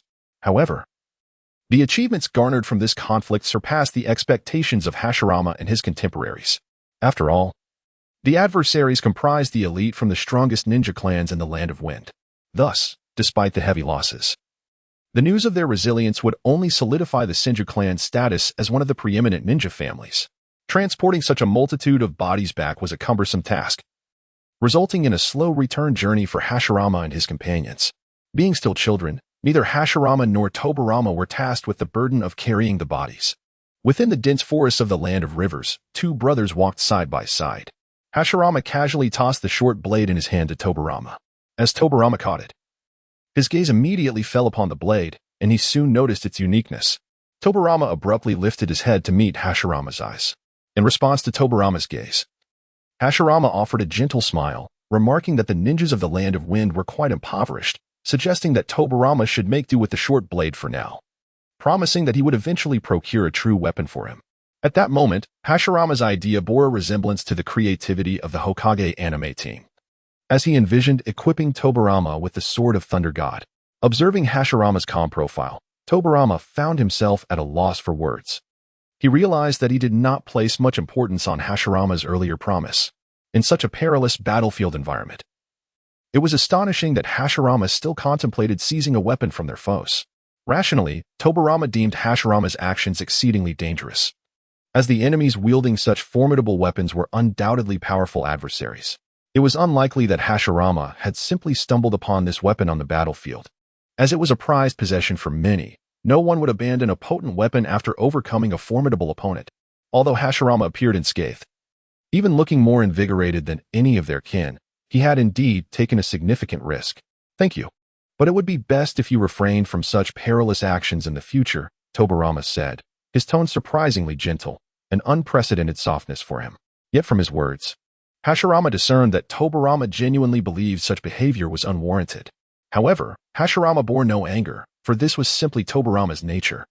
It seemed imperative to devise a method to expedite Tobirama's development of the Flying Thunder God technique. Hashirama pondered deeply. During the day's battle, due to tactical constraints, the Senju clan found themselves momentarily at a disadvantage, outnumbered. Yet if someone among the Senju could master the Flying Thunder God technique, they could replicate the feats of the fourth Hokage in the original story, transferring hundreds or even thousands of individuals in an instant. Theoretically, this was true, but in practice, achieving such a feat was far from simple. Even the second Hokage, who developed the technique, could not simultaneously transfer so many targets. Thus, even if Tobirama successfully developed the Flying Thunder God technique, it would still fall short without a genius like Minato to enhance such a space-time ninjutsu. It seemed more feasible for Hashirama to strengthen himself to a point where he could single-handedly alter the tide of battle. Though their progress was slow, Hashirama and his companions hardly paused for rest until they reached the border between the Land of Rivers and the Land of Fire, where reinforcements from the Senju met with those from the Sarutobi and the Yamanaka clans. Naturally, Hashirama expressed his gratitude to Sarutobi Asuma and Yamanaka Katsu for their support. Simultaneously, these two individuals thanked him for making the decision to halt the expansion of their advantage, as they recognized that such a choice was made with consideration for the casualties among their ranks. While it cannot be said to be the sole factor, Senju Shursui merely smiled faintly, acknowledging that it indeed constituted a part of the reason, yet it was not the decisive motive behind his actions. After parting ways with the reinforcements, Shursui turned to glance at Hashirama and Tobirama not far behind, a smile unconsciously gracing his face. The paramount reason for his actions was to minimize the likelihood of harm befalling the two brothers. It was only upon the arrival of the reinforcements that Senju Shursui fully recognized the significance of these two children for the future of their clan. Indeed, it was not solely Hashirama, both brothers were indispensable. A day after separating from the Sarutobi and Yamanaka clans, Hashirama returned to the Senju encampment alongside his clansmen. Tobirama and Izuna were there to welcome him. After affectionately tousling their hair, Hashirama swiftly distanced himself from the crowd. Heading to the riverbank near the clan's vicinity to cleanse his body, he found himself intolerant of the pervasive stench of blood, despite having grown accustomed to battle. This odor still made him feel nauseous. Even after washing away the scent, the sensation remained etched in Hashirama's mind, leading him to perceive himself as still enveloped in the foulness. Upon returning to his tent, Hashirama relaxed his thoughts, although his body did not feel particularly weary. He soon fell into a deep sleep. He was mentally exhausted. During this period of slumber, a high-level meeting was convened within the main tent of the Senju clan. Naturally, Shursui was reporting on the sequence of events surrounding the war. Despite the heavy toll, a smile that could not be concealed adorned Shursui's face, akin to one who had stumbled upon a treasure. This emotion had never before manifested in the typically composed Senju Shursui, but once he elucidated the intricacies of the battle, Senju Butsuma and the other high-ranking members understood the source of his elation. Was the strategy for this battle proposed by Tobirama? Butsuma inquired. To which Shursui nodded affirmatively. I have confirmed it. It was indeed Tobirama's idea. Following this, all the high-ranking members in the tent, including Butsuma, displayed expressions of immense joy. Tobirama had accomplished what none of the adults, including Butsuma, had managed to achieve. Prior to the onset of the battle, Butsuma had discussed the possibility of a stalemate. Yet he too had been unable to devise a solution, whereas Tobirama had succeeded. Undeniably, the swift victory of the Senju clan in this battle could be attributed primarily to the two brothers, Hashirama and Tobirama. The shadow clone technique was conceived by Hashirama, while Tobirama utilized the ninjutsu developed by his brother to alter the course of the battle. If Hashirama was a genius unlike any seen in the history of the Senju clan in terms of ninjutsu and ninja prowess, Tobirama, though somewhat inferior in personal ability, possessed an astonishing talent for strategy. Especially for the vast Senju clan, Tobirama's abilities were deemed more crucial than those of Hashirama before the latter reached a certain personal pinnacle. As long as both brothers could thrive, the Senju clan, centered around them, would usher in an unprecedented era of prosperity in history.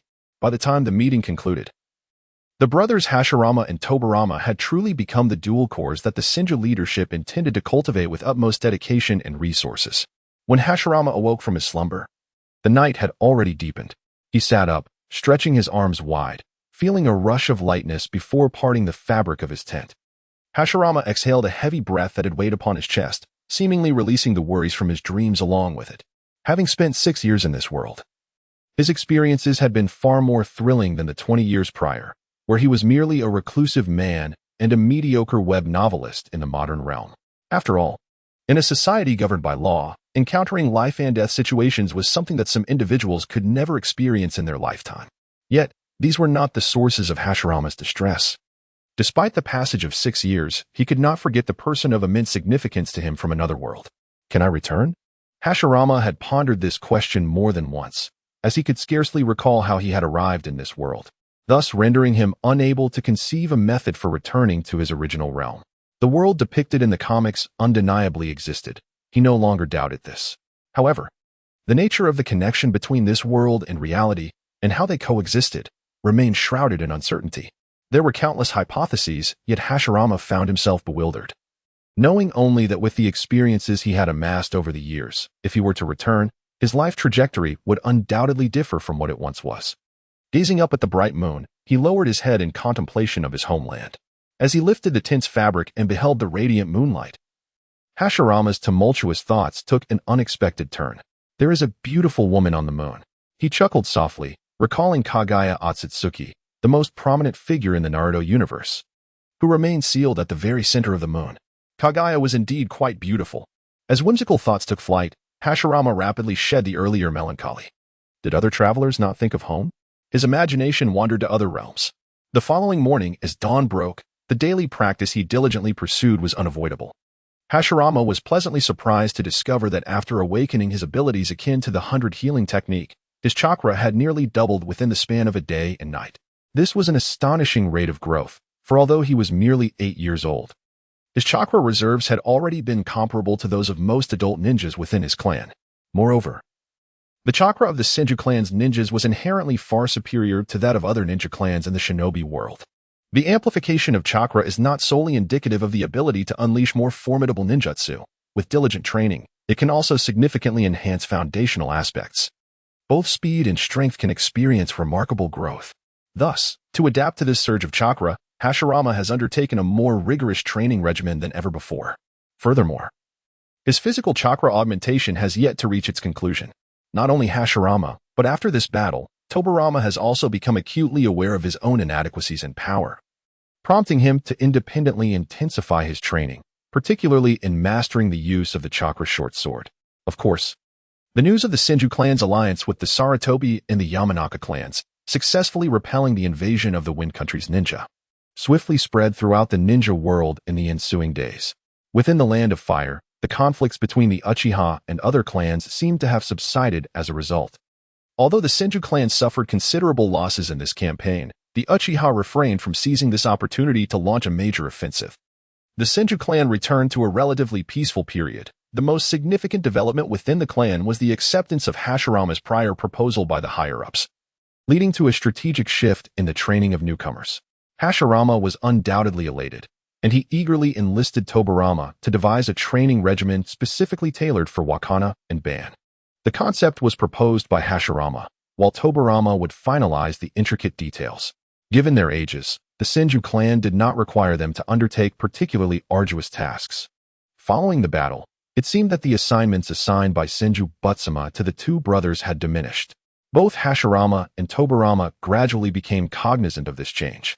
As for the reason behind it, when Senju Chikage approached them to confirm who had proposed the strategy centered around the shadow clone technique, they understood the rationale. The clan's higher-ups were nurturing them, aiming to mitigate risks by reducing their frequency of task execution.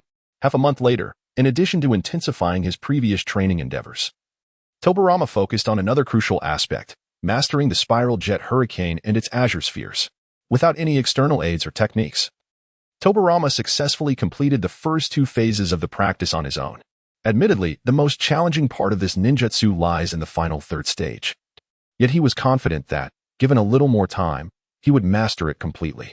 Beyond their individual training, the two brothers frequently engaged in sparring sessions. Their practice was not limited to combat alone. They also competed in fundamental abilities, such as speed of movement. Hashirama set the distance for their contests quite far. In a vast forest located well within the Land of Fire, a region not claimed by the Senju, Uchiha, Hyuga, or any other clan. The choice of this location was intentional, as Hashirama, through his observations of the terrain, could almost ascertain that it would one day become the site of the hidden leaf village established by the first Hokage. Although I have already encountered Madara on the battlefield, the prospect of meeting him again in a manner akin to our initial encounter in the original tale, by skipping stones across a river, is now an impossibility. Nevertheless, Hashirama mused that, given Madara's temperament in his youth, a dialogue might still be feasible. However, a calm and composed conversation seems unlikely. Should they chance upon one another outside the battleground, it is probable that Madara would engage in combat without hesitation. This inclination aligns with Hashirama's own desires. If a pleasant exchange is unattainable, then a brawl may serve as a prelude to further discourse. If they cannot joyfully toss stones, then perhaps he could treat that obstinate child as a stone to be hurled across the river. Madara played a pivotal role in the establishment of Konoha, though he later became a traitor, influenced by the machinations of Kaguya. This time, Hashirama need only guard against that treacherous progeny. By seizing an opportunity to eliminate him, he could then engage Madara in a more amicable manner. Perhaps, he could even braid Madara's hair into a whimsical twist. Interestingly, Hashirama had envisioned such a scene for his next novel upon concluding his last one. Now, he finds himself in a position to enact it firsthand. The mere thought of it is exhilarating. Thus, he occasionally meanders along the riverbank near the forest that would one day cradle Konoha, an endeavor to enhance the likelihood of an unexpected encounter with Madara. Swish, swish. In the depths of the forest, two figures darted swiftly, one pursuing the other without a hint of superfluous motion, evidently unwilling to squander a moment on trivialities. Leading the way was Tobirama, the white-haired boy, with Hashirama closely trailing behind. Though his heart was laden with frustration, he dared not falter in his movements, for it was evident that he was struggling to match Tobirama's pace. This disparity was the result of Tobarama's rigorous practice of ninjutsu over the past fortnight. The technique known as the spiraling hurricane burst blue sphere demands exceptional chakra control, and through mastering this jutsu, Tobarama had significantly enhanced his command over chakra. Remarkably, even though he had yet to master the third stage, his proficiency in the body flicker technique had reached astonishing heights. This revelation dawned upon Hashirama after he had arranged a speed contest with Tobarama. The essence of the body flicker technique lies in its ability to unleash instantaneous bursts of speed, typically achieved through either chakra accumulation or formidable physical prowess. Both Hashirama and Tobarama relied on chakra for this purpose. Given its explosive nature, such speed is generally unsustainable over extended distances. However, Hashirama discovered that Tobarama could maintain a burst of flickering speed over considerable lengths, defying the very characteristics of the technique and representing an advanced iteration thereof. Is this fellow not the true protagonist? Gazing at Tobarama's increasingly distant figure, Hashirama found himself unable to close the gap, proving that one cannot wholly appropriate another's ninjutsu talent. It seems I must bestow upon his refined body flicker technique a name as elegant as the spiraling hurricane, to astonish him. As he moved at high speed, Hashirama felt that the capacity for his thoughts was somewhat lacking, compounded by the fact that the name of the jutsu he had devised was quite cumbersome, making it difficult for him to articulate. Thus, he found little time to ponder a name for the improved body flicker technique that Tobarama had developed.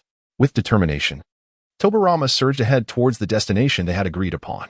Under normal circumstances, given their training within the Senju clan, they were not permitted to stray too far from the clan's stronghold. However, the area within hundreds of kilometers of the Senju residence was deemed relatively safe, and the clan imposed minimal restrictions on Hashirama and Tobarama's activities, offering scant supervision. This leniency allowed Hashirama to take Tobarama out for a venture. Yet, traversing such a considerable distance posed a significant risk of encountering formidable adversaries from rival ninja clans. Even though Hashirama had become quite powerful, the logic seems peculiar. Does it not? Hence, the scene of Hashirama's initial encounter with Madara in the original Naruto narrative appears exceedingly bizarre. After all, when Senju Tobarama and Uchiha Taijima plotted to eliminate Hashirama and Madara, the only companions accompanying them were indeed the two younger brothers, Senju Tobarama and Uchiha Azuna. Wouldn't it have been wiser to bring along more elite clan members to mitigate risks? Moreover, it seemed that these two brothers possessed some familiarity with one another. Although their respective elder brothers, who were undoubtedly stronger, had never met. How could that be? It is best not to dwell on it, for the plot demands such contrivances. Tobarama pressed onward, gradually leaving Hashirama far behind. Even as they approached the destination, Tobarama slowed his pace to ensure his own safety in the presence of a more powerful Hashirama, remaining within a secure support range. At this moment, only a minute's journey remained to their agreed endpoint. Meanwhile, by the riverbank at the destination, a slight figure crouched beside the water, a distinctive katana resting nearby. The boy was using his delicate, calloused hands to scoop water from the river, gently splashing it onto his fair visage.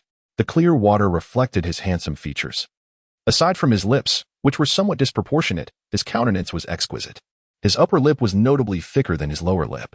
The time is nearly upon me. My brother has likely dealt with the trap I set and will soon arrive here, the boy murmured, his gaze fixed on the flowing river, which was so transparent that one could clearly see the stones beneath its surface. Just as he prepared to rise, his keen senses detected subtle movements emanating from the forest across the river. Despite the distance, the growing sound suggested that the approaching entity possessed remarkable speed. Within mere seconds, he would be in his line of sight. Having made this swift assessment, the boy grasped the katana at his side, while his other hand instinctively picked up several pebbles from the ground. He did not don his battle attire today. Thus, apart from a single katana, he bore no other ninja tools. The boy had already deduced the speed of the approaching figure, along with the precise moment and distance of their arrival. From the increasingly rapid sounds, prepared for combat, he mentally counted down. As the final second approached, the countdown dwindled to its last numeral, and unexpectedly, the previously rhythmic sounds came to a brief halt. Although the pause was minuscule, the boy keenly noticed it, not overlooking this detail. In the next instant, a figure swiftly leaped from the woods across the river, prompting the boy to hurl a pre-prepared stone with precision. The stone, propelled by his wrist, shot forth like a cannonball towards the emerging silhouette. However, the opponent's reflexes were equally sharp. Wielding a shuriken, he swiftly executed a series of strikes, shattering the stones into fragments. After observing the adversary's actions, the boy then focused on the figure before him. What met his gaze was a white-haired boy, seemingly of similar age. This revelation momentarily stunned the boy, yet he quickly retreated without hesitation, calling out towards the forest behind the white-haired boy. Come forth. Though your technique is executed swiftly, the flaws in a standard shadow clone jutsu are glaringly apparent. The disparity in abilities between the clone and the original is too great.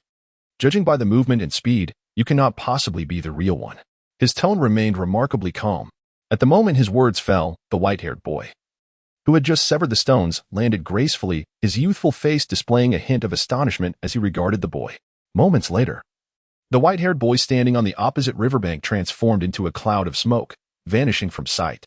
Initiating a trial with the shadow clone technique. How cautious, the boy mused.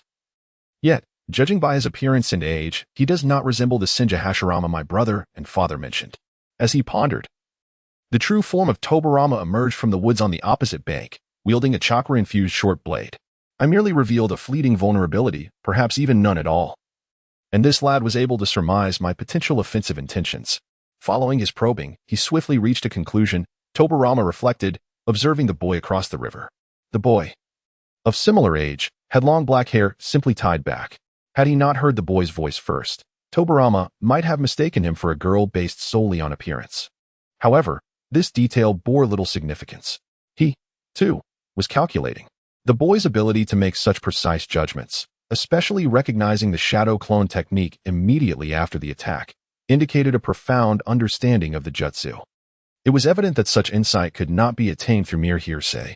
In the present ninja clans, aside from the Senju, only one other clan possessed members adept in the shadow clone technique.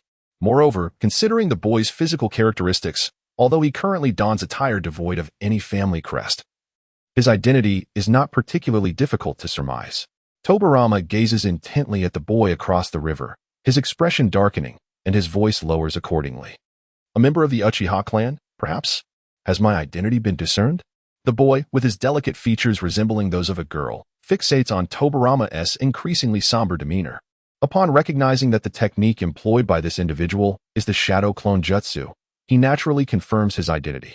The Senju clan, unexpectedly present in this location.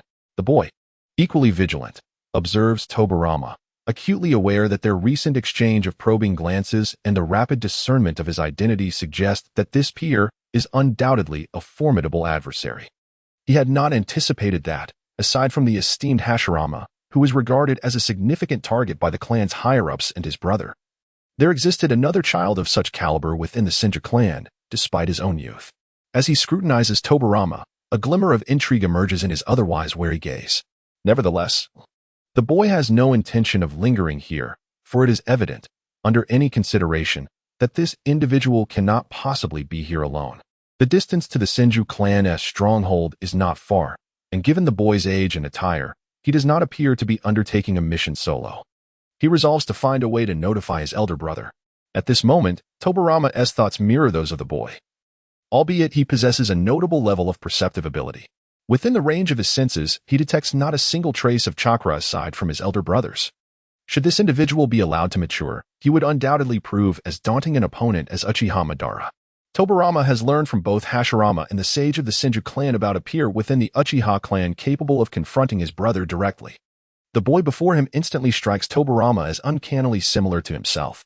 Although he appears to lack the ability to sense, his keen insight, precise judgment, and formidable analytical skills are qualities Tobarama has never encountered in anyone besides himself, with no unusual fluctuations detected within his perceptive range. And considering that his arrival here with his brother was merely coincidental, the likelihood of an ambush being set by this individual is minimal, particularly with him serving as bait.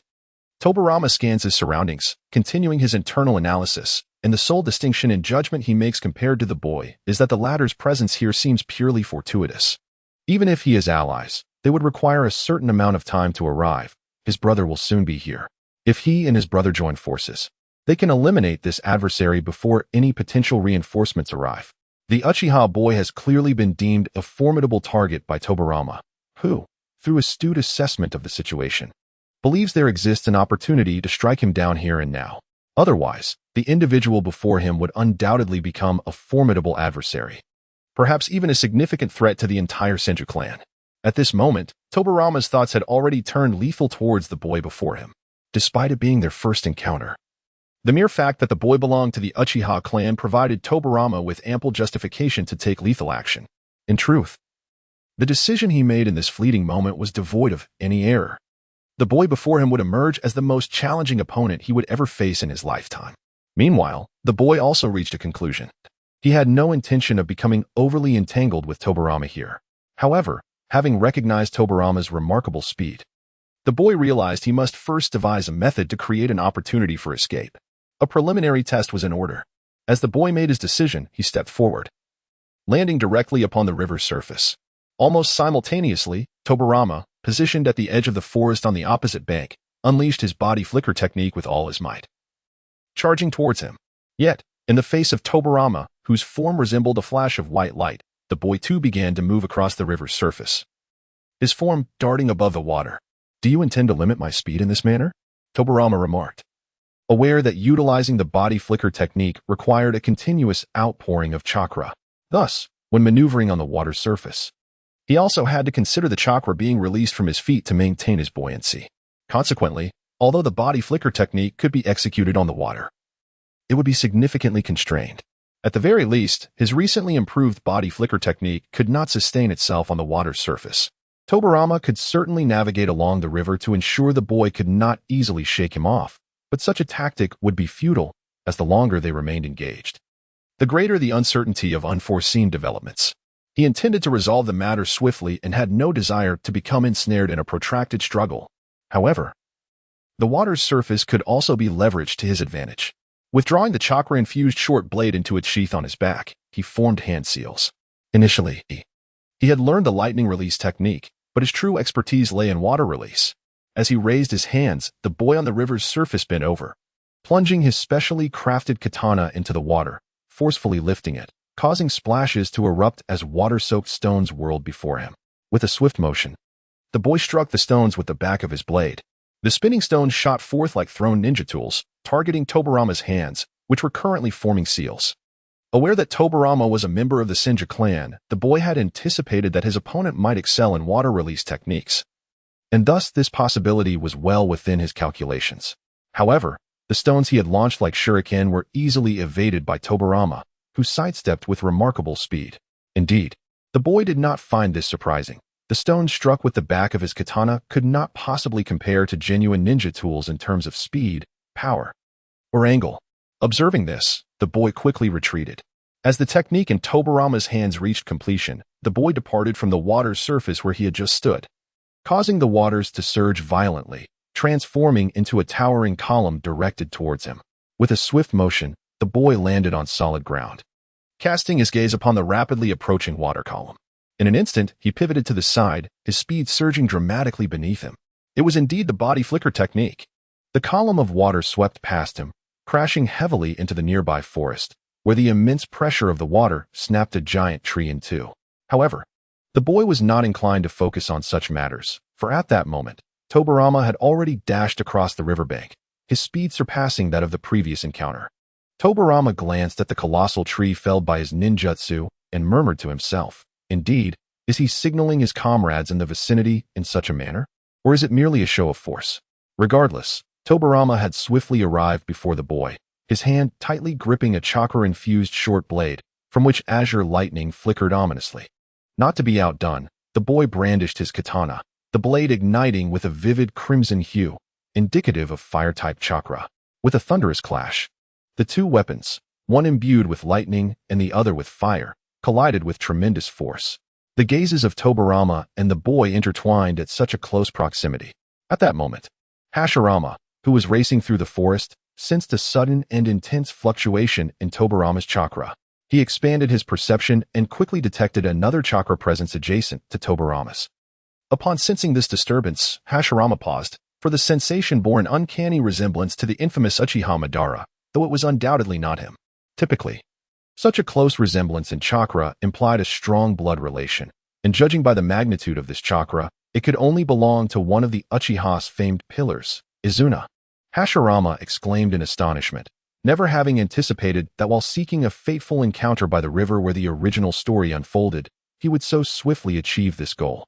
Yet, the first encounter was not with Madara, but with his brother, Uchiha Izuna. Tobirama was already engaged in combat with that boy. Judging by the intense fluctuations in their chakra, it was clear that a battle had commenced between them. Fate possesses a peculiar charm, indeed. In the era of the warring states, aside from Madara and Hashirama, Tobirama and Izuna, the two brothers, were sworn rivals. The meeting of these two siblings raised the question, had Tobirama already deduced the identity of his opponent? Hashirama pondered, dismissing the possibility.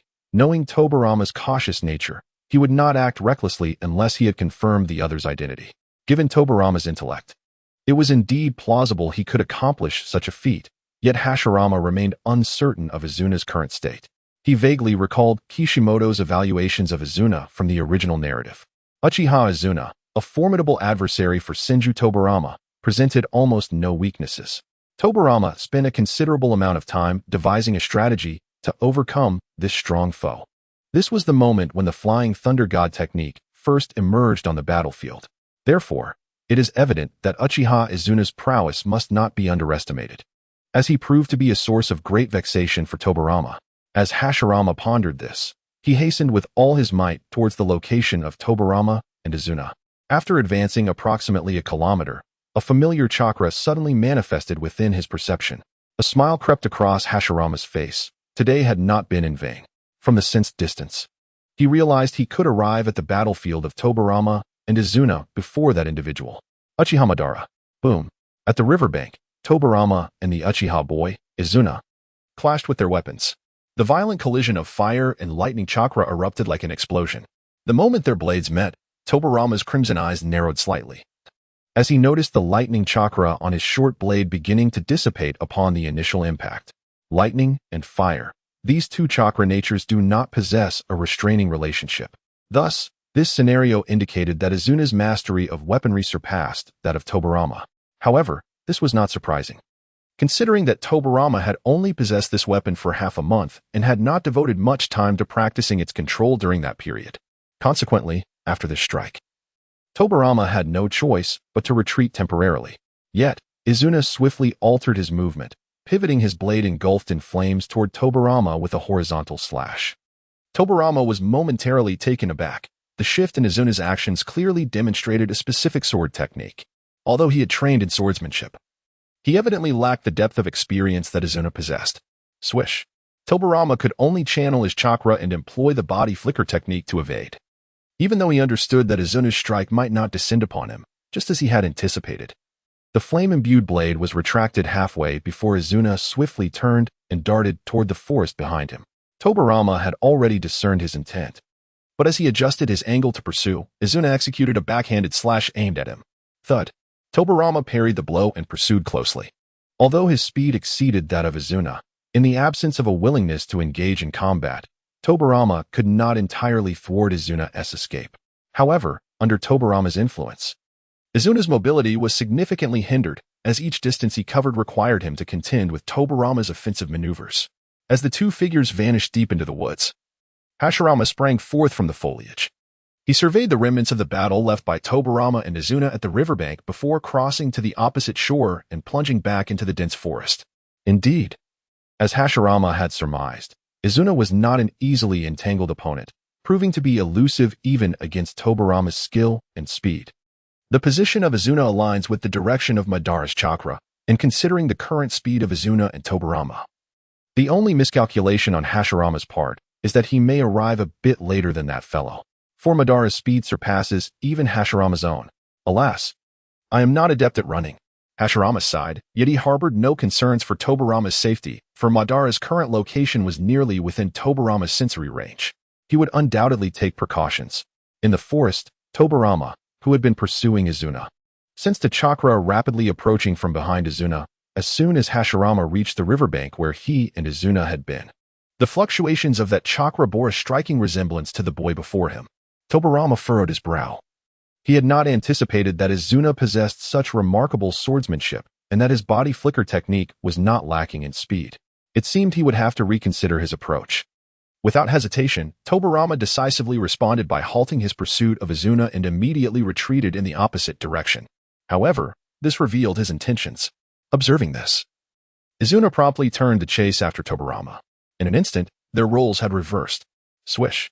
Tobarama's speed was evidently superior, making it challenging for Izuna to interfere with his retreat. Yet, at that moment, a figure surged from behind Izuna, closing the distance with even greater speed. Recognizing the familiar footsteps, a smile blossomed on Izuna's youthful face. He knew that his elder brother had finally arrived. The newcomer bore a striking resemblance to Izuna, though unlike Izuna's gentle demeanor, this older boy exuded a more formidable presence. It was none other than his brother, Uchiha Madara. Madara advanced with agility, propelling himself off a tree trunk with explosive force, surpassing Izuna's position. Though he still had some distance to cover before reaching Tobarama. Nevertheless, Madara's hands were already forming seals. Izuna understood well that Tobarama was no match for his brother. Even with his swift speed, he would not be able to escape the combined might of Izuna and Madara. However, Izuna soon noticed that Tobarama, who had been moving rapidly along the tree trunk, suddenly descended to the base of a massive tree. There was someone there. Instantly, Izuna made the deduction and alerted Madara. At that moment, Madara completed his hand seals, unleashing a barrage of fireballs from his mouth that rapidly swelled into massive fire orbs. Fire release, Phoenix Fire Technique. The fireballs descended like raindrops towards Tobarama, who had just stabilized his stance. Yet, he remained unfazed, for Hashirama had appeared at his side, his hands also forming seals. The ground before Hashirama began to quake, and a dragon's head made of rock emerged suddenly. Earth Release, Earth Dragon Bullet Technique. While executing his technique, Hashirama lifted his gaze, catching sight of Madara above him and Izuna behind him, playfully addressing Madara with a light-hearted tone. Hey, do you have the audacity to bully my younger brother in front of me? Last time, you didn't dare to run away. Boom. From the mouth of the rock dragon. Projectiles crafted from Earth-style chakra were launched, colliding fiercely with the fireball. Prior to this, upon hearing Hashirama's laughter, Madara's expression darkened instantly, and he altered his hand seals once more. Noticing Madara's anger yet solemn demeanor, Izuna swiftly sidestepped. Fire Style, Great Dragon Fire Technique. A torrent of flames surged forth, the leading edge of the flames taking the form of a fearsome dragon's head, emitting a piercing roar. The fire dragon descended from above Hashirama's head, exuding an overwhelming presence. Undoubtedly, compared to 3 years ago when Hashirama first encountered Madara on the battlefield, Madara's power had grown exponentially.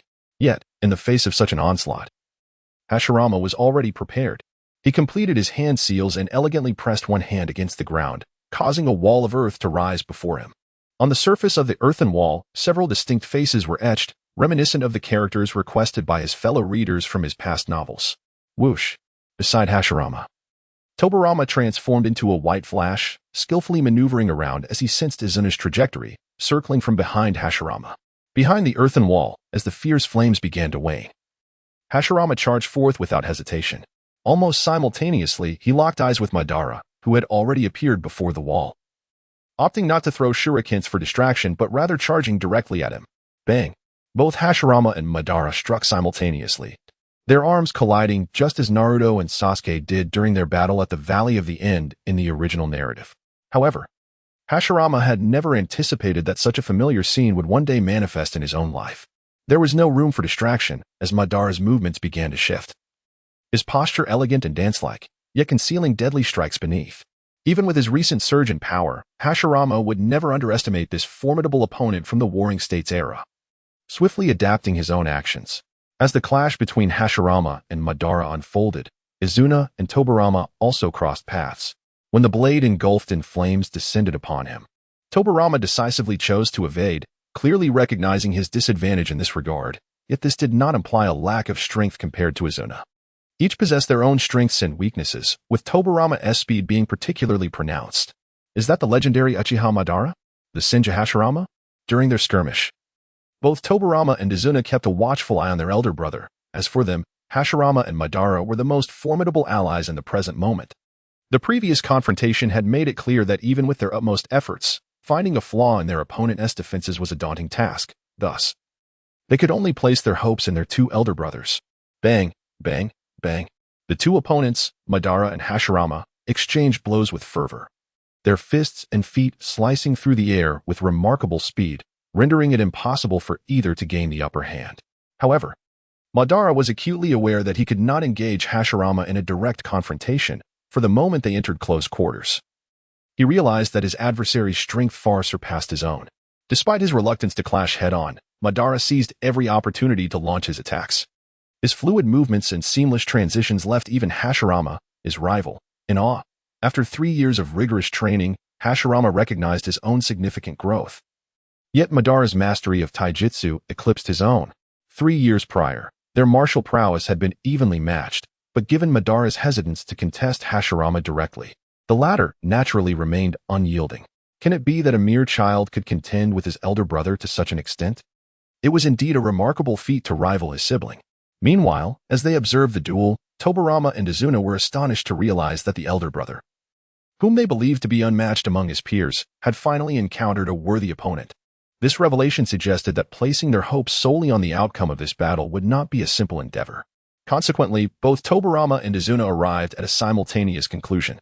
They understood that defeating their opponents seemed an arduous task, and with neither Madara nor Hashirama appearing likely to yield, the only viable strategy left was to engage in a 2-on-2 confrontation.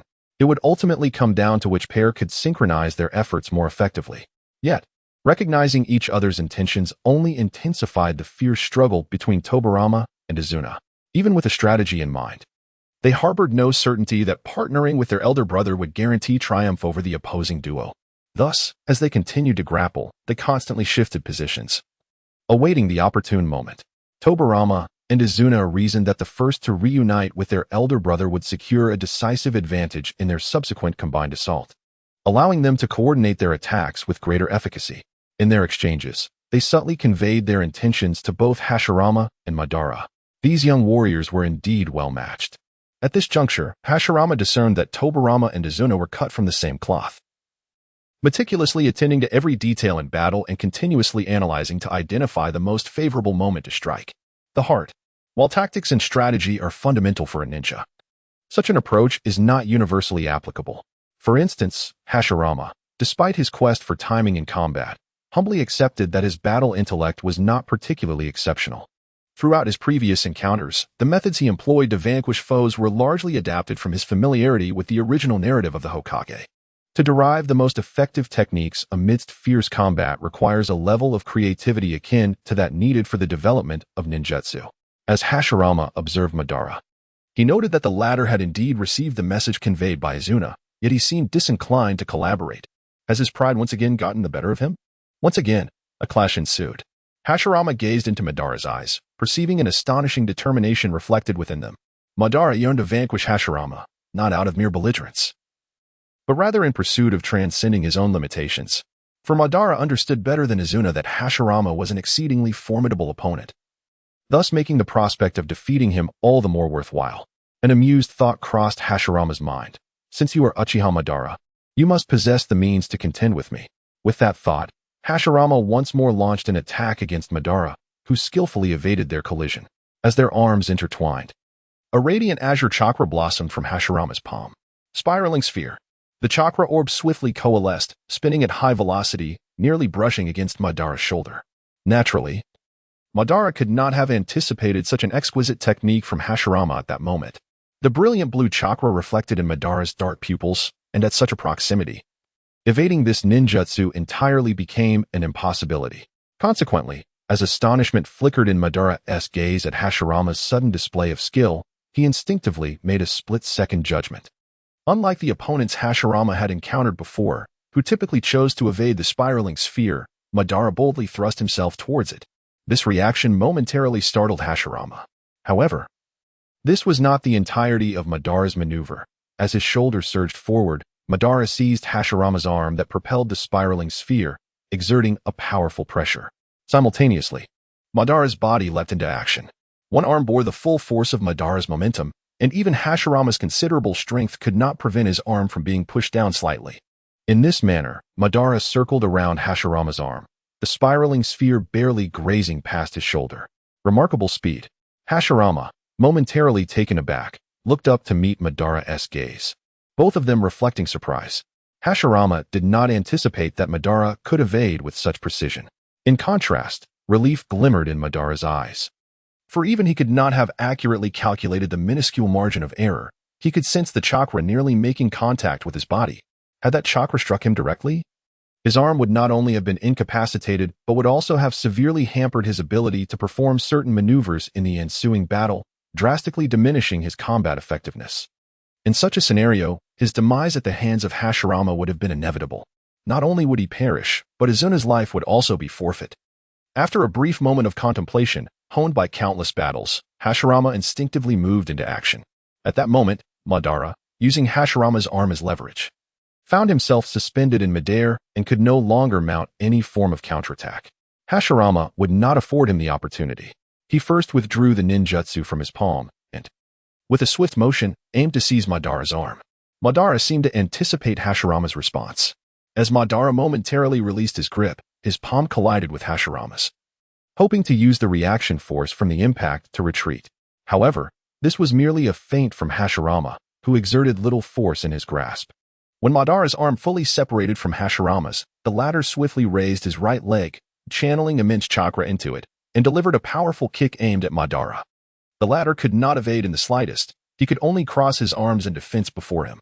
With a resounding thud, the kick struck Madara's crossed arms, sending him hurtling through the forest like a cannonball. A tremendous crash followed as a massive tree trembled violently, its lush leaves rustling and cascading to the ground. Madara's back collided with the trunk, creating a shallow dent in the bark, riddled with cracks. He coughed, suppressing the turmoil within, blood already foaming in his mouth due to the force. Meanwhile, Izuna and Tobirama, who had been searching for an opportunity to approach their elder brother, were taken aback by the scene. Tobirama's expression shifted to one of unrestrained joy, for it was evident that Madara had sustained considerable injury. Yet, more importantly, Hashirama was evidently stronger. "Izuna!" he exclaimed, filled with concern as he recognized the perilous situation. In a moment of distraction, Izuna's movements faltered, and Tobirama seized the opportunity. Although Izuna quickly attempted to remedy his mistake, in a battle where both sides were evenly matched, any lapse would become a gaping flaw, leading to an irreversible defeat, unless the opponent exposed a weakness, which was highly unlikely given Tobirama's meticulous nature. Thus, he gradually began to overpower Izuna, having undergone many battles. Hashirama would not squander the hard-earned advantage. He advanced, engaging Madara once more amidst the towering trees. After the prior kick, Madara had taken a solid hit, preventing him from executing his movements with the same fluidity and precision as before. As the clash resumed, it took only a few exchanges for Hashirama to completely dominate Madara. The disparity in their physical states was evident, compounded by the fact that Madara had to remain wary of Hashirama's instant, unhandsealing ninjutsu. "If I can subdue this man, perhaps we can sit down and converse properly," Hashirama mused, devoid of any murderous intent. Over the years, he had come to realize that to bring an end to this warring era, he indeed required Madara's strength. Even if Hashirama's power grew to the point of being able to suppress the entire ninja world single-handedly, he did not believe that the ambitions he harbored could be fulfilled solely by himself and the Senju clan. Much like the recent bloody conflict with the ninjas of the Land of Wind, the Senju clan stands as one of the mightiest ninja families in this realm. Yet they still find themselves in precarious situations. While the reasons for this may be nebulous, there exists a more straightforward motive that compels Hashirama to engage in earnest dialogue with Madara. The Otsutsuki clan. In the current tumult of the ninja world, the strife among its members appears akin to children playing house. Even if Hashirama were to attain the same formidable prowess as the original Hokage, when confronted by the godlike Otsutsuki, his chances of victory would be scant. Thus, it becomes imperative for Hashirama to preserve Madara's life, for within him lies a latent power that Hashirama requires. Only by merging the most potent abilities of the Senju and Uchiha clans can Hashirama hope to contend against the formidable adversaries of the Otsutsuki clan. Indeed, Madara has become, in Hashirama's eyes, a vital resource. Should Madara become aware of Hashirama's true intentions, his character might drive him to choose self-destruction rather than allow Hashirama to exploit him. Naturally, Hashirama cannot articulate these thoughts. Aside from the enigmatic old man, whose spirit may be wandering nearby, no one comprehends Hashirama's sentiments better than he does. Despite his intention not to kill Madara, the latter's formidable nature makes it evident to Hashirama that his grand vision of braiding Madara's long hair into a twisted form may be challenging to realize. The ease with which he suppresses Madara stems merely from possessing techniques that surpass the era's standards. However, during their confrontation, Hashirama gradually discovers that he is swiftly acclimating to the significant enhancements brought about by the awakening of his recovery abilities. The clash reverberates with intensity. Hashirama's speed and strength have escalated, leaving Madara with no opportunity for retaliation. With Madara thoroughly subdued, his expression bears the weight of solemnity. Yet beneath the surface lies a deep-seated fury. 3 years prior, during the skirmish between the Senju and Uchiha clans, Hashirama had managed to suppress Madara. Had it not been for an unforeseen distraction that befell Madara during the battle, Hashirama might have seized the chance to eliminate him. Unbeknownst to Hashirama, Madara has memorized every detail of that fateful encounter, and thus, he has not relented in his training over the past 3 years. In this time, Madara has grown stronger, and upon their reunion, he is determined to defeat Hashirama honorably. Yet, despite his advancements, he finds himself once again dominated by Hashirama, who has evolved at an even swifter pace. At this moment, Madara does not despair at his predicament. He believes that his own training has yet to reach its zenith, which has allowed the same peer to confront him on 2 separate occasions. However, Madara is acutely aware that should he falter in this battle, not only would he meet his demise, but his brother Izuna would also fall victim to their adversaries. Thus, Madara loathes his own impotence and is enraged by his circumstances. Yet he understands that once an individual begins to doubt themselves, it marks the true onset of failure. Nevertheless, even if he reaches that point, it is a fate he shares with Izuna as ninjas. What truly ignites his fury is Hashirama's demeanor. Although Hashirama displays a grave seriousness during their battle, he remains remarkably composed throughout, revealing not a hint of malice towards his adversary. This is the wellspring of Madara's rage. As an opponent, Hashirama harbors no intention of killing him, while Madara fights with the resolve to risk both his and his brother's lives. Despite this, Madara finds himself subdued, a state he absolutely cannot accept. Somehow, Hashirama feels an uncanny clarity regarding Madara's current emotions, yet he is perplexed by the intensity of Madara's anger. Momentarily taken aback, Hashirama instinctively directs his gaze to Madara's dark, piercing eyes. So it is this way. The surge of anger has induced a unique chakra within Madara's mind. At this moment, Hashirama can distinctly sense a special chakra emanating from Madara's head, rushing towards the neurons in his eyes. The effects of such a phenomenon should be all too familiar to any fan of the Hokage. What a terrifying obsession. Is Madara about to awaken the Sharingan? After a moment of contemplation, Hashirama attributes the sudden emergence of this unique chakra in Madara's mind to their connection as reincarnations of Indra and Ashura. Indeed, he and Madara share an inexplicable bond, predestined by fate. Aware of what is about to transpire, Hashirama's body and mind become increasingly vigilant, for once the Sharingan is activated, its wielder's strength will surge dramatically within a brief period. Even Obito, who initially displayed lackluster prowess in the original narrative, experienced such a transformation, how much more so with Madara before him. Hashirama inwardly sighs. It seems trouble is imminent, just as Hashirama anticipates. The moment the special chakra from Madara's mind floods into his eyes, they undergo an instantaneous transformation. In an instant, Madara's black pupils morph into a deep crimson, each eye adorned with a black tomo that spins slowly. The Sharingan has awakened.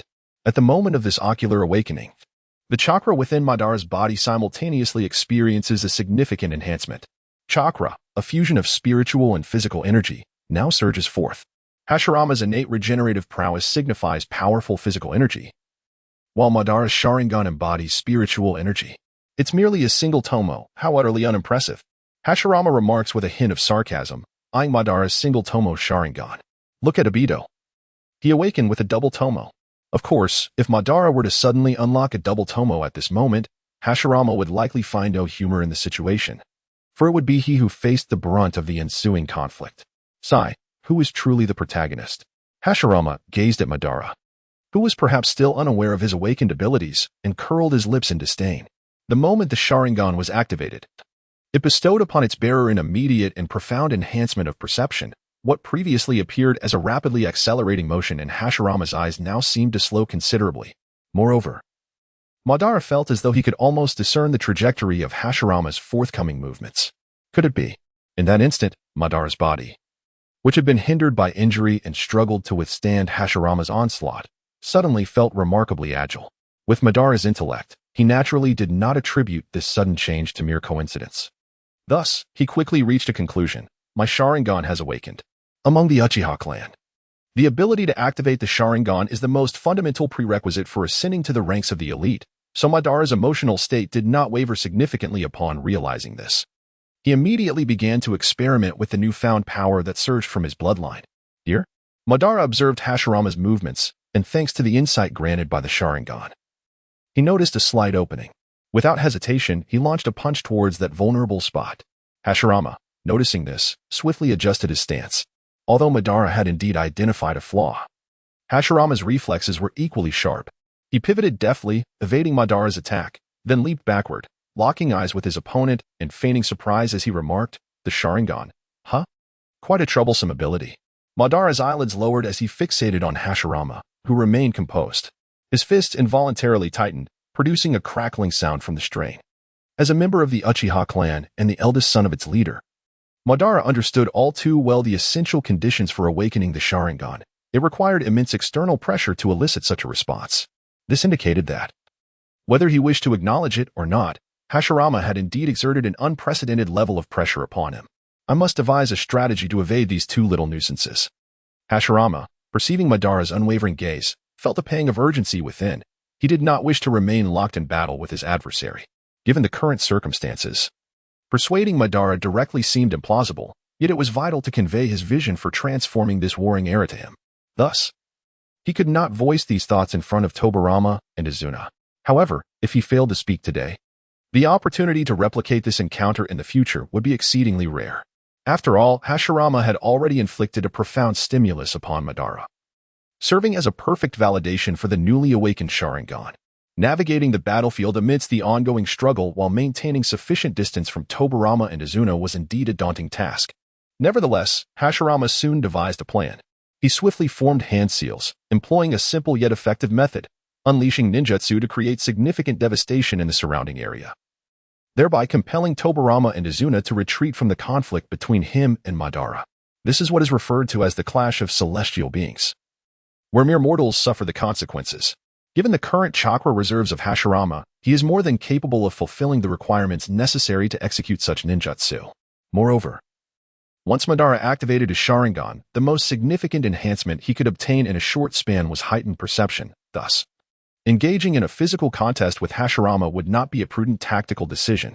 Consequently, Hashirama's strategy to employ ninjutsu in a contest against Madara, devoid of any apparent malice, was evident even to Tobirama and Izuna's analytical prowess.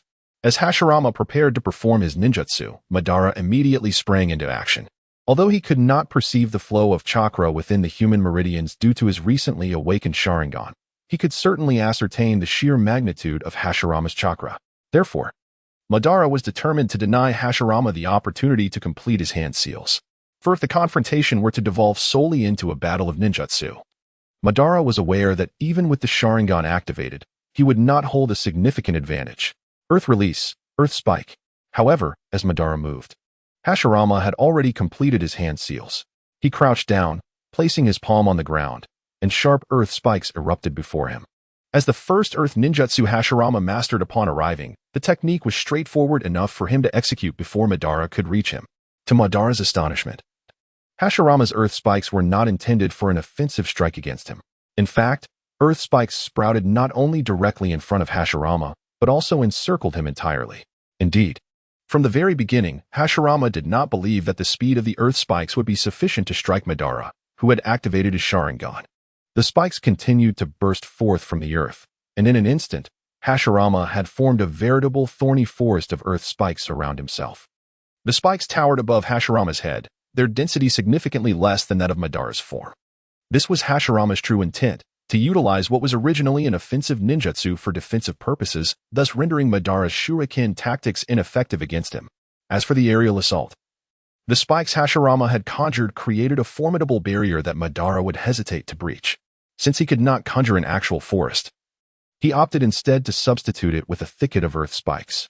Hashirama murmured softly, his hand seals incessantly shifting, revealing a rather intricate series of gestures. Had he closed his visual perception, intending to rely on sensory perception instead? Madara, observing the defensive formation of earth spikes that Hashirama had erected, muttered quietly before decisively retreating. Unable to see Hashirama's current hand seals, he could not discern the ninjutsu being employed. However, given the considerable chakra amassed by Hashirama, the ensuing technique would undoubtedly be substantial. While Madara possessed a certain confidence in his speed, he too began to form hand seals. Nearby, Izuna and Tobirama were taken aback by the sudden shift in combat styles between Hashirama and Madara. Izuna regarded the defensive structure of earth spikes surrounding Hashirama with wide eyes. Although the earth spike technique was not particularly chakra-intensive, the cumulative expenditure would be considerable once the quantity reached a certain threshold. This surge of chakra left Tobirama with a profound expression of astonishment, although he could usually sense the vast amount of chakra possessed by Hashirama. The complete eruption of chakra during battle felt utterly distinct from the usual. Only Tobirama, with his keen perception, understood the immense chakra that Hashirama was currently channeling. Amidst the earthen defenses, Hashirama finally completed the intricate hand seals and, with a swift motion, announced, "Water release, great waterfall technique." A torrent of water cascaded forth with the ferocity of a flood, swiftly overwhelming the earthen spikes that stood before Hashirama. In comparison to the colossal wave, the earthbound defenses seemed trivial. At that moment, the forest resounded with the violent crashing of water, far surpassing Madara's speed in utilizing ninjutsu. Meanwhile, Izuna stood almost dumbfounded. A mere glance was sufficient for him to recognize the technique Hashirama unleashed. Yet, even considering Hashirama's lineage, was this not an exaggeration? According to intelligence reports, he was roughly the same age as his elder brother, 8 years old. To release such a formidable water technique in a dry area was simply unfathomable. Even Izuna, with his typically calm and rational demeanor, could not help but entertain such thoughts. Moreover, had Hashirama suddenly lost his sanity? Even if he could execute the great waterfall technique, wouldn't it deplete his chakra reserves? Did he truly believe this technique could vanquish his elder brother? At that moment, Madara had retreated deeper into the thicket. Yet the raging waters surged forth, uprooting trees and confronting him directly. Despite his prior preparations, he found himself somewhat taken aback. Madara had underestimated the scale of the ninjutsu Hashirama had prepared. Fire release, great fireball technique. As the tumultuous waters approached him, he expelled a blazing inferno. Though the great fireball technique was merely a technique of the basic level, its classification only indicated the difficulty of mastering it. Thus, the size of the fireball Madara unleashed was substantial, yet it paled in comparison to the overwhelming deluge before him. With a hissing sound, the water and flames collided, creating a vaporization effect as thick clouds of mist rose. Upon sensing that Madara had managed to counter his ninjutsu, Hashirama ceased generating the water flow. Nevertheless, Madara now had to sustain his own technique to withstand the disparity in their instantaneous releases. By the time the great waterfall technique was unleashed, the distance between the two, along with Tobirama and Izuna, had widened considerably. With the cessation of his technique, Hashirama darted toward Madara's position, a faint smile gracing his lips as he murmured words incomprehensible to those of this era. "Old Ka, what does it truly feel like to run low on chakra? I am quite curious." Hashirama was indeed a remarkable enigma. As Izuna beheld Hashirama entering the forest with an appearance that suggested he had not exhausted his chakra, this singular thought consumed his mind. Today marked the first time Tobirama witnessed Hashirama fighting with all his might. He began to question himself. For Hashirama was the very target Tobirama sought to pursue. Even as brothers, Tobirama understood that in terms of chakra capacity, he was in no way comparable to his elder sibling. Presently, Hashirama's chakra levels had reached a status akin to the most elite members of the Senju clan. However, such thoughts merely flickered in their minds. Both continued their fierce battle, entirely abandoning any prior strategic intentions. The disparity in their combat levels was stark. In the forest, the collision of fire and water created a thick fog, drastically reducing visibility. Yet, for Madara, with his Sharingan, and Hashirama, endowed with keen perception, this obscurity posed little challenge. In fact, Madara held a slight advantage over Hashirama, as perception could not accurately gauge the opponent's movements. However, Madara remained engaged in a continuous jutsu to counter the water flow, his position unaltered. Thus, Hashirama once more formed hand seals, wary of approaching Madara too recklessly. Water release, water pillar. A powerful stream of water shot forth in a linear trajectory towards Madara. Even with his vision impaired, Hashirama could sense the ongoing clash of water and fire ninjutsu, aware that neither side had completely neutralized the other. Seizing the moment to attack from the side, Madara was left with but one choice. In an instant, a striking flame burst forth before Hashirama. Under such circumstances, Madara was compelled to alter the direction of his great fireball technique to defend against the incoming water stream. The water jet was extinguished by the flames. Yet the subsequent torrent left him with no means to counter. Fortunately, Hashirama's swift waterfall technique was largely neutralized by Madara's fire, leaving only a harmless trickle. However, the force of the water pushed Madara off balance, gradually sweeping him away. Hashirama pursued closely, achieving his intended goal, despite Tobirama and Izuna's sharp hearing at this distance. As long as he did not shout, they would remain oblivious to the words he wished to exchange with Madara. Before Hashirama arrived, Madara had managed to stabilize himself.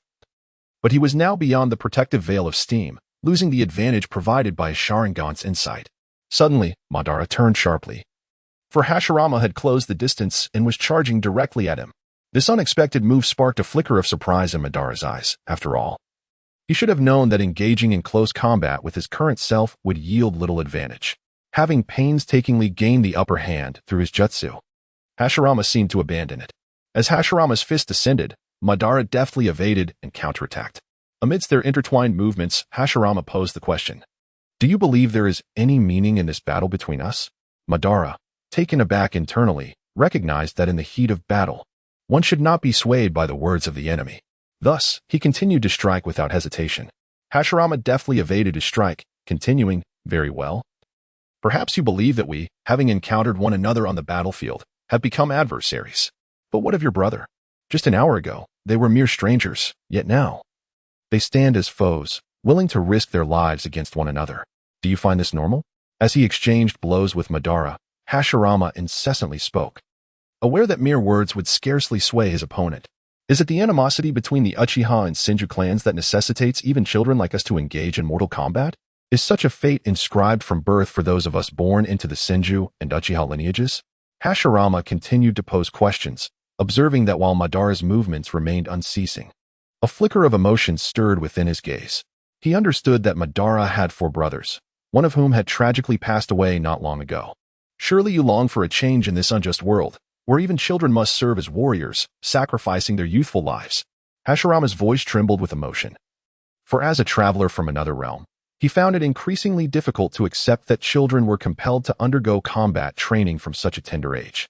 In the world he hailed from, he would be just beginning his elementary education at his current age, while his brothers, Tobirama, Kawurama, and Asuma, would still be blissfully innocent. Madara and his siblings were likely in a similar state. Even in a world dominated by ninjas, where strength reigns supreme and rules are nebulous, this reality felt profoundly abnormal. What exactly are you trying to convey? Perceiving the shifts in Hashirama's emotions, Madara finally spoke, furrowing his brow as he inquired. As the words left Madara's lips, Hashirama slowed his offensive, stating, "I believe our conflict is utterly unfounded, for it bears no significance. It merely perpetuates the cycle of hatred, resulting in the demise of countless clansmen and children. I do not wish to lose my family and brothers, and I desire for this plight to transcend both the Uchiha and Senju clans. It encompasses the entire ninja world." Hashirama spoke with sincerity, fully aware that Madara harbored a kindred wish, despite the differing methods each might employ to achieve it. Sensing a reduction in Hashirama's hostility, Madara hesitated, stepping back slightly and raising his gaze to meet Hashirama's. "So, are you attempting to persuade me? What is your reasoning?" Hashirama replied, "Because I am convinced that you will grow strong enough to alter this world, as will I. You truly are a naive soul, thinking you can sway me, your opponent." Madara retorted, a smirk playing at the corners of his mouth. "So, does that imply you are prepared to lead the entire Senju clan to submit under my Uchiha banner?" Despite lacking any sense of racial pride and possessing no interest in power, he regarded Madara's words as youthful bravado. However, Hashirama had no intention of submitting to Madara, for he fully understood Madara's character and his methods of addressing issues were starkly different from his own. Most importantly, Hashirama was aware that while this individual before him would indeed grow formidable in the future, he could still treat him, along with the most powerful tailed beast, the Nine Tails, as mere playthings. "I am the God of Shinobi. Do I lack pride? Whether in the present or in this lifetime, you will never surpass me. Why should I bow down? Even if this man is Uchiha Madara, so what?" Hashirama gazed at Madara, silently questioning his worthiness. "No." Hashirama looked at Madara, whose expression was one of arrogance and self-importance, and firmly rejected the notion. Not only was it inconceivable for him to be subjugated by Madara, But even the approach taken by the first Hokage in the original narrative of collaborating with Madara bore significant drawbacks. At his core, Madara was an inherently proud individual. During the Warring States period, as the leader of the Uchiha clan, he allied with Hashirama, the leader of the Senju clan, to bring order to a chaotic world. Their positions being equal. However, once the system of the ninja villages was established, and with the title of Hokage, conceived by Hashirama and Madara to govern the entire village, problems began to emerge. Perhaps the original Hashirama sincerely wished for Madara to become the first Hokage of Konoha. But the current Hashirama would never allow anyone to possess authority over him in the future. If such matters were entrusted to Madara, it would likely lead to the annihilation of the ninja world. Thus, Hashirama intended to stand above Madara. Yet, given Madara's temperament, achieving this goal would be exceedingly challenging. Fortunately, the Madara before him was still a young lad with an immature mindset. Nurturing talent begins from a young age. Since the original Hashirama established an impression on Madara as the only one who could command his respect, both a rival and a friend, Hashirama must now devise a means to consistently suppress Madara's pride. He needed to instill in him the understanding that he, Senju Hashirama, was stronger than Uchiha Madara. Yet, of course, such sentiments could not be expressed openly in the current context, lest Madara rally the entire Uchiha clan against him in a deadly feud. Such a scenario was inadmissible. But a partnership between the Senju and Uchiha could indeed forge a path to transforming the ninja world, rendering it no longer an unattainable dream. With a mindset akin to that of a patient adult dealing with a mischievous child, Hashirama calmly countered Madara's brash tone. In truth, he and Kaguya were not so dissimilar. While Kaguya employed schemes to manipulate Madara, Hashirama relied on strategic maneuvers. Cooperation? Madara, observing Hashirama, wore an expression reminiscent of one caring for an innocent child. Immediately afterward, he rekindled his fighting spirit, his blood-red eyes fixed upon Hashirama, signaling his disinterest in further discussion. This outcome was somewhat anticipated by Hashirama, given that the bond between him and Madara diverged drastically from that of the original tale. Expecting an adversary whose thoughts were yet to fully mature to contemplate the proposals he offered during battle was a feat only Naruto could accomplish. What are you so arrogant about? In an instant, Hashirama Senju became serious. While he understood that the arrogance displayed by Madara was an inherent part of his character, it was one thing to flaunt one's supremacy over someone weaker. It was quite another to act with such bravado towards someone who had transcended into the role of Hashirama himself. What pretense? I am the protagonist here, after all. As their gazes collided, both made their respective moves. Madara aimed to close the distance, for only in close combat could he hope to gain the upper hand. Conversely, Hashirama sought to create space between them, engaging Madara with ninjutsu from afar. Although Madara could evade Hashirama's techniques with minimal expenditure of physical energy and chakra, maintaining his Sharingan required a constant drain of chakra. Despite being among the most formidable of the Uchiha clan, Madara had already depleted a significant amount of chakra to counter Hashirama's earlier waterfall technique. Of course, continuously executing large-scale ninjutsu also took a toll on Hashirama. Yet his physical resilience allowed him to recover from injuries and replenish chakra during combat. This regenerative ability was not limitless, but as the battle wore on, Madara found himself gradually at a disadvantage, even with his Sharingan activated. The black tomo within Madara's crimson eyes spun wildly, aiding him in anticipating Hashirama's next moves. Yet he was still being overwhelmed. Despite the bitterness within him, Madara's single tomo Sharingan could not evolve in a single day. However, Hashirama was also unable to wield large-scale ninjutsu without restraint, and thus, Tobirama and Izuna, who were engaged in their own fierce struggle, began to gravitate towards the area of conflict. These two brothers understood from the outset that the outcome hinged upon the strength of their elder siblings.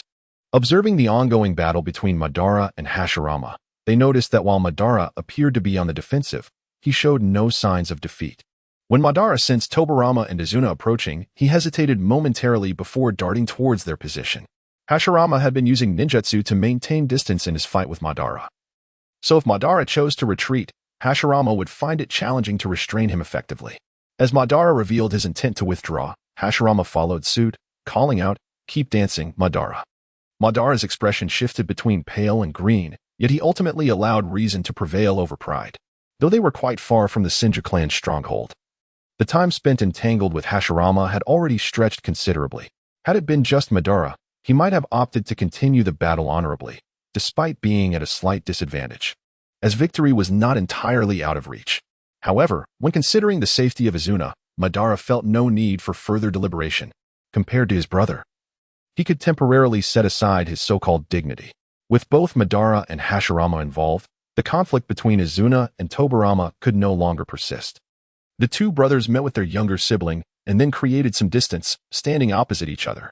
"Brother, your eyes," Izuna exclaimed with surprise upon witnessing the transformation in his elder brother's gaze. The Sharingan.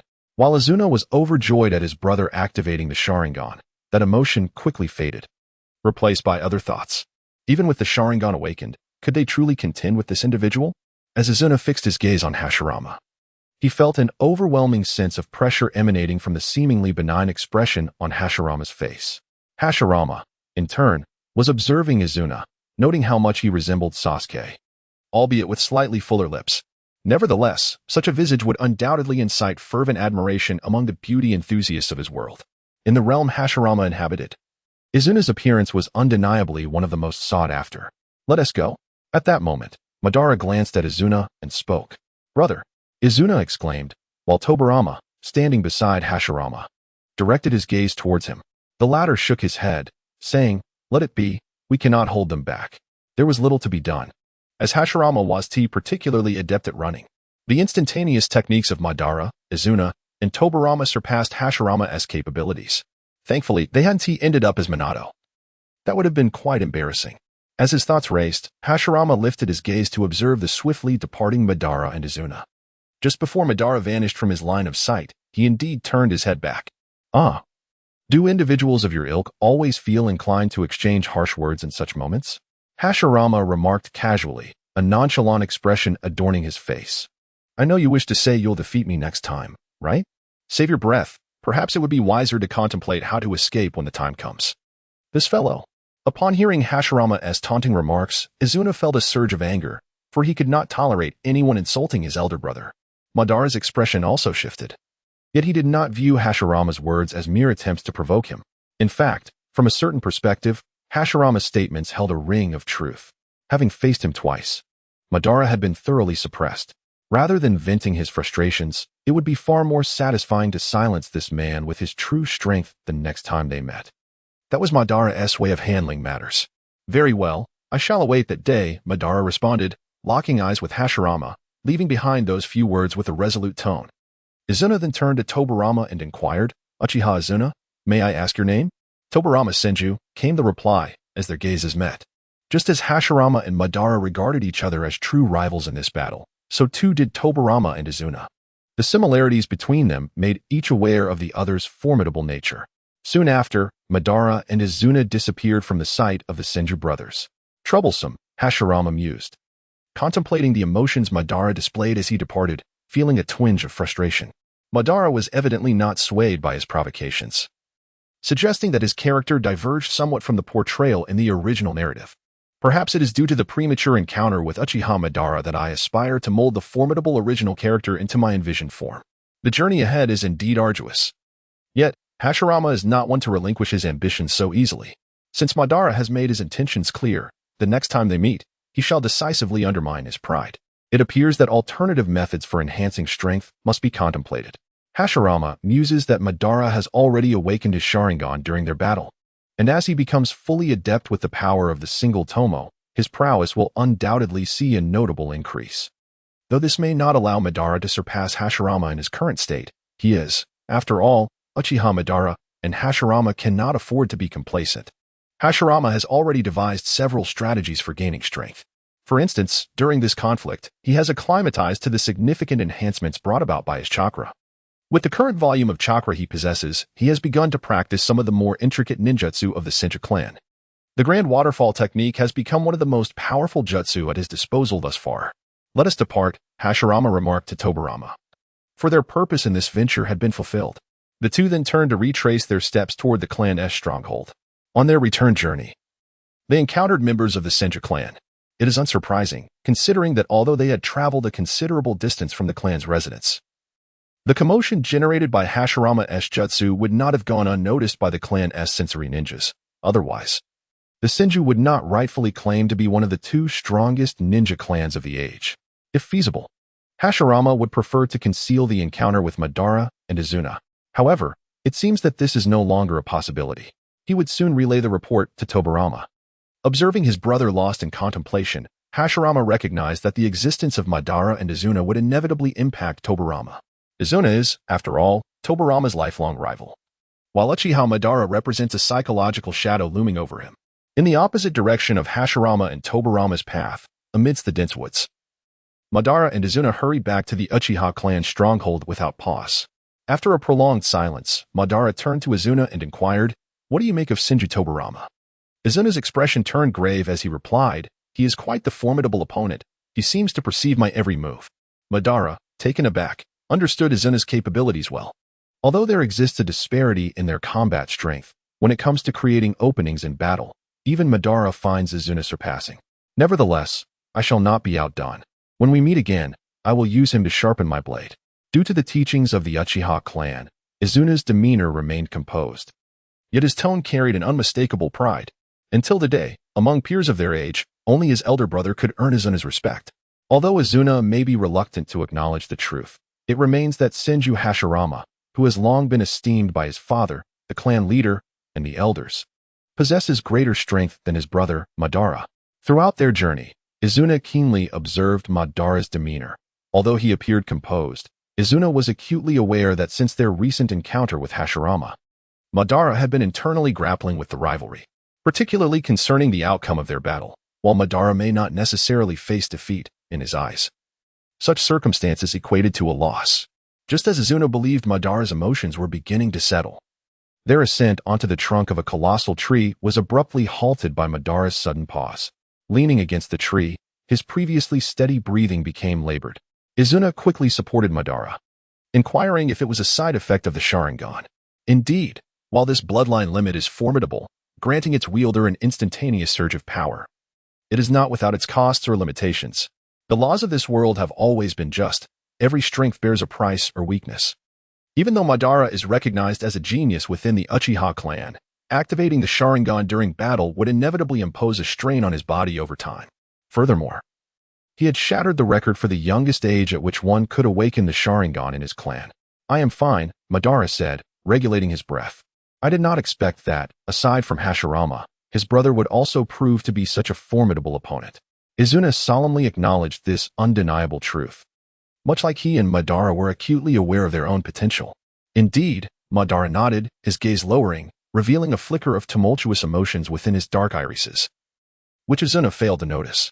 "That individual shares my thoughts." At that moment, a surge of uncontainable joy welled up within Madara. He had believed that in this era, no one, aside from himself, could transcend the shackles of familial enmity to contemplate the world's irrational laws. Even Izuna, who stood beside him, had not aligned with Madara's mindset. Thus, Madara's emotions were complex. He felt a sense of relief at discovering someone who shared his perspective, yet simultaneously realized that this person was someone he had resolved to eliminate years prior. Reflecting on this, Madara inwardly chuckled. It wouldn't be so simple. His desire to kill Hashirama was tempered by the understanding that achieving such a goal would not be easily realized. However, perhaps that was for the best, as Madara had never been fond of endeavors that could be effortlessly accomplished. At the Senju clan stronghold, Hashirama and Tobirama emerged from the clan leader's tent. After their confrontation with Madara and Izuna, returning to their clan naturally entailed a thorough inquiry. Most of the questions posed by the Senju elders were answered by Tobirama, who excelled in such matters. Hashirama, of course, could not remain silent regarding issues related to Uchiha Madara. Thus, aside from his own conversations with Madara, Hashirama candidly recounted the circumstances of his confrontation with Madara, including the latter's activation of the Sharingan during battle. As expected, the attention of the Senju clan, particularly that of Tobirama and other high-ranking members, would undoubtedly escalate upon learning that the 8-year-old Uchiha Madara had awakened his Sharingan. This unprecedented record shattered the previous benchmark for the youngest member of the Uchiha clan to achieve such a feat. However, to Hashirama, there was truly nothing remarkable about this occurrence. Records merely determine the starting point for a formidable warrior. They do not impose limitations on the ultimate destination one may reach. For instance, Sasuke realized he activated his Sharingan during his first mission in the Land of Waves at the age of 12, amidst a battle with Haku. His elder brother, Itachi Uchiha, had activated his Sharingan at the tender age of 8, Both brothers, undeniably prodigious, had evolved their Sharingan to the three-tomo form by the age of 13. Conversely, Obito, once deemed the least promising among the clan, exemplified that records are inherently meant to be surpassed. The name of Izuna Uchiha entered the awareness of the Senju elite alongside Madara. However, much like Tobirama overshadowed Hashirama, Izuna's talents were largely eclipsed by Madara. Nevertheless, due to the dual-core cultivation strategy proposed by Chikage Senju, young Izuna had begun to garner attention from the Senju leadership. Hashirama wore a troubled expression, for his encounter today with Tobirama, Madara, and Izuna would necessitate that his future actions be stringently confined within certain boundaries. Although he would not reach the level of the Jinchuriki overseen by the shinobi villages in the original narrative, the value Hashirama exhibited attracted the scrutiny of all high-ranking officials, which was inevitable. True strength should not be shackled. Hashirama sighed deeply. Since his arrival in this world, he had spent the majority of his time within the Senju clan. Although he had accompanied clan members on missions, he had never possessed any real autonomy. Once a recluse, Hashirama had little fondness for movement. However, he had immersed himself in training and combat for 6 or 7 years. Yet, he had never forgotten the grand aspiration he vowed upon taking another's life, an ambition that was unfathomable to him, who had once been an ordinary person. To that end, Hashirama must expedite his journey toward greater strength. However, does the essence of cultivation merely consist of relentless training, combat, and continuously surpassing one's limits amid life and death struggles? Thus far, this was the understanding he had gleaned. As a child of a ninja clan, it seemed that one was destined to endure such a life from birth to death, engaged solely in battle and preparation for battle. It was a rather lamentable existence. Hashirama harbored doubts regarding such a way of life. Yet he had no authority to dismiss it, for it was the culmination of countless generations of experience from all ninja clans. I shall take my leave, Tobirama stated succinctly before exiting the tent. It was undoubtedly today's encounter with Izuna that led Tobirama to recognize the shortcomings he still harbored. His swordsmanship and the utilization of chakra-infused kunai paled in comparison to that of Izuna, compelling him to rely solely on his speed to compensate for these deficiencies. Although Tobirama possessed his own strengths relative to Izuna, it was evident that he would not be content with such an outcome. The notion of leveraging one's strengths while mitigating weaknesses applies only when adversaries are evenly matched, just as he faced his elder brother and Uchiha Madara.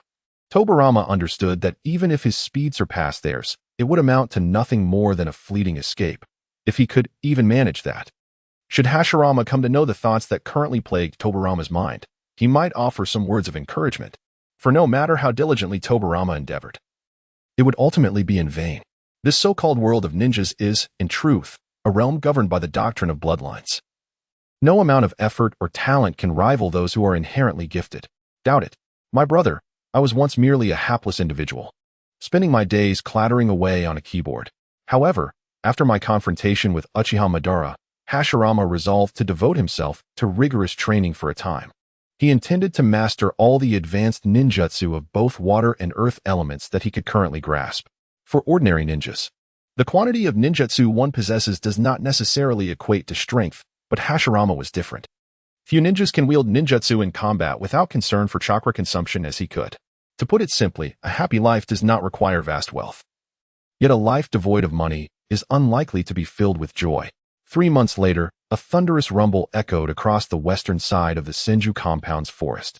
As the minor tremors gradually subsided, the fierce chakra fluctuations that had permeated the earth began to dissipate.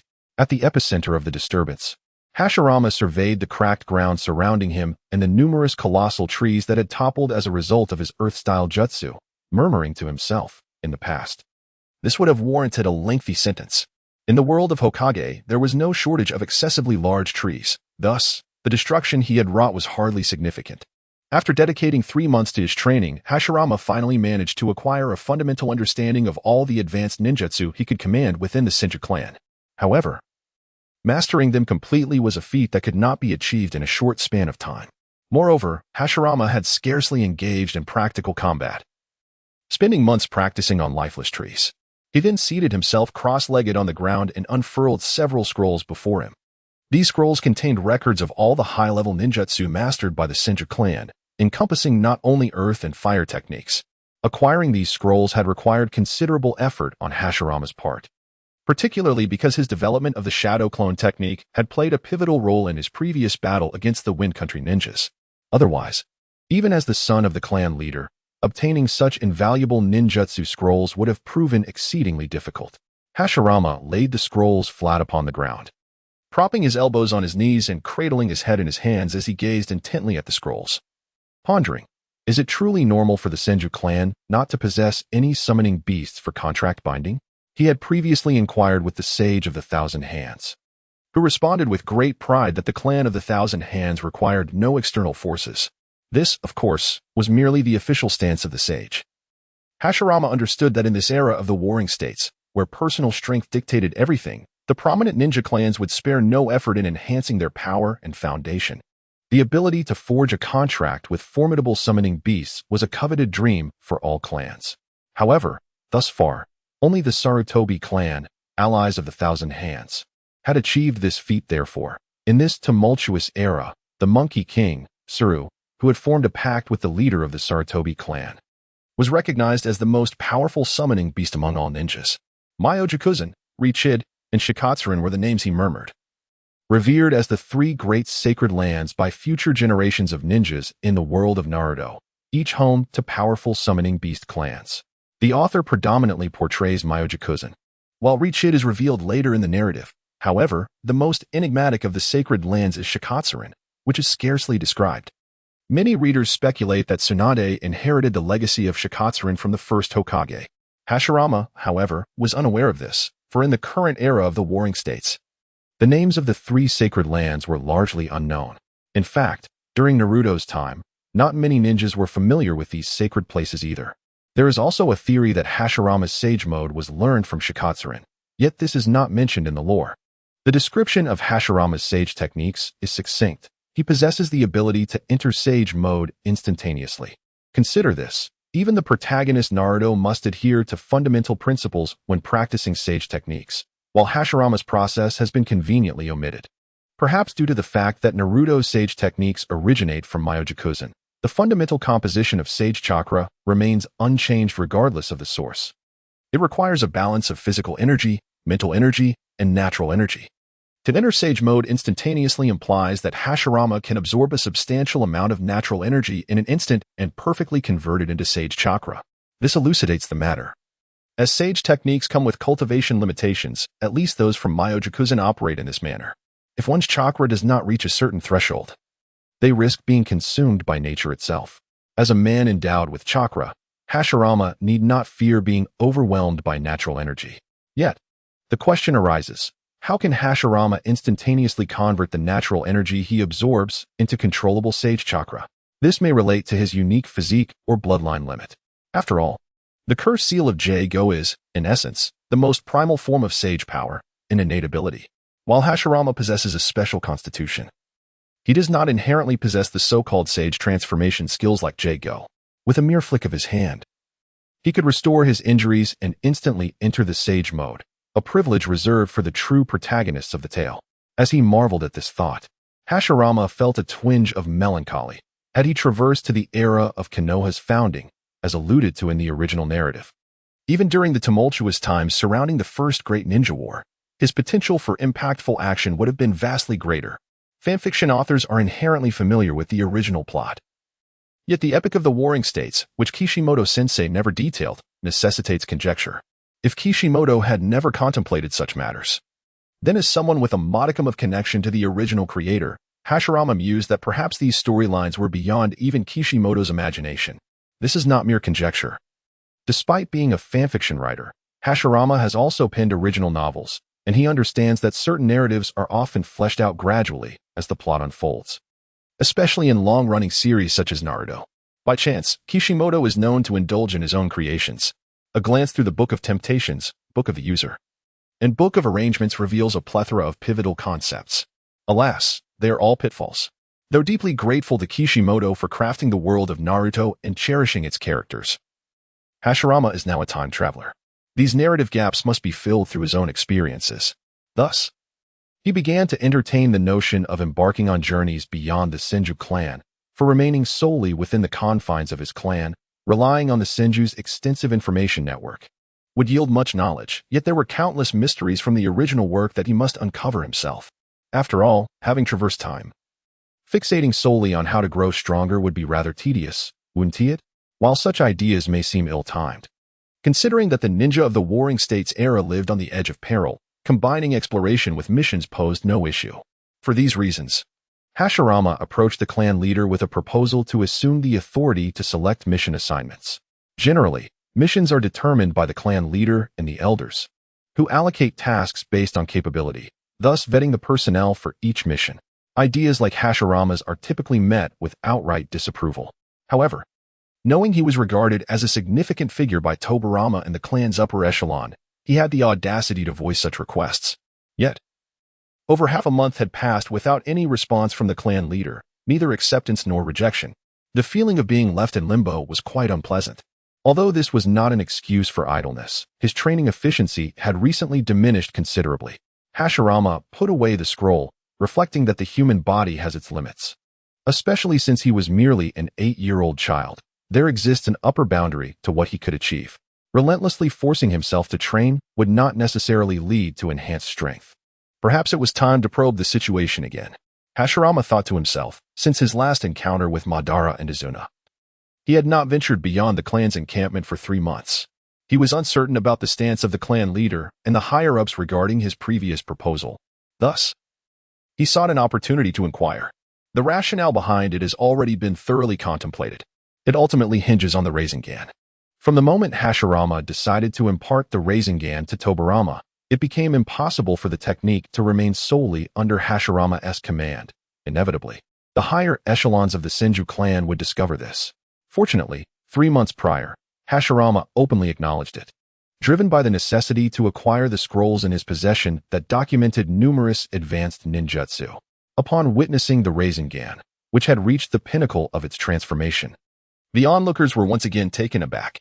However, the Rasengan is fundamentally different from the shadow clone technique. The intricacies and challenges of mastering it are of an entirely different caliber. Thus, after careful consideration, Hashirama resolved against promoting the Rasengan to a level accessible to all elite members. After all, each ninja possesses a unique combat style. And while the Rasengan's unpredictability may serve Hashirama well, it may not be equally advantageous for others. The crux of the matter lies in the difficulty of mastering the Rasengan.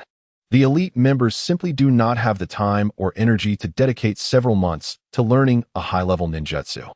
The idea of incorporating elemental transformation into the Rasengan is indeed intriguing. This was Hashirama's premeditated argument, intending to bamboozle the high-ranking Senju members, including Tobirama.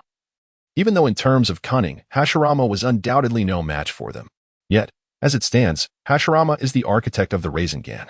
Whose words could hold more weight than those of the creator himself? Are you suggesting that the current Rasengan is not yet a finished product?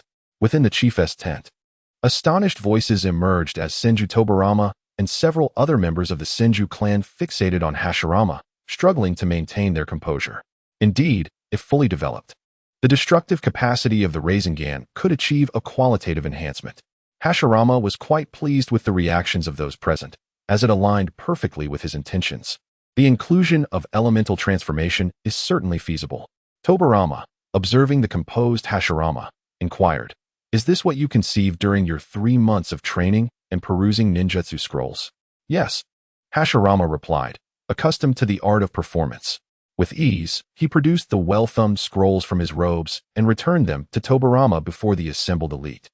"Are you certain you can complete this ninjutsu?" Tobirama questioned as Hashirama approached. Perhaps Hashirama feigned uncertainty, stating, "But I have yet to determine which elemental property would be most suitable to incorporate. My experience and knowledge may still be insufficient. Therefore, I believe I must broaden my horizons swiftly to enhance the likelihood of successfully developing this technique." Just as the elite members were beginning to grasp Hashirama's intentions, Tobirama seemed to have already understood. The change in his gaze towards Hashirama did not go unnoticed by him. "What do you imply?" Tobirama retorted, engaging Hashirama with a knowing look. Upon witnessing that Buddha was subtly offering him a way out, Hashirama paused momentarily before responding. "Indeed, within our Senju clan, there are masters proficient in various elemental ninjutsu. However, what I seek is the understanding of chakra nature as perceived by ninja across the nations." This statement bore a kernel of truth, Yet the other half was merely a fabrication of Hashirama's imagination. The comprehension of chakra nature is not only divergent among nations, but also varies significantly among ninjas of the same element. From a perceptual standpoint, while chakra within the human body is categorized into 5 fundamental elements along with the unique yin-yang, each individual's chakra is distinctly different.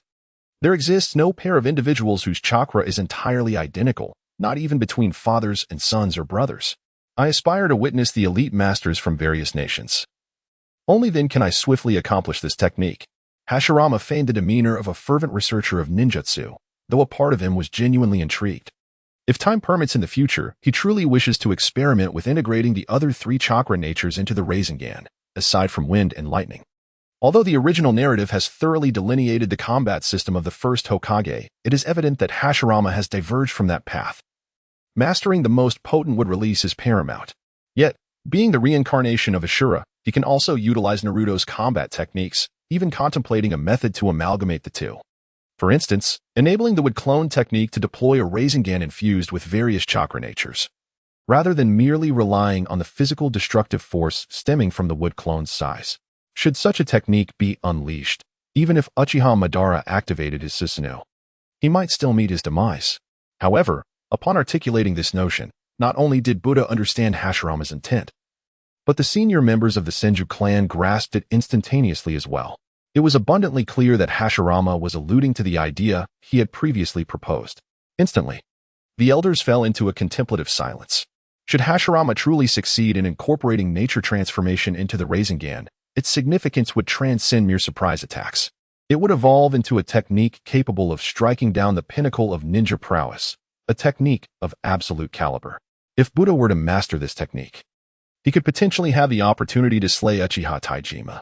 Thus, this unfinished technique of Hashirama holds immense significance for the Senju clan. Yet, the proposal Hashirama put forth may be something he has yet to fully comprehend, while the senior members of the Senju, as well as the Uchiha and other ninja clans leaders, are acutely aware of what Hashirama's abilities signify for the future of their clan. There exists a substantial likelihood that Hashirama will surpass Buddha in the future, a prospect that bears great weight for the clan. Hashirama's intentions were clear. He desired to choose his own missions and traverse the various nations. However, he was already under the scrutiny of the Uchiha leadership. Should Hashirama remain within the confines of the Senju clan, the clan's power could ensure his safety. Yet if he were to roam freely outside, his security could not be guaranteed. Among the assembly, the only one maintaining composure was Buddha, who pondered briefly before speaking. Concerning the matter you raised previously, I have conferred with the elders. Do you not think that your thoughts may be somewhat premature? Hashirama replied without a moment's hesitation. Elder, I recall you often stating that regardless of age, as long as one wields a weapon, one is a warrior. Indeed. Yet warriors possess varying levels of capability, hence it is prudent to refrain from undertaking tasks beyond one's abilities. Yes, my current skills are indeed lacking. So do you share this sentiment? Hashirama's tone was neutral, merely posing a rhetorical question. He was well aware of Tobirama's nature. The greatest taboo in his presence was to exhibit excessive confidence. Confidence is commendable, yet when it becomes overbearing, it morphs into arrogance. This self-assuredness can be a fatal flaw. His rhetorical question momentarily astonished Tobirama. As the clan leader and father, he naturally desired for Hashirama to mature expeditiously, despite Tobirama treating Hashirama with utmost seriousness. Not perceiving him as merely a child, the latter's reaction, coming from a mere 8-year-old with limited life experience, was indeed remarkable. This rhetorical question bore double meanings. Firstly, as a warrior of the Senju clan, Hashirama was inquiring whether Tobirama deemed him unworthy as a warrior, which simultaneously cast doubt on Tobirama's own judgment and that of the clan's higher-ups. Secondly, it was a query as Tobirama's son. Could Tobirama possibly doubt his son's abilities? Certainly not. This realization brought a flicker of joy to Tobirama's eyes. For Hashirama's inquiry signified that the latter had made a thoughtful decision rather than being merely a product of youthful arrogance and talent. Tobirama smiled, his expression devoid of further concealment, his imposing gaze settling upon Hashirama as he slowly stated, "In that case, let us conduct a test. If you can prove your worth through combat to me and the elders, I shall acquiesce to your proposal." As his deep voice resonated, a profound silence enveloped the tent, rendering it utterly still. Hashirama momentarily paused, feeling the weight of Tobirama's gaze, yet an involuntary chill coursed through him. This method certainly evoked a strong sense of fantasy narrative. Elder, are you serious? Hashirama adjusted his thoughts, suppressing the urge to voice his incredulity. Typically, such a plot is a common trope in fantasy novels, where one must prove their strength through battle to the higher-ups. Although Hashirama had penned similar scenarios in his earlier Naruto fanfiction, he had originally ventured into writing through the lens of fantasy novels, a stylistic nuance. How could Tobarama, a born-and-bred ninja of the Senju clan, adopt such a formulaic approach? Nevertheless, in reality, the worldview of Naruto can be likened to foreign fantasy. Fundamentally, the virtual energies found in fantasy literature share striking similarities with chakra. The combat style of the Hokage is truly unique, characterized by emotional expressions that surpass those found in most fantasy novels. Regardless of its potential cliches, the methods employed by Hashirama are undeniably effective, particularly as the higher echelons of the Senju clan have fallen silent. Their only desire now is to witness how Hashirama plans to assess Tobarama. A genuine confrontation? Preposterous. Such a notion is utterly implausible, for even 100 Tobarama combined would not stand a chance against Hashirama. The disparity in strength between the two parties is insurmountable. Hashirama continued, stating that all of Tobarama's thoughts revolve around ninjutsu, thus proposing a contest of techniques.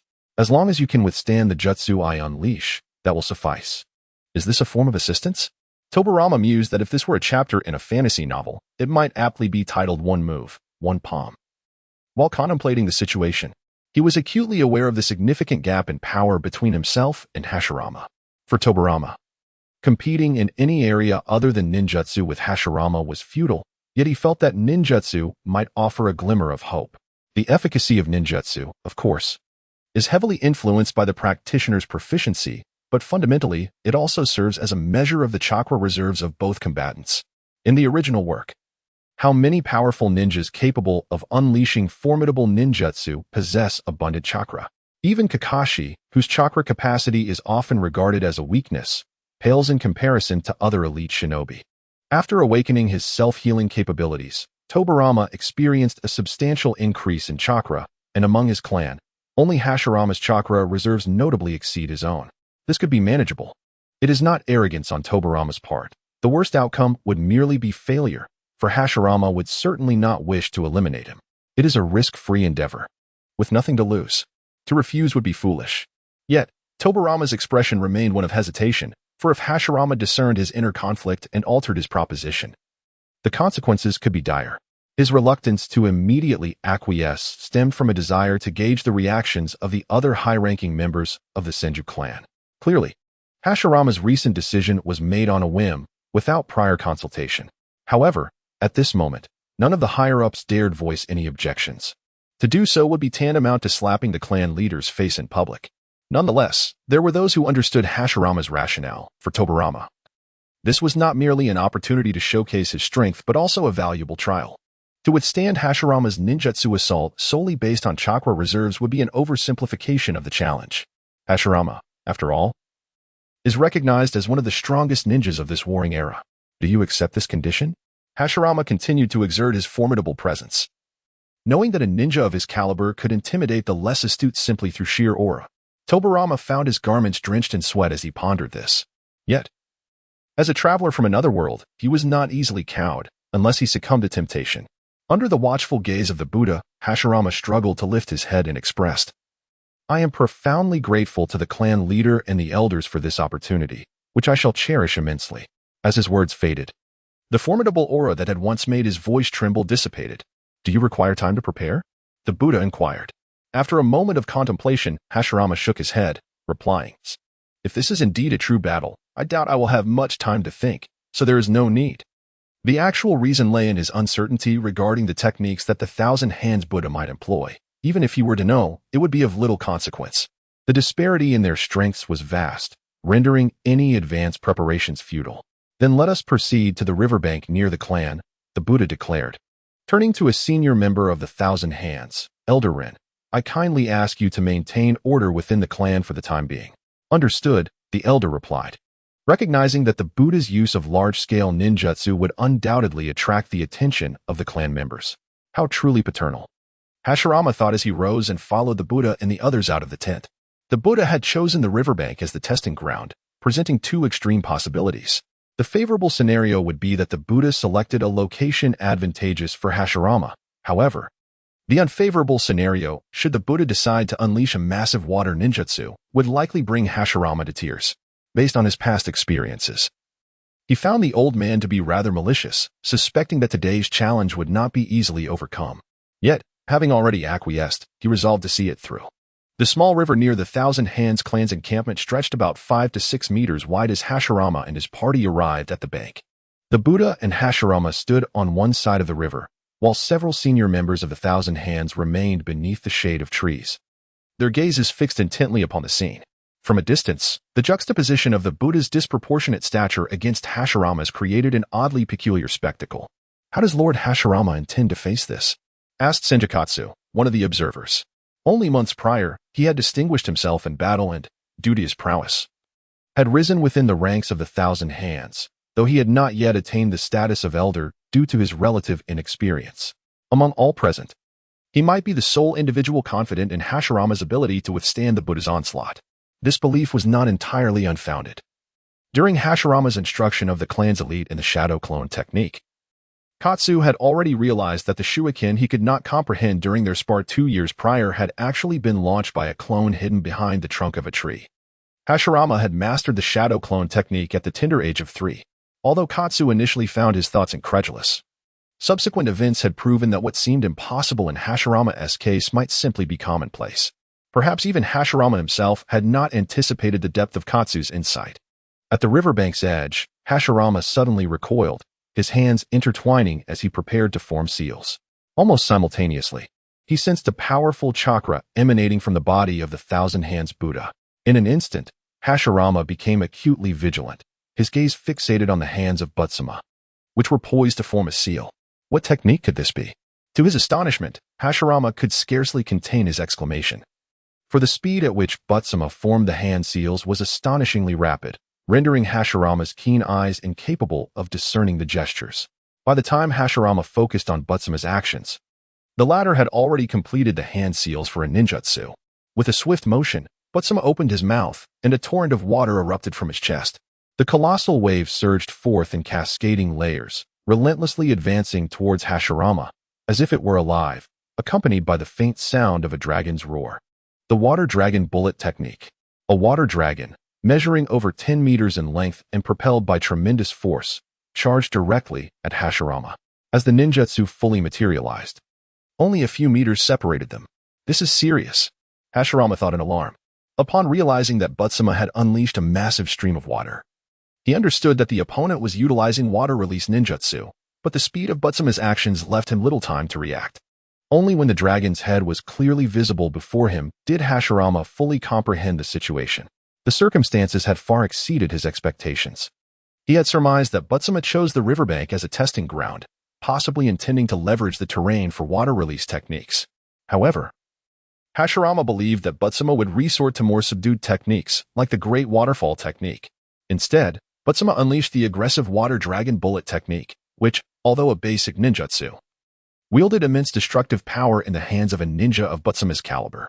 In truth, if Hashirama had the opportunity to fully brace himself, he could have easily withstood the assault of this technique. Yet, Butsuma's rapid movements left him with scarcely any chance to form seals. Evading the attack was equally impossible, as there was simply no time to do so. The senior members of the Senju clan observed the scene with furrowed brows, uncertain of the true extent of Hashirama's abilities. If he could not withstand the attack, even if Butsuma were to retract the ninjutsu in time, the sheer scale of the Water Dragon Bullet would likely inflict serious injuries upon Hashirama. At that moment, the piercing sound of the Water Dragon Bullet threatened to rupture Hashirama's eardrums, and he was nearly drenched in sweat. Nevertheless, despite the unexpected turn of events, Hashirama's response to any ninjutsu Butsuma might employ remained consistent. He crossed his hands and formed the seal of the serpent. Before Hashirama, the ground began to writhe, and a mud clone, identical in stature to him, materialized. The clone positioned itself in front of Hashirama, just as the water dragon approached within mere inches of the mud clone. Had this clone been even slightly weaker, it might have been obliterated by the Water Dragon Bullet before it could react. However, facing the formidable Butsuma, Hashirama dared not underestimate him. Thus, the mud clone was infused with nearly half of Hashirama's chakra. As the water dragon surged forward, the clone raised its right arm. Its palm mere inches from the dragon's head.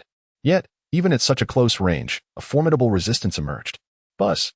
Before the dragon's head, chakra swirled, frantically converging, compressing, and rotating, culminating in the release of the ninjutsu at nearly the utmost limit of distance. The spiraling sphere. Boom. The spiraling sphere collided with the water dragon technique, and an immense force erupted at the point of impact, sending splashes of water in every direction. However, that rapidly spinning sphere of chakra did not dissipate. Instead, it steadfastly held its ground. Although this was an encounter of ninjutsu with a completely disproportionate scale, the spiraling sphere as a high-level ninjutsu, despite not boasting the overwhelming presence of many other attack-type ninjutsu, possessed undeniable power. Unable to withstand it, Hashirama, after using the Earth Release clone, took a deep breath. The water dragon technique unleashed by the Buddha of the Thousand Hands could not be completely countered by the spiraling sphere, however, taking advantage of the momentary stalemate. Even with Hashirama's mastery of the body flicker technique, he could evade the current attack range. Under simple circumstances, this was the case. Nevertheless, although Hashirama could not see the actions of the Buddha of the Thousand Hands at this moment, he could distinctly sense the relentless fluctuations of chakra within the latter, indicating a transformation of ninjutsu was underway. Whoosh! Hashirama gathered chakra in his legs, propelling himself forward, while simultaneously forming hand seals with his hands. At that moment, the Buddha was also forming seals. As his hand signs changed, the previously menacing water dragon suddenly weakened, and the entire dragon's form began to collapse. Yet, at the same time, a massive torrent surged forth from behind the dragon's body, swiftly merging with the water left in the wake of the dragon's disintegration.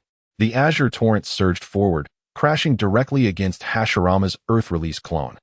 The clone could not withstand such an overwhelming force and quickly disintegrated into yellow mud under the tremendous water flow. Has it transformed into the Great Waterfall technique? Hashirama gazed at the waterfall technique surging towards him like a dam bursting. His heart stirred. The scale of the Buddha's Great Waterfall technique was undoubtedly greater than that used in his battle against Madara 3 months prior, and it surged forth with greater speed. However, due to the complexity of the hand seals required for the Great Waterfall technique compared to other techniques, even the Buddha took some time to execute it. If the opponent were to perform like Koharu, I fear there would be no escape. Observing the Great Waterfall technique, which was merely a few flips away from reaching him, Hashirama mused. The impression left by the Great Waterfall on the audience of the Hokage was quite profound, not because of its power, but due to the flamboyant hand seal methods displayed in the earlier confrontations between Kakashi and Zabuza, as well as the Water Dragon and Great Waterfall techniques. During the Fourth Great Ninja War, the Fifth Mizukage, Meitarumi, needed only a single hand sign to convert the Water Formation Pillar technique into the Water Dragon technique, which previously required dozens of hand seals to complete. This illustrates that the top-tier powerhouses of later generations are continually advancing in their mastery of ninjutsu. Then, let us fight. As the Great Waterfall technique drew within a mere 5 meters of Hashirama, a distance insignificant compared to its colossal scale, the hand seals in Hashirama's grasp were completed. With a resounding rush, the river beside him began to stir restlessly, and he opened his mouth to release a torrent of water. The two streams converged before him, forming an astonishing deluge. The Great Waterfall technique. Although Hashirama had mastered numerous advanced earth and water techniques, in this moment, the technique he could wield to its fullest potential was indeed this Great Waterfall technique. As the immense flow of water surged forth, it clashed violently with the ninjutsu of the Buddha.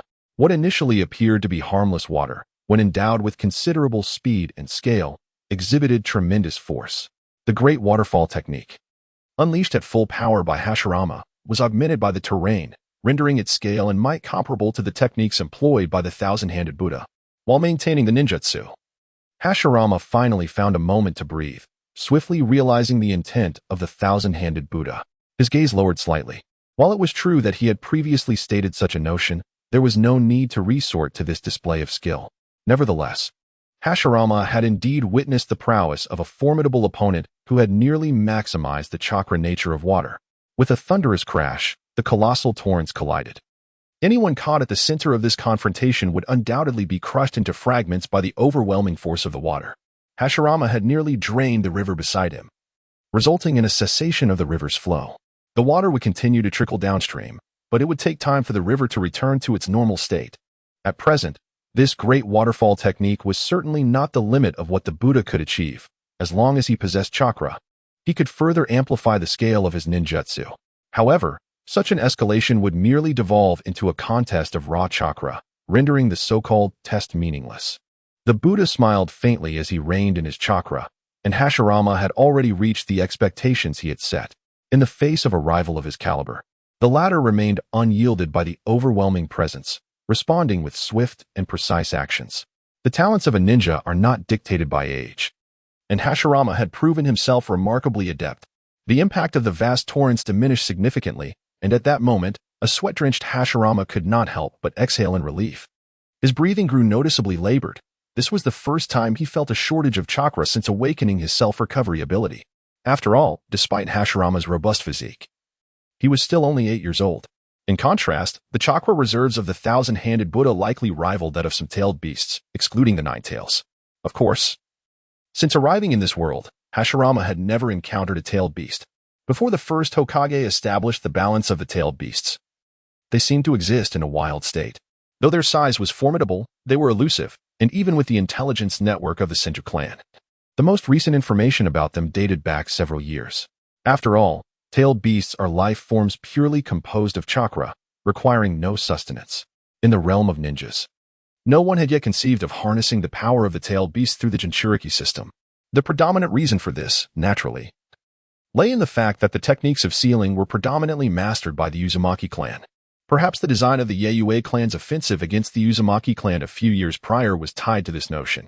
Of course, that was merely a conjecture of Hashirama. With a resounding whoosh, both Hashirama and Tobirama ceased their ninjutsu, and the once tumultuous waters calmed instantaneously, dispersing, with a significant portion flowing into the adjacent river. The previously dry riverbed witnessed a swift rise in water levels.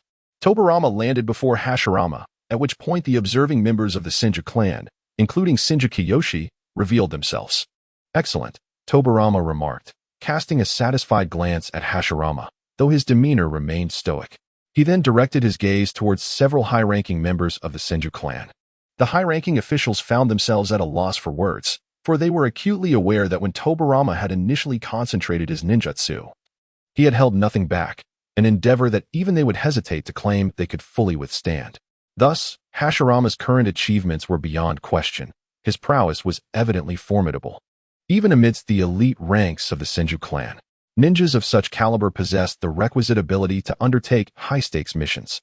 Although some of the higher-ups harbored concerns, they recognized that this was the decision of their leader and that Hashirama had already substantiated his capabilities. Hence, they had no grounds to impede him. I have granted your request, yet I stipulate one condition, Tobirama stated to Hashirama. Whatever mission you intend to embark upon, you must form a team with Senju Kiyoshi. Understood. Hashirama replied without hesitation, fully aware that Tobirama's intention was to have Senju Kiyoshi safeguard him. For Hashirama, having an additional formidable ally was nothing short of advantageous. It was a boon he could scarcely desire more. The progress and strength that Senju Kiyoshi had made over the years was undeniable, and he was certainly not inferior even when compared to the leaders of other ninja clans. In this light, the higher-ups of the Senju could rest assured. With Senju Kiyoshi's protection, it was nearly impossible for anyone to inflict harm upon Hashirama, though it may seem a slight misallocation of resources. Senju Kiyoshi's strength was crucial for the Senju clan as well. Naturally, Hashirama would not choose to undertake missions during times when his clan was in dire need of manpower. Tobirama's assessment of Hashirama was not publicized among the Senju clan's ranks. Nevertheless, many within the clan possessed the ability to sense chakra fluctuations, allowing several members to speculate on the circumstances based solely on these variations. For reasons unbeknownst to them, the leader engaged in a brief confrontation with Lord Hashirama, which the clan members interpreted as Tobirama's guidance to Hashirama. This was hardly surprising, as over the years, it had become evident to all that the clan's upper echelons were nurturing Hashirama's talents. Indeed, Hashirama possessed such innate gifts, a fact acknowledged by all members of the Senju clan. After completing the test at the temple, Hashirama returned to his tent, reflecting on his recent confrontation with the former. Although the primary focus of the temple was the mastery of the transformation of water-based chakra, successfully converting an offensive technique like the water dragon bullet into the grand waterfall technique in the midst of battle requires an almost flawless control over the nature of water chakra. What form would the spiral sphere take if infused with the properties of water? In the future, Hashirama would endeavor to explore this aspect of training. However, the most pressing matter at hand was that he finally had the opportunity to leave the Senju clan and explore the outside world. Recently, the various ninja clans within the Land of Fire had experienced a relatively stable period, and thus Hashirama had no intention of delaying any further. The next day, he met with the clan leader. As one of the strongest ninja clans of the era, the Senju clan received missions not only from the Land of Fire, but also from neighboring smaller nations. When the leader placed a scroll representing the mission before Hashirama, the distinct patterns on the scroll indicated the various origins of the tasks. The Earth Country, the Lightning Country, the Wind Country, the Iron Country, the Rain Country. None of the missions selected by the leader for Hashirama were simple endeavors. Since Hashirama aimed to encounter the masters of other nations, ordinary tasks would not suffice to achieve such an experience. Truly, the leader showed no leniency. Hashirama sighed. The missions detailed within the scrolls before him, if classified according to the later Ninja World's ranking system, would likely not fall below the highest difficulty level. Although the leader had permitted Hashirama to choose a mission, he could not select based solely on the content of the scrolls, as every task involved confidential information. The specifics of the missions would only be disclosed once Hashirama made his selection. He glanced briefly at the scrolls on the table, picked one up, and said to the leader, "Esteemed leader, I shall choose this one." Although he could not view the exact contents of the task, he could discern its type.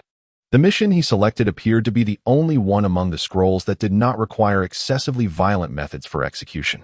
"Open it," the leader nodded, and Hashirama proceeded to unfurl the scroll. The patterns on the scroll indicated that the mission's location was in the far-off Land of Water. The leader was already aware of the scroll's contents, and as Hashirama began to fully unroll it, the leader started to inform him of the mission's elements.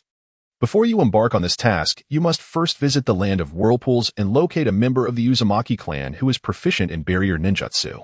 Understood. As Hashirama listened to the leader's words, he reviewed the contents of the scroll in his hands. The task itself was quite straightforward. Travel to a major city in the Land of Water and dismantle a barrier within the city. However, the identity of the task's client and the specifics of the situation within the barrier were not detailed in the scroll at all. This elucidates why Fujian emphasized the necessity of locating a member of the Uzumaki clan, well-versed in barrier techniques, prior to undertaking the mission. Although physical force could potentially dismantle the barrier, the complexity of such an endeavor is exceedingly high, and the act of destruction would inevitably cause considerable commotion. Therefore, the crux of the matter lies in Fujian's elucidation. With a grave expression, Fujian stated that this mission pertains to the internal affairs of the Land of Water. Thus, it is imperative that you maintain the utmost confidentiality regarding your identity while executing the task. Understood. Hashirama nodded in affirmation. From this, he could infer that within the barrier he was to breach, there resided significant individuals or items relevant to the internal matters of the Land of Water. The client for this mission likely held a prominent position within the Land of Water, a fact so sensitive that even Hashirama, the one undertaking the task, was not privy to it. The rationale behind assigning this task to the Senju clan is straightforward, akin to the feudal lords of the Land of Fire. The politicians within the Land of Water are also adept at utilizing the ninja clans within their domain to maintain a balance of power. Hence, entrusting this mission to a ninja clan under one's direct command would easily arouse suspicion. Although the Senju clan harbors no fear of any ninja clan, the intricacies of internal conflicts within the Land of Water necessitate a degree of discretion regarding their identity. Recognizing this, Hashirama's brow furrowed. Concealing one's identity in such a type of mission proves to be a formidable challenge, given that the primary objective is to dismantle the barrier. The assistance of an Uzumaki clan member, skilled in sealing and barrier techniques, is essential. However, should the barrier be breached too effortlessly, the ninja clans of the Land of Water would undoubtedly draw connections to the Uzumaki clan. It would also be challenging for the Senju clan, which is linked to the Uzumaki, to remain incognito. Fortunately, as long as there is no concrete evidence to implicate them. Even if the ninja clans of the Land of Water harbor suspicions, they would hesitate to take action against the Senju clan. Nevertheless, this would lead to animosity towards the Uzumaki clan from those same ninja clans. In the historical accounts known to Hashirama, the eventual demise of the Uzumaki clan may be intertwined with the elements of this mission he is about to undertake. Due to the formidable prowess of sealing and barrier techniques, the Uzumaki clan garnered resentment from numerous ninja clans. Sighing inwardly, Hashirama acknowledged that the Senju clan, and their current strength would not easily face repercussions from those ninja clans, despite any lingering bitterness towards the Uzumaki clan. However, with the eventual establishment of the 5 great ninja nations, should the Senju clan gradually fade from the ninja world for various reasons, the adage without the lips, "The teeth are cold" comes to mind. Even if the Uzumaki clan retains Konoha as an ally, they might become collateral damage amidst the political negotiations between the 5 nations due to the prevailing agreements. Yet, this was merely the history Hashirama learned from the original narrative. The future history must be forged through his own experiences. The fates of the Senju, Uzumaki, and Uchiha clans remain uncertain. Prepare yourself, while the mission is of your choosing. All your actions during its execution must comply with the directives of Senjukyu. In the realm of the Buddha, it was remarked that although Hashirama had prior experience executing missions, the complexity of this particular task was undeniably daunting. Hashirama bore no resentment, acknowledging that Senju's status, experience, and power surpassed his own at that moment. He promptly set about his preparations, during which Buddha summoned Senju to relay the intricacies of the mission. Once ready, Hashirama cast a glance at the still training Tobirama and Izuna, noting that Tobirama had already departed on a mission with a ninja from their clan days prior. Together, he and Senju made their way to the land of whirlpools. Unlike the dire situation of a few years prior when they had to rush to aid the Uzumaki clan, this mission allowed for a considerably more generous time frame, relieving Hashirama and Senju from the burden of frantic travel. However, greater caution was warranted this time. While traversing the Land of Fire, they needed to evade the watchful eyes of other ninja clans, particularly the Uchiha. Thus, they chose to circumvent the cities during their journey. Approximately 3 days later, Hashirama and Senju arrived at the eastern coastline of the Land of Fire, where merchant vessels controlled by the Senju clan set sail. They made minor alterations to their appearance, disguising themselves as crew members aboard the cargo ship bound for the Land of Whirlpools. In this era, inter-country trade was nearly non-existent, with few exceptions, one being the exchange between the Land of Fire and the Land of Whirlpools. The foundation for this trade partnership lay in the formidable strength of the Senju clan, alongside the mediation of the Land of Fire's daimyo among the other ninja clans. This scenario illustrates that the current daimyo of the Land of Fire was no mere fool, in a time when might define the prevailing order. Achieving such a feat required considerable skill. It is well known that the Land of Whirlpools was centered around the Uzumaki clan, allies of the Senju.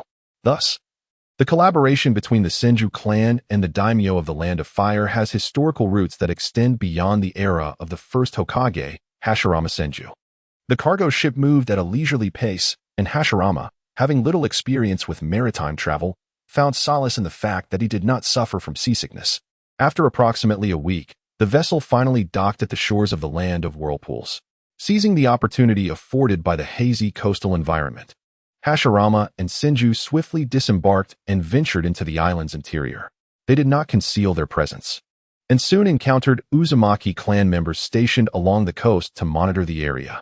Having resumed their typical mission attire, Hashirama and Senju exchanged the necessary signals with the Uzumaki sentinel before proceeding directly toward the direction of Uzumaki village. After roughly half a day's journey, the silhouette of the village emerged before Hashirama as dusk approached. Upon passing through the scrutiny of the village guards at the entrance, they were welcomed into the settlement. The village's scale was, of course, incomparable to that of the future Hidden Leaf village. However, in contrast to the relatively modern architectural style of the Leaf, Uzumaki village exuded a profound sense of antiquity from its very exterior. This sense of age, though, was not unfamiliar to Hashirama, for even in its ancient form, it echoed the essence of a bygone era. The entire village imparted an uncanny sensation to Hashirama, perhaps due to the Uzumaki clan's exceptional prowess in sealing techniques, as the structures were often adorned with intricate black patterns. Among these, he spotted a ghostly visage that felt somewhat familiar, reminiscent of the grotesque masks he had observed near the Uzumaki clan's ruins in Konoha. The faces were grotesque and hideous. Nevertheless, the village exuded a pleasant atmosphere, with the once rare crimson hair of the ninja world now standing out conspicuously. It appeared that the Uzumaki village faced significant aging, and along the path to the residence of the clan leader, Uzumaki Ashina, Hashirama encountered numerous elderly individuals. Remarkably, they all seemed to possess vibrant spirits, their chakra pulsations resonating with extraordinary vitality. Under the guidance of the Uzumaki clansmen, Senju Hashirama and Senju Tobirama finally arrived at the dwelling of the clan leader. Upon entering the entrance and traversing the wooden corridor, the pair approached a spacious room. As they stepped outside, Hashirama sensed multiple chakra signatures within. There was more than one person present. He paused momentarily. Although he had not mastered the art of sensing chakra back then, he could still discern the identities of those he had encountered through their chakra fluctuations. After a brief moment of emotional turbulence, he regained his composure. The sliding door was opened, revealing the scene within. Clan leader Uzumaki Ashina sat at a table deep within the room, and before him stood a girl. Her cascading red hair was striking, instantly capturing Hashirama's attention. "You've arrived," Ashina remarked, as both he and the girl, Uzumaki Mido, turned their gazes toward Hashirama and Tobirama, clearly indicating that it was not merely Hashirama who had sensed their chakra. The Uzumaki clan members were particularly adept at sensing as well. Uzumaki Mido appeared significantly transformed from 3 years prior.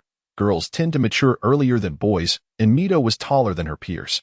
As a result, her figure appeared quite statuesque, and her beautiful eyes scrutinized Hashirama, seemingly recognizing him. However, Hashirama had not made a lasting impression on her during their previous encounter. At this moment, Mido was examining Hashirama for different reasons, specifically assessing him. "Why are you staring?" Hashirama was not particularly accustomed to being gazed at intently. Yet he could tolerate it since the observer was a charming young lady. Nonetheless, he did not forget the purpose of his visit, thus directing most of his attention to Uzumaki Ashina. He and Tobirama bowed slightly as a sign of respect. Ashina rose with a smile. Despite the portrayal of the Uzumaki clan's members as generally hot-tempered, he, as the clan leader, exhibited a remarkable gentleness. "You are Hashirama, are you not?" "Indeed," Hashirama nodded. As the clan leader, Ashina was undoubtedly aware of his identity as the eldest son of the Senju clan leader. Although technically, this was not their first encounter. The urgency of their previous meeting 3 years ago likely prevented Ashina from recognizing the child among the rescue team as the firstborn of Senju Butsuma. However, this occasion is different. Clearly, when Hashirama and Senjukage arrived, the Vortex clan had already been informed in advance. Standing nearby, Mido gazed at Hashirama with a puzzled expression, wondering why the clan leader would pay particular attention to him rather than to Senjukage, who was evidently stronger. The identity of the eldest son of the Senju clan leader holds some significance within the clan, so while it isn't exactly a secret, Uzumaki Yamane would not casually disclose it. After all, it bears little relevance to the current mission. After a brief exchange of pleasantries, Uzumaki Yamane proceeded to the main topic. He looked at Mido and introduced her to Hashirama and Senjukage, saying, "This is Uzumaki Mido." Although she is still quite young, her mastery of sealing and barrier techniques is exceptional, and her agility is equally impressive. She will assist you in accomplishing this mission. "Mido, do you remember what I just told you?" "Yes." Mido's gaze remained fixed on Hashirama, but when the clan leader spoke, she immediately lowered her head. "Thank you very much," Senjukage remarked, knowing that the handover with Uzumaki Yamane would naturally fall to him, as he was the one responsible for this mission. He cast a quick glance at Mido, his expression devoid of any emotional fluctuation. Although Mido appeared youthful in this era of warring states, there were many ninjas of her age who were capable of handling significant responsibilities. "I am Senjukage," he introduced himself, clearly having received a briefing from Uzumaki Yamane regarding the mission and their identities prior to his arrival with Hashirama. "Hello," Mido replied politely. But just as Hashirama was about to speak, the girl interrupted him. "I remember your name, Senju Hashirama. You know each other?" Yamane asked, somewhat surprised. Hashirama, with a somewhat awkward smile, explained, "Actually, I was present during the battle with the Yagami clan a few years ago." Yamane immediately understood. Although he was the leader of the Uzumaki clan, it was not necessary for him to have an extensive knowledge of ninjas of Hashirama's caliber. However, since the Senju clan had aided the Uzumaki clan during that time, Yamane nodded slightly in acknowledgement towards Hashirama. Hashirama returned the gesture, noticing that Mido was still scrutinizing him, her gaze seemingly unfriendly. He raised an eyebrow, beginning to comprehend the reason behind Mido's reaction. "Mido, do you have any questions?" Yamane inquired. Having sensed the oddity and turning his attention to her, Mido, with a scrutinizing gaze and tone, questioned Hashirama, "How old are you? Really?" Indeed, Hashirama thought to himself. During their first encounter, he had misrepresented his age for certain reasons. While he was impressed by Mido's memory, he began to analyze her character. This girl was quite forthright in her conversations and appeared to have a strong aversion to being deceived. Yet, he found it curious how Mido had discerned his earlier falsehood. Due to his physical constitution, Hashirama stands slightly taller than his peers, although he is still somewhat shorter than boys of 12 or 13. Yet, he recalls that Mito had previously acknowledged her stature as a petite girl who neglects her meals. This leaves but one possibility, as Uzumaki Mito suggested. Can a boy's age be casually misrepresented? For Hashirama, who has been reborn in this world, Mito appears merely as a young girl from the perspective of his lived years. Given his mental fortitude, how could he be swayed by such matters? Nervously, he replied, almost 9. The exchange between Hashirama and Mito left Uzumaki Mito and Senju Kagaya somewhat astonished, yet they likely discerned the underlying context from Mito's words. Oh, initially, Hashirama anticipated that Mito would be furious upon realizing she had been deceived, yet she merely murmured in a disinterested tone. Thus, Hashirama found himself at a loss, having prepared himself for a barrage of questions. What is the situation? As night approached, Uzumaki Mito suggested, you should rest for the night before setting off. Thank you. But that won't be necessary. We can depart as soon as she is ready, Hashirama replied, though still bewildered. He remained steadfast in his principles. Although this mission was not urgent, it was prudent to resolve such a task promptly. However, he was uncertain how to address Mito. Calling her by her full name felt awkward, while using just her first name seemed inappropriate. Understood, Uzumaki Mito smiled, and said to Mito, go ahead. We shall wait for you here. Nodding, Mito went to prepare. Typically, women and girls take considerable time to get ready for an outing, yet female ninjas are an exception. Mito swiftly organized her gear, simply tying her hair back with a headband and donning her mission attire. Subsequently, Senju Kagaya and Hashirama bid farewell to Uzumaki Mito and swiftly navigated through the village of the Uzumaki clan. After departing, the trio traversed the island of the Land of Whirlpools, with Mito leading the way. Given their pace, they could have exited the mainland before nightfall. However, the subsequent journey required them to tread upon the sea rather than rely on boats. As dusk fell, the three opted to spend the night in the forest near the opposite shore of the island. They kindled a campfire, gathering around it, having spoken little throughout their journey. Suddenly, Mito leaned in closer to Hashirama. Her delicate visage drew near, causing him to glance sideways and feel an inexplicable sense of tension. He presumed Mito was coming to confront him, having refrained from doing so in the presence of Uzumaki Mito earlier.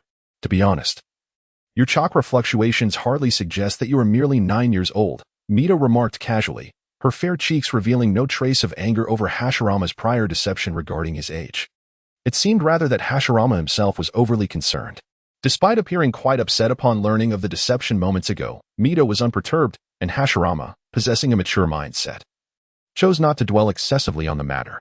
He gazed at the innocent visage of the girl nearby, her clear eyes seemingly devoid of any worldly distractions, and a gentle smile graced his heart. Truly, she possessed a whimsical character. You too. Hashirama, a rather straightforward man, responded to Mito, for he was not particularly adept at engaging with girls, even one as young as she. Upon first encountering Mito, he felt an uncanny resemblance to a figure from his past, largely due to their similar appearances and somewhat akin manner of speaking. Thus, he regarded observing Mito as a small solace, perhaps a fleeting connection to a world he could never return to. Naturally, he had never considered Mito as a mere substitute for another girl. His psychological maturity rendered any such attraction to a girl in her teens implausible. Even as Hashirama Senju, he would not hastily designate Mito as his destined bride. As for his past connection with that other girl, it had yielded no resolution. That was a different tale, fraught with twists and turns, though upon reflection, he recognized it was largely a product of his own unreciprocated feelings. Nevertheless, the longing he harbored, albeit unreturned, had persisted for several years since Hashirama arrived in this realm, and he pondered how much longer it might endure. A lifetime? That would be a beautiful fairy tale. Hashirama never believed that something without resolution could last an eternity, for one's thoughts inevitably evolve with experience, regardless of whether one is 10, 20, 30, or beyond. Until the final moments of life, certainty in one's thoughts remains elusive. Thus, Hashirama approached Mito as a newly acquainted girl, engaging in conversation in his customary manner. Yet he was not mistaken. Even as a member of the Uzumaki clan, Mito possessed a remarkable chakra reserve. Indeed, Mito herself harbored no convoluted thoughts. Finding Hashirama's words quite sensible, she then settled beside him and inquired, "Why does the clan leader seem to pay you so much attention?" To this, Hashirama hesitated slightly. Is it inconvenient to say? Mito, though spirited, naturally possessed the basic decorum of a ninja. No, Hashirama replied, smiling as he shook his head. It's not a secret. It's likely because the leader of the Senju clan, Hashirama's father, is my father. His hesitation stemmed from a fear that it might come off as boasting about his lineage, akin to a misunderstanding of my father is Li Gang. In truth, Hashirama's sentiments mirrored those of a victim of online scrutiny. He wished for no one to perceive him as special due to his connection to Hashirama Senju. However, judging by Mito's disposition, she seemed unconcerned with such matters. Oh, that explains it. Mito smiled, her gaze and demeanor unchanged upon learning of Hashirama's lineage. Perhaps it was a reflection of her upbringing, although not a direct descendant of the clan leader Uzumaki. Her remarkable talent had led her to train alongside the leader's grandson from an early age. The grandson of Lu Ming exists much like a younger version of Mito. At such a tender age, being able to undertake tasks of this magnitude reveals quite a remarkable capability. Mito, already at ease, patted Hashirama's shoulder, exuding an air of elderliness. Not bad, Hashirama responded. Before the crackling campfire, Mito and Hashirama engaged in a lively conversation, her thoughts and character as whimsical as the topics she broached, often devoid of any logical connection to previous remarks. After conversing for some time, Hashirama found it somewhat disconcerting to have Senju Hashirama sitting silently beside him. Resembling an uninvited light bulb, occasionally casting glances their way, the atmosphere felt oddly peculiar. He turned to Senju Hashirama and inquired, "How will we keep watch tonight?" Although they were on the islands of the Land of Whirlpools, which should pose minimal danger, the customary vigilance during the night was still imperative. Senju Hashirama replied. The first watch will be assigned to. He glanced at Mito, unsure of how to address her appropriately.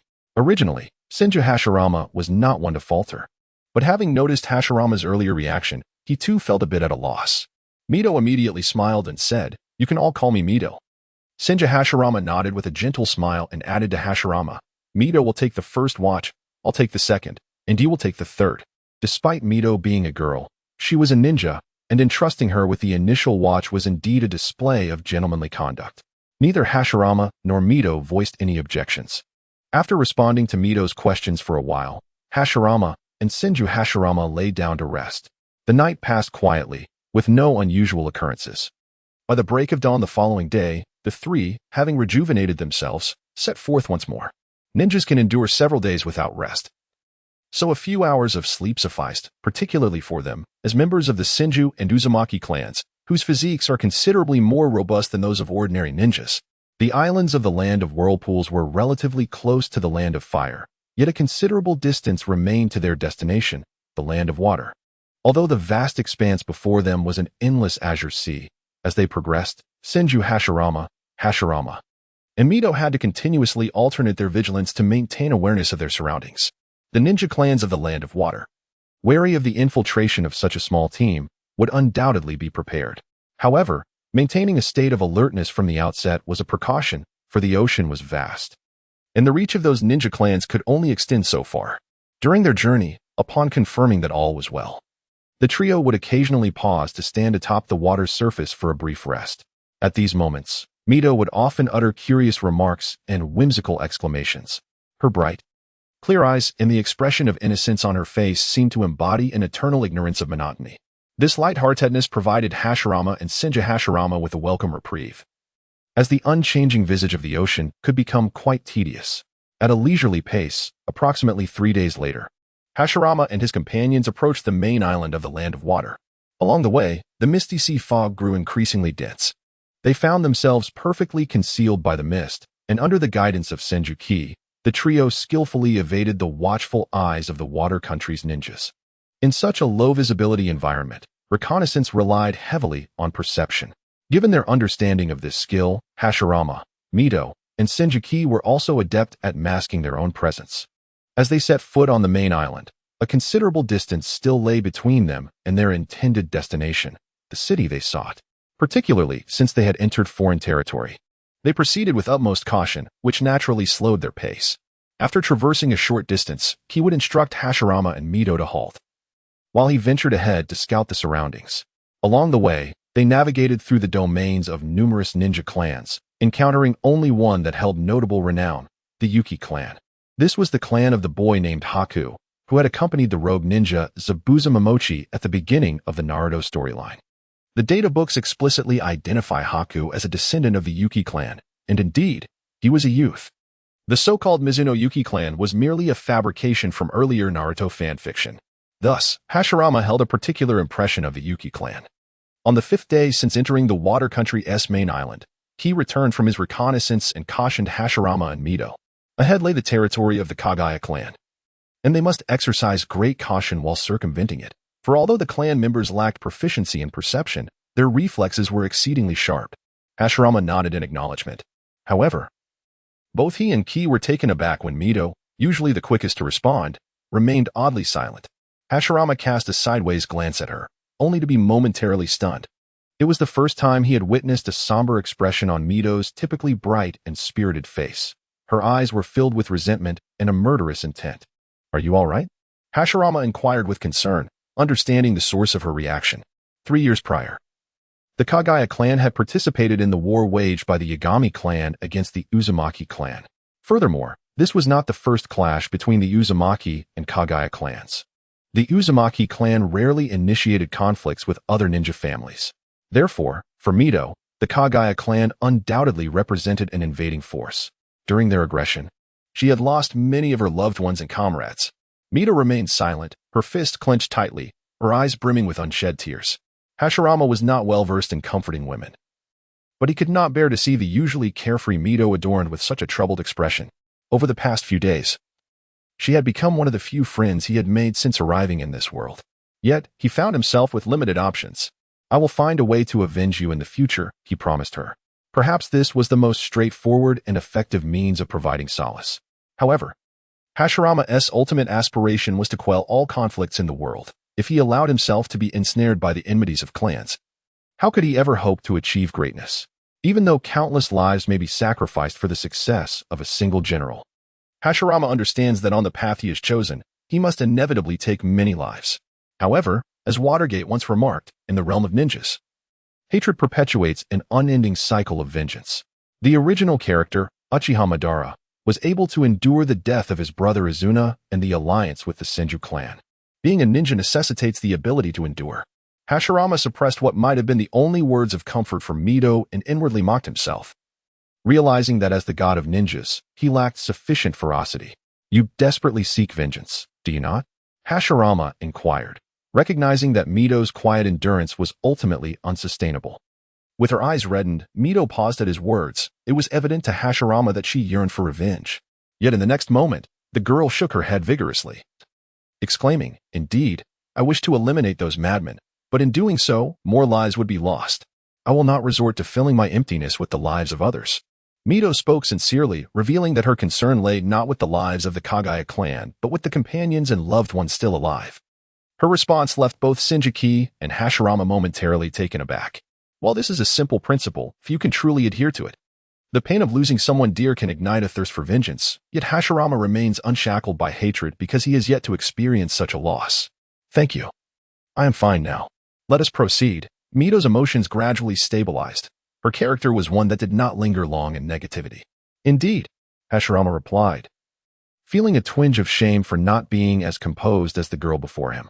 The three continued on their journey. Under this extreme caution, Hashirama and his companions spent a full 5 days traversing. Finally, on the evening of the 10th day, they arrived at the outskirts of their target city. During this time, they had not merely advanced, but had also gathered considerable intelligence regarding the city. Although the Senju clan's intelligence network was formidable, the land of water lies offshore, with the ocean serving as its natural barrier, making information gathering exceedingly difficult. Senju had already discerned that this area belonged to the Akatsuki clan.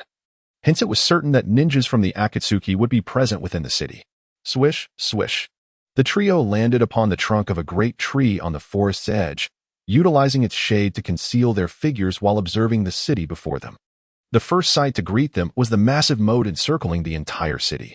Within the moat, they could sense a fluctuation of chakra. Beside Hashirama, Mito murmured that the ninja clans of the Land of Water excelled in water-style techniques, while the abilities of the Akatsuki clan were particularly unique. Members of the Akatsuki can transform their bodies into water, rendering them nearly immune to most physical attacks.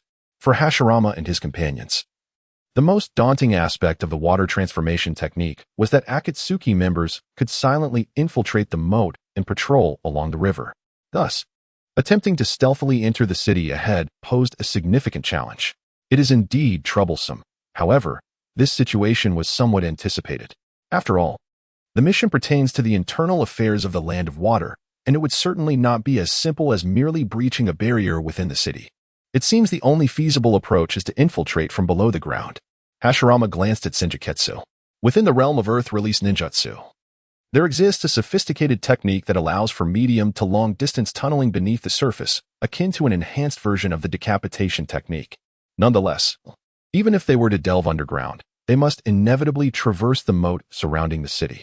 Although the moat is not particularly deep, the earth-release technique cannot penetrate too far beneath the surface.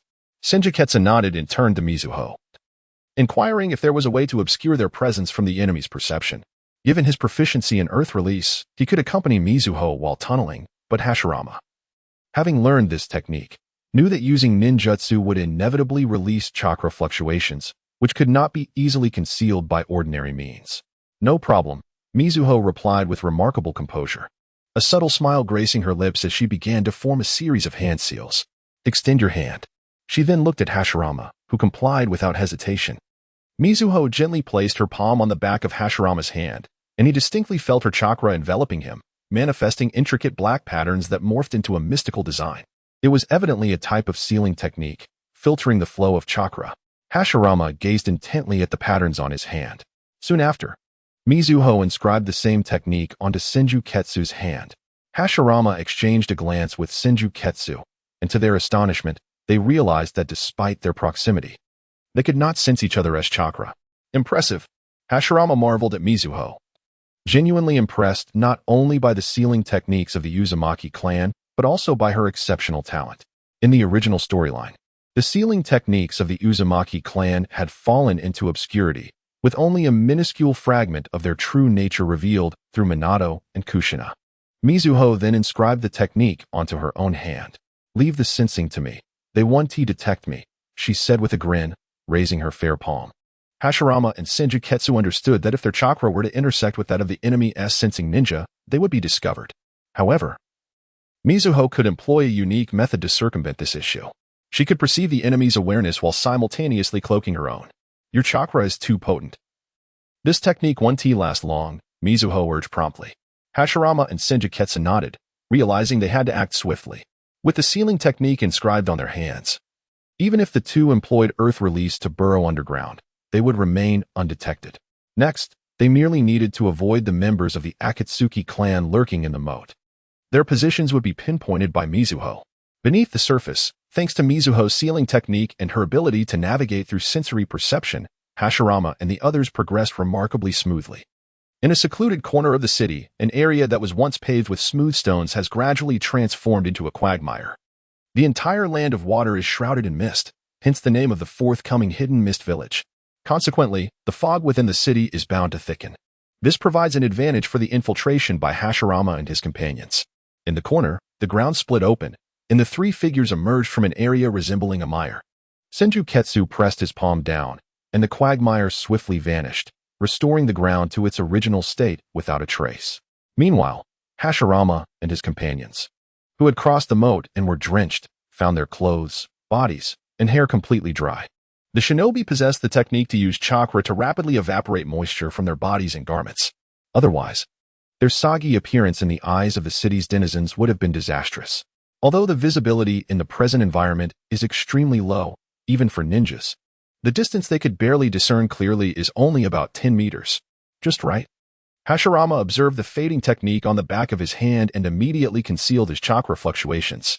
Let us proceed and survey our surroundings, Senjuketsu suggested. The intelligence provided by their employer naturally outlined the location of the barrier they were tasked to sabotage. Yet the specifics regarding its composition and the presence of guards remained unclear. Indeed, Hashirama exchanged glances with Mito, both appearing somewhat unfamiliar with each other's attire and appearance at this moment. As they were infiltrating, changing clothing and appearance was essential, particularly for Mito, whose previously long red hair stood out conspicuously in a crowd. After altering her visage, she now bore black hair and black eyes, dressed in loose, coarse cloth typical of commoners. Although her petite face lacked the exquisite features of her original form, she still exuded a fresh and graceful aura. Her long, straight black hair cascaded over her shoulders. And despite the passage of years, Hashirama had gradually grown accustomed to the stylistic choices of characters in the Hokage world.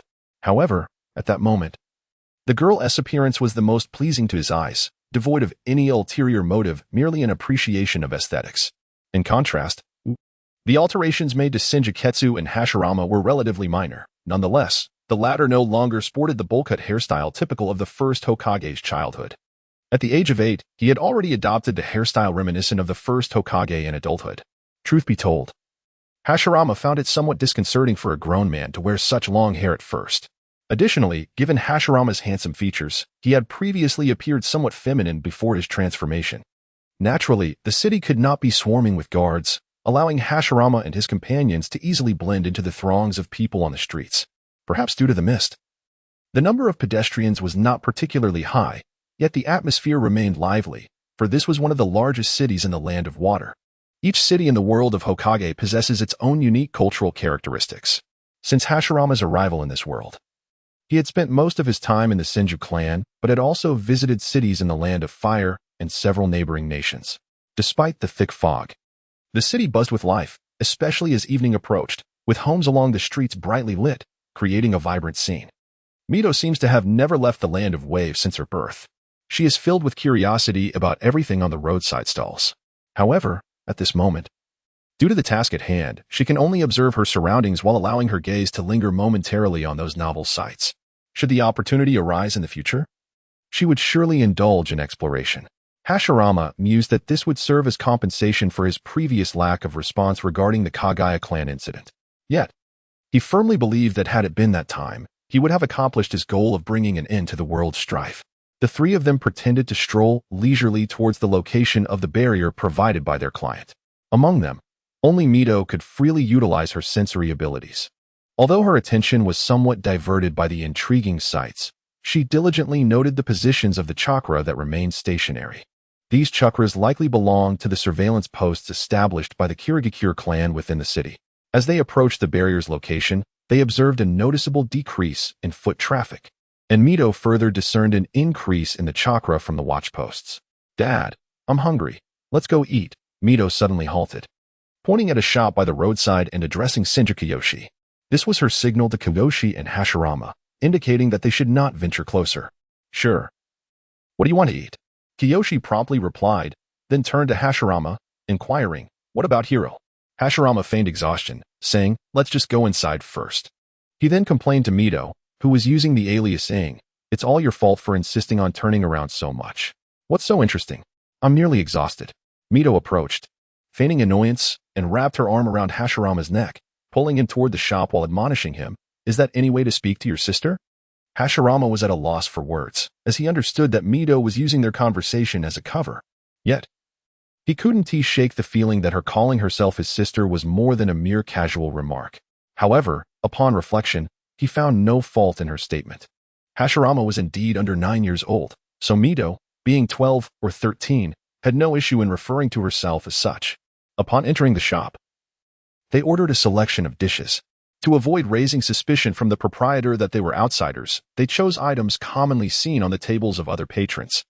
Such a conspicuous guise for infiltration could only be executed in a bustling city like this. Otherwise, with a ninja's keen memory, it would be entirely feasible to memorize the appearances and voices of every person in the city. This would only heighten the difficulty of their reconnaissance, as they would have to remain concealed. After their meal, Kiyoshi settled the bill. Hashirama had always been perplexed as to why, in a world that had never truly achieved unity, both the major nations like the Land of Water and the Land of Fire, as well as the smaller states, utilized the same currency of silver. Despite being the eldest son of the Senju clan's leader, he had no allowance, and all the remuneration from previous missions belonged to the family. Thus, at the age of 8, he found himself entirely without funds. Departing from the shop, Hashirama, accompanied by Mito and Senju Kiyoshi, feigned a return home and retraced their steps.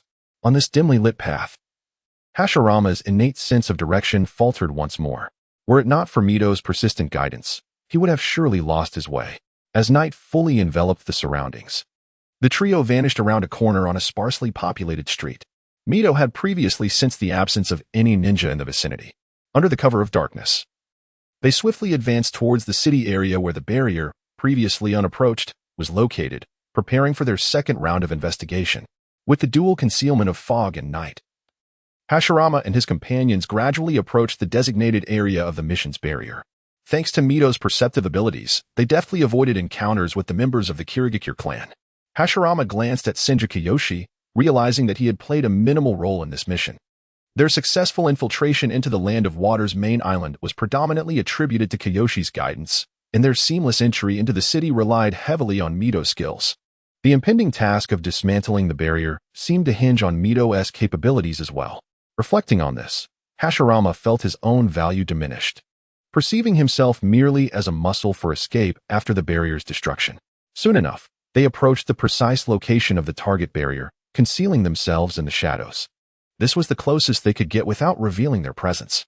The structure protected by the barrier was unremarkable, a mere building that would ordinarily go unnoticed. The barrier effectively masked their perception, making it impossible for even Mito to penetrate its defenses and ascertain what lay within. However, this was of little consequence. Their sole objective was to dismantle the barrier. How do we proceed? Kiyoshi communicated with Mito through sign language, expressing his lack of understanding regarding barrier techniques. The barrier was cleverly concealed by the fog, rendering it nearly invisible to the naked eye under normal conditions. Mito, however, smiled confidently and replied, 10 seconds is all I need. 10 seconds? Both Kiyoshi and Hashirama were taken aback. While aware that the Uzumaki clan's sealing and barrier techniques surpassed those of other ninja clans, Mito had yet to even see the full form of the barrier. Yet he spoke with such certainty. It's a bit complicated to explain, but trust me, it will be fine, Mito assured, exuding confidence. Despite their astonishment, Hashirama and Kiyoshi had no doubts about Mito's abilities. Are we ready to act now? Mito inquired. Kiyoshi pondered for a moment before shaking his head. We should observe a little longer. Even if dismantling the barrier is straightforward, we must first understand the enemy's defense patterns to ensure a safe escape after completing our mission. Clearly, the Kirigakure clan had established formidable defenses in this city, making it no simple task to withdraw after accomplishing their objective, even for a ninja of Kiyoshi's caliber. Hashirama and Mito concurred. The trio temporarily withdrew from the area, conducting reconnaissance throughout the city until midnight, gradually piecing together the layout of the guards. Immediately, they arrived at a corner of the city where Mizuho had erected a barrier. This barrier could completely obscure sound, chakra fluctuations, and even their movements.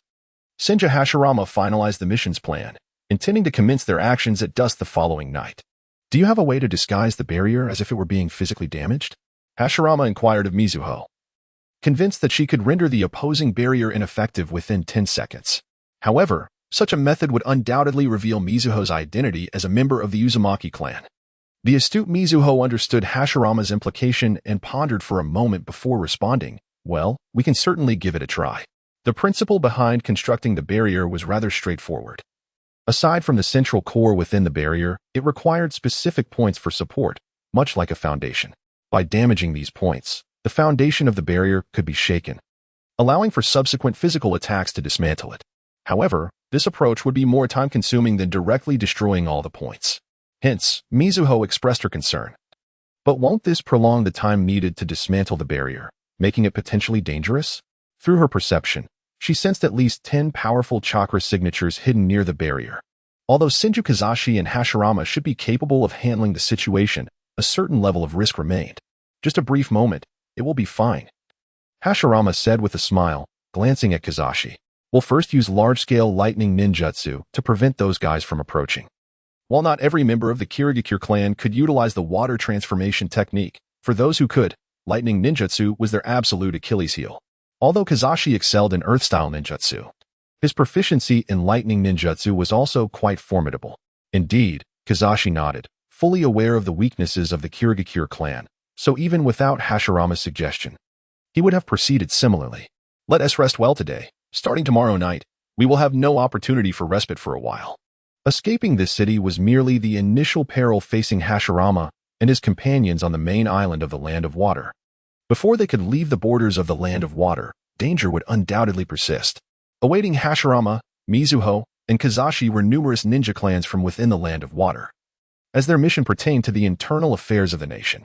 Consequently, the higher-ups of the Land of Water would certainly mobilize all their resources to intercept them.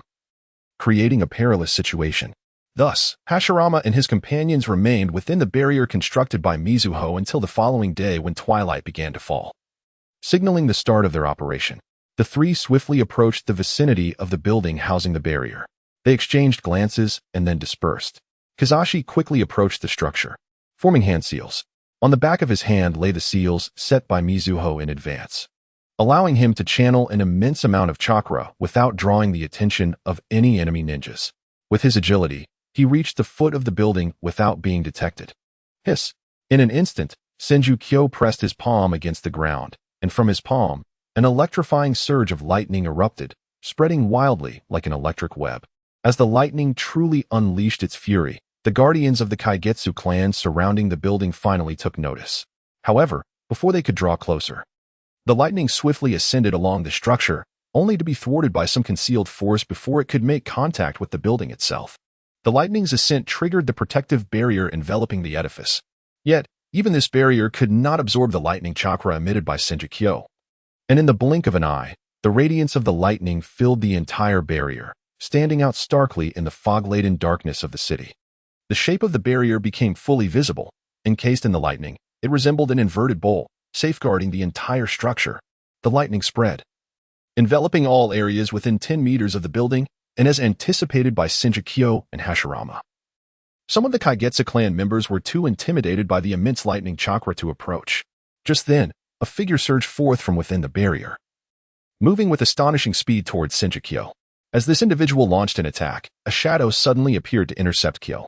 It was none other than Hashirama, who, in order to conceal his identity from the enemy ninja, had employed a transformation technique, appearing taller than Senju Kyo. The enemy ninja before them threw a powerful punch, unarmed, indicating he was a practitioner of taijutsu. Hashirama, recognizing the opponent's offensive style, quickly assessed his type. Indeed, a taijutsu specialist was the adversary Hashirama most desired to confront, for they possessed the potential for sudden and devastating strikes against their foes. As their fists were about to collide, chakra radiated brilliantly from Hashirama's palm, and his jutsu formed instantaneously. Spiral Sphere. Hashirama mused, having whimsically named it to tease Tobarama, and indeed, the name Spiral Sphere rolled off the tongue more smoothly. Even a taijutsu ninja would suffer significant damage if struck by the Spiral Sphere. Hashirama initiated the jutsu at nearly point-blank range, yet the enemy ninja exhibited remarkable reflexes. Upon seeing the jutsu in Hashirama's palm, he deftly pivoted and evaded the attack. The strike missed its mark, prompting Hashirama to retreat immediately. Clearly, this individual possessed extraordinary reaction speed, making close combat against him a perilous endeavor. At that moment, Mito also sprang into action. She formed hand seals, inhaled deeply, and unleashed a torrent of water. The majority of the Uzumaki clan were adept in offensive water-style ninjutsu. The cascading water poured down heavily upon the barrier activated by Senju Kyo's lightning jutsu. Boom. Initially, the barrier remained steadfast, but as the water completely enveloped it, it trembled violently, akin to a building shaking in an earthquake.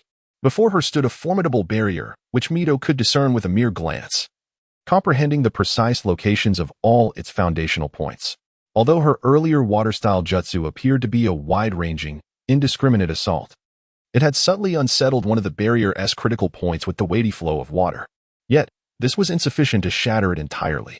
At that moment, Senju Kiyoshi, who had enveloped the entire barrier with his lightning-style jutsu, detected a faint, unfamiliar chakra emanating from the area covered by Mito's water. Clearly, this was the foundation of the barrier. Consequently, Kiyoshi altered his hand seals, and in an instant, lightning surged forth, merging with the water. A torrent of wild chakra then surged toward the fluctuating point of chakra. The barrier trembled once more, as the foundational point submerged beneath the water was thoroughly obliterated by Kiyoshi's onslaught. Freed from the necessity of sustaining his lightning chakra, Kiyoshi sprang to his feet. For at that moment, members of the Kirigakure clan had forcefully breached the perimeter of the lightning's reach, drawing closer. With a swift change in hand seals, Kiyoshi unleashed the Earth Release, Earth Dragon Bomb technique. The ground beneath him writhed and heaved, forming the head of a rocky dragon, from which projectiles of Earth-style chakra swiftly erupted. Even the martial arts ninja who had initially engaged with Hashirama and had originally sought to ambush Kiyoshi found himself within the destructive range of Kiyoshi's Earth Dragon Bombs.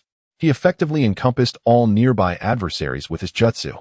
Nevertheless, none of these ninjas dared to underestimate Kiyoshi's assault, for even the current leader of the Kirigakure clan might not surpass his prowess.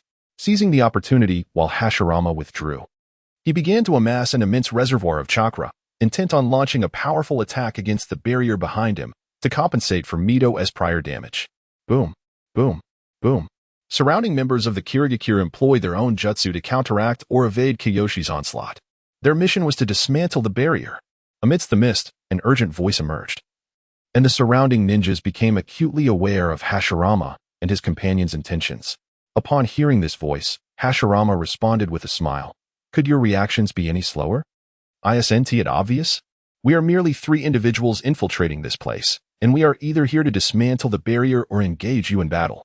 With such intellect, how could you possibly be entrusted to guard such a crucial barrier? Even the antagonists in mediocre novels possess greater wit. As Hashirama's thoughts raced, the jutsu in his hands reached completion. He crouched low, gazing at the quaking barrier before him, and from his palm, an immense chakra rapidly extended toward the earth. Earth release, rock collapse. The ground encompassed by this barrier, designed for physical defense, trembled violently at that moment. However, the barrier's purpose was inherently to withstand such assaults. Had the barrier remained intact, even Hashirama's jutsu could have been thwarted. Yet, with Mito and Kiyoshi having collaborated to dismantle a foundational point, akin to a table with one leg severed, the entire structure became unbalanced, rendering it precariously unstable and unable to stabilize once more. Even if one wishes to mend the barrier, one must first stabilize it.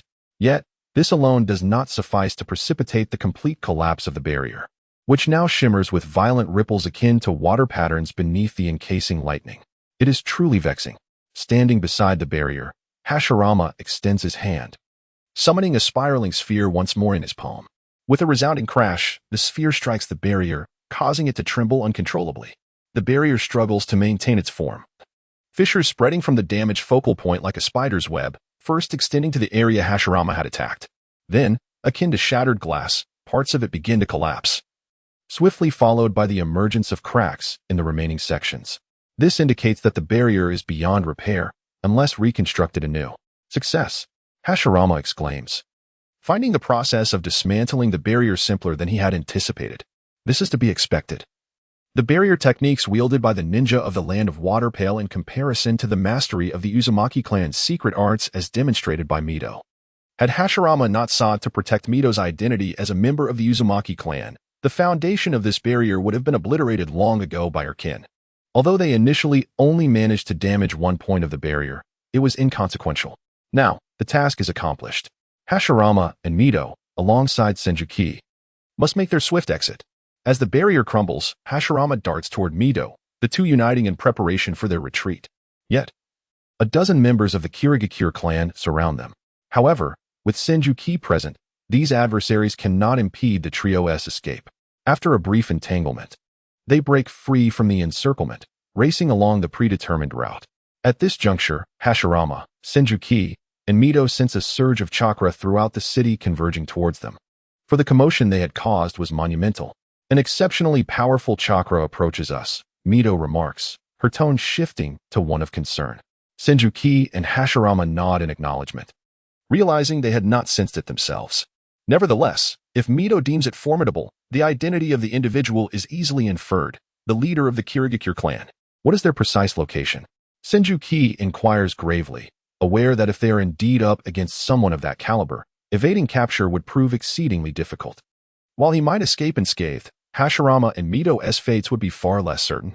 3 kilometers to the northwest, their speed is remarkable, Mito replies, noting that the individual employs a method to conceal their chakra, yet it fails to elude her perception. Understood. Sengoku responds.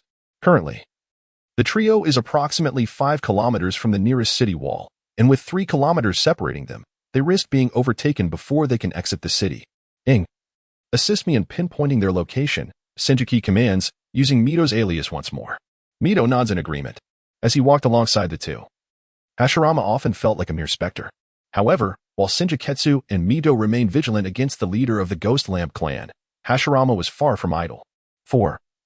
Aside from the verbally challenging adversary, there were already several members of the Ghost Lamp clan encroaching upon their vicinity. Hashirama had identified an enemy approximately 100 meters away and began to weave his hand signs to cast a jutsu. Earth Release, Earth Spear, though he was in motion, making it impossible to utilize the subterranean rocks for his techniques. This posed no issue for Hashirama, whose chakra reserves were immense. From his mouth, he expelled rocks that swiftly transformed into a formidable stone spear. Whoosh! In the next instant, the spear was launched towards the distant enemy ninja. The velocity of the spear rivaled that of a bullet fired from a rifle in Hashirama's previous life. Thus, even for a ninja, it was challenging to react promptly. The Ghost Lamp clan member seemed to have noticed Hashirama's technique. He evaded the first spear, given the ample distance of approximately 100 meters that allowed for a buffer. However, a second spear swiftly followed. The individual was unable to react in time. Although he managed to avoid a critical hit, the spear pierced through his shoulder. Yet, astonishingly, the wound transformed into a pool of water, with no blood spilling forth. Water transformation technique. Hashirama contemplated devising a means to acquire this technique. Observing the Ghost Lamp clan member, who had withstood his earth spear attack, he harbored a desire for their water transformation technique. Naturally, his own body possessed self-healing capabilities, rendering it unnecessary for him, but it could benefit Tobarama, Ban, and Kawarama greatly. This was indeed a life-saving skill. Of course, the trio was not alone. More members of the Ghost Lamp clan were closing in.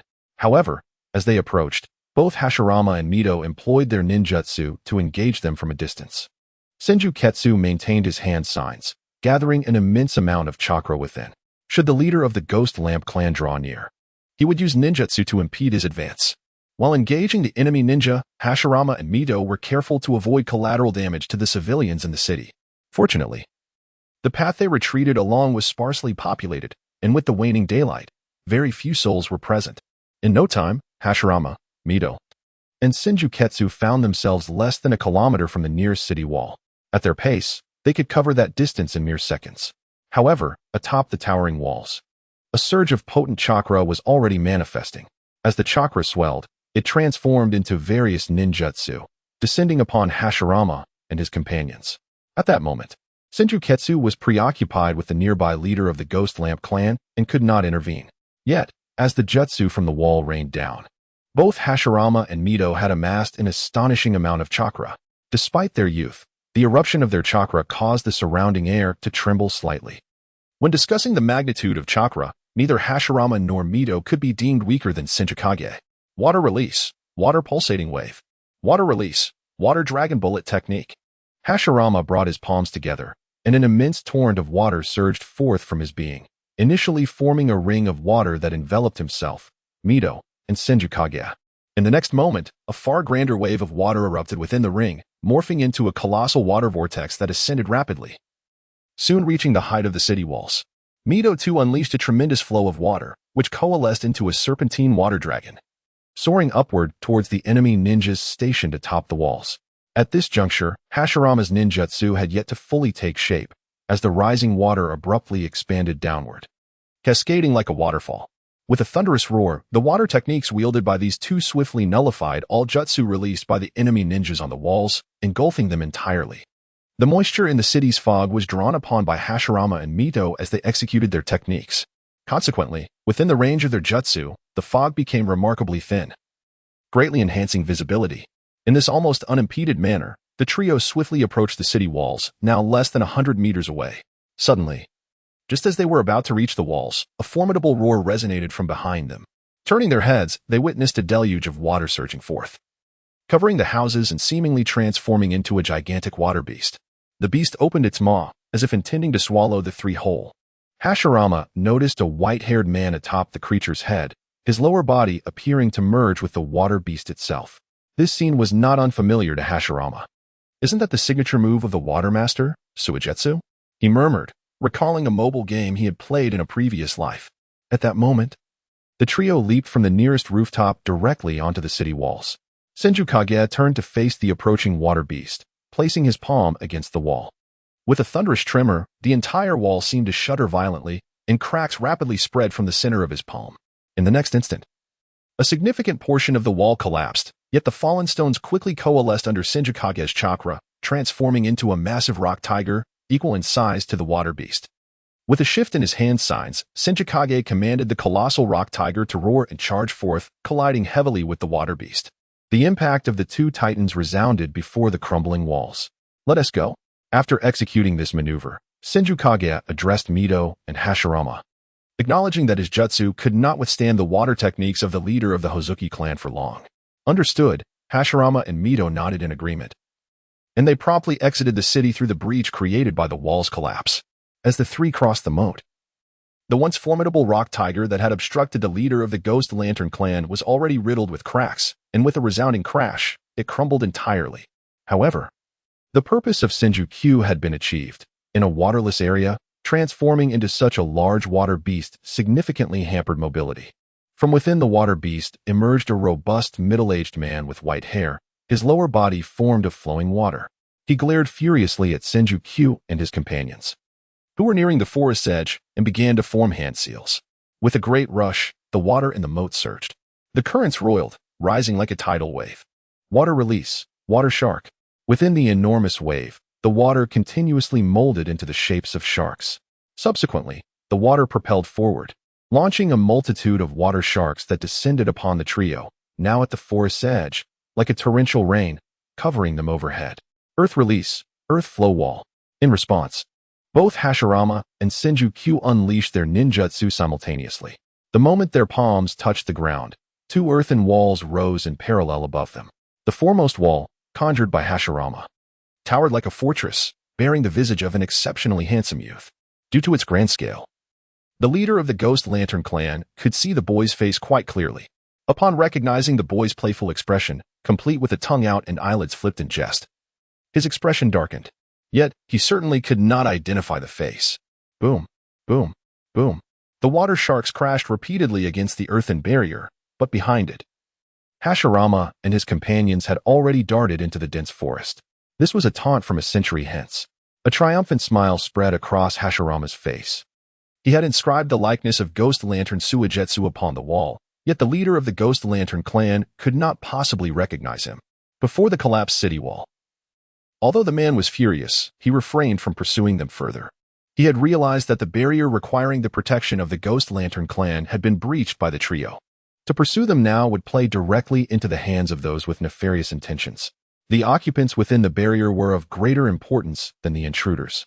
Clearly, these sudden invaders sought only to sabotage the barrier, indicating that those within were in peril. Casting a glance at the shattered earthen wall, now a mere shadow of its former self due to his ninjutsu, the man quickly turned and sped back toward the city. His gaze lowered, he murmured.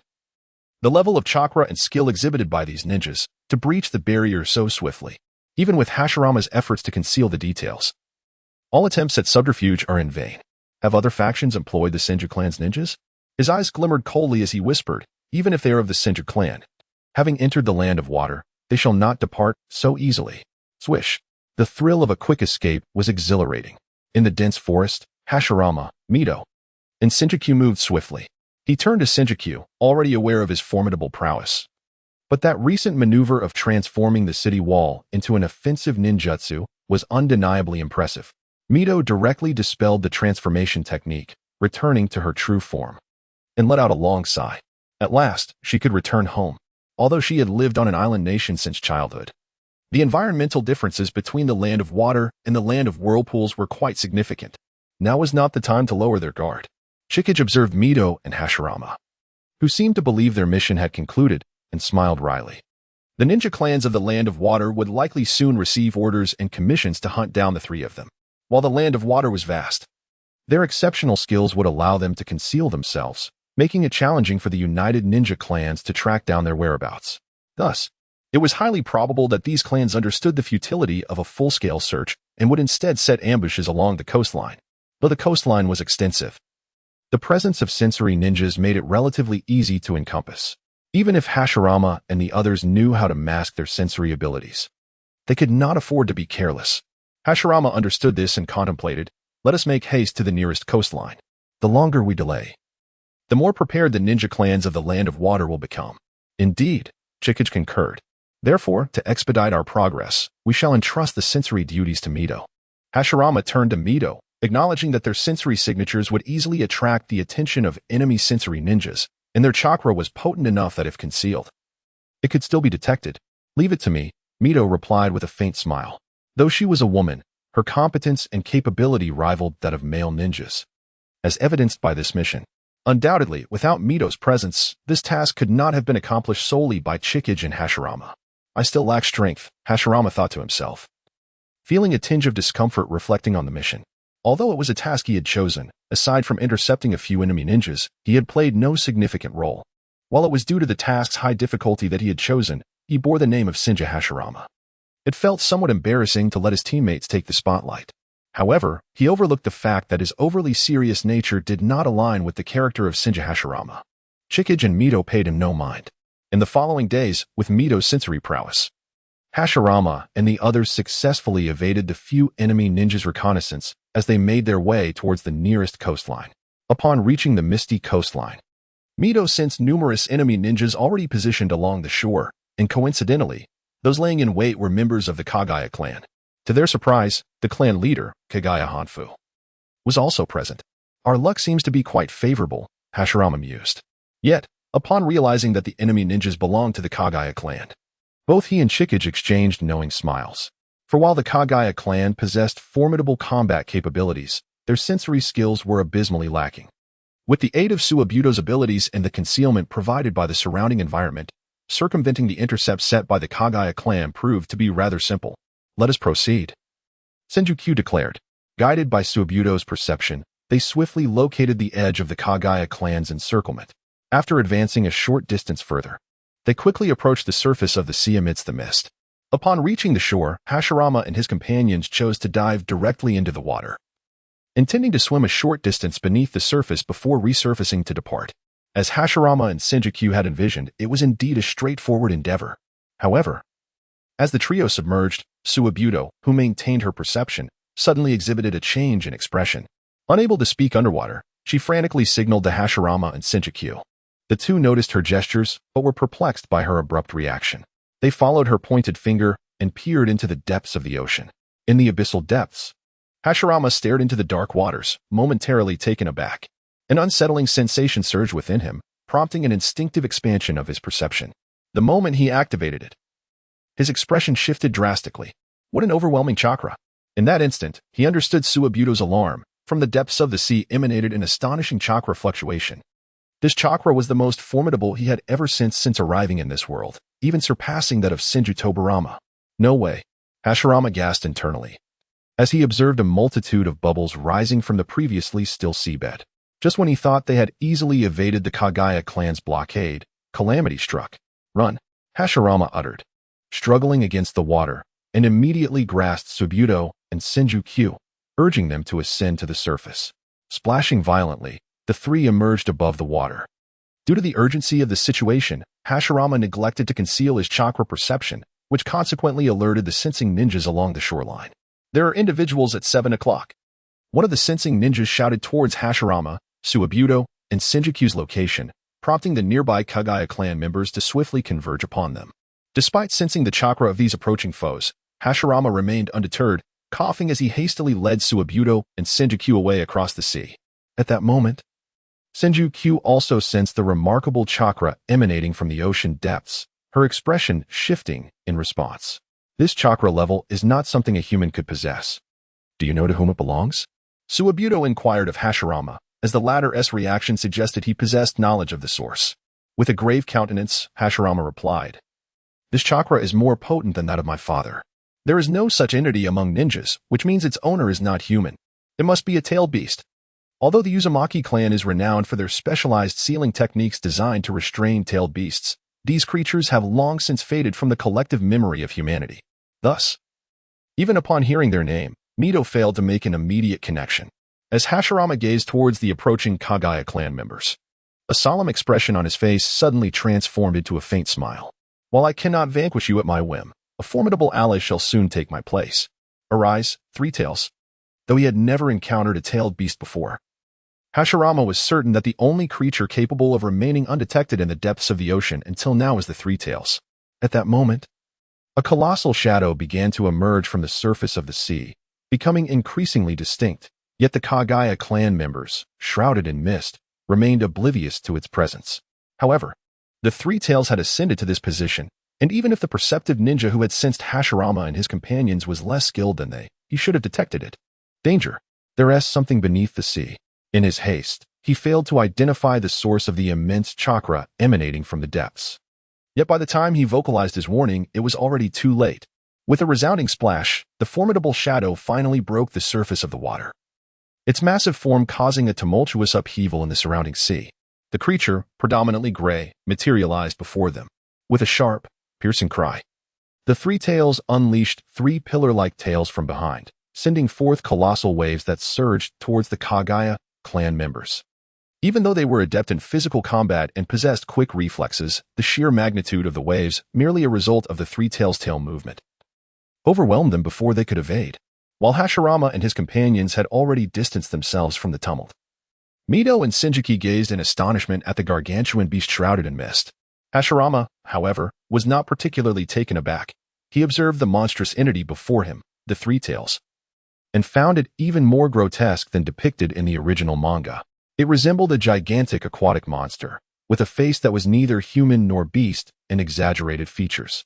This peculiar appearance inexplicably reminded Hashirama of an episode from an anime he had once watched, specifically the first part of the 6th season of Digimon. The aesthetic sense of the Sage of Six Paths was indeed peculiar. If this extraterrestrial creature were to be seen by the denizens of the Land of Light, they would surely be astounded. It remained uncertain whether the three tails had sensed Hashirama's internal musings, but after submerging all the Kagaya clan members within the waves, its attention swiftly turned towards Hashirama and his group. The massive tail emerged from the water, then swung heavily towards Hashirama, Mito, and Sengoku. The speed of the three tails' tail swipe was astonishing, casting a vast shadow overhead. They found themselves perilously close to the three tails, rendering even the nearest Sengoku incapable of forming seals for defense in time. Whoosh! The colossal tail descended, prompting the three from the Senju clan to employ body flicker technique to evade. Boom! A resounding crash echoed across the sea, sending up massive waves. Although they successfully dodged the onslaught of the three tails' tail, Hashirama was still propelled backward by the residual force of the water. He plunged directly into the ocean. And in such dire circumstances, he had no surplus energy to utilize chakra to keep himself afloat. Submerged, he immediately gulped down a mouthful of seawater. While the three tails' attack had not directly harmed him, it left Hashirama feeling quite uncomfortable. The briny taste of the ocean water mingled with the intense pain in his throat and chest from choking, prompting a torrent of curses to erupt in his mind. Just you wait. I will surely bind you and hang you from a tree. Bloop, bloop. Bubbles escaped from Hashirama's mouth. The sensation of choking was far from pleasant. He continued to curse the three tails in his heart, vowing that once he fully matured, he would have the creature tied up and left to roast beneath the sun in a constructed tree. However, no amount of anger would change his current predicament, as Hashirama lacked the capability to do so at that moment. Instinctively alert, he exerted himself to rise to the surface while simultaneously observing the movements of the three tails through the reflections in the water. Fortunately, the three tails showed no intention of pursuing further. It had merely attacked because Hashirama and his companions were the closest to it after the Kagaya clan members. Through his sensory perception, Hashirama could distinctly feel the positions of Mito and Sengoku. Their fluctuations remained steady, indicating they had not sustained any serious injuries. Hashirama swiftly emerged from the water. Boom! Just as he broke the surface, the ocean roiled violently again, but fortunately, it was not directed at him, allowing Hashirama to retreat backward. Not far behind him, Mito also approached swiftly. Are you all right? She inquired with concern. Yes, Hashirama replied, turning to look at her. However, a mere glance caused his cheeks to flush crimson, and he quickly averted his gaze. Like him, Mito had also been knocked into the water by the three tails, her body drenched in seawater. The fabric of her ninja attire clung closely to her form, and although she was merely 12 or 13 years old, her development surpassed that of her peers, making her appear more like a 15 or 16-year-old girl. Thus, this scene was quite overwhelming for Hashirama, who still harbored traces of a youthful naivete. Given that Hashirama only looked 8 years old, Mito remained oblivious to the sudden strange expression on his face. Her attention quickly shifted back to the three tails. The recent commotion had been caused by a figure being repelled by the beast. Though the person's face was obscured, Hashirama's perception made their identity unmistakably clear. Well done, Mito exclaimed, her expression brightening, suddenly finding the massive creature somewhat endearing. For the individual it had repelled was none other than Kagaya Hanfu, the leader of the Kagaya clan. Though the Three Tails had attacked Hashirama and Mido, one of Kagaya's kin had been directly slain by the initial onslaught, while several others exhibited erratic chakra fluctuations, clearly suffering grievous injuries. Let us depart from this place swiftly, Hashirama urged Mido, turning his face away, aware that the Three Tails might continue its assault. Just as he spoke, the gaze of the Three Tails, repelled by Hashirama's earlier efforts, shifted towards them. The immense tail swung once more. "Is my mouth cursed with misfortune?" Hashirama exclaimed, immediately warning Mido, "Run." However, based on the previous circumstances, they remained within the range of the Three Tails' tail strikes, leaving them with no chance of escape. Thus, Hashirama swiftly formed hand seals. "You must leave first," he called to Mido. As the tail descended again, Hashirama pressed his palm against the water's surface, causing a violent surge of chakra. Water release, water barrier. Naturally, Mido understood that escape was futile, so she simultaneously invoked her own defensive jutsu. The water before them swirled, transforming into a colossal barrier. With a resounding crash, the Three Tails' tail struck the barriers with tremendous force. Despite the vast chakra of both Hashirama and Mido, bolstered by the advantageous terrain, their defenses were effortlessly shattered by the beast. Nevertheless, the water barrier's resilience afforded them a moment's respite. As they retreated, the tail of the Three Tails slammed down violently upon the water's surface, generating towering waves. Has this creature gone mad? Hashirama stared at the Three Tails. While the world regarded tailed beasts as monstrous entities endowed with immense chakra, Hashirama understood that those created by the Sage of Six Paths possessed intellect rivaling that of humans. Thus, he was perplexed as to why the Three Tails seemed to have lost its wits, attacking both them and the ninjas of Kagaya's clan indiscriminately. At that moment, Sengoku, recently propelled far away by the Three Tails, circled around to flank Hashirama and Mido. Meanwhile, Kagaya's descendants were retreating towards the shore. Although a ninja of Kagaya's caliber would not be weaker than the leaders of the 5 great shinobi countries in later generations, and while he relished battle, he was not foolish enough to confront the Three Tails head-on. The ocean was undoubtedly the Three Tails' domain, and combined with its vast chakra, the power of tailed beast was indeed formidable. Kagaya's kin were not so foolish as to engage in a direct confrontation with the Three Tails. Their primary objective here was to intercept Hashirama and his companions, making entanglement with the Three Tails unnecessary. From the Three Tails' actions, it was evident that even if Hashirama and his group attempted to evade, the beast was not inclined to let them escape easily. Thus, the dilemma was straightforward. As long as Kagaya's kin maintained their distance from the Three Tails, Hashirama and his comrades had only 2 paths to choose. If they sought to retreat to the main island of the Land of Water, they would be beset by Kagaya's clan. Alternatively, they could confront the Three Tails directly. As the formidable trio of Hashirama, Sengoku, and Mido perceived the retreat of the Kagaya clan, they discerned the intentions of these brash individuals. Hashirama thought to himself, finally employing some sense at this critical juncture.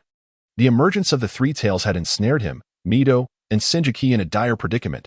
It seemed that any path chosen would lead to certain doom. It appeared that their only option was to devise a means to force a passage through the Three Tails. Sengoku cast a glance at the beast. No sooner had he spoken than the Three Tails roared in their direction. "Goodness, brother, don't provoke it. This creature comprehends human speech," Hashirama mused, feeling a wave of helplessness. Sengoku was oblivious to the creature's intellect, and his earlier words had inadvertently provoked it. "Run towards the Kagaya clan." As the Three Tails grew increasingly agitated, Hashirama shouted, aware that Sengoku's suggestion was one he had already contemplated. Attempting to force a breakthrough within the domain of the Three Tails was unrealistic. Furthermore, the Kagaya clan could easily circumvent this maritime expanse while they engaged with the beast. Even if Sengoku, Hashirama, and Mido managed to breach the Three Tails, they would inevitably fall prey to the Kagaya clan's onslaught.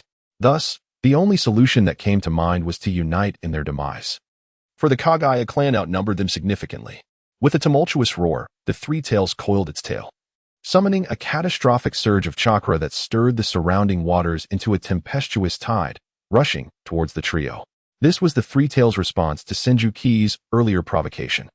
"Let us not go too far, my brothers."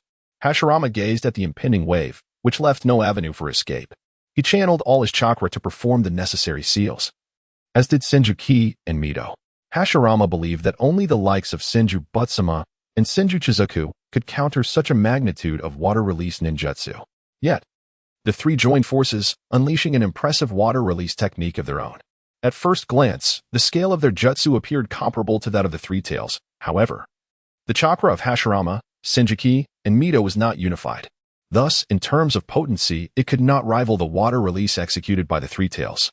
With a thunderous clash, the four waves of varying sizes collided. Despite their combined efforts, it was not so easily suppressed by the Three Tails. Having briefly thwarted the beast's assault, Hashirama surged forward towards the direction of the Kaguya clan. Senju and Mito placed their faith in Hashirama's judgment and followed closely in his wake. Upon witnessing Hashirama and his companions achieve such a feat, the Three Tails unleashed an even more ferocious roar. It swung its tail towards the trio, who were hastening towards the shore. Go on ahead. Senju positioned himself between Hashirama and Mito, issuing a command as he formed the hand seals. He expelled a torrent of rocks from his mouth, which coalesced into a colossal hand. With a thunderous crash, the rock giant intercepted the sweeping tail of the Three Tails. Although cracks immediately appeared along its arm, it did not shatter at once, as Hashirama and Mito managed to create a considerable distance between themselves and the impending danger. It was evident that Senju could temporarily evade the attacks from the Three Tails alone. In this rhythm, the trio swiftly moved towards the direction where the Kaguya clan members resided. They were approaching. Within the Kaguya clan's ranks, a sensing ninja addressed Kaguya Hanfu. His face, marred by gruesome scars, darkened slightly. As the leader of the clan, if he were merely a fool consumed by combat, he would not have survived the intricate power plays among the major ninja clans of the Land of Water for so long. In this regard, Kaguya Hanfu was undeniably far superior to the clan leader from Junmaru's era. Did he intend to redirect the tailed beast's assault? Hanfu murmured, observing the onslaught of the Three Tails, which was evidently targeting Hashirama and his companions. Hashirama's intentions were equally transparent. He sought to divert the calamity elsewhere. Such an overt trap was not one that Kaguya Hanfu would fall for, as even if he could not capture Hashirama's group, it would not bear significant repercussions. After all, the Kirigakure clan had allowed the enemy to infiltrate their territory and breach the barriers so effortlessly, which had led them to this point. Retreat back to the island and gauge their chakra as best as you can, Hanfu instructed his clan members and the sensing ninja. Although the Kaguya clan members were all battle maniacs, they recognized their adversaries as creatures that could not be vanquished simply through chakra. Even the most foolish among them would not willingly pursue a path to certain death. Hanfu led his clan back towards the interior of the Land of Water. Sensing their movements, Hashirama felt a tightening in his chest. This did not align with the brutish persona he had attributed to them. In his recollection, the Kaguya clan was an audacious and reckless tribe that dared to assault the hidden mist village solely on the strength of their clan. He could not recall how Kishimoto had crafted this narrative. Yet, it was clear that the opponent had discerned his thoughts. The Kaguya clan could nonchalantly retreat into the heart of the island, biding their time until the Three Tails ceased its rampage. However, Hashirama and his companions could not afford such luxury. As they approached the edge of the island's landmass, Hashirama turned. Noticing that Senju was now quite close to him and Mito, while the immense form of the Three Tails loomed nearer. Should I attempt to deceive it? Hashirama realized that even with his current strength, along with Senju and Mito, confronting the Three Tails would likely result in mutual destruction, a scenario he was eager to avoid. Thus, he recalled another facet of his identity.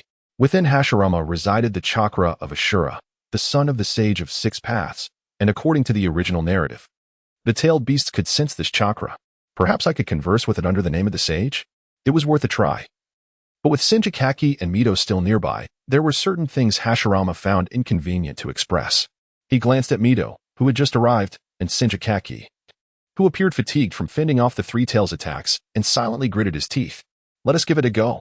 With newfound determination, Hashirama stepped toward the Three Tails. Neither Senju nor Mito anticipated Hashirama's sudden action. By the time they reacted, he had already covered a considerable distance. Lord Hashirama, come back, what are you doing? The two shouted in unison, resolutely following Hashirama's lead.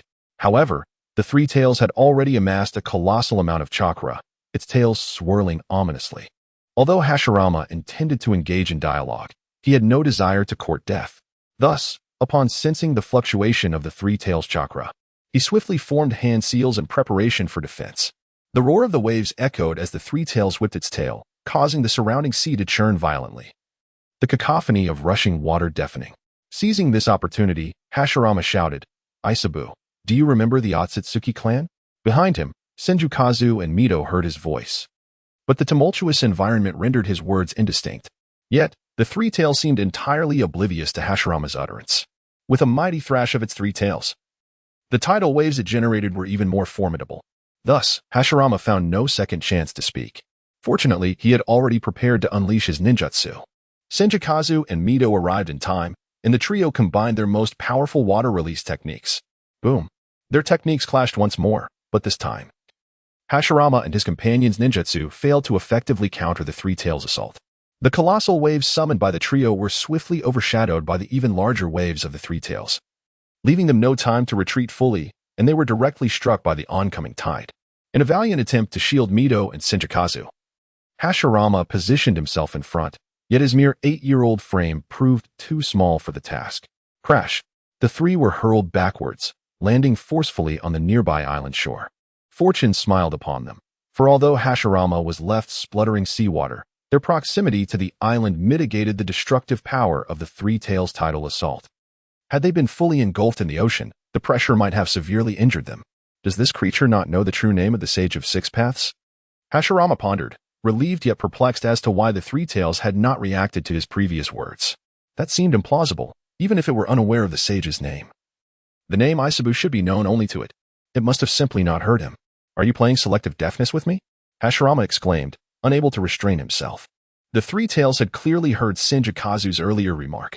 Yet, at that moment, Hashirama remained unaware that with the impact of the tidal waves, the tailed beast chakra contained within was subtly merging with his own being. The tailed beast, composed purely of chakra, embodied the power bequeathed by the Sage of Six Paths. Preserved in this extraordinary form, this very power activated the unique chakra dormant within Hashirama's cells.